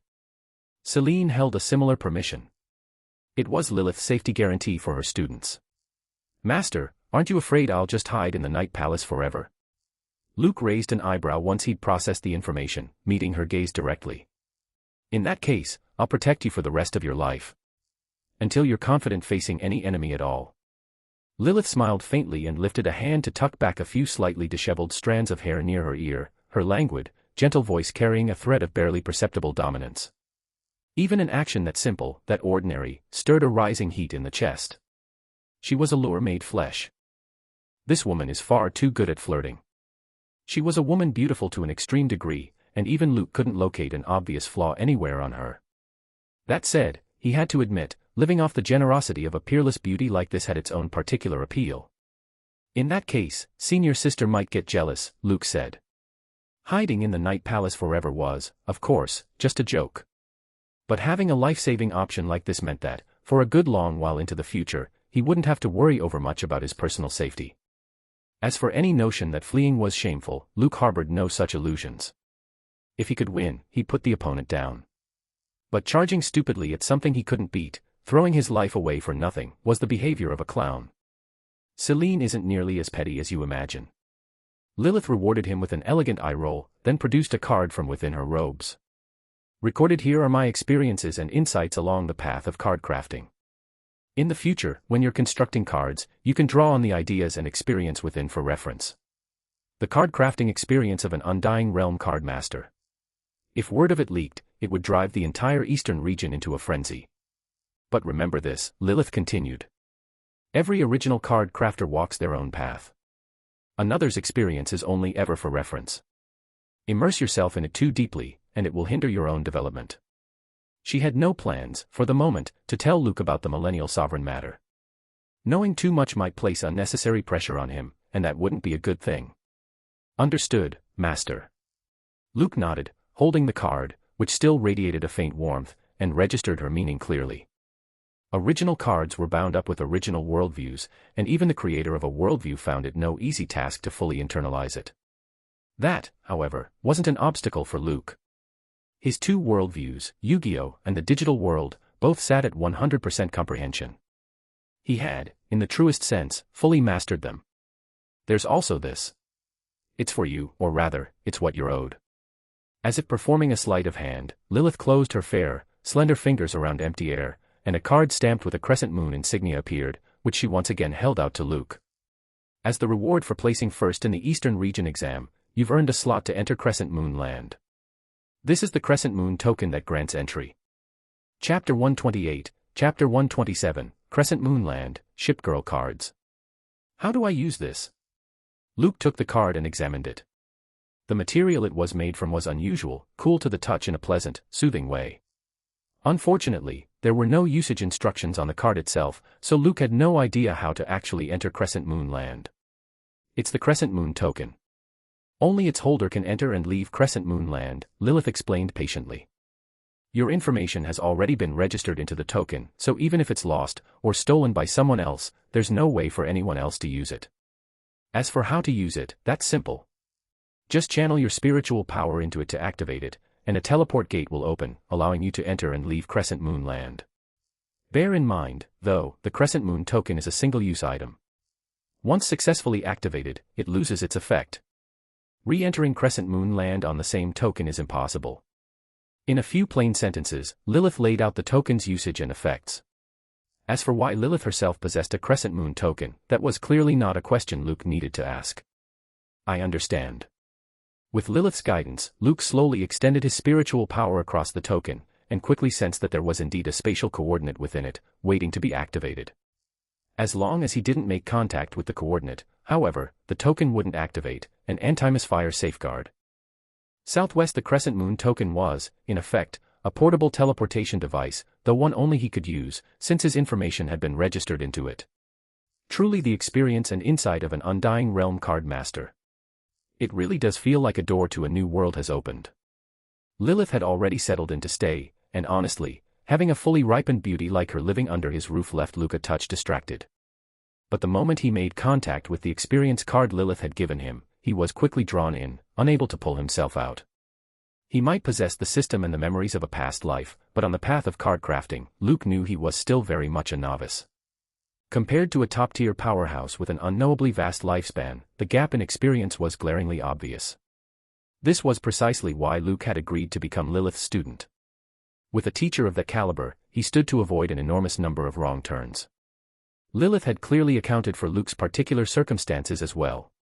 Being an original card crafter herself, the experience card she'd given him broke a card master's development down into distinct stages and directions, which immediately caught Luke's interest. It's night already. He'd felt as though he'd only read for a short while, and hadn't expected this much time to have passed. Master, you're awake. Mana and Blank's voices surfaced in his mind at the same time. Where are you two? And where's Master? Luke stood and silently addressed the two girls in his mind. Master, your teacher just finished dinner. She told us not to worry about you, and said you'd wake up soon. Mana responded obediently. Would you like dinner now, Master? Not yet. Luke considered for a few seconds, then replied, I still have something to take care of. Having answered the two girls, Luke produced the crescent moon token. He intended to use the time he had now to claim the crescent moon blessing. After all, only the things already in hand brought any peace of mind. His spiritual power covered the token once more, and the instant it touched the spatial coordinate engraved within, the entire card activated completely, transforming into a teleport gate that slowly bloomed open before him. Through the gate, threads of cool air drifted in from the world beyond, sharpening his senses. With a single step, Luke's figure vanished from the room. When he reappeared, he had arrived in the world on the other side of the gate. At the same moment Luke departed for Crescent Moon Land, on the other side of a single wall, a faint light flickered in Lilith's peach blossom eyes. She then picked up the bathrobe resting nearby and made her way toward the bathroom. Southwest, this is Crescent Moon Land. Luke's eyes swept across his surroundings, and he found the environment before him deeply tranquil. As far as his gaze could reach, an enormous lake came into view, and at the lake center sat something that immediately commanded his attention. A towering tree. Even Red Ice Black Star Dragon, or Timaeus, would probably be like children standing before this tree.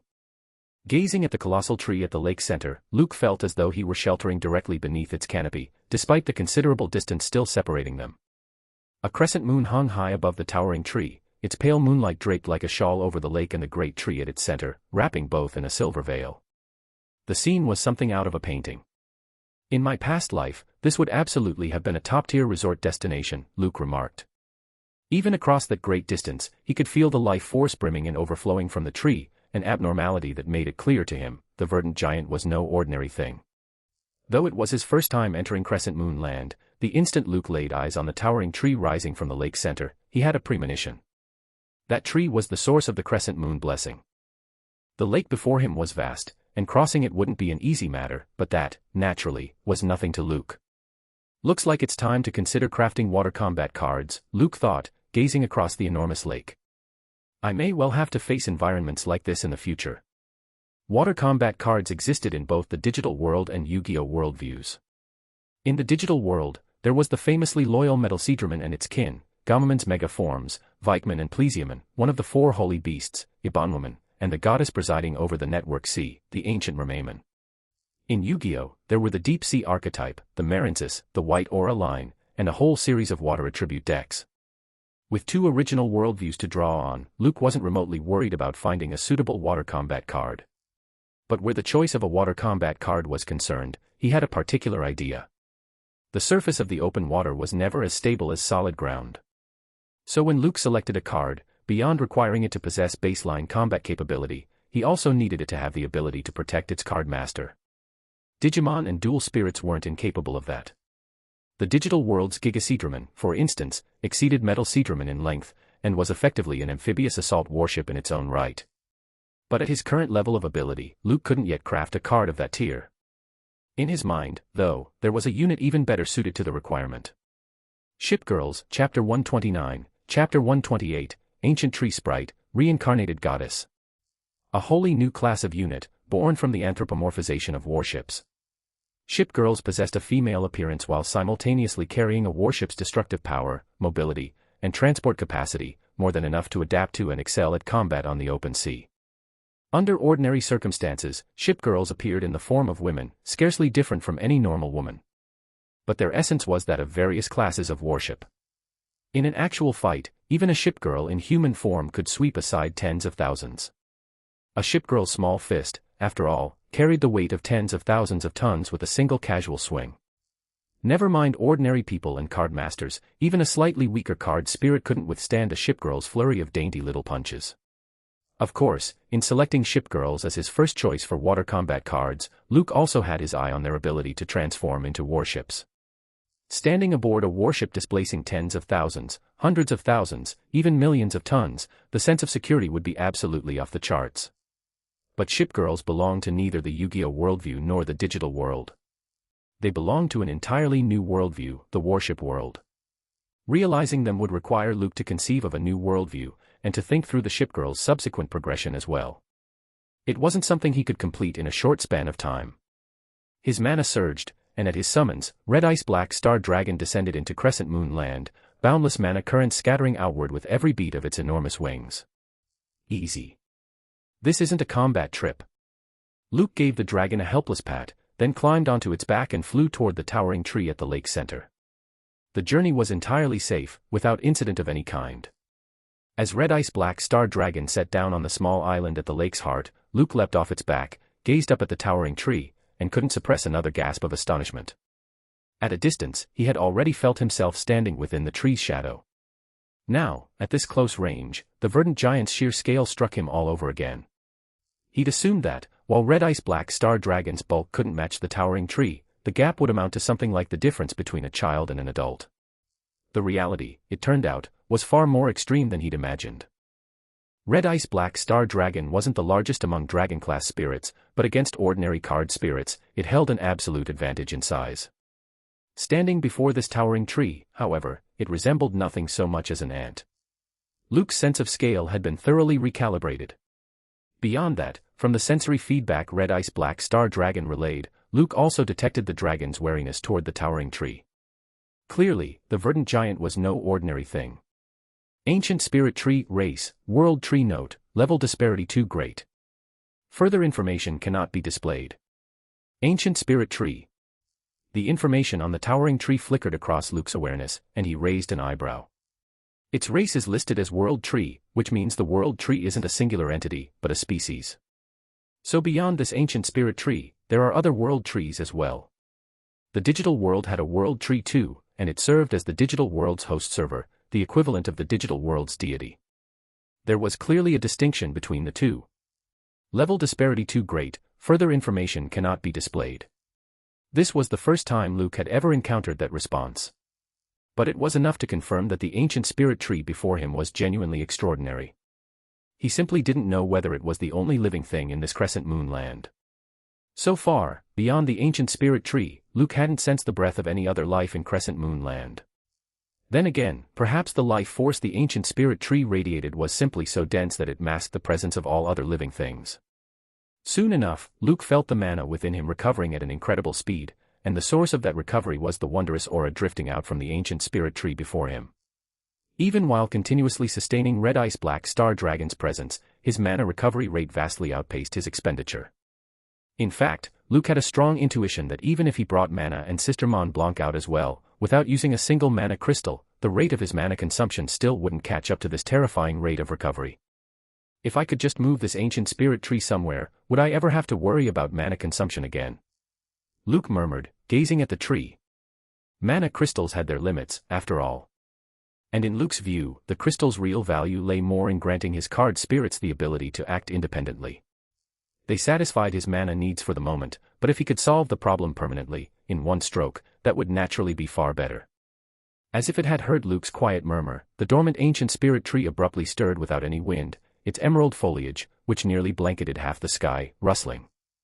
And then, beneath Luke's startled gaze, a figure slowly drifted up from deep within the tree. Snow-white skin paired with a flawless figure. She wore what appeared to be some manner of priestess vestments, a plant-woven ornament resting in her hair, her smooth golden hair cascading nearly to the ground. Her clear emerald eyes seemed to contain the whole of nature within them, along with an infinite gentleness. A single glance, and no one alive could summon any hostility toward the woman before him. But what most caught Luke's attention were the long, pointed ears, so unlike a human's. They marked the woman before him as something other than human, resembling, more than anything, the elves of Luke's memory. On looks alone, the elf before him was not even outdone by Lilith Crescent. The only difference between the two lay in their style. Lilith was pure allure and enchantment. This elf carried sanctity threaded with seduction. The two stood on entirely even footing. Then again, she'd emerged from within the world tree itself. By any measure, the scene looked nothing like an ordinary human appearing. Instinctively, Luke moved to examine her information. The elf before him had drifted out from inside the ancient spirit tree. Her identity was assuredly anything but ordinary. Celestine Lucullus, race, ancient tree sprite, reincarnated goddess. Note, level disparity too great. Further information cannot be displayed. Just as with the ancient spirit tree, the disparity in level was too great, and Luke had no way to examine the detailed information of the woman named Celestine. The information in her race column, however, made Luke raise an eyebrow. Ancient tree sprite. That meant Celestine was the dryad spirit of the ancient spirit tree, which was easy enough to explain, and accounted for why her ears were long and pointed like the elves of his memory. But a reincarnated goddess. The Celestine before him was also a reincarnated goddess. He'd guessed her identity wouldn't be ordinary, but he hadn't expected her to be a reincarnated deity. Come to think of it, he recalled that the magic card civilization didn't seem to have any concept of gods at all. He simply didn't know how strong a reincarnated goddess might be. Chapter 130, Chapter 129, A True God of Luck. A 10-pull of pure gold, As Luke examined his own information, the floating tree spirit Celestine Lucullus gave a soft cough, a flicker of confusion passing through her emerald pupils. She'd felt a peculiar energy circulating around her a moment ago. It had vanished almost at once, but Celestine didn't believe her perception had simply glitched, especially not here, within the range covered by the ancient spirit tree's main body. The trouble was that the energy had appeared strangely and vanished just as strangely and just as fast, leaving Celestine no way to trace it back to its source. In all these years, you're the first card master who's wanted to carry off my main body. Having found nothing, Celestine withdrew her scattered perception, but her beautiful eyes settled on Luke with a long, searching look. That peculiar energy had never appeared before. The likeliest explanation was that it originated from the young men in front of her. Yet even as the tree spirit of a world tree, Celestine couldn't fathom how a leader realm card master had managed it. Forget leader realm, a higher tier monarch, master, or even undying realm existence shouldn't have been able to slip past her perception either. Of course, that was only Celestine's conjecture. Whether it was actually true, she had no way of confirming with full certainty. Her voice was as gentle as her appearance, but the words she spoke left Luke briefly without a response. Ah. Hearing his own muttered thought repeated back at him, Luke gave a slightly awkward laugh. He didn't deny it, though. He had, in fact, been thinking exactly that. A genuinely unusual card master. Seeing that Luke didn't deny it, Celestine let out a light laugh. Has another year passed already? That would make you the first-place finisher of the Eastern Region's exam this year. As she finished speaking, Celestine's emerald eyes turned toward the red ice black star dragon beside Luke. Dragon-type cards. One of the peak races among card spirits. And a solid mana attribute, too. RRGH. Under Celestine's gaze, red ice black star dragon let out a low growl. The ancient tree spirit exerted no small amount of pressure on it. Dragon class though it was, the red ice black star dragon understood perfectly well that it was no match for her. Easy. Luke patted red ice black star dragon, unconcerned. She doesn't mean any harm. Crescent Moon Land radiated strangeness at every turn, but from everything he'd observed so far, Celestine, the tree spirit of the ancient spirit tree, seemed to hold no particular hostility toward him. Besides, if Crescent Moon Land were genuinely dangerous, Lilith would never have let her own student walk in to die. And across all these years, the Crescent Moon blessing wouldn't have continued to serve as the reward for the exam's first-place finisher. Let me introduce myself. Withdrawing her gaze from red ice black star dragon, Celestine turned back to Luke. Celestine. Tree spirit of the ancient spirit tree, and keeper of this land's memory. As Celestine introduced herself, the enormous boughs of the ancient spirit tree behind her shook continuously, as if murmuring something of their own. Then again, considering the ancient spirit tree was Celestine's true body, Luke supposed it wasn't hard to make sense of. Luke. Unclear on what abilities Celestine might possess, Luke simply gave his name and said nothing further. At the same time, Celestine gave Luke a powerful impression. Even Edmund Hargrove hadn't pressed this heavy and oppressive weight onto him, and Celestine wasn't doing anything at all, merely standing there quietly. That kind of pressure, Luke had felt from only one other person, his master, Lilith Crescent. Which meant the Celestine before him was, at minimum, an undying realm powerhouse on par with Lilith. Whether she might reach the even higher supreme realm was harder to say. The entire ancient kingdom had only a single supreme, after all, an existence far beyond anyone Luke could reach for now. In fact, if not for the chain of coincidences involving Victor, Aldrich, Celine, and the others colliding together, Luke doubted he'd have come into contact with the undying realm Lilith this early at all. She was the Eastern region's governor. Even an immortal who governed a capital couldn't simply seek Lilith out whenever they pleased. But even so, news that an undying realm powerhouse resided within Crescent Moon Land would, if it ever got out, cause an uproar. On the surface, the ancient kingdom had only 4 region governors whose strength reached the undying realm. Celestine's presence only confirmed further that Crescent Moon Land was Northwest's simple place, that it might well involve secrets of the ancient kingdom. Otherwise, the kingdom's upper echelons would never tolerate such a terrifying existence inside it. That, however, was not something Luke could pry into yet. No one capable of taking first place in the Eastern region's exam was a fool, and every candidate who'd entered Crescent Moon Land before him had surely reached the same conclusion. Perhaps that was exactly why information about Crescent Moon Land and the Crescent Moon Blessing barely circulated anywhere in the Eastern region. Luke, is it? Hearing his name, Celestine repeated it under her breath, her gentle voice carrying both curiosity and interest. I find myself a little eager to see what blessing you'll receive next. Beneath her pure white priestess robes, Celestine raised one fair, slender arm and swept it lightly forward. The space the two of them occupied transformed dramatically in an instant. They remained within Crescent Moon Land, but an enormous clock had appeared in front of Luke, its inner components exposed, the whole thing looking somehow broken and unfinished, hovering in midair. Another clock. Luke realized he'd been running into a surprising number of clock-shaped objects lately. Am I fated to these things now? Should I look into getting a time driver or a ride driver to go with it? This is the memory interstice.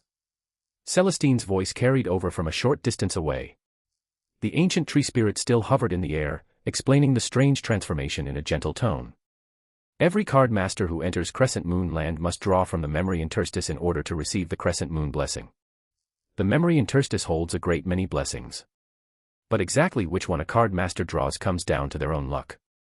As she spoke, Celestine's emerald eyes stayed fixed on Luke. Oh, if that's what we're talking about, suddenly I'm wide awake. Hearing Celestine's explanation, Luke felt a sudden urge to check his blood pressure. This gave him the exact sensation of playing a gotcha game. That said, Luke figured the blessing draw was probably fully random, true probability rather than the pseudo-random systems and big data price gouging of his past life's developers. At the very least, on the fairness front, there were no problems whatsoever. Which meant drawing a blessing came down purely to luck. Let's see whether I've still got it. Should have washed my face before pulling. No way to know how blessed I really am otherwise. The thought was a joke, but Luke still raised a hand and set the memory interstice in front of him turning. He had reasonable confidence in his own luck. Even so, he couldn't suppress a certain instinctive urge. The hour hand, the minute hand, and the second hand spun rapidly, and once they reached an extreme speed, the memory interstice disintegrated in an instant into countless streams of light that flooded the entire space. As far as Luke's eyes could reach, the streams of light from the dissolved memory interstice had become diamond-shaped golden fragments, drifting all around him. In that moment, Luke looked as though he were standing in the middle of a golden ocean. Chapter 131, Chapter 130, Memory Fragments, Incomplete World Rules. Watching the scene unfold, countless question marks flickered across Celestine's exquisite elven face. In her memory, the vast majority of card masters who'd entered Crescent Moon Land had only ever been able to draw blue memory fragments. With a bit of luck, a card master might draw a purple fragment. Only in extremely rare cases did gold appear.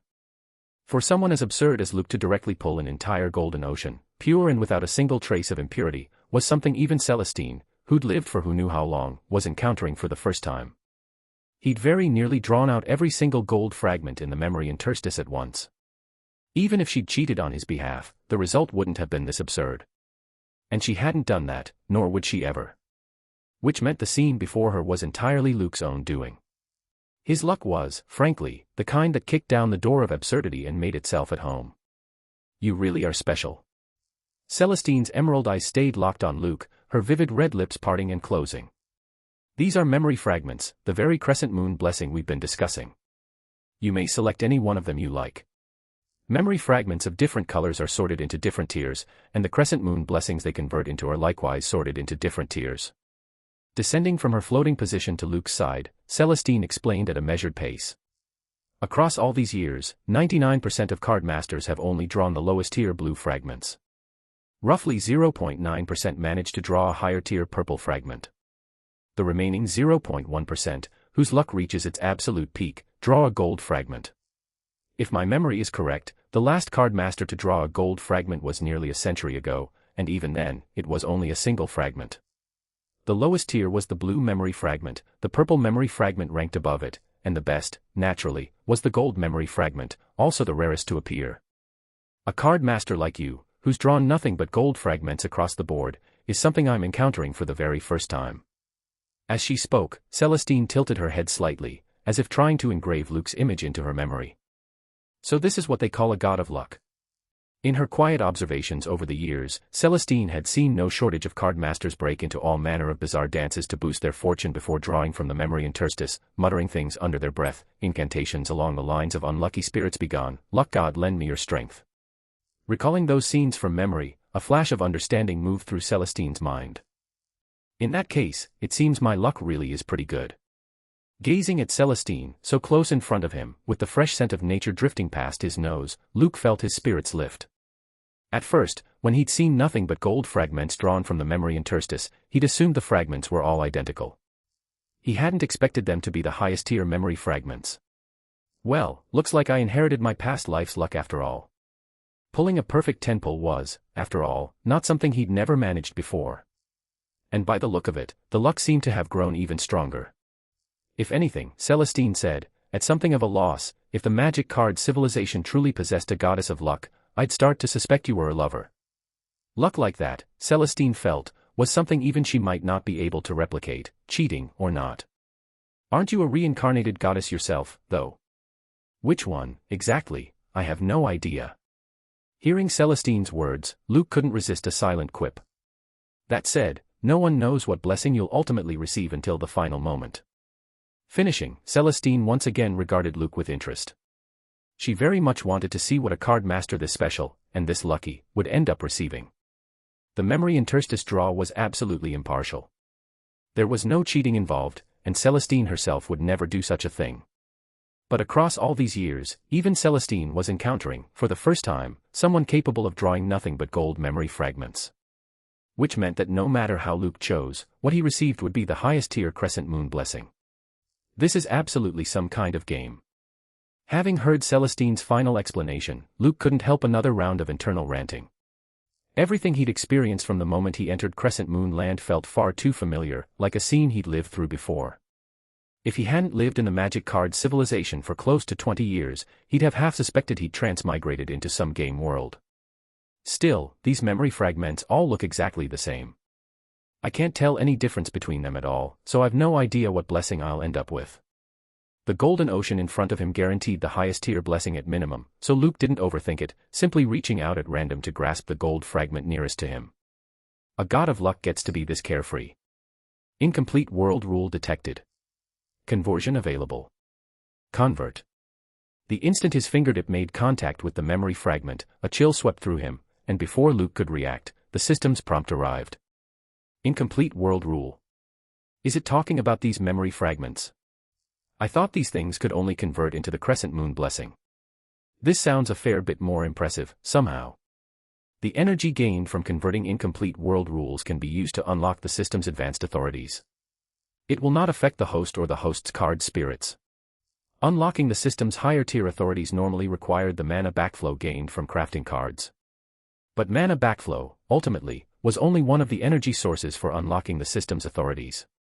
And incomplete world rules were, evidently, a higher grade energy than mana backflow. Since converting world rules wouldn't affect himself or his card spirits, what was there to wait for? Compared to the crescent moon blessing, Luke was actually more eager for the system's new authority. He just didn't know whether this small handful of memory fragments would be enough to meet the requirement for unlocking a higher authority. Conversion beginning. In the next instant, a violent suction force began swirling outward with Luke's position at its center. The memory fragments drifting in the air flew uncontrollably toward him, transforming into streams of light that flooded into his body. HSSSS. A faintly stinging, tearing sensation hit him, and the unprepared Luke sucked in a sharp breath. A moment later, Luke felt his soul and body, under the influx of the memory fragments, begin to evolve in some unknown direction. At the same time, the system's prompt sounded continuously in his ears. Conversion successful. Gained 10,000 EXP. Conversion successful. Gained 10,000 EXP. Outside, as Luke began absorbing and converting the memory fragments, Celestine, who'd been watching him the whole time, was abruptly shoved back by a storm of mana. Her eyes went wide as she stared at Luke, so much so that she didn't even notice her own robes blown askew, baring her fair skin. Conversion successful. Gained 10,000 EXP. Chapter 132, Chapter 131, Second Hidden Authority, Multiple Fusion. How is this possible? Her tone thick with disbelief and unsettled alarm, Celestine's emerald eyes brimmed with shock. Even after witnessing countless geniuses over the years, even after witnessing the collapse of worlds, Celestine had never lost her composure quite like this. Then her expression abruptly shifted. The crescent moon blessing was obtained by drawing memory fragments, but the essence of those memory fragments was incomplete world rules, a fact that Celestine, as the tree spirit of the ancient spirit tree, understood far better than Luke. There was one more thing. World rules were also the secret to a card master stepping into the immortal realm. Even if the memory fragments held world rules that were not whole, but fragmentary and incomplete, they were still among the most top-tier powers in existence, the kind that only a card master at the immortal realm could gradually learn to control. But not even an immortal could swallow them down whole the way Luke was, gulping them like a whale draining the sea. Attempting that would mean a body bursting apart in moments. Only a stronger undying realm card master could absorb so recklessly. In the normal process, a card master drew the memory fragments, then used the ancient spirit tree as an intermediary, stripping away the sliver of violent rule power within the fragments before the purified remainder was passed to the card master to absorb, finally forming the crescent moon blessing. Celestine hadn't expected the process to deviate this dramatically once it reached Luke, so much so that she hadn't even reacted in time. He was, quite simply, throwing every convention out the window. Or rather, this time around, not a single thing Luke had done followed convention. First, the fragments he'd drawn were all the highest tier. A single gold memory fragment held 10 times the quantity and quality of fragmentary world rules that a purple fragment did, 100 times that of a blue fragment. Otherwise it couldn't have formed a top-tier crescent moon blessing in the first place. Next came the fact that, where a card master was meant to select only a single fragment, Luke had absorbed all of them into his body. This was power that even an immortal needed an immense span of time to absorb, steadily and cautiously. Luke was devouring it so violently that Celestine wouldn't have harbored the slightest doubt if his body had burst apart the very next moment. No. I have to put a stop to this anomaly before it goes any further. As Celestine saw it, an anomaly like this arising had something to do with her, at least in part, and she had no desire to watch this young card master who'd caught her attention die just like that. But the strange turns were far from over. Before Celestine could act, a silver ribbon abruptly shot out from the center of the golden storm. Before she could react, it wound directly around the 7-colored spirit core within her body, an object nearly identical in appearance to the memory fragments. The other end of that silver ribbon tangled itself around the area of Luke's heart. The instant her spirit core was bound, Celestine's expression changed drastically, and she immediately channeled her power, intending to sever the silver ribbon coiled around it. If Celestine was the tree spirit of the ancient spirit tree, the core of the ancient spirit tree, then the 7-colored spirit core within her body was her core. Whether the spirit core was safe bore directly on whether Celestine lived or died, and even on whether the ancient spirit tree itself survived. Yet Celestine discovered, to her astonishment, that her power couldn't inflict any damage on the silver ribbon at all. Worse, the silver ribbon was converting itself into runes, one after another, carving themselves onto her spirit core. At the same moment, 3 pieces of information flashed through Celestine's mind. This is. Noticing it, Celestine's pupils contracted sharply. The move she'd been about to make to intervene a second time came to a halt, and she looked toward Luke at the center of the storm. I didn't expect this visit to bring quite so many surprises. Conversion successful. Gained 10,000 EXP. Congratulations to the host. Second authority, rewrite and reorganize, proficiency increased. Mana cost for rewriting materials reduced by 50%. Hidden effect unlocked, multiple fusion. Absorbing and converting the memory fragments filling the entire space took a stretch of time that was not short. In the end, Every drawn fragment within Crescent Moon Land had been absorbed and converted, the golden ocean vanished, and only then did the suction force gradually fade. Luke had successfully raised his second authority's proficiency and unlocked its hidden effect. At the same time, because the memory fragments had been absorbed and converted through Luke's own body, his spiritual power and physical constitution had both improved enormously over the course of the process. His spiritual strength, for one, had now risen a full tier, leaving him no weaker than a King Realm card master in that respect. As for the improvement to his physical strength, he hadn't tested it yet, but Luke estimated that going toe-to-toe with the same tier card master, however many came at him, would be like serving up easy meals. Then again, very few card masters personally took up arms and fought on the front line. Even after ascending to the King Realm and gaining the ability of Source Sync, a card master's role was, more than anything, that of a support. Having the mana cost for rewriting materials is genuinely good news. But what does this multiple fusion mean? Luke quietly opened the system interface, and a series of updated information laid itself out before him. Luke level, 8-star leader first authority, Fantasy Forge, simulated construction second authority, rewrite and reorganize multiple fusion, consume mana to fuse multiple designated materials together, raising the tier of the fused material.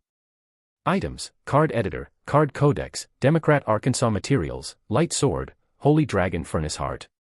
Skill, extract first card, Dark Magician Girl second card, Red Ice Black Star Dragon third card, Sister Mont Blanc special cards, Spell Tome, Magical Hats, Magic Cylinder, Eye of Timaeus, Hyper Evolution Unit S, blue card.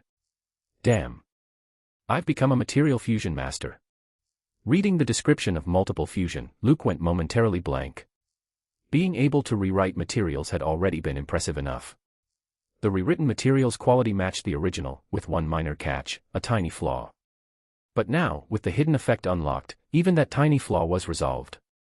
Not only could he fuse multiple materials together, but more importantly, the fused materials quality would rise as well.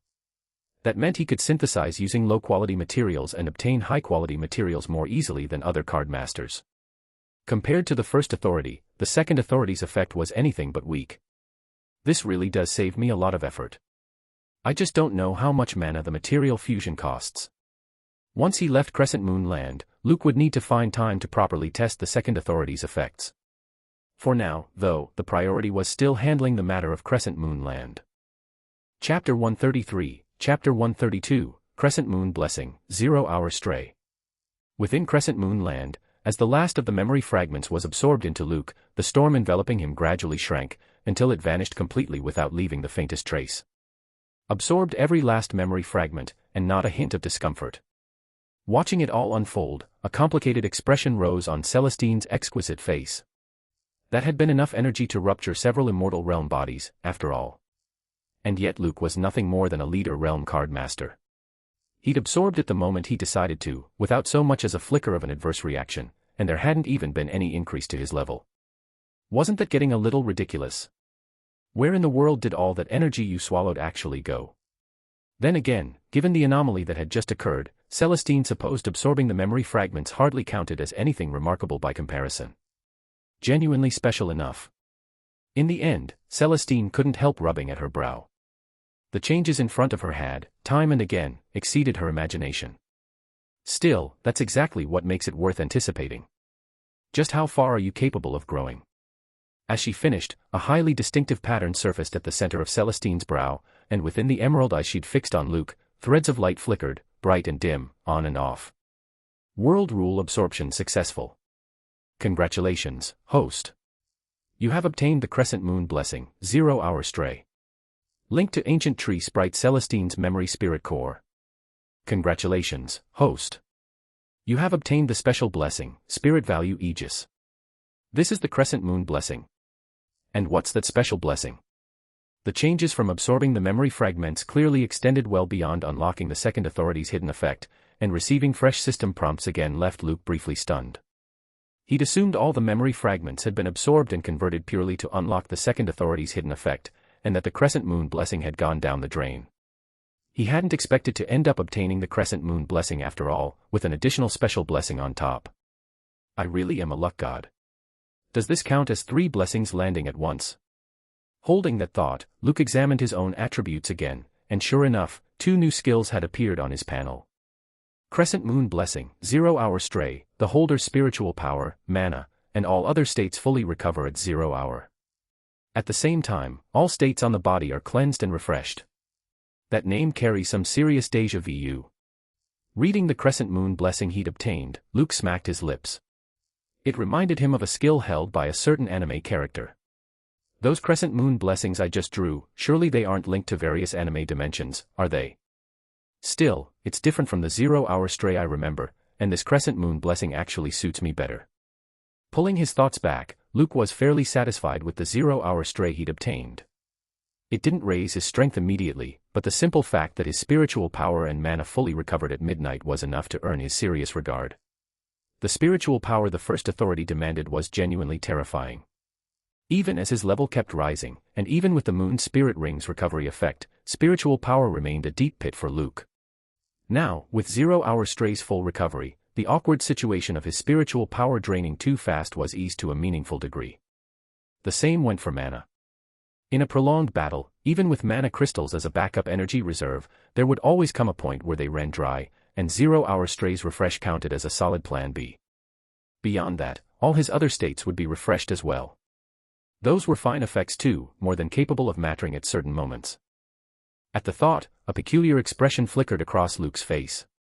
Because it occurred to him, if all his states were refreshed, then when he replenished mana to a card spirit, would the relevant timing reset on its own as well? If so, Luke felt the operability of this Crescent Moon Blessing was considerable. Strictly speaking, 0-hour stray was a skill that bound him and his card spirits more tightly together across multiple fronts. Right, there's still that special skill. Having finished reviewing the 0-hour stray description, Luke hadn't forgotten the other special blessing, Spirit Value Aegis. By the information the system had relayed, this special blessing seemed connected to Celestine, the tree spirit of the ancient spirit tree. Luke was, in fact, rather mindful of Celestine. Her true strength might well be even more terrifying than he'd imagined. At that thought, Luke's attention settled on the second blessing. And once he saw its description, even he was momentarily left staring. Chapter 134, Chapter 133, Spirit Value Aegis, Binding the Reincarnated Goddess. Spirit Value Aegis, the sole special type Crescent Moon Blessing, obtained by linking to ancient spirit tree spirit Celestine's memory spirit core. Self-damage immunity increased by 30%. Life force recovery speed increased by 300%. When life force drops below 30%, activates the Spirit Value Shield, resisting all attacks for 10 seconds. Both linked parties may, ignoring distance and space, perform cost-free two-way summoning. Another Crescent Moon Blessing. Luke was stunned. This was something he hadn't anticipated at the start, and it was a sole special type blessing besides, which meant that even if other people entered Crescent Moon Land in the future, none of them could ever obtain the Spirit Value Aegis blessing again. Of course, Victor had mentioned before that every card master who entered Crescent Moon Land received a different Crescent Moon blessing, so there was no need to worry about two card masters obtaining the same one. 0-hour stray was already plenty formidable for Luke at his current stage, but compared to Spirit Value Aegis, it still fell well short. Damage immunity, increased life force recovery, and 10 seconds of invincibility, to say nothing of the rest. This was practically engineering him into an undying cockroach. Slap this skill onto a defensive card spirit and it would be a top-tier divine skill, no question. For a card master, of course, ensuring one's own survival was the single most important thing in combat. The moment a card master fell, even the strongest card spirit would dissipate along with them, rendered utterly meaningless. But the greatest value of Spirit Value Aegis was that it let him perform two-way summoning with Celestine. Does this count as binding myself and Celestine together? Luke couldn't help rubbing his forehead. Come to think of it, isn't this basically the equivalent of carrying a strategic-grade nuclear threat around with me? That was only Luke's own framing, naturally. He couldn't exactly issue commands to Celestine by force. Spirit Value Aegis. Celestine's gentle voice sounded, pulling Luke back to himself. Even I didn't anticipate, at the outset, that you'd be capable of obtaining this blessing. I didn't just obtain this one. I got a 0-hour stray on top of it. Hearing Celestine's words, a strange feeling rose in Luke.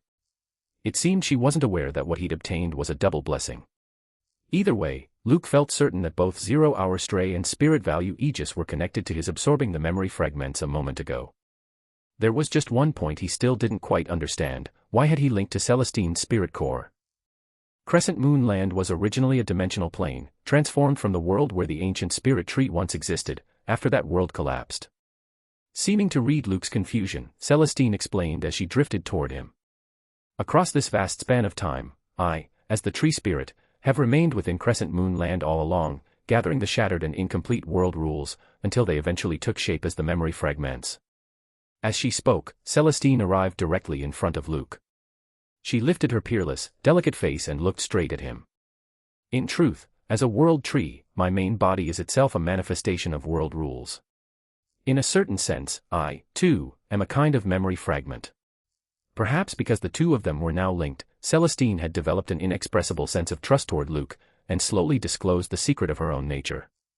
So you're saying that when a card master draws memory fragments to obtain a Crescent Moon blessing, there's actually a chance of drawing the spirit value Aegis blessing as well? Hearing Celestine out, Luke raised an eyebrow. That's right, Celestine said with a nod. But compared to the memory fragments, my spirit core is far more complete. Add to that the traits of a world tree, and under normal conditions, not even an undying realm or supreme existence could link to my spirit core. In fact, the possibility shouldn't exist at all. At this, Celestine couldn't help frowning, a thread of bewilderment in her voice. So why is it that you were able to do it? That, too, was the point Celestine had been unable to make sense of. Probably because my luck happens to be pretty good, Luke said with a shrug, perfectly composed. He understood full well that the system had a great deal to do with it, but he wasn't about to disclose that secret. It does seem that way. Yet to Luke's explanation, Celestine appeared to genuinely give credence. After all, Luke had drawn an entire ocean of gold fragments from the memory interstice, and luck like that didn't look remotely like an ordinary person's. Ah. Faced with that, Luke wasn't quite sure how to respond. He suddenly found that the Celestine before him was rather endearing. A thought stirred, and Luke spoke again. You said a moment ago that you've remained in Crescent Moon Land all this time, this entire stretch. The formation of a dimensional plane required an immense span of years, so even though Luke didn't know Celestine's age, he could guess the scale of time involved was genuinely staggering. Joining the ranks of immortals, being fed by the heavens, all of it had to bow its head before the sheer span of time it took a dimensional plane to take shape. Celestine's main body might be a world tree, but over the brief time Luke had been interacting with her, he'd found that, more than a tree spirit, Celestine resembled an ordinary woman, with little difference between her and a normal person. If he'd been the one stuck in a place this devoid of any living thing for so unimaginably long, Luke felt he'd have gone mad without question. I was born as the tree spirit of the ancient spirit tree, and the ancient spirit tree is rooted in Crescent Moon Land. For that reason, I've lived within Crescent Moon Land all these years. Celestine nodded. By the time she developed sentience, Crescent Moon Land had already held no living beings at all. She hadn't even had a single companion to talk to. Celestine hadn't paid it much mind originally. Even when card masters entered Crescent Moon Land each year to obtain a Crescent Moon blessing, she hadn't shown herself, communicating with them only through the ancient spirit tree's main body. This time, it was solely because Luke had set his sights on her main body that Celestine had chosen to appear. Is that so? In that case, would you want to leave Crescent Moon Land, to go see the outside world? With the spirit value Aegis blessing, Luke could summon Celestine at any time. If she didn't mind, he was willing to let this tree spirit get a look at how rich and varied the outside world could be. His one trip to Crescent Moon Land had, after all, netted him gains beyond anything he could have imagined. Is that possible? Celestine tilted her head, and her expression in that moment was indescribably endearing. As the linked party to the Crescent Moon blessing, Celestine likewise understood the effects of the spirit value Aegis skill clearly. As for the outside world, Celestine wouldn't say she was intensely curious, but given the chance, she did genuinely want to see it for herself. Unfortunately, just as she'd said, under the ancient spirit tree's influence, she'd never been able to leave Crescent Moon Land. But now, because of Luke, that possibility had appeared. I don't know. But without trying, who could say? Luke shrugged. He wasn't promising it would absolutely work, given that he'd only just obtained the spirit value Aegis blessing, but a single attempt wouldn't kill anyone. Then I'll wait for you. Gazing deeply at Luke, Celestine spoke the words quietly. Day 2 already. Leaving Crescent Moon Land and returning to the Magic Card Civilization's main plane, Luke found that the sky outside had turned yellow, and understood that he'd lingered in Crescent Moon Land for over a day. He'd entered Crescent Moon Land deep in the night, after all, and now dusk was approaching. Short of time flowing backward, there was no way he was still inside the same day. After Luke's return, the crescent moon token in his hand completed its purpose as well, cracking into two halves and dropping to the ground. Evidently, that too was a kind of safeguard. This single trip to Crescent Moon Land could only be called a resounding success. He'd not only unlocked the system's second authority hidden effect, but also obtained the two Crescent Moon blessings, 0-hour Stray and Spirit Value Aegis, and even ended up bound to Celestine, whose strength reached who knew what level. It was unlikely any card master after him would ever manage what Luke had. Let me fill my stomach first.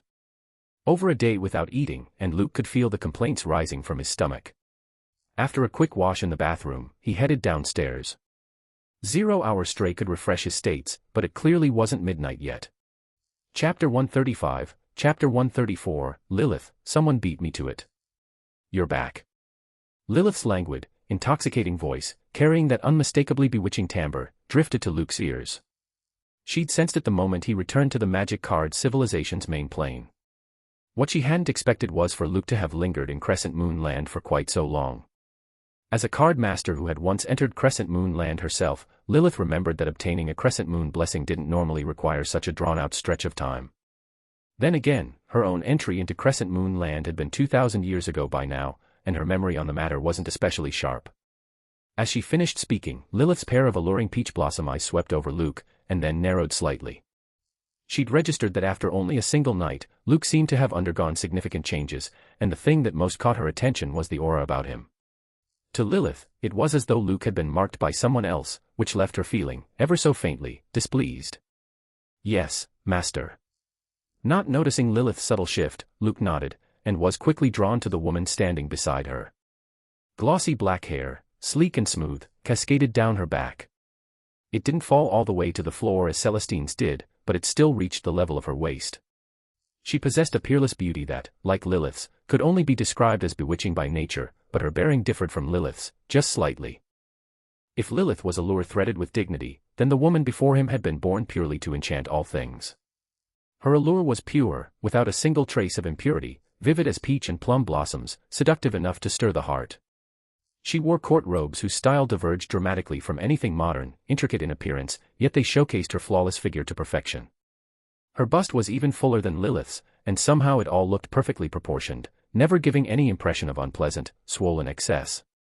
What most caught Luke's attention, though, were the 9 foxtails swaying gently back and forth behind her, fluffy and soft, the sort that made a person want to reach out and touch them.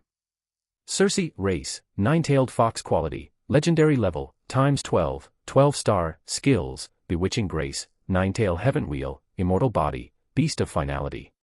A 12-star legendary quality card spirit.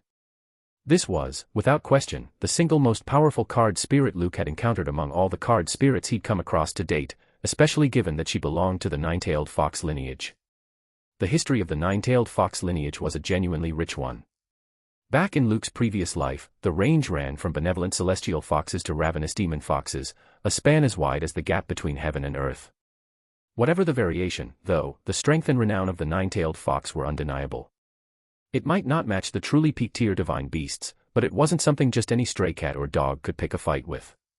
Of course, this was the magic card civilization, not Luke's previous life, so the 9-tailed fox Circe before him was merely a card spirit Lilith had crafted. But more than the shock of a 12-star legendary tier card spirit, what Luke was more mindful of was that he could see through Circe's information. In the past, even having ascended to the leader realm, he normally should have had no way to view the information of a card spirit at this level. Could it be because I linked to Celestine's spirit core? In the end, all Luke could do was guess quietly, and that was the most likely explanation. But if that were truly the case, then Celestine's strength was even more terrifying than he'd imagined. For Luke, though, that was actually a good thing. At the very least, it lowered the degree of danger threatening him. Circe, for her part, felt only that after a single glance from Luke, it was as if he'd seen straight through her. How strange. Why does it feel like he saw right through me? With my strength, that shouldn't be possible. I'm a 12-star legendary tier card spirit, when all's said and done. Surely I'm not being seen through by a leader realm card master. It must be my imagination. As the thought flickered through her mind, Circe had already dipped into a slight bow toward Luke. Young Master Luke. It's a pleasure. At the same time, peach blossom eyes cut from the same cloth as Lilith regarded the student her master had newly taken on with open curiosity. This was, after all, the first student Lilith had accepted aside from Celine Dawn Ford, and a male one besides. A fox was a fox. With nothing more than that simple gesture, Circe put a woman's tender, seductive allure on full display. "Luke, this is Circe, one of my card spirits." Composing herself, Lilith made the introduction. "Ah, understood." Although he'd already reviewed Circe's information, Luke still feigned a look of dawning recognition before continuing.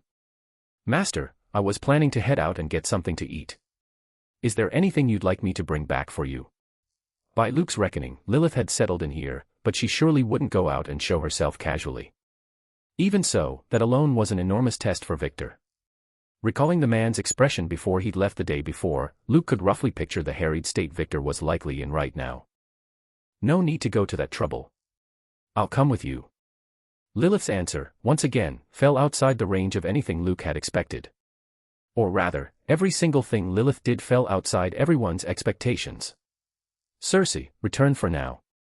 With that, Lilith waved a hand, and Circe's figure slowly dispersed, transforming into a card that returned into Lilith's body.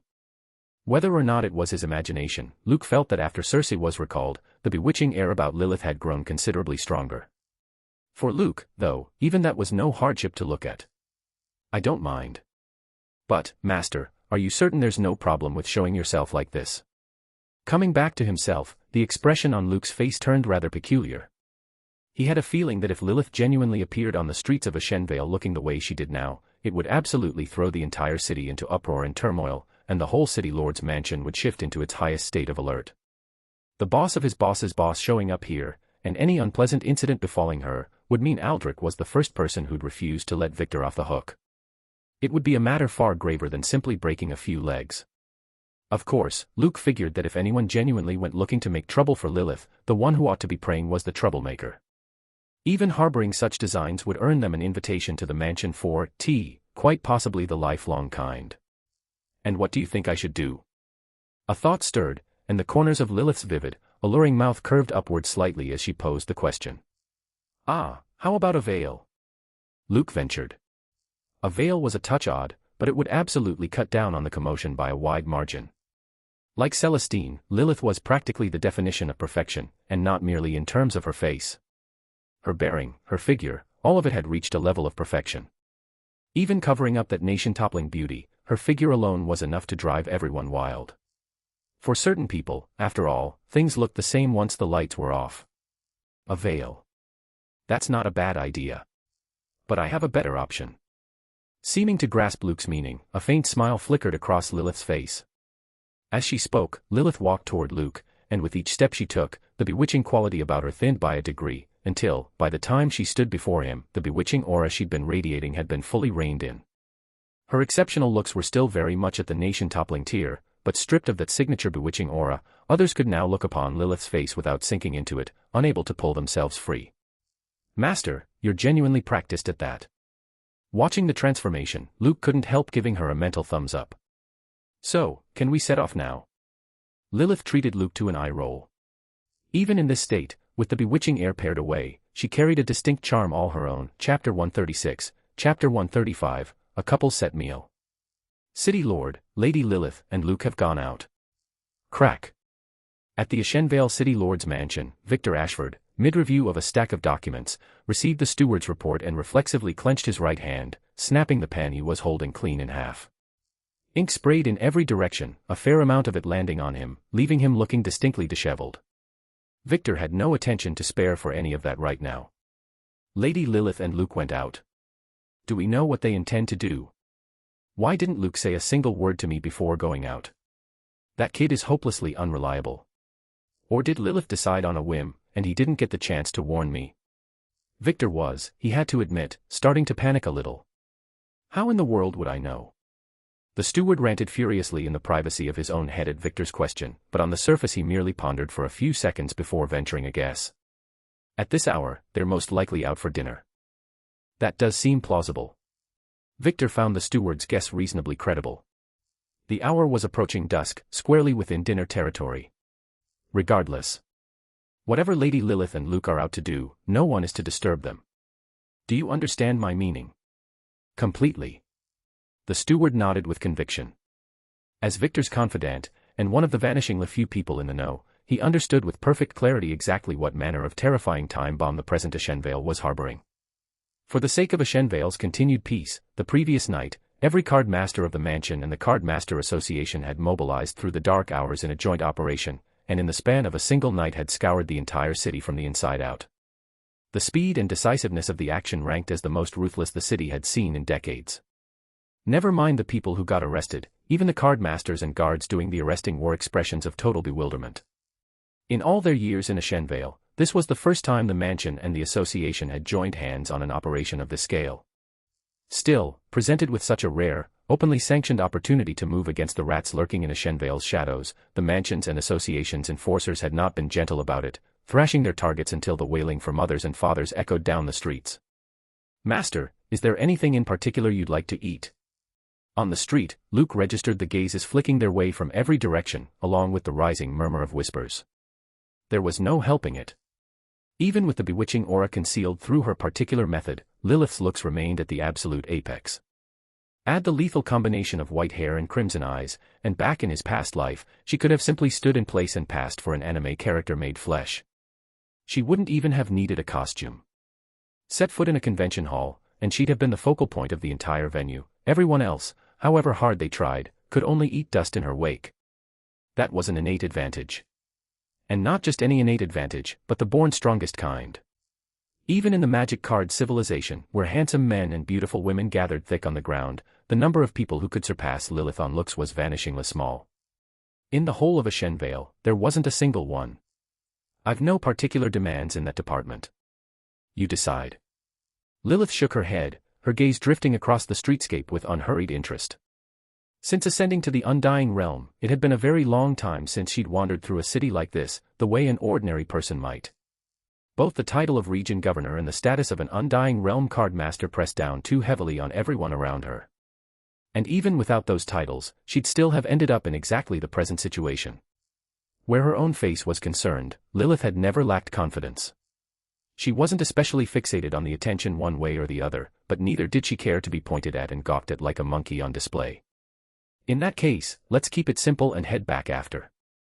With Lilith's answer in hand, Luke changed direction, leading her toward a recently opened restaurant. Someone had recommended the place to him before. The food was supposed to be excellent, and more importantly, it had private rooms.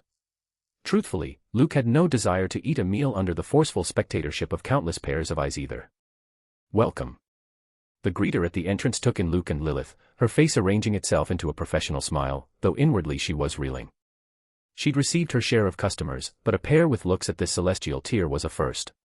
The woman did look a touch older, but these days, an older woman romance was practically a selling point of its own. These two are absolutely a couple. In that moment, the greeter believed in her own intuition with rock-solid conviction. "A private room, please," said Luke, entirely unaware that the two of them had just been categorized as a couple. "Oh, and if it's possible, could you assign female servers to handle our meal?" At Luke's words, something flickered across Lilith's expression, but she didn't open her mouth to object. Sitting in a private room genuinely would be more comfortable than the main hall. She'd been the one to propose coming out for a walk, yes, but that in no way contradicted the fact that Lilith disliked being gawked at. People were simply contradictory creatures, and not even an undying realm powerhouse was immune to that. "Understood." The greeter wore an expression that said, "I get it, I completely get it," which left Luke baffled. "Hold on. I just asked for a private room. What exactly do you get? And what is with that look in your eyes?" It was Luke's turn to be confused. Only after he'd led Lilith along behind the greeter and arrived at the room itself did he finally grasp what that "leave everything to me" expression of hers had actually meant. He'd wanted a private room so they could eat a quiet meal in peace. The greeter, helpful soul that she was, had escorted the two of them straight into a couple's room, its lighting dimmed to a soft glow, the whole space engineered for an atmosphere of maximal, unmistakable intimacy. At the sight of it, Luke very nearly sprayed a mouthful of old blood across the floor. Emergency. "I've brought the teacher I met yesterday to a couple set meal, and the critical detail is that she's the one beneath one, above 10,000 governor of an entire region, fully capable of scattering my ashes to the wind at any moment of her choosing. Is there any saving this situation?" "There is not." Just wait for death. Please have a seat, you two. I'll arrange for a server right away. The greeter, apparently oblivious to the resentment in Luke's eyes, dropped the line with cheerful decisiveness, turned, closed the door, and departed, leaving Luke and Lilith staring at each other across the dim little room. Ahem. Master, I genuinely did not anticipate this. Luke looked thoroughly helpless. If he'd known, he'd have chosen to eat in the main hall instead. No. Correction. If he'd known, nothing on this earth could have compelled him to bring Lilith here in the first place. Who puts couples' rooms in a restaurant like this anyway? It's no matter. Lilith found the situation about equally amusing and absurd herself. A governor of an entire region, and here she was, done in by one perfectly ordinary greeter. But she genuinely didn't mind much, and even ventured a small joke of her own. Come to think of it, this is my first time dining in an establishment of this nature. And my companion turns out to be my own student, no less. How to put it? As experiences went, this one really was rather novel. Chapter 137, Chapter 136, so this is the Kepman life. Luke, what are your plans for the coming stretch of time? Inside the private room, Luke and Lilith sat facing each other. Perhaps because there were no outsiders present, the staggering allure that Lilith had reined in earlier was slowly seeping back out of her, restoring her to that one-glance and you're lost for 10,000 years state. After the Magic Card Civilization's entrance exam, there was no holiday as such. Once the final admission results were released, accepted freshmen could report directly to their academies. But between the exam's end, the release of results, and the academy's tug-of-war over admits, a fair amount of downtime remained, and most candidates chose to use it to unwind their frayed nerves before plunging into the even more intense rhythm of university life. Before the exam, President Edmund mentioned a new dimensional plane to us. There's still a good while before the entry date, Luke said, laying out his thinking at an easy pace, having by now developed a degree of immunity to Lilith's staggering charm. Before that, I plan to craft a few more cards and round out my combat strength. The shipgirl cards could wait, he didn't have much of a concrete plan for them yet. His next goals were to reconstruct Red Ice Black Star Dragon into Red Ice Black Dragon, and to craft the Swords of Revealing Light along with Blue Eyes White Dragon. There was still time before the full moon night arrived. If he moved briskly, he could probably finish all of it before entering the dimensional plane, and somewhere in there, he also needed to handle his university enrollment. The biggest problem among them was the construction of Blue Eyes White Dragon. By Luke's estimate, Blue Eyes White Dragon's starting level would exceed every card currently in his hand, and just as with Mana and Sister Mont Blanc, Luke had no intention of crafting a merely ordinary Blue Eyes White Dragon. A new dimensional plane. The Eternal Night Plane that the three capitals joint expedition discovered. At Luke's words, recognition sparked in Lilith instantly. As the Eastern region's governor, how could she possibly not know of a freshly discovered dimensional plane? When the Eternal Night Plane had first been found, Lilith had personally visited the site. Just as well. The Eternal Night Plane very likely contains a land of finality. Raising your strength before going in to explore is a sound choice. A land of finality. Luke repeated Lilith's words, his brow creasing. That's not some sort of horror battlefield, is it? The name alone sounded ominously impressive. And why hadn't Edmund mentioned any land of finality to them back then? More to the point, what was a land of finality? Your guess isn't wrong, Lilith said with a nod. When the civilized world that preceded a dimensional plane collapses because of war, the dimensional plane it transforms into may give birth to a land of finality. The Eternal Night Plane hasn't yet undergone comprehensive exploration. But back when the entry restrictions were being tested, some information about the plane itself was also obtained. One piece of it is that the Eternal Night Plane's predecessor was, in all likelihood, some manner of machine civilization. By my conjecture, that machine civilization's fall was very likely tied to war, which means the Eternal Night Plane that collapsed and transformed out of it carries a considerable probability of having birthed a land of finality. If you do enter the Eternal Night Plane to explore when the time comes, you'll need to guard carefully against the land of finality. It harbors the perished souls of the collapse and destruction, and they hunt every living thing that sets foot inside, relentlessly, without end. The place is buried in killing intent beyond counting. One careless step, and you could fall there. Master, doesn't briefing me like this carry a faint whiff of cheating? Listening to Lilith's introduction of the land of finality, Luke rubbed his nose. You're my student. Naturally, you have privileges that belong to you. Lilith was perfectly serene about it. Anyone with an objection is welcome to raise it to my face. For Lilith, there was no such thing as recusing herself for appearances. She was Luke's teacher, and so she would take responsibility for her own student. She wouldn't obstruct Luke's choices.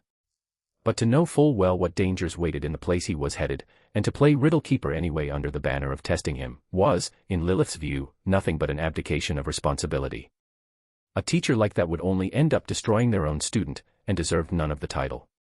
And of course, Lilith had no objection to anyone voicing their dissatisfaction to her. Whether anyone possessed the courage to do so simply wasn't within the scope of her concern. That was the privilege of the strong. It had to be said, as Lilith delivered that supremely domineering declaration, the powerhouse's aura radiating from her fused seamlessly with her natural allure, producing a peculiar, irreplaceable sense of security. It was just that Luke suddenly felt as though he'd turned into some pampered pretty boy. Though, honestly, the feeling was kind of great. No wonder so many people aspired to live off the generosity of a powerful woman. You mentioned a moment ago that you planned to craft new cards next, Lilith spoke again, just as that subtle feeling was settling over Luke. Would you care to share your ideas with me? Perhaps I could offer some guidance. She was Luke's teacher, but card crafting touched on a card master's secrets, so if Luke preferred not to say, Lilith wouldn't take offense over it. If he was willing to share, however, she would offer what advice she could, the same way she had when Celine crafted the Simurgh. The Simurgh had ultimately come from Celine's own hands, but Lilith's guidance along the way had mattered a great deal. I plan to reconstruct one of the cards I currently hold, and then craft a new dragon-type card. Luke didn't particularly mind sharing. Even if he laid out every concept in his head, no one with designs on them could steal a single shred, not even someone as powerful as Lilith. Card crafting was built on worldviews, and every worldview Luke held was an original one. As long as he didn't disclose the information inside those worldviews, then forget Lilith. Even if the Supreme came in person and was handed 10,000 years to work with, they couldn't craft a blue-eyes white dragon. Without the corresponding worldview as the foundation, everything else was futile. The two of them hadn't known each other long, but Luke also trusted that Lilith would never stoop to that. A teacher pilfering a student's concept, a region governor stealing an examinee's ideas, if word of something like that ever got out, the loss of face would be total. Whether anyone actually believed the rumor was a separate question, but a seed of doubt would be planted all the same. Where there was smoke, people assumed fire. I watched your performance at the exam, and I've heard about your earlier showings from others as well. Lilith regarded him for a moment. It has to be said, you genuinely have talent on the card path. Original card crafting was anything but easy, yet in her students' hands, it appeared almost effortless. More remarkable still, he was this young. But have you given thought to which race of card you'll specialize in going forward? Her tone pivoted as she continued. For a card master to push their strength further, crafting more cards is unavoidable. But before that, every card master selects a primary card race to focus on. We generally call this the deck theme. A card master's crafting revolves around that theme. It ensures the specialization of one's cards, and ensures the cards one holds don't conflict with each other, which would otherwise compromise the strength one can actually bring to bear. Chapter 138, Chapter 137, Giving an Undying Realm Boss Card Crafting Inspiration. However much your level rises, however long your lifespan stretches, a card master's energy remains finite in the end. As she spoke, Lilith's gaze settled on the moon spirit ring on Luke's hand. Even with the moon spirit ring, its effect only persists through the Emperor realm. The moment you ascend to the Sovereign realm, the ring's effect will be lost. On the question of whether Luke would ascend to the Sovereign realm, Lilith had never once entertained a doubt. The higher the level of the card being crafted, the more terrifying the spiritual power it consumes. If you craft a card spirit that conflicts with your deck theme, then to a large degree, the work was done for nothing. It costs time and energy, and in a certain sense, it's a waste of resources as well. For a card master, then, lacking a clear deck theme means your card's combat coordination becomes constrained, which in turn compromises the overall strength you can bring to bear. Having finished, Lilith didn't press Luke for an immediate response. She simply lifted the tea before her and took a light sip, her full red lips, moistened by the tea, turning more inviting still. The deck theme, is it? This wasn't the first time Luke had heard of it. The concept belonged to a card master's foundational schooling. Their teachers had drilled it into them back when they'd first become card masters. But hearing Lilith raise the deck theme again now, Luke's expression turned a touch peculiar. Master, my actual thinking is that the deck theme shouldn't designate a single race. It should expand to cover an entire worldview. Luke didn't believe Lilith's framing was wrong. Her approach was the path validated across the magic card civilization's countless years of development, the route best suited to a card master's growth. It simply didn't suit him. The sheer stockpile of card spirits in his head, along with the system's authorities, guaranteed that whatever type of card he crafted, he could push its combat strength to the maximum limit. It was the difference between a specialist and a generalist. The ordinary card master naturally chose to specialize because their energy genuinely was finite. But Luke's circumstances were exceptional. For him, the generalist's road was the better fit. So on the question of the deck theme, Luke held a dissenting view of his own. A worldview. Lilith froze for a moment at Luke's declaration. Some instinct whispered to her that whatever Luke said next might bring her gains she hadn't anticipated. That's right. Luke nodded and laid out his thinking. By your framing, Master, the deck theme designates a card's racial type. By mine, the designation should expand to the worldview the card belongs to. He weighed his words briefly, then continued. Take an example. The magic card civilization we live in is itself one complete worldview. Within it, there aren't only humans and card spirits, but all the other races as well. Even the fierce beasts, as I see it, count among the magic card civilization's races. That tangled, complicated diversity is precisely what built the civilization's present splendor. If a civilization held only a single race, then breaking through its developmental ceiling would become enormously difficult. Apply that to cards, and the logic holds just the same. To an outside observer, the racial types of the cards Luke crafted looked hopelessly scattered. The spellcaster lineage on one side, the dragon lineage on another, the Digimon on a third, and the ship girls still on the drawing board belonging to yet another category entirely. The card spirits shared almost no connection with one another, which naturally created the impression of a card master with no clear deck theme at all. But in truth, divided along worldview lines, Luke's deck themes were crystal clear. The dual spirits of Yu-Gi-Oh! The Digimon of the digital world. The ship girls of the warship world. Dual spirits of different races, Digimon of different types, ship girls of different ship classes. All of them were card spirits rooted in a shared worldview, and equally, the building blocks out of which that worldview was constructed. Naturally, that too could be regarded as a deck theme, one operating at an even grander scale. Choosing the race a card spirit belongs to as the deck theme isn't wrong. But in my view, the scope can be drawn wider than that, with the worldview a card spirit belongs to serving as the theme instead. Luke shrugged as he reached the end. This might sound a little arrogant, but in a certain sense, we are the creators of our card spirits. And if a creator only ever builds a card world containing a single race, doesn't that creator come across as a bit weak? Of course, Luke didn't think the magic card civilization's long developmental road was a mistake. He simply had no intention of walking it on rails. Comfortable and safe, certainly, but it stripped out a great deal of the fun. As he saw it, the civilization's accumulated development served, at most, as reference material. Having laid out his thinking, Luke looked back toward Lilith, and discovered, to his surprise, that the pair of peach blossom eyes capable of enchanting all things were fixed on him in a blank, unguarded stare, countless points of light flickering through their depths. Master. Being stared at by a supreme beauty, and one with Lilith's singular identity at that, was admittedly a pleasant experience, but Luke still wasn't entirely used to it. Do you have any idea what kind of sensation those words of yours would cause, if they spread across the entire magic card civilization? Registering her own lapse, a faint flush crossed Lilith's face, and paired with that nation-toppling, bewitching beauty of hers, even Luke, who'd built up a degree of immunity by now, drew a sharp, involuntary breath. She truly is an enchantress fit to upend an era. It's only my own thinking. Sensation or no sensation, it hardly matters. I never expected anyone else's approval in the first place. Luke drew a deep breath and let his gaze drift slightly aside. The Lilith of this exact moment was far too tempting. Another second of looking, and he might genuinely transform into the protagonist of a forbidden teacher-student story. Confident indeed. That's my student.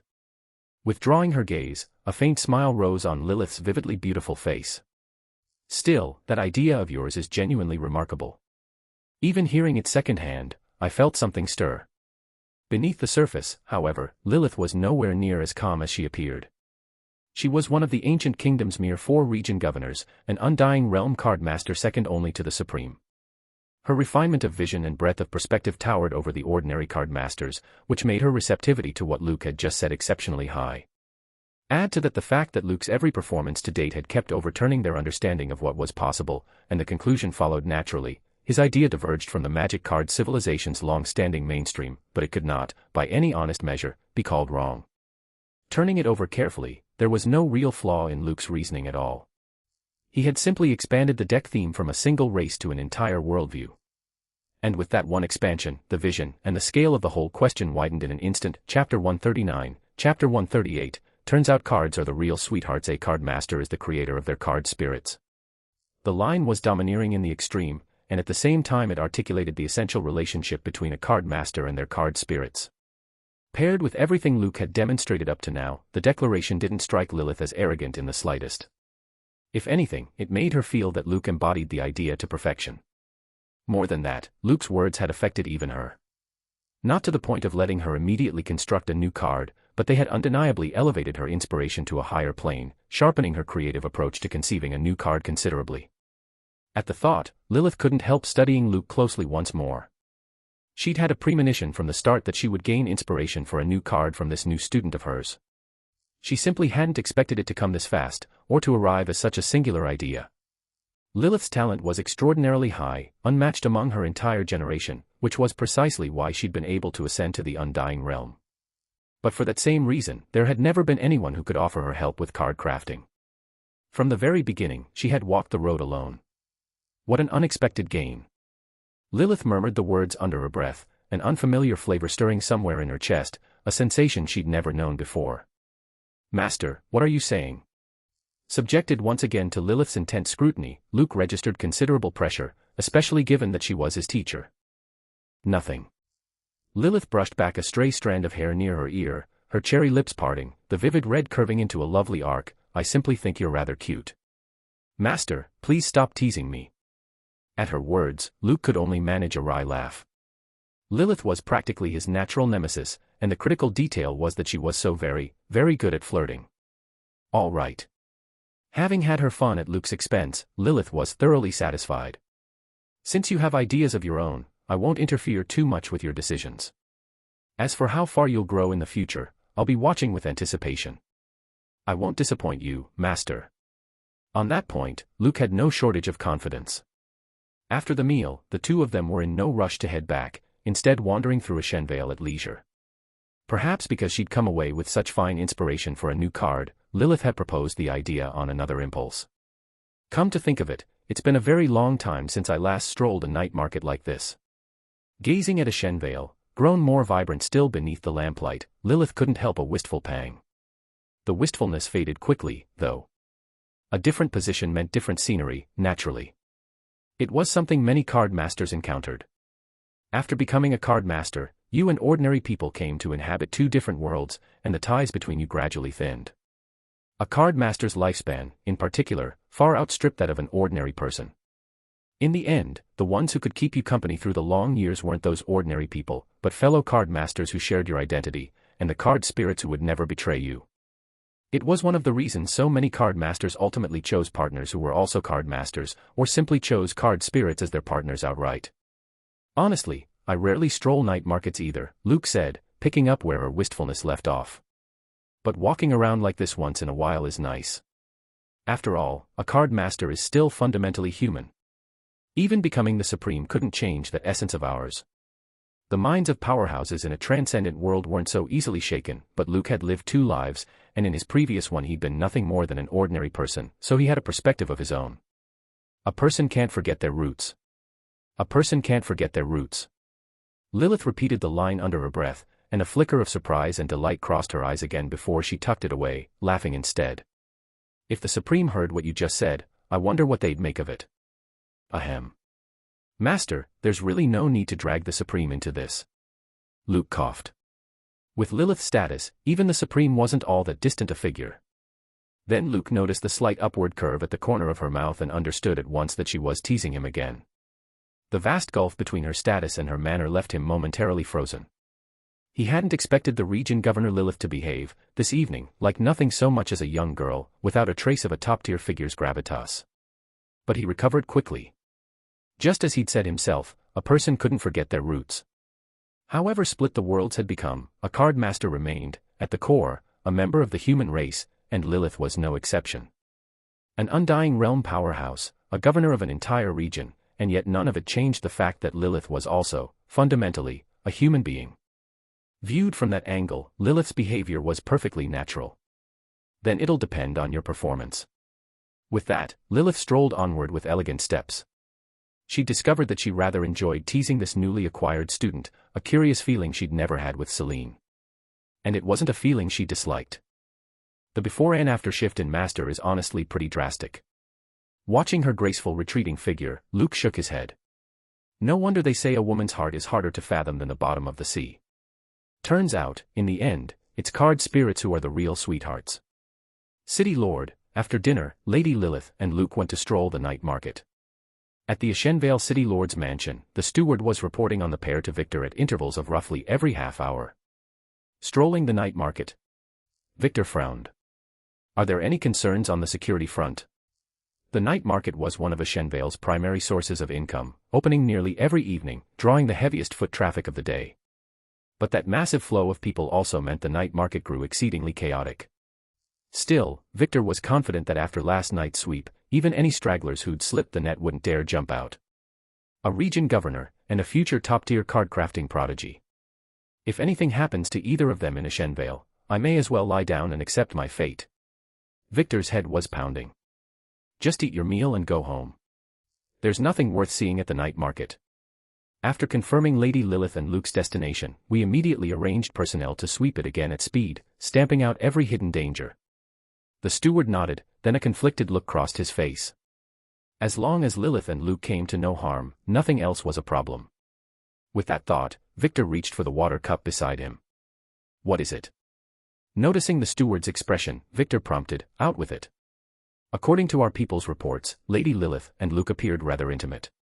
Having waited, the steward reported the matter faithfully. They gave outsiders the impression of being a couple. Furthermore, the informant we'd placed inside the restaurant reported as well. The two of them dined in a couple's private room. The steward naturally couldn't expose Lilith's identity, so the card masters who'd been assigned the tale had no idea that one of the targets they were following was, in fact, the single strongest existence in the entire eastern region. Chapter 140, Chapter 139, Little Devil, Lilith. Puffed. The water Victor had just drunk sprayed straight out of his mouth, catching the steward full in the face. Are you serious? Showered with spray, the steward very nearly let a backhand fly on reflex, but remembering that the man in front of him was his direct superior, he forced the impulse down at the last second. One swing like that, and however highly Victor thought of him, he'd be packed off into retirement the very next moment. No, hold on. Damn it, I know far too many of his secrets.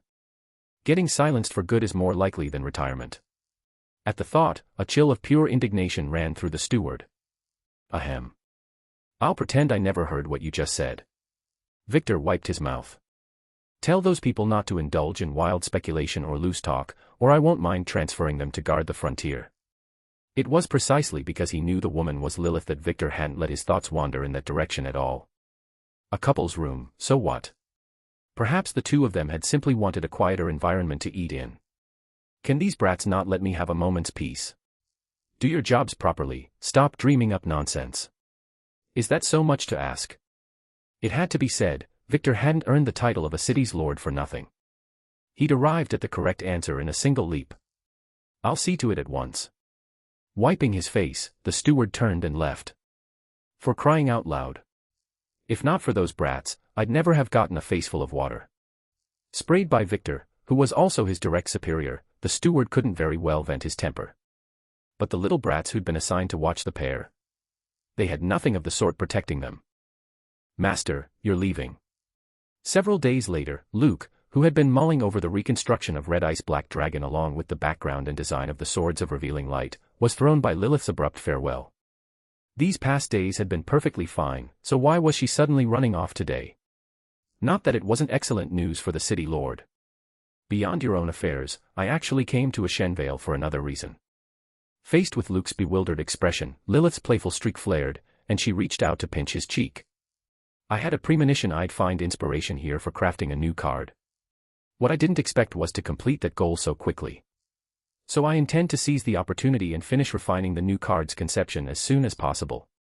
Inspiration was, in the end, only inspiration. Left unconverted into a concrete concept, it would eventually slip away, and the new card Lilith was preparing to craft was of no ordinary strength besides. "Master, you've got inspiration for a new card."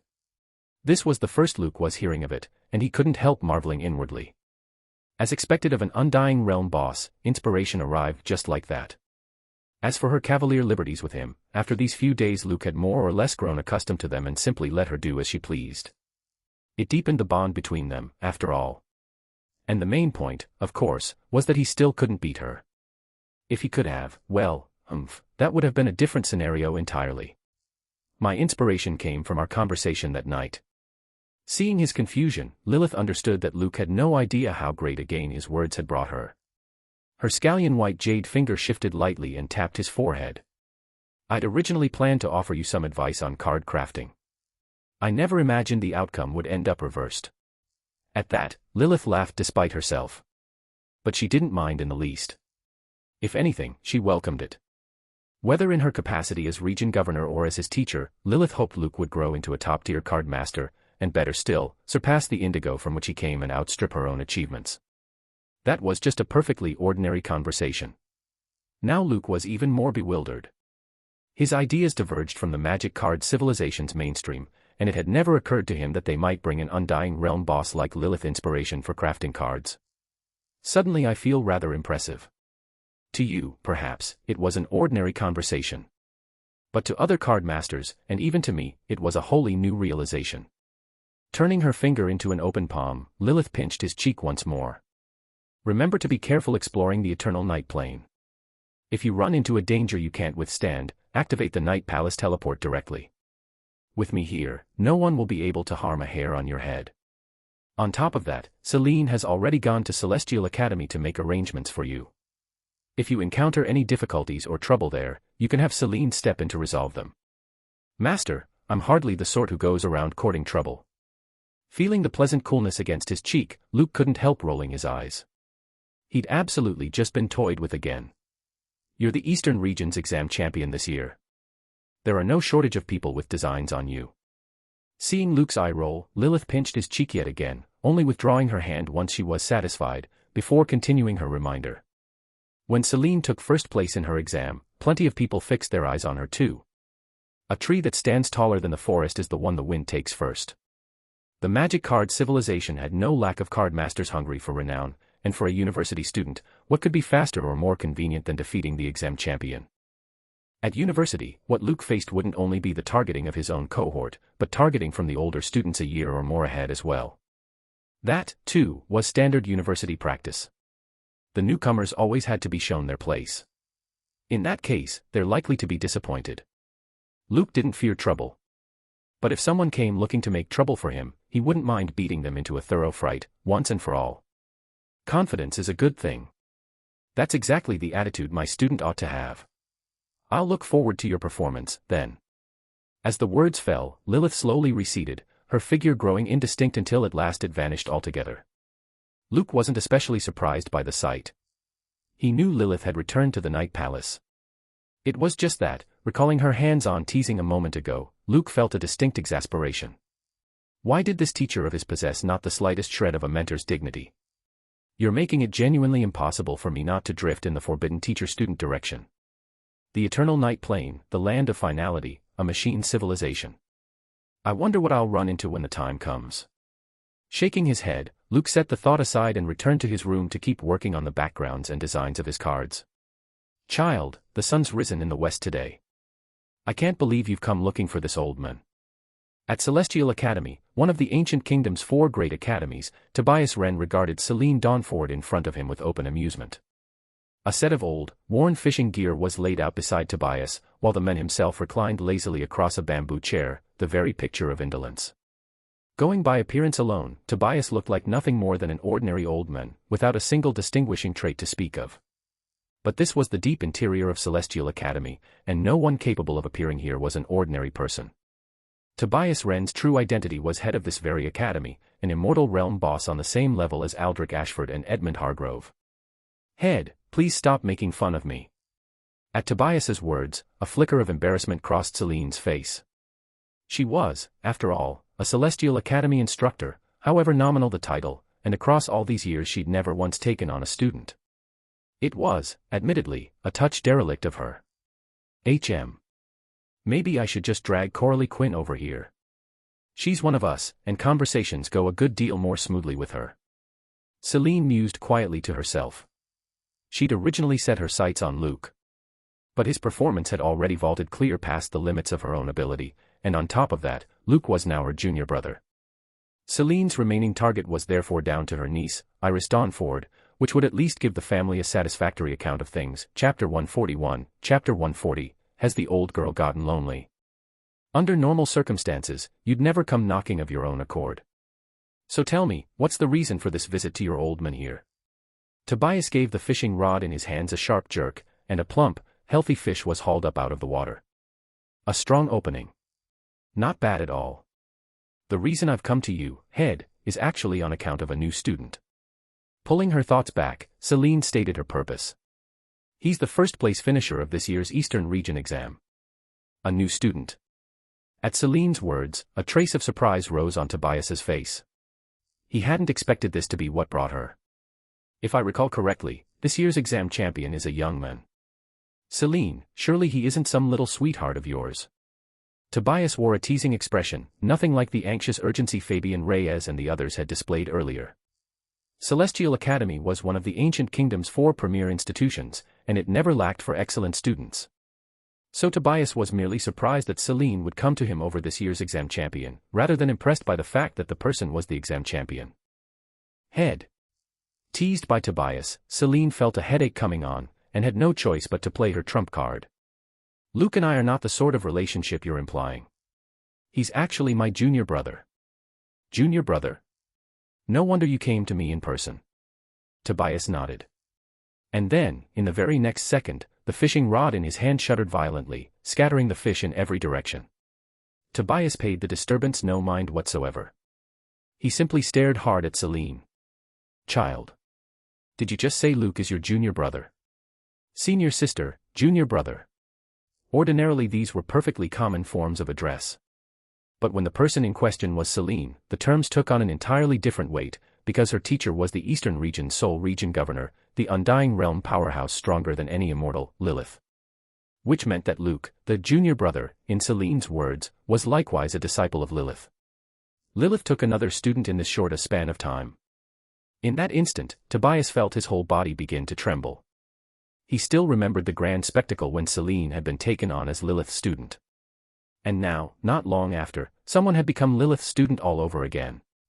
More to the point, if Celine hadn't come to him in person, he'd have remained entirely in the dark about it. Has the old girl gotten lonely? Tobias dearly wanted to pose the question aloud, but he suspected that if he actually let it out of his mouth, he'd be beaten so hard he'd cough up something unspeakable.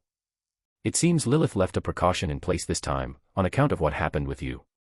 Tobias possessed a respectable degree of self-mastery in the end, and after that initial shock, he quickly settled himself again. No wonder you came to me personally, child. When Lilith had taken Celine as her student back then, it had shaken the entire Eastern region, and the whole of the ancient kingdom besides, propelling her squarely into the eye of the storm for a time, and inviting no small amount of covetous attention as a result. A region governor's deterrent force was beyond question. But the world always held its share of madmen who didn't fear death. It was precisely because of those past experiences that Lilith had kept the matter of taking Luke as a student so thoroughly low-key this time around. Lilith feared no one, but neither did she want her own student exposed to needless danger. In the span of a few racing thoughts, Tobias had already pieced together the rough shape of the situation. Yes, Head. Celine nodded. Master took Luke on as a student. My coming back this time was, in fact, to arrange the matter of his enrollment at the academy. So that's how it is. Hearing Celine's confirmation, even though he'd already guessed as much, Tobias still couldn't suppress the surge of excitement in his chest. To think that after so little time, Lady Lilith would take on a student again. If you hadn't said it with your own mouth, this old man would never have believed it. Heaving a long sigh, Tobias couldn't help shaking his head. To be taken on as Lilith's student was to be utterly divorced from mediocrity. The Celine before him was the finest possible proof. Since he's Lilith's student, then his talent and strength can't be far below where you stood back in the day, Tobias said, his interest in Luke thoroughly stirred now. Head, that's truly not a comparison worth making. Celine shook her head. You have no idea how much pressure I'm under right now. Even if Luke's talent matches yours, crossing the gap between you is no easy feat. A flicker of surprise crossed Tobias's face. Celine, there's no need for excessive modesty. You've already reached the peak of the Emperor realm, just one step below Sovereign. That's a height many card masters can't attain in an entire lifetime. I'd love to be modest, but I'm afraid I simply can't afford to be this time. Calling to mind Luke's performance at the exam, Celine felt the pressure of being his senior sister mounting to an extraordinary degree. Original cards, special cards, the Millennial Sovereign. Any single one of them was enough to throw her several streets behind, and the words she'd just spoken truly weren't modesty. Still, she knew this wasn't Tobias's fault. Academy head though he was, he likewise had no authority to view footage of the exam. On that point, at least, the ancient kingdom treated everyone equally. Head, I'm genuinely not being modest. Celine gave a faint, helpless laugh. Luke is an original card crafter. Whether it was the special cards, or the card spirits that could evolve endlessly and shatter the limits of their tier, all of it rested on a single premise, that Luke was an original card crafter. That was the root of everything. This information, too, Lilith had granted Celine permission to disclose. Only this way would Tobias grasp the full meaning of it. And Tobias's reaction was exactly as Lilith had predicted. An original card crafter. Tobias, who had been sitting so serenely at his fishing perch, shot to his feet. Now, at last, he understood why Celine had spoken as she did, and he understood the full chain of Lilith's earlier maneuvers. Original cards. The legend of the Millennial Sovereign. As a fellow Immortal Realm powerhouse, and one of the 4 Academy heads besides, Tobias's raw strength might only rank alongside that of Aldrich and Edmund. But in this particular domain, what Tobias knew far exceeded what either of them did. When Celine had become Lilith's student, it had already drawn no small amount of covetous attention. But if it became known that Luke might very well be this era's Millennial Sovereign, what he'd draw would be no mere covetousness. It would be a calamity of lethal proportions. There was such a thing as a thief who stole for 1,000 days, but no such thing as guarding against thieves for 1,000. Lilith was strong, all the more so within her own Eastern region territory, but she couldn't possibly devote her every waking moment to Luke. Were she to try, the operation of the entire Eastern region might well grind to a halt. So this is the real reason you came to your old man here. I have a rough grasp of Lilith's true intent now. Tobias rubbed his head. This really has handed me quite the thorny problem. Lilith couldn't pour all her energy into Luke, and Luke would be spending the next several years at Celestial Academy. Any dangers that might surface during that time would naturally fall to Tobias to handle, which was, without question, the most reliable arrangement of all. Chapter 142, Chapter 141, Infinite Endurance, Red Ice Black Dragon. Several days had passed since Lilith's departure. In that time, no one had come to disturb Luke, and he'd finally completed the reconstruction of Red Ice Black Dragon, along with the background and design of the Swords of Revealing Light. On the materials front, for Luke, who possessed the rewrite and reorganize authority, supply was no longer much of a problem. Back when he'd crafted Red Ice Black Star Dragon, Luke had already taken the eventual reconstruction into account. Red Ice Black Dragon's primary material was still the reverse scale of the Undying Inferno Dragon, with no additional main material required, which saved him a considerable amount of time. The materials for the Swords of Revealing Light were likewise all prepared. With everything in place, Luke exchanged a few words with Mana and Blanc, his 2 adorable companions/comrades, and then threw himself into the reconstruction of Red Ice Black Star Dragon. Red Ice Black Dragon. One of the dragon species possessing top-tier destructive power, and a colossus among the legendary dragons. A second legendary dragon. After the Eye of Timaeus, this was the next dragon-type card whose flavor text invoked the word legendary. That said, Red Ice Black Dragon's legend differed from that of the 3 legendary dragons. Or rather, Red Ice Black Dragon's legendary renown ran higher than the 3 legendary dragons, at least where longtime players were concerned. Red Ice Black Dragon's most striking feature is a pair of dragon eyes like blood-red gemstones. Wielding furious black flame as its weapon, Red Ice Black Dragon burns to ash every enemy reflected in its eyes. Sister Mana, do you think the tamer will be all right? In a corner of the room, Sister Mont Blanc held the cross Barbie trident, positioned like a loyal little bodyguard, as though she'd leap to the defense at the slightest disturbance. The trouble was that her timid, fragile little expression, paired with the rabbit doll hat, made her difficult to take seriously on that front. No need to fret, Blanc. Watching her, Mana patted her on the head, then gave her staff a gentle wave, and an invisible barrier settled over the entire room once more. Master is only reconstructing and crafting cards. There won't be any danger. Mana had witnessed scenes like this many times. As for failure, in Dark Magician Girl's heart, the concept simply didn't exist. She trusted Luke completely. Although this time Luke was only reconstructing a card rather than building a new one, whether some anomaly might appear was hard to say, so Mana figured it was best to play it safe. Time slipped by. Neither Mana nor Blanc voiced a single complaint, sitting primly a short distance away and trading whispers, for big eyes fixed steadily on Luke's progress. Roar. A dragon's roar, deeper than red ice black star dragons, shattered their hushed conversation. The sudden bellow even startled Blanc badly enough that the trident nearly flew out of her grip. Fortunately, Mana's reflexes were quick, and she caught it just in time, sparing them any damage. Blanc's face, meanwhile, flushed a deep, helpless red. Registering as much, the two of them fell silent, for big eyes locked tight on Luke. Looks like Master will succeed soon. Having sat through the crafting of 2 dragon-type cards already, Mana knew the signs. A short while later, waves of mana fluctuation surged out from Luke, and within seconds his level had risen from 8-star leader realm to 9-star leader realm.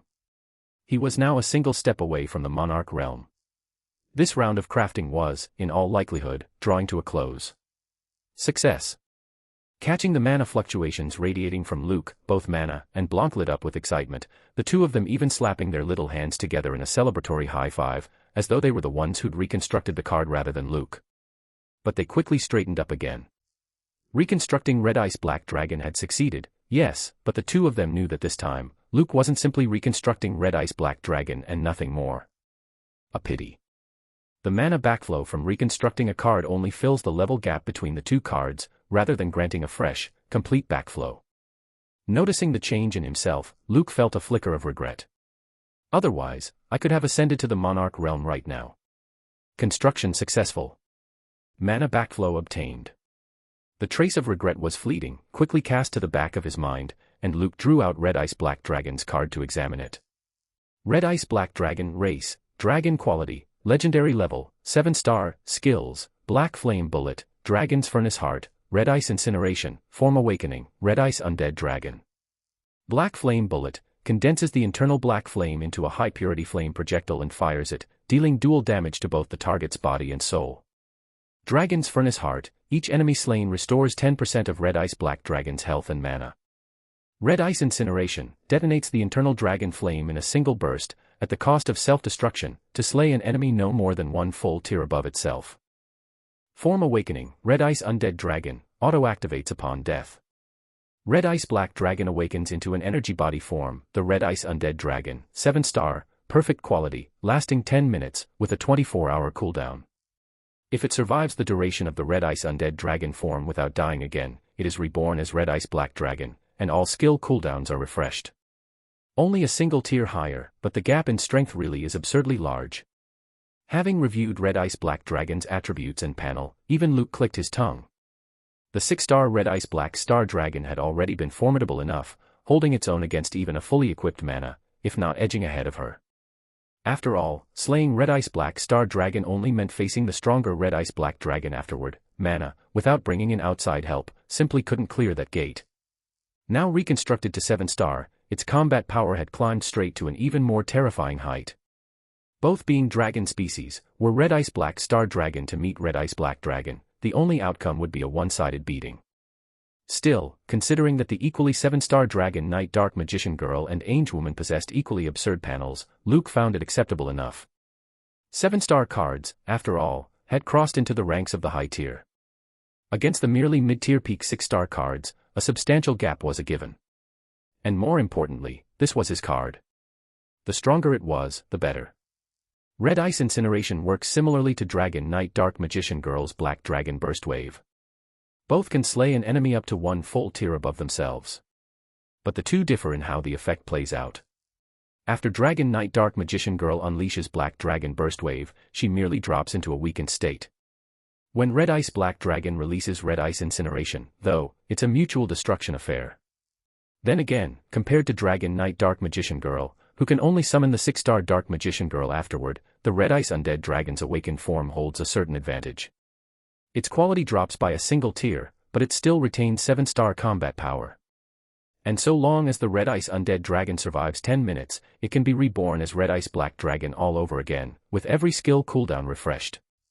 This combination pushes both Red Ice Black Dragon's combat power and its endurance to a whole new height. Chapter 143, Chapter 142, Swords of Revealing Light, Legendary Dark Magician Girl. I feel like I could pull off some kind of infinite revival exploit with Red Ice Black Dragon. Luke couldn't help muttering to himself at the end. Come to think of it, why is it that every card in the Red Ice series I make ends up with skills that bounce back and forth across the line between life and death? Shaking his head, Luke stowed Red Ice Black Dragon's card away and, without pausing, buried himself in crafting once more. This time, however, what he was making wasn't a regular card, but a special card, the Swords of Revealing Light. Compared to the far more demanding conception and construction of Blue Eyes White Dragon, the Swords of Revealing Light was considerably easier, taking even less time than mulling over Red Ice Black Dragon's reconstruction had. Luke spent roughly a day completing the background and design of this special card, and pushed the success rate to 100% through simulated construction. Now, all that remained was to actually make the card. In the world of dual spirits, all manner of inconceivable powers exist. One of them is the power of sealing. Legend holds that the sealing power of the dual spirit world originates from an ancient sword of light. So long as the sword of light endures, enemies sealed by it cannot mount an attack, and their mobility is drastically reduced. Card background approved. Please complete the card art and add materials. With the background editing finished, Luke began crafting the Swords of Revealing Light's card art. Once again, his spiritual power became ink and brush. Several swords of light surfaced in a specific arrangement, composing a card image steeped in sanctity, faint runes seeming to circulate within the blades, intermittently taking shape as sealing power. Next, the Sword of Light he'd once obtained from Harrison Cole, the card's primary material, along with the other materials he'd prepared, was fed in turn into the card editor, gradually completing the full card image of the Swords of Revealing Light. Construction successful. Mana backflow obtained. A special card wasn't a spirit card, so although this round of crafting succeeded and yielded mana backflow, it still wasn't enough to break Luke out of the Leader realm and into the Monarch realm. Not that he was particularly surprised by that. Finally finished. Giving his head a shake to dispel a faint trace of gloom from his mind, Luke drew out the new card to examine it. Swords of Revealing Light, type, equipment card effect, must be actively triggered. Upon activation, summons 3 Swords of Revealing Light within a designated area, forming a sword formation. All enemy units inside the formation enter a sealed state, unable to launch attacks from within, with their speed reduced by 50%. When a Sword of Revealing Light is destroyed, it produces a violent explosion.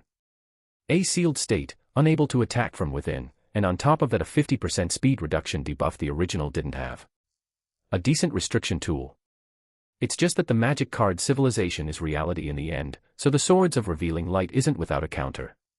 Enemies couldn't attack from inside, but the Swords of Revealing Light offered little defense against attacks from the outside. Still, when the Swords of Revealing Light are destroyed, they trigger a violent explosion on top of everything, which compensates for that defensive shortfall to a degree. Luke figured that getting caught in such a blast, even if it didn't kill you, would absolutely leave you in rough shape. All things considered, Luke was fairly satisfied with the results of reconstructing Red Ice Black Dragon and crafting the Swords of Revealing Light. Opening his eyes, Luke found Mana and Blanc, his 2 cuties, one big and one small, staring straight at him. "What is it?" he asked, noticing. "It's nothing, Tamer." Blanc's face flushed faintly, and she shrank back behind Mana. Even in front of Luke, the little thing was on the shy side. In combat, of course, that was another matter entirely. "Master, congratulations." Compared to Blanc, Mana was far more outgoing, which was simply her nature, and she'd spent more time around Luke besides. The 2 mana fluctuations from Luke a moment ago meant that, beyond reconstructing Red Ice Black Dragon, his newly crafted card had succeeded as well. "Let's give it a try." Luke reached out and affectionately pinched Mana's nose, and amid her indignant pout, drew out the Swords of Revealing Light and pressed it against the front of her body. Just like the spell tome and his other special cards, the Swords of Revealing Light slowly melted into Mana, and her aura rose steadily in its wake, soon reaching a critical threshold. Dark Magician Girl Mana has successfully fused the Swords of Revealing Light. Quality raised to Legendary. Within a few seconds, Mana's aura climbed to a fresh new height. Finally bumped up to Legendary. Receiving the system prompt, Luke raised an eyebrow. Back when she'd fused the magic cylinder, Dark Magician Girl's quality had already received a boost. Now, after fusing the Swords of Revealing Light, she'd broken past her original perfect quality and ascended to the legendary grade. 6-star legendary. Her quality is a touch stronger than Awakened Blanc, enough to rival the pre-reconstruction Red Ice Black Star Dragon. For mana to break past her original level, though, she'll still need to fuse with the Eye of Timaeus or Red Ice Black Dragon. Her own base attributes alone won't keep pace with the steadily escalating intensity of combat. In that case, crafting the Loaded Cylinder magazine and the Chaos Ritual should be moved up the agenda. Luke mused quietly. The Loaded Cylinder magazine, paired with the Magic Cylinder, would further raise Dark Magician Girl's counterattack strength and counterattack ceiling. The Chaos Ritual, meanwhile, was something Luke intended to model on Chaos Dark Magician, a patch of sorts for Dark Magician Girl. Rather than fusing with another card spirit, it would raise her own strength through the ritual's effect, a way to shore up Mana's comparatively weak baseline strength. Mana's situation can rest there for now. The second card, Red Ice Black Dragon, has finished reconstruction, but that isn't the endpoint either. Further down the line there's the Red Ice Darkness Metal Dragon and the Red Ice Undead Dragon Emperor, both higher-tier terminals. And then Blue Eyes White Dragon, and Kazara. Going by the process of reconstructing Red Ice Black Dragon just now, the strain of crafting high-level cards isn't what it was at the start. But this card's circumstances are rather special, so the background and design will take some careful thought. Kazara, the soul of Blue Eyes White Dragon. That was the root of why Luke planned to put a degree of modification into his construction of Blue Eyes White Dragon. On the Digimon card front, I'll also need to start preparing the X-Antibody evolution cards. An X-Antibody applicable to Digimon across their various stages would be enough to bump the strength of the Digimon cards up an entire level. Beyond the X-Antibody evolution cards, the Mega Evolution cards are something to consider too. At the thought, Luke rubbed his head. Mesh Evolution lets a Digimon adapt to different environments and raise its strength. Extrapolating from Blanc to Noir to Angewoman, a Mega-tier Digimon might reach 9-star, which is the very apex of high-tier cards. And on top of all that, there's the Warship World and the Shipgirl cards. Pfft. The exam's over and done with, and yet I somehow still have a whole pile of things to deal with. In the end, Luke heaved a sigh. Chapter 144, Chapter 143, Multiple Fusion, Low-grade materials replacing high-grade. It isn't just the backgrounds and designs. The materials for crafting Kazara and the evolution cards are short by a fair margin, and the materials for the Shipgirl cards haven't even gotten off the ground. So let me start by taking a look at what this multiple fusion hidden authority can actually do. With a rough sense of direction for his key upcoming goals now settled in his mind, Luke summoned 2 gray-grade materials into his hands. Mana, for her part, had grown thoroughly excited over acquiring her new equipment card, and had dragged Blanc off to the side to whisper. The behavior was rather like that of a collector who'd just gotten their hands on an authentic Bandai figure. The authority activated. A flicker of understanding crossed Luke's mind, and as his mana surged, he brought his 2 hands together. The 2 materials melded without the slightest resistance into a single new material, its quality raised to the white grade. If anyone else saw this, their jaw would probably hit the floor. Even Luke, the perpetrator himself, marveled at the sight, which meant everyone else's reaction would be no better. The mana cost is roughly 1/10 higher than rewriting a same-grade material. Is the cost increased by 1/10 at every grade, or does synthesizing higher-quality material demand even more mana? Holding that question, Luke summoned another gray-grade material to test with. He'd had the second authority's hidden effect unlocked for a while now, but he'd been busy with other matters that whole time, which was why he was only getting around to testing it now. The results seemed acceptable enough, but obtaining more precise information would require continued trials. Off to the side, Mana, who'd been excited about the strength boost from the Swords of Revealing Light, and Blanc, whom she dragged along to whisper with, both noticed the anomaly with Luke. The 2 cuties exchanged a glance, then drifted over to his side, where they watched him bring his hands together, as if performing a magic trick, and synthesize 2 white-grade materials into a higher green-grade one. Wah! Whether Mana or Blanc, both were seeing such a marvelous display for the first time, and couldn't suppress a soft cry of astonishment. An instant later, though, both of them clapped their little hands over their own mouths, evidently anxious that their exclamations might disturb Luke. It was unbearably endearing. Still only a 1/10 increase in cost. Without having noticed that Mana and Blanc had quietly slipped over to his side, Luke picked up the newly obtained green-grade material and examined it carefully. Mecha Spindle, modified description, a specialized spindle constructed from precision instruments, frequently used in crafting mechanical type or modification type cards. It appears to have been processed in some special manner. Compared to a standard mecha spindle, the mecha spindle, modified can, to a certain degree, substitute for certain mechanical type and modification type blue-grade materials. Mecha spindle, modified. And that last line of the description. Luke gave an involuntary start. A material's quality exerted a degree of influence over the finished card, which was why card masters maintained strict classifications of grade and type for the materials fed into the card editor. A difference in a single material's grade or type alone could potentially affect the final success rate, as well as the strength of the resulting card spirit. But the mecha spindle, modified that Luke had synthesized through multiple fusion could, to a certain degree, substitute for certain materials, which meant that materials synthesized through multiple fusion possessed far broader applicability. More important still was the fact that the synthesized mecha spindle, modified, was only a green-grade material, and yet it could now stand in for certain mechanical type or modification type blue-grade materials. Even if it could only replace a limited handful of materials, this broke through the original boundaries entirely. As expected, the hidden authority has enormous room to be mined. If the materials I synthesize down the line can all, to some degree, substitute for higher-grade materials, then when I craft top-tier cards in the future, I'll hold a far greater advantage than anyone else. Grasping the implication, Luke couldn't help growing excited. To put it in concrete terms, take crafting a 7-star card. An ordinary card master would need blue-grade materials as the basis, whereas Luke would need only the green-grade material synthesized through multiple fusion to achieve the same effect. And by employing synthesized materials of the same grade, Luke could craft a card one full tier higher more easily than an ordinary card master could. The effect produced by that one addition and one subtraction together could only be called terrifying. This was all the more true when it came to crafting the 10-star and above cards that lay beyond the high-tier brackets later on.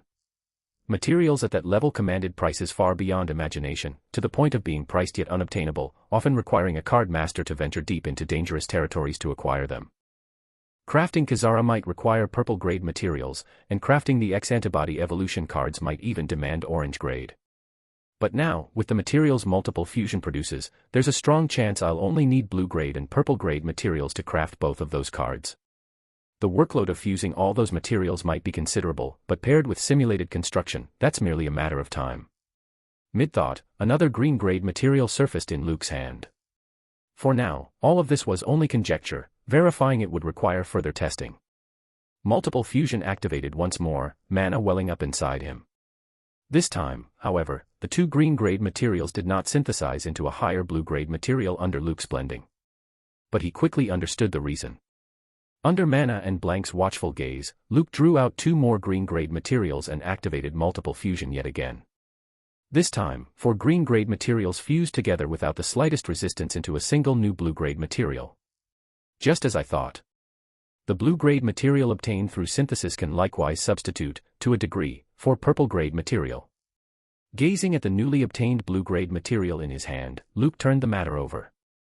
Synthesizing green-grade and white-grade materials only requires 2 low-grade materials each. But at the blue-grade, the energy required for synthesis climbs considerably, which doubles the quantity of materials needed. After his first attempt had failed earlier, it was precisely because he'd noticed this that he'd drawn out 2 more green-grade materials and reactivated the authority. And the result had been exactly as he'd surmised. What about synthesizing a purple-grade material, then? No sooner thought than done, Luke continued putting the multiple fusion authority through its paces. The successive rounds of multiple fusion cost him a fair amount of mana, but with several mana crystals inside him, he had more than enough to sustain continued testing. Chapter 145, Chapter 144, Elise Hargrove's Invitation. Roughly half an hour passed, and a fused purple-grade material, along with an orange-grade one, now sat before Luke. But that was as far as it went. He had no choice but to halt his testing. Synthesizing a purple-grade material also takes only 4 blue-grade materials. The one purple synthesis drains every last bit of mana I had left. The cost is a touch steep, but it falls within an acceptable range. It's only at the orange grade that things change. Not only does the quantity of purple-grade materials needed as feedstock double again, to a full 8, but the mana cost grows far more terrifying, eating straight through 2 mana crystals.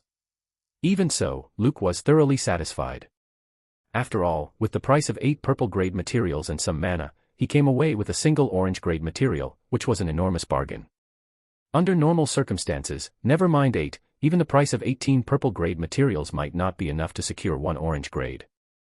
That said, the cost of synthesizing orange grade material is still a bit much of a burden for me as I am now. Placing all the materials he produced through multiple fusion into the card editor, Luke wrapped up what he'd planned to accomplish that day. He had only a single mana crystal left in reserve, kept against any sudden emergency. But even at full capacity, Luke didn't believe the mana a leader realm card master held could synthesize a red grade material, the grade above orange. Red grade material was already the stuff used to craft 10-star cards. Luke had a feeling that synthesizing a material at that level would demand a truly extraordinary quantity of mana. Even after ascending to the Monarch realm, he might not be able to sustain it. Master, someone was looking for you a moment ago. Seeing that Luke had finally stopped, Blanc held out the personal terminal she'd been cradling, her expression unbearably docile. While Luke had been testing, the terminal had relayed several communication requests, but the 2 girls, not wanting to disturb him, had kept quiet the entire time. Thank you, Blanc. Taking the terminal, Luke rubbed Blanc's head, drawing a flush across her whole face. Then, noticing Mana's eager expression off to the side, he reached over and dealt her a head pat too, before finally opening the terminal. There were no shortage of messages on it, the overwhelming majority of them invitations from various businesses. The exam had only just ended, after all, and Luke, the Eastern region's first-place finisher, was riding a peak of attention. If a business could land Luke, the exam champion, as a spokesperson for its products, the returns over the coming year would be considerably richer. And a year from now? Bah, wouldn't there be a fresh exam champion by then? For these capitalists, naturally, whoever held the greater fame was whoever they partner with. Luke had no interest whatsoever in these so-called endorsements. He'd already received plenty of such invitations over this stretch of time, and cleared every one of them out. Even opening them was a waste of time. He'd rather pour those minutes into conceiving new cards. Select all, delete. Luke's whole operation flowed in a single smooth motion, and the terminal's message board was, at last, quiet again. Her. Quickly scanning the terminal's display, Luke came to a stop, in the end, on a single name. Elise Hargrove. Luke had a fairly deep impression of the Hargrove family's young lady, but he couldn't work out why she'd be reaching out to him now. On that trip to the capital's youth training competition, the group of them had exchanged contact methods before parting ways, but they'd hardly been in touch since. Mid-thought, Luke pressed her communication link. A few seconds later, a small crown-wearing Loli, the silver-crowned Mandrake Queen, was the first thing to come into view. A tiny little thing, exceptionally cute. Lord Luke, one moment please. Seeing Luke on the screen, the Queen Loli set off on her stubby little legs, dashing toward where Elise was. The terminal cradled in both her hands, however, remained perfectly steady, without the slightest sway. For all that the Queen was a tiny little thing, even if you swapped the terminal in her hands for a 2-meter giant, she'd run as though crossing flat, level ground. Is this a library? Through the screen, Luke watched rows upon rows of bookshelves recede at speed, every one of them packed to overflowing with all manner of books. Even across the screen, Luke felt as though he were immersed in a sea of books. Compared to the libraries of his past life, it gave up nothing. At the very heart of that sea of books, Elise Hargrove, dressed in a light blue fitted gown, gazed down at the book in her hands through silver-framed glasses. Registering the Queen Loli's arrival, Elise lifted her head slightly, a single mischievous strand of hair falling before her eyes. Far from spoiling the beauty about her, it lent her a liveliness distinct from her usual quiet composure, a touch of contradiction, like something out of a painting. Taking in that exquisite scene, even Luke couldn't help a brief moment of distraction, and he remarked, "I finally understand why you carry such a deep scholarly air about you. I'll take that as a compliment from you." Hearing Luke's words, Elise closed the book in her hands, then scooped the entire Queen Loli up and settled her on her lap, the gentle, jade-warm smile on her face the same as ever. "You can see it that way." Luke shrugged. "So, what did you need from me?" "In a while, I'm planning to set out for Celestial Academy. The main reason I'm reaching out is to see whether you'd have any interest in setting out together." Elise didn't waste time, stating her purpose directly. As for whether Luke had been accepted by Celestial Academy, Elise had no concern on that front at all. If even she had been accepted, Luke would absolutely have received an acceptance too. In fact, he'd very likely received his notice earlier than she had. Of course, if Luke had declined Celestial Academy's acceptance, Elise would have nothing to say about it, but she didn't believe such a thing would come to pass. The reason for her certainty was that, over this stretch of time, she'd heard her grandfather mention that Celestial Academy's head, Tobias Wren, had inquired with him about Luke's situation. Set out for Celestial Academy. Understanding the reason Elise had reached out to him, Luke pondered for a few seconds. Roughly when would we be leaving? Just as Elise had guessed, Luke had indeed received his Celestial Academy acceptance, the very day Lilith departed. Even without Elise reaching out, Luke had intended to consider setting out at some point once he'd finished reconstructing Red Ice Black Dragon and crafting the Swords of Revealing Light. And if there were familiar faces to travel the road with, all the better to have someone to rely on. 1 month from now. Seeing Luke agree, Elise raised a single slim, scallion-white finger. I'm planning to set out in a month. Lyra will be coming with us then too. Like Luke and Elise, Lyra Sinclair had likewise received a Celestial Academy acceptance, and the two of them were close friends, so it came as no surprise to Luke that she'd be traveling along. A month. Luke thought rapidly to himself. That's a good window to properly plan out Kazara's background and design. And before I leave, I should pay a proper visit to City Lord Victor, President Harrison, and Principal Jeffrey. The three of them had given him no small amount of help before this. Slipping away without a single word would be rather poor form on his part. Chapter 146, Chapter 145, one after another, the trial road. Then it's settled. I'll set out ahead of time and head to the capital first. In the end, Luke nodded and accepted Elisa's invitation. See you then. After chatting for a few minutes or so, Luke ended the call with Elise. In the very next second, though, he received another communication request. Lyra Sinclair. Seeing who the request was from this time, Luke arched an eyebrow. Come to think of it, this was the first time the two of them had been in contact since they'd exchanged methods. Did these two best friends plan this out together? Reaching out one right after the other.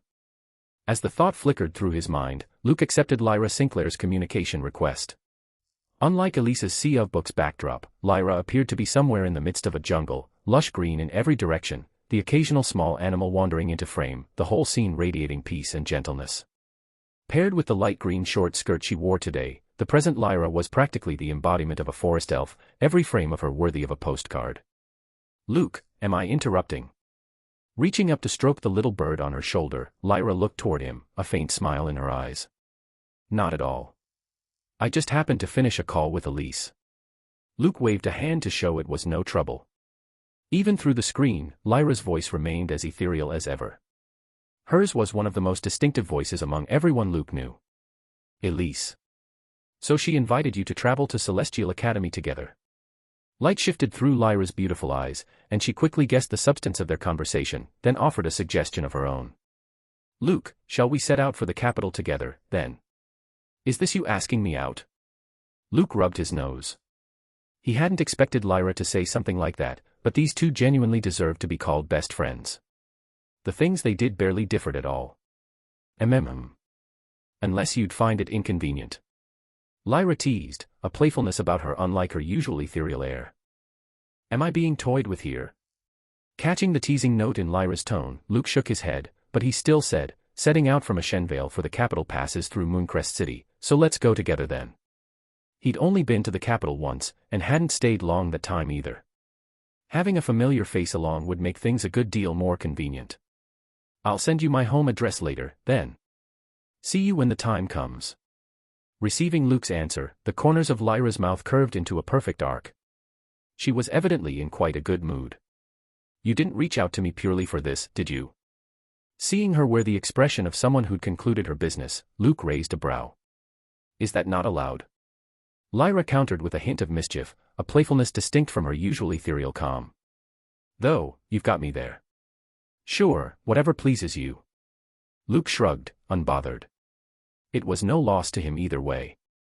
An extra person to chat with on the road wasn't a bad thing, and it would stave off the loneliness. Then it's settled. See you. Lyra waved and ended the call, then drifted into a daze. Beside her, a silver moon fox edged closer, nuzzling its head against her cheek, clearly baffled as to what its master was thinking about. Let's go. We can't afford to fall too far behind. Feeling the fuzzy sensation against her face, Lyra came back to herself, swung up onto the silver moon fox, and darted off into the distance, startling up flurries of birds along the way. She had no desire to be left too far behind by Luke and Elise. That should be the last of anyone looking for me. Having ended the call with Lyra, the thought had barely crossed Luke's mind when his terminal received yet another communication request. And the sender this time was Celine Dawnford, Lady Dawnford. His senior sister. Luke's expression turned peculiar despite himself. Is today some kind of auspicious day? Why are they all piling in at once? The thought aside, Luke didn't dawdle, pressing the communication key, and Celine's delicate face, carrying that distinctive blend of maturity and youthful innocence, appeared on the screen. Compared to Elisa's sea of books and Lyra's jungle backdrop, Celine's setting gave up nothing either. Hers was a lake of rippling blue waters. Perhaps owing to the angle, the distance formed a wondrous sight where water and sky merged into a single color. For all that the magic card civilization's environment hasn't suffered much industrial pollution, every one of these people really does have a knack for picking scenery, Luke murmured under his breath at the sight. Luke. On the screen, Celine saw that Luke seemed to be saying something, but his voice was too faint, so she couldn't make it out. Senior sister, what did you need from me? Luke shook his head, offering no explanation, and simply asked in return. I only wanted to ask roughly when you'll be coming to report to Celestial Academy. Celine, unbothered, once again said something that left Luke at a loss for words. About a month from now. I've arranged to set out together with a few friends. Luke's mouth twitched. This was the third one already.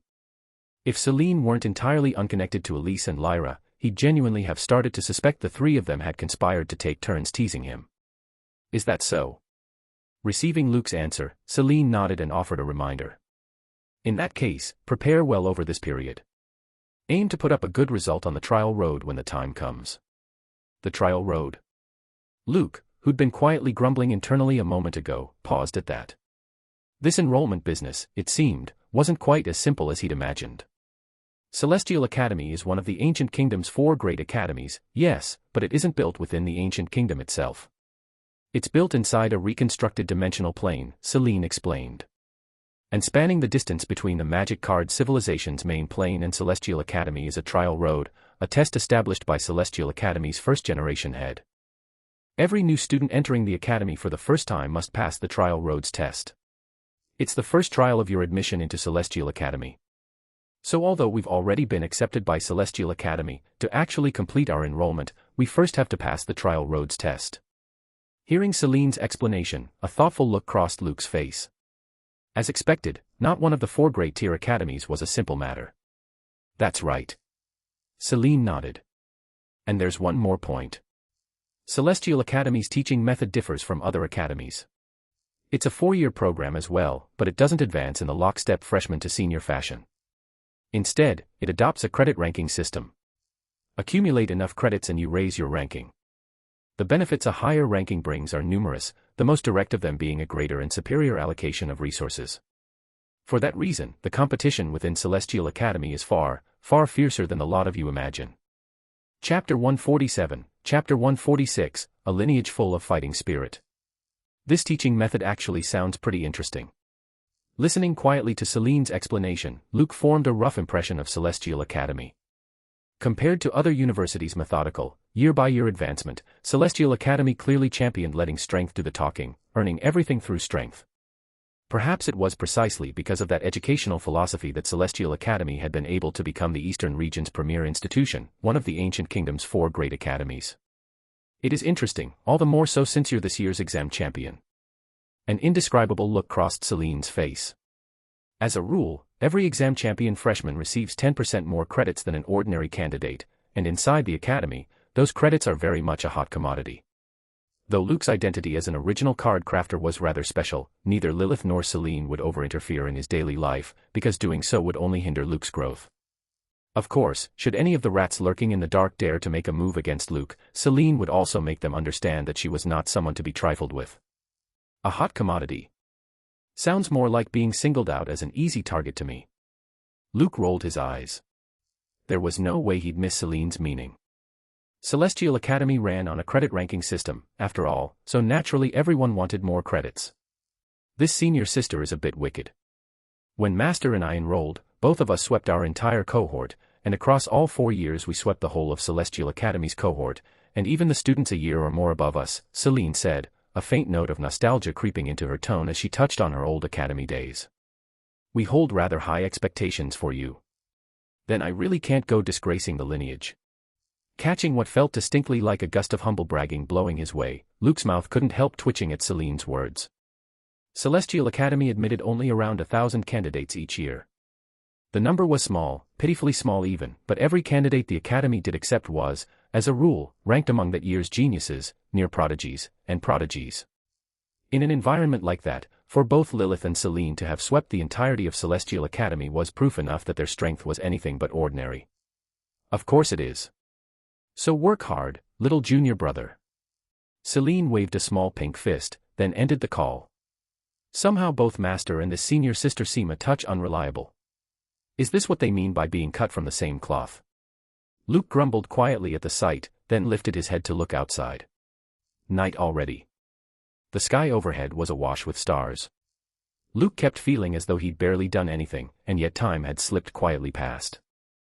In truth, though, reconstructing Red Ice Black Dragon and crafting the Swords of Revealing Light today had already eaten up no small amount of his time, to say nothing of testing the multiple fusion authorities' effects afterward. Even Mana and Blanc had, by now, reverted to card form and returned into his body. In that case, it's time to give the Spirit Value Aegis effect a try. I did promise Celestine back in Crescent Moon Land, but these past days I simply haven't had the time. Lifting a hand, Luke activated the Spirit Value Aegis blessing, and immediately felt an aura brimming with the force of life seep, silent and unannounced, into the void, with himself as the coordinate. Within the once bare house, countless plants surged up out of the void, and Celestine, treading upon the vegetation as it welled forth, walked slowly out of the void to stand before Luke, like an elf stepping out of nature itself. With Celestine's arrival, the entire room brimmed with the vitality of the natural world. Luke. We meet again. Her gentle voice was like that of a mother of the earth, and a moving smile graced Celestine's exquisite face, her eyes drifting now and then across her surroundings, clearly brimming with curiosity about everything before her. I didn't expect it to actually succeed. I only went in with a give-it-a-try attitude myself. Hearing Celestine's words, Luke shrugged. Are you comfortable? Although he'd summoned Celestine from Crescent Moon Land to the Magic Card Civilization's main plane through the Spirit Value Aegis blessing, and felt nothing amiss in himself, he couldn't be certain whether Celestine, as the one being summoned, was in a normal state. I'm all right. Celestine closed her eyes, and only after a moment did she open them again, a deep serenity filling them. My strength isn't much restricted, but the rules of the Magic Card Civilization's plane are more complete than those of Crescent Moon Land, so I'll still need some time to adapt. Adapting meant that Celestine would be able to bring the full extent of her strength to bear on the main plane. Given that her true body was a world tree, and that Crescent Moon Land had possessed complete world rules before its shattering, it made sense enough. Then again, this suggests that Crescent Moon Land civilization, before it collapsed, might well have rivaled the Magic Card Civilization, Luke mused quietly to himself. I just don't know what could have caused a civilization that powerful to vanish, leaving behind only the ancient spirit tree and Celestine in the end. Luke. Seeming to sense the doubt in Luke's heart, Celestine called to him softly. Thanks to the Spirit Value Aegis blessing, the World Tree's tree spirit held no small amount of goodwill toward Luke. It's nothing. I just suddenly found myself wondering what caused Crescent Moon Land to collapse, Luke said. My apologies. I don't have any memory of that. At Luke's words, Celestine shook her head. Is that so? Luke didn't press the matter further, only let a flicker of something curious cross his eyes as he looked at Celestine. If an outsider had seen that scene just now, they might well think you were a card spirit I'd summoned. Thinking back on it, the manner of Celestine's appearance really was quite similar to that of some high-tier card spirits. A card spirit? You could understand it that way. Celestine tilted her head. After all, my spirit core is linked to yours, and it's because of you that I was able to leave Crescent Moon Land at all. The essence of it is still different, Luke said, shaking his head. The Spirit Value Aegis effect runs both ways. You can summon me to Crescent Moon Land just the same. But only to Crescent Moon Land. Celestine shook her head as well. Comparatively speaking, that's rather too singular a thing. You know, I actually think Crescent Moon Land's environment is quite nice. Well suited for a peaceful retirement. Luke clapped his hands, bringing the topic to a close. Anyway, let's set that aside for now. As long as we've confirmed you can move freely about the main plane through the Spirit Value Aegis effect, that's enough. At Luke's words, Celestine gave a gentle nod, and the look in her eyes as she gazed at him gained a further measure of tenderness. It's getting late now. Let me take you out for a walk, and we can grab a bite to eat while we're at it. Luke's tone shifted as he asked, although, do you eat? Celestine's true body was the ancient spirit tree, a world tree, so Luke couldn't be sure whether Ashenvale's food would suit her, or whether a marvelous Chapter 148, Chapter 147, Casanova Luke, the fickle playboy. A world tree has no need to eat. Celestine shook her head, then nodded again. But as the tree spirit, I don't have many reservations on that front. Good, then. With Celestine's answer in hand, Luke understood. Although, before we head out, you'd do well to change your clothes first. It was because of Mana. Back when he'd first taken her in, Luke had once intended to buy her a set of ordinary clothes. But thanks to the wonders of Mana, the equipment on Mana's body could transform into all manner of styles at will, far more convenient than any fixed outfit. The same went for Blanc later on. Her white rabbit nun robe could likewise channel Mana to shift into any number of styles. So Luke's original plan back then had quietly come to nothing. As a result, there wasn't a single article of women's clothing in Luke's home at present, but he figured Celestine's power was more than enough to manage something similar to what Mana did. Celestine's appearance didn't differ much from an ordinary woman's, except that her peerless looks and explosive figure rivaled Lilith's. If she went out in those priestess robes, she'd become everyone's focal point in an instant. If anything, she'd outdo even the Lilith of a few days ago. At least to Luke, Celestine's priestess robe was hardly any different from a special combat outfit. Clothes. Hearing Luke's reminder, Celestine lowered her head and cast a glance at the blood-stirring, attack-boosting ensemble she had on. You're the first person to see me in this form. Do you have any suggestions? Come again. Now it was Luke's turn to be dumbfounded. By his reckoning, he wasn't the first card master to receive a crescent moon blessing, so by rights he shouldn't have been the first to encounter Celestine either. But as it stood now, the actual situation seemed to differ from what he'd assumed. Every other card master who entered Crescent Moon Land was fixated solely on obtaining the Crescent Moon blessing. Not one of them ever thought to carry off my main body. Seeming to grasp Luke's line of thought, Celestine treated him to a generous eye roll and once again delivered a remark that left him red-faced. You alone are the exception, setting your sights directly on my main body. Drawing the memory fragments and converting the Crescent Moon blessing can both be accomplished through the ancient spirit tree alone, so in the past, I never showed myself. I simply observed quietly from the shadows. All right. Since Celestine had put it that way, what more could Luke say? He could only quietly search up some clothing on his terminal for Celestine to use as reference. After all, eyeing someone's main body at the very first meeting, intent on packing up the entire ancient spirit tree and hauling it away. Never mind that Celestine, as the tree spirit, had opinions about it. Luke figured Lilith and Celine would both be struck speechless if they ever found out. A moment later, Celestine's priestess robe began to change. The overall style was still predominantly white, but the snow-white skin she'd left exposed was now wrapped in a faint layer of thin gauze. The gauze seemed to carry a special mana to it. Even staring straight at it, there was no way to see through to the view beneath, which was rather marvelous. Though it was only a subtle change, Celestine's attire now looked far less arresting than it had a moment ago, no great departure from how an ordinary woman might dress. Will this do? Having finished all of it, Celestine looked up to ask. That works. Much better than before. Luke nodded. Then let's get going. A very strong aura of life. On Ashenvale's main thoroughfare, walking shoulder to shoulder with Luke, Celestine spoke up suddenly. There are a lot of people packed in here, after all. Luke answered offhandedly. By his senses, there were gazes landing on the two of them from every direction, almost without pause. He didn't need to think hard to know that most of those gazes were aimed at Celestine. Even with her flawless figure concealed, Celestine, on the strength of that ceiling tear face alone, had become the focal point of the entire street the very moment she appeared. So beautiful, so pure. I feel like I'm looking at a saintess. I'd say that's more than just a saintess. This has to be a true goddess. That guy walking beside the goddess, doesn't he look kind of familiar? I remember the one walking beside that guy a few days back was this seductive woman. Not as pure as this girl, but somehow alluring all the same. More than that. I knew that guy looked familiar. He's our Eastern Region exam champion this year. Damn. So our exam champion turns out to be a fickle playboy after all. So what if he is? If you went and scored first in the Eastern Region exam yourself, never mind a playboy, even a full-blown Casanova would have plenty of people throwing themselves at him. The whispers from all around drifted into his ears, and the fickle playboy and Casanova labels in particular set Luke's eyelid twitching. Luke. What's a Casanova? Celestine had likewise heard the whispers around them, and seemed rather intrigued by that so-called Casanova business. A Casanova, well, that's nothing good. Good kids shouldn't go learning too much about that sort of thing.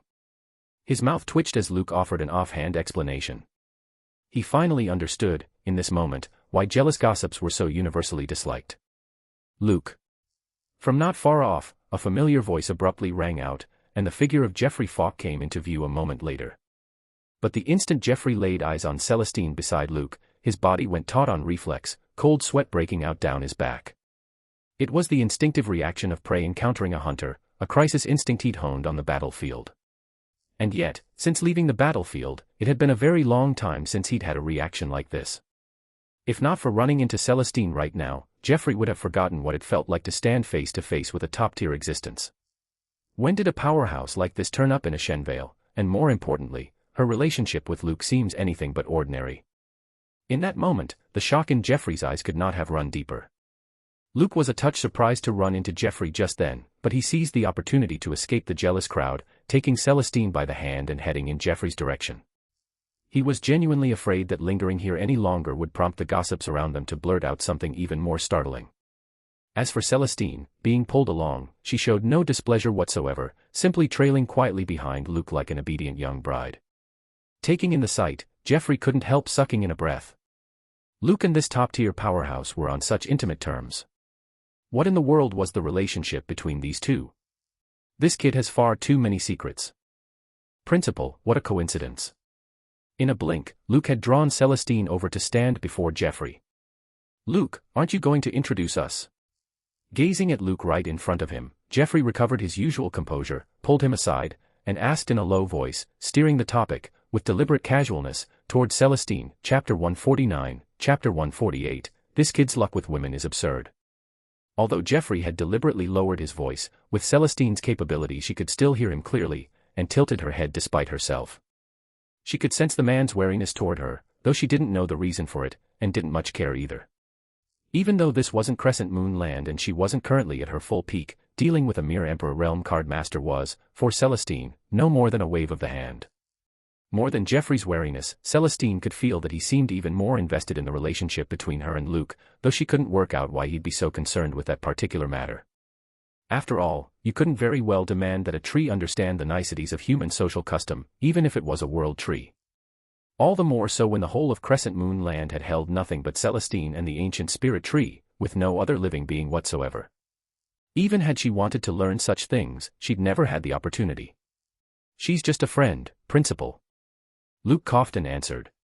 His relationship with Celestine was a rather complicated and fantastical thing. Even if he spelled it out, Geoffrey likely wouldn't believe it, nor would he understand. Is that so? Geoffrey didn't probe any further at the sight. The strong disliked being interrogated down to the root, after all. It was only that Celestine's display a moment ago had left him a little uncertain. Since we've run into each other, the timing's good. A reminder for you. Remind me of what? Luke blanked. He hadn't expected himself to be Geoffrey's target. Did this count as walking right into it? Remember to come back to the school in a few days. Seeing Luke's blank expression, Geoffrey answered, a touch exasperated. It'll be our school's closing ceremony then. The closing ceremony, this soon? Catching the helpless note in Geoffrey's tone, Luke felt a flush of embarrassment. He really had forgotten all about it.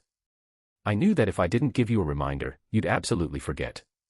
Geoffrey shook his head, regarding Luke with a slightly peculiar look. This year's closing ceremony isn't even early. It's actually 2 days later than in years past. And the reason for that comes down to you, in the end. How does that have anything to do with me? This was Luke's first time out of the house in all these days. Don't go pinning everything on me, would you? Luke was thoroughly baffled by Geoffrey's words. For this closing ceremony, our third high will be holding it jointly with first high and second high. Not only will City Lord Victor and President Harrison attend, but even the capital governor will be coming in person. At this point, Geoffrey was utterly awash with feeling. The capital governor, who administered the capital's 12 cities, personally attending a closing ceremony was, for any school, an achievement worthy of being recorded in its annals, an immense honor. Jeffrey had never imagined the third high he led would live to see such a day.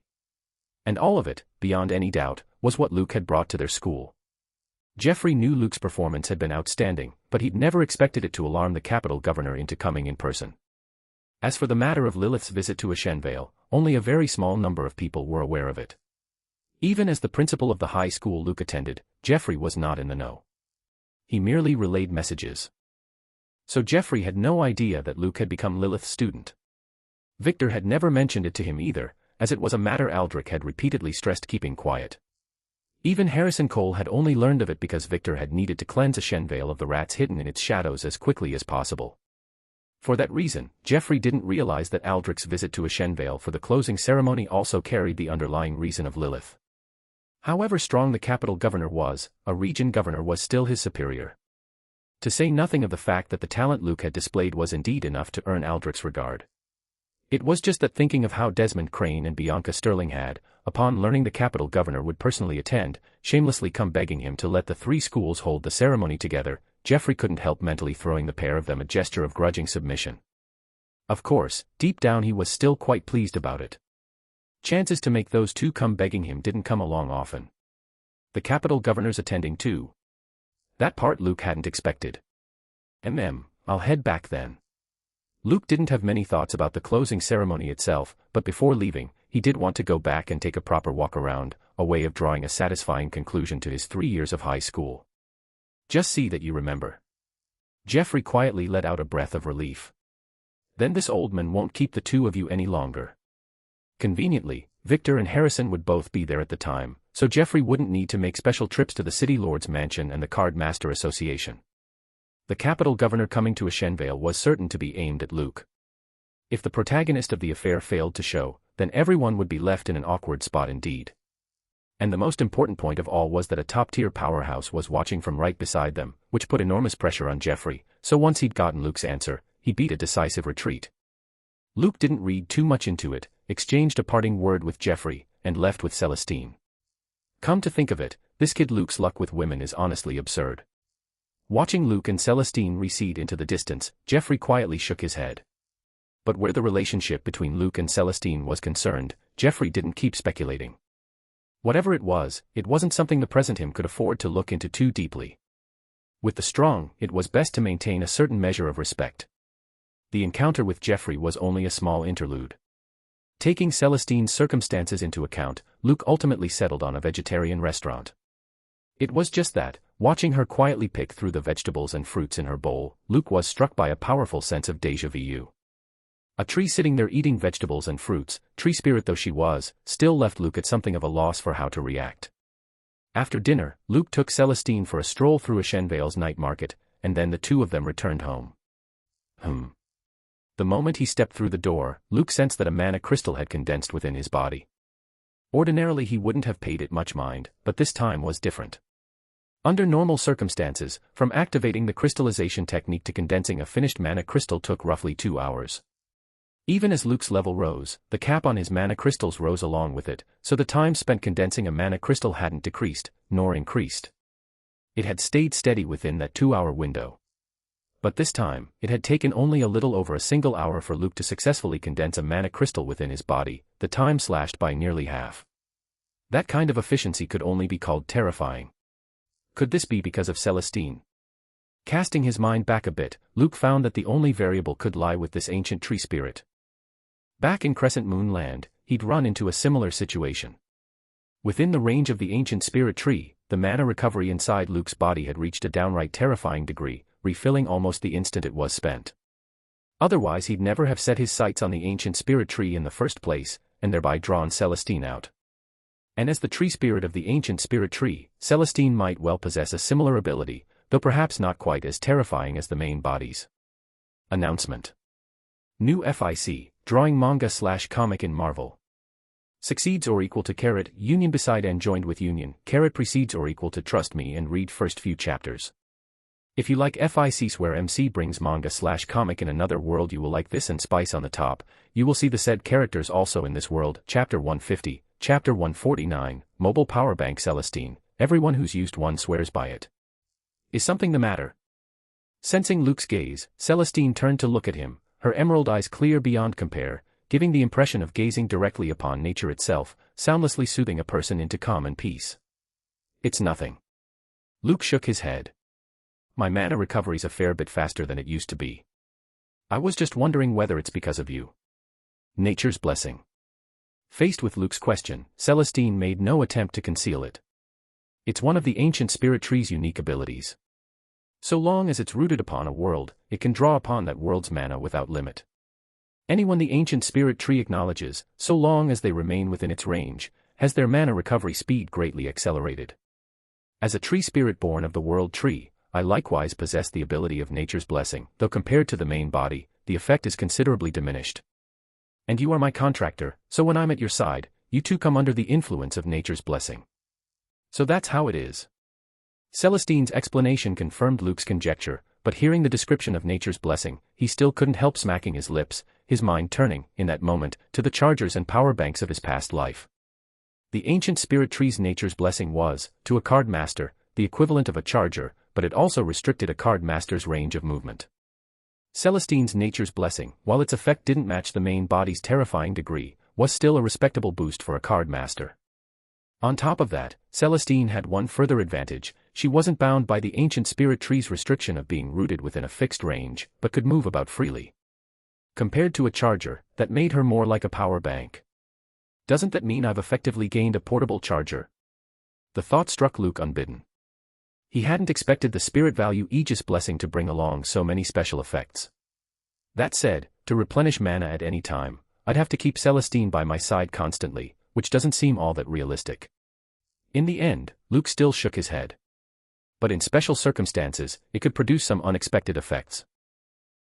Perhaps I can use these next few days to see whether I can fuse a few more of the materials for crafting Kizara. At the thought, Luke voiced his idea to Celestine. Perhaps because his spirit core was linked with hers, Luke had an intuition that even if he exposed the multiple fusion ability in front of Celestine, she wouldn't do anything to his detriment. Is that so? Hearing Luke's idea, Celestine tilted her head again, seeming to mull it over, but after a few seconds she nodded. If it would help you. Even if she went back, Celestine had nothing in particular to occupy her, so staying by Luke's side was much the same. Just as Luke sensed Celestine wouldn't harm him, Celestine held a special fondness for Luke in turn. Mana welled up, and several blue-grade materials before Luke were blended together by a special force, ultimately becoming an inscription stone radiating white light, its quality raised to the purple grade. Even with the rewrite and reorganize and multiple fusion authorities, gathering the full set of crafting materials for Kizara is no easy task. Putting the inscription stone away, Luke shook his head. Fortunately, I got hold of the Holy Dragon Furnace Heart back at the youth competition. It's enough to serve as one of the core materials for the new card, which spares me a good deal of effort. Still, in just this little stretch of time, the materials for crafting Kizara are already a fifth of the way done, considerably faster than I anticipated. The power bank's effect really is no idle boast. As he spoke, Luke glanced at Celestine, sitting in a daze beside him. That this tree spirit power bank deserved no small share of the credit was beyond question. From the moment Luke had begun rewriting and fusing materials, Celestine, aside from a brief moment of surprise the first time she'd seen materials being fused, had spent all the time afterward simply sitting at his side, holding to a low power consumption state, serving as Luke's tree spirit power bank, never once making a single request. It was precisely because of that, too, that Luke had been able to gather so many materials so quickly. It was just that her quiet, endlessly accommodating manner left Luke with a slight twinge of guilt. Sensing Luke's gaze, Celestine, who had been holding to that low power state all along, turned to look at him, her emerald eyes as if able to speak. What is it? I was just thinking. Sitting here keeping me company like this for a whole day, won't you find it tiresome? The two of them had been sitting close to begin with, and Celestine's peerless features filled nearly the whole of Luke's vision, the scent of natural fragrance all but washing over him. Using a great beauty like Celestine as a power bank. I'm probably the only person who could pull off something like this. Luke mused quietly to himself. Tiresome. A flicker of puzzlement crossed those serene eyes, and then Celestine wore a thoughtful expression and shook her head. To you this may be a whole day, but to me, as a tree spirit, it's no more than a single instant. All right. Understanding Celestine's meaning, Luke couldn't suppress a faintly exasperated feeling. Celestine came across as a bit of a natural airhead, and yet without making the slightest sound, she just revealed a humble bragging side of herself. True enough. Celestine was the world tree's tree spirit. To this tree spirit, never mind a single day, even the entire lifetime of an ordinary person might amount, in her eyes, to no more than an instant. Then again, staying by your side, I feel a sense of ease I've never known before. Celestine murmured. Why is that, I wonder? As the tree spirit of the ancient spirit tree, Celestine had existed for who knew how many ages. To a near-eternal being, time held little meaning. Never mind sitting like this for a whole day, even a month, or a year, wouldn't leave Celestine the least bit bored. Because to her, it truly was only an instant. But just as she'd said, even doing nothing at all as a little invisible power bank, staying by Luke's side felt soothing in a way she couldn't place, and this was something Celestine genuinely couldn't make sense of from the bottom of her heart. It's probably the influence of the spirit value Aegis effect. Seeing this, Luke shrugged and offered his guess, while reaching over to take up the documents set off to the side. I'm heading back to school tomorrow. What are your plans? Over these past days, Luke hadn't spent all his time rewriting and fusing materials. Even with Celestine as a power bank, he'd still bottomed out his mana several times. A power bank, after all, didn't refill the instant it was tapped. And the documents in his hand were precisely the preliminary conception for Kazara. What Luke had in mind wasn't a simple Blue Eyes White Dragon. But since Blue Eyes White Dragon's essence was Kazara's soul, and the matter further involved Blue Eyes White Dragon's subsequent forms down the line, after due consideration, Luke had ultimately decided to take Kazara as the core and construct an entire Blue Eyes family.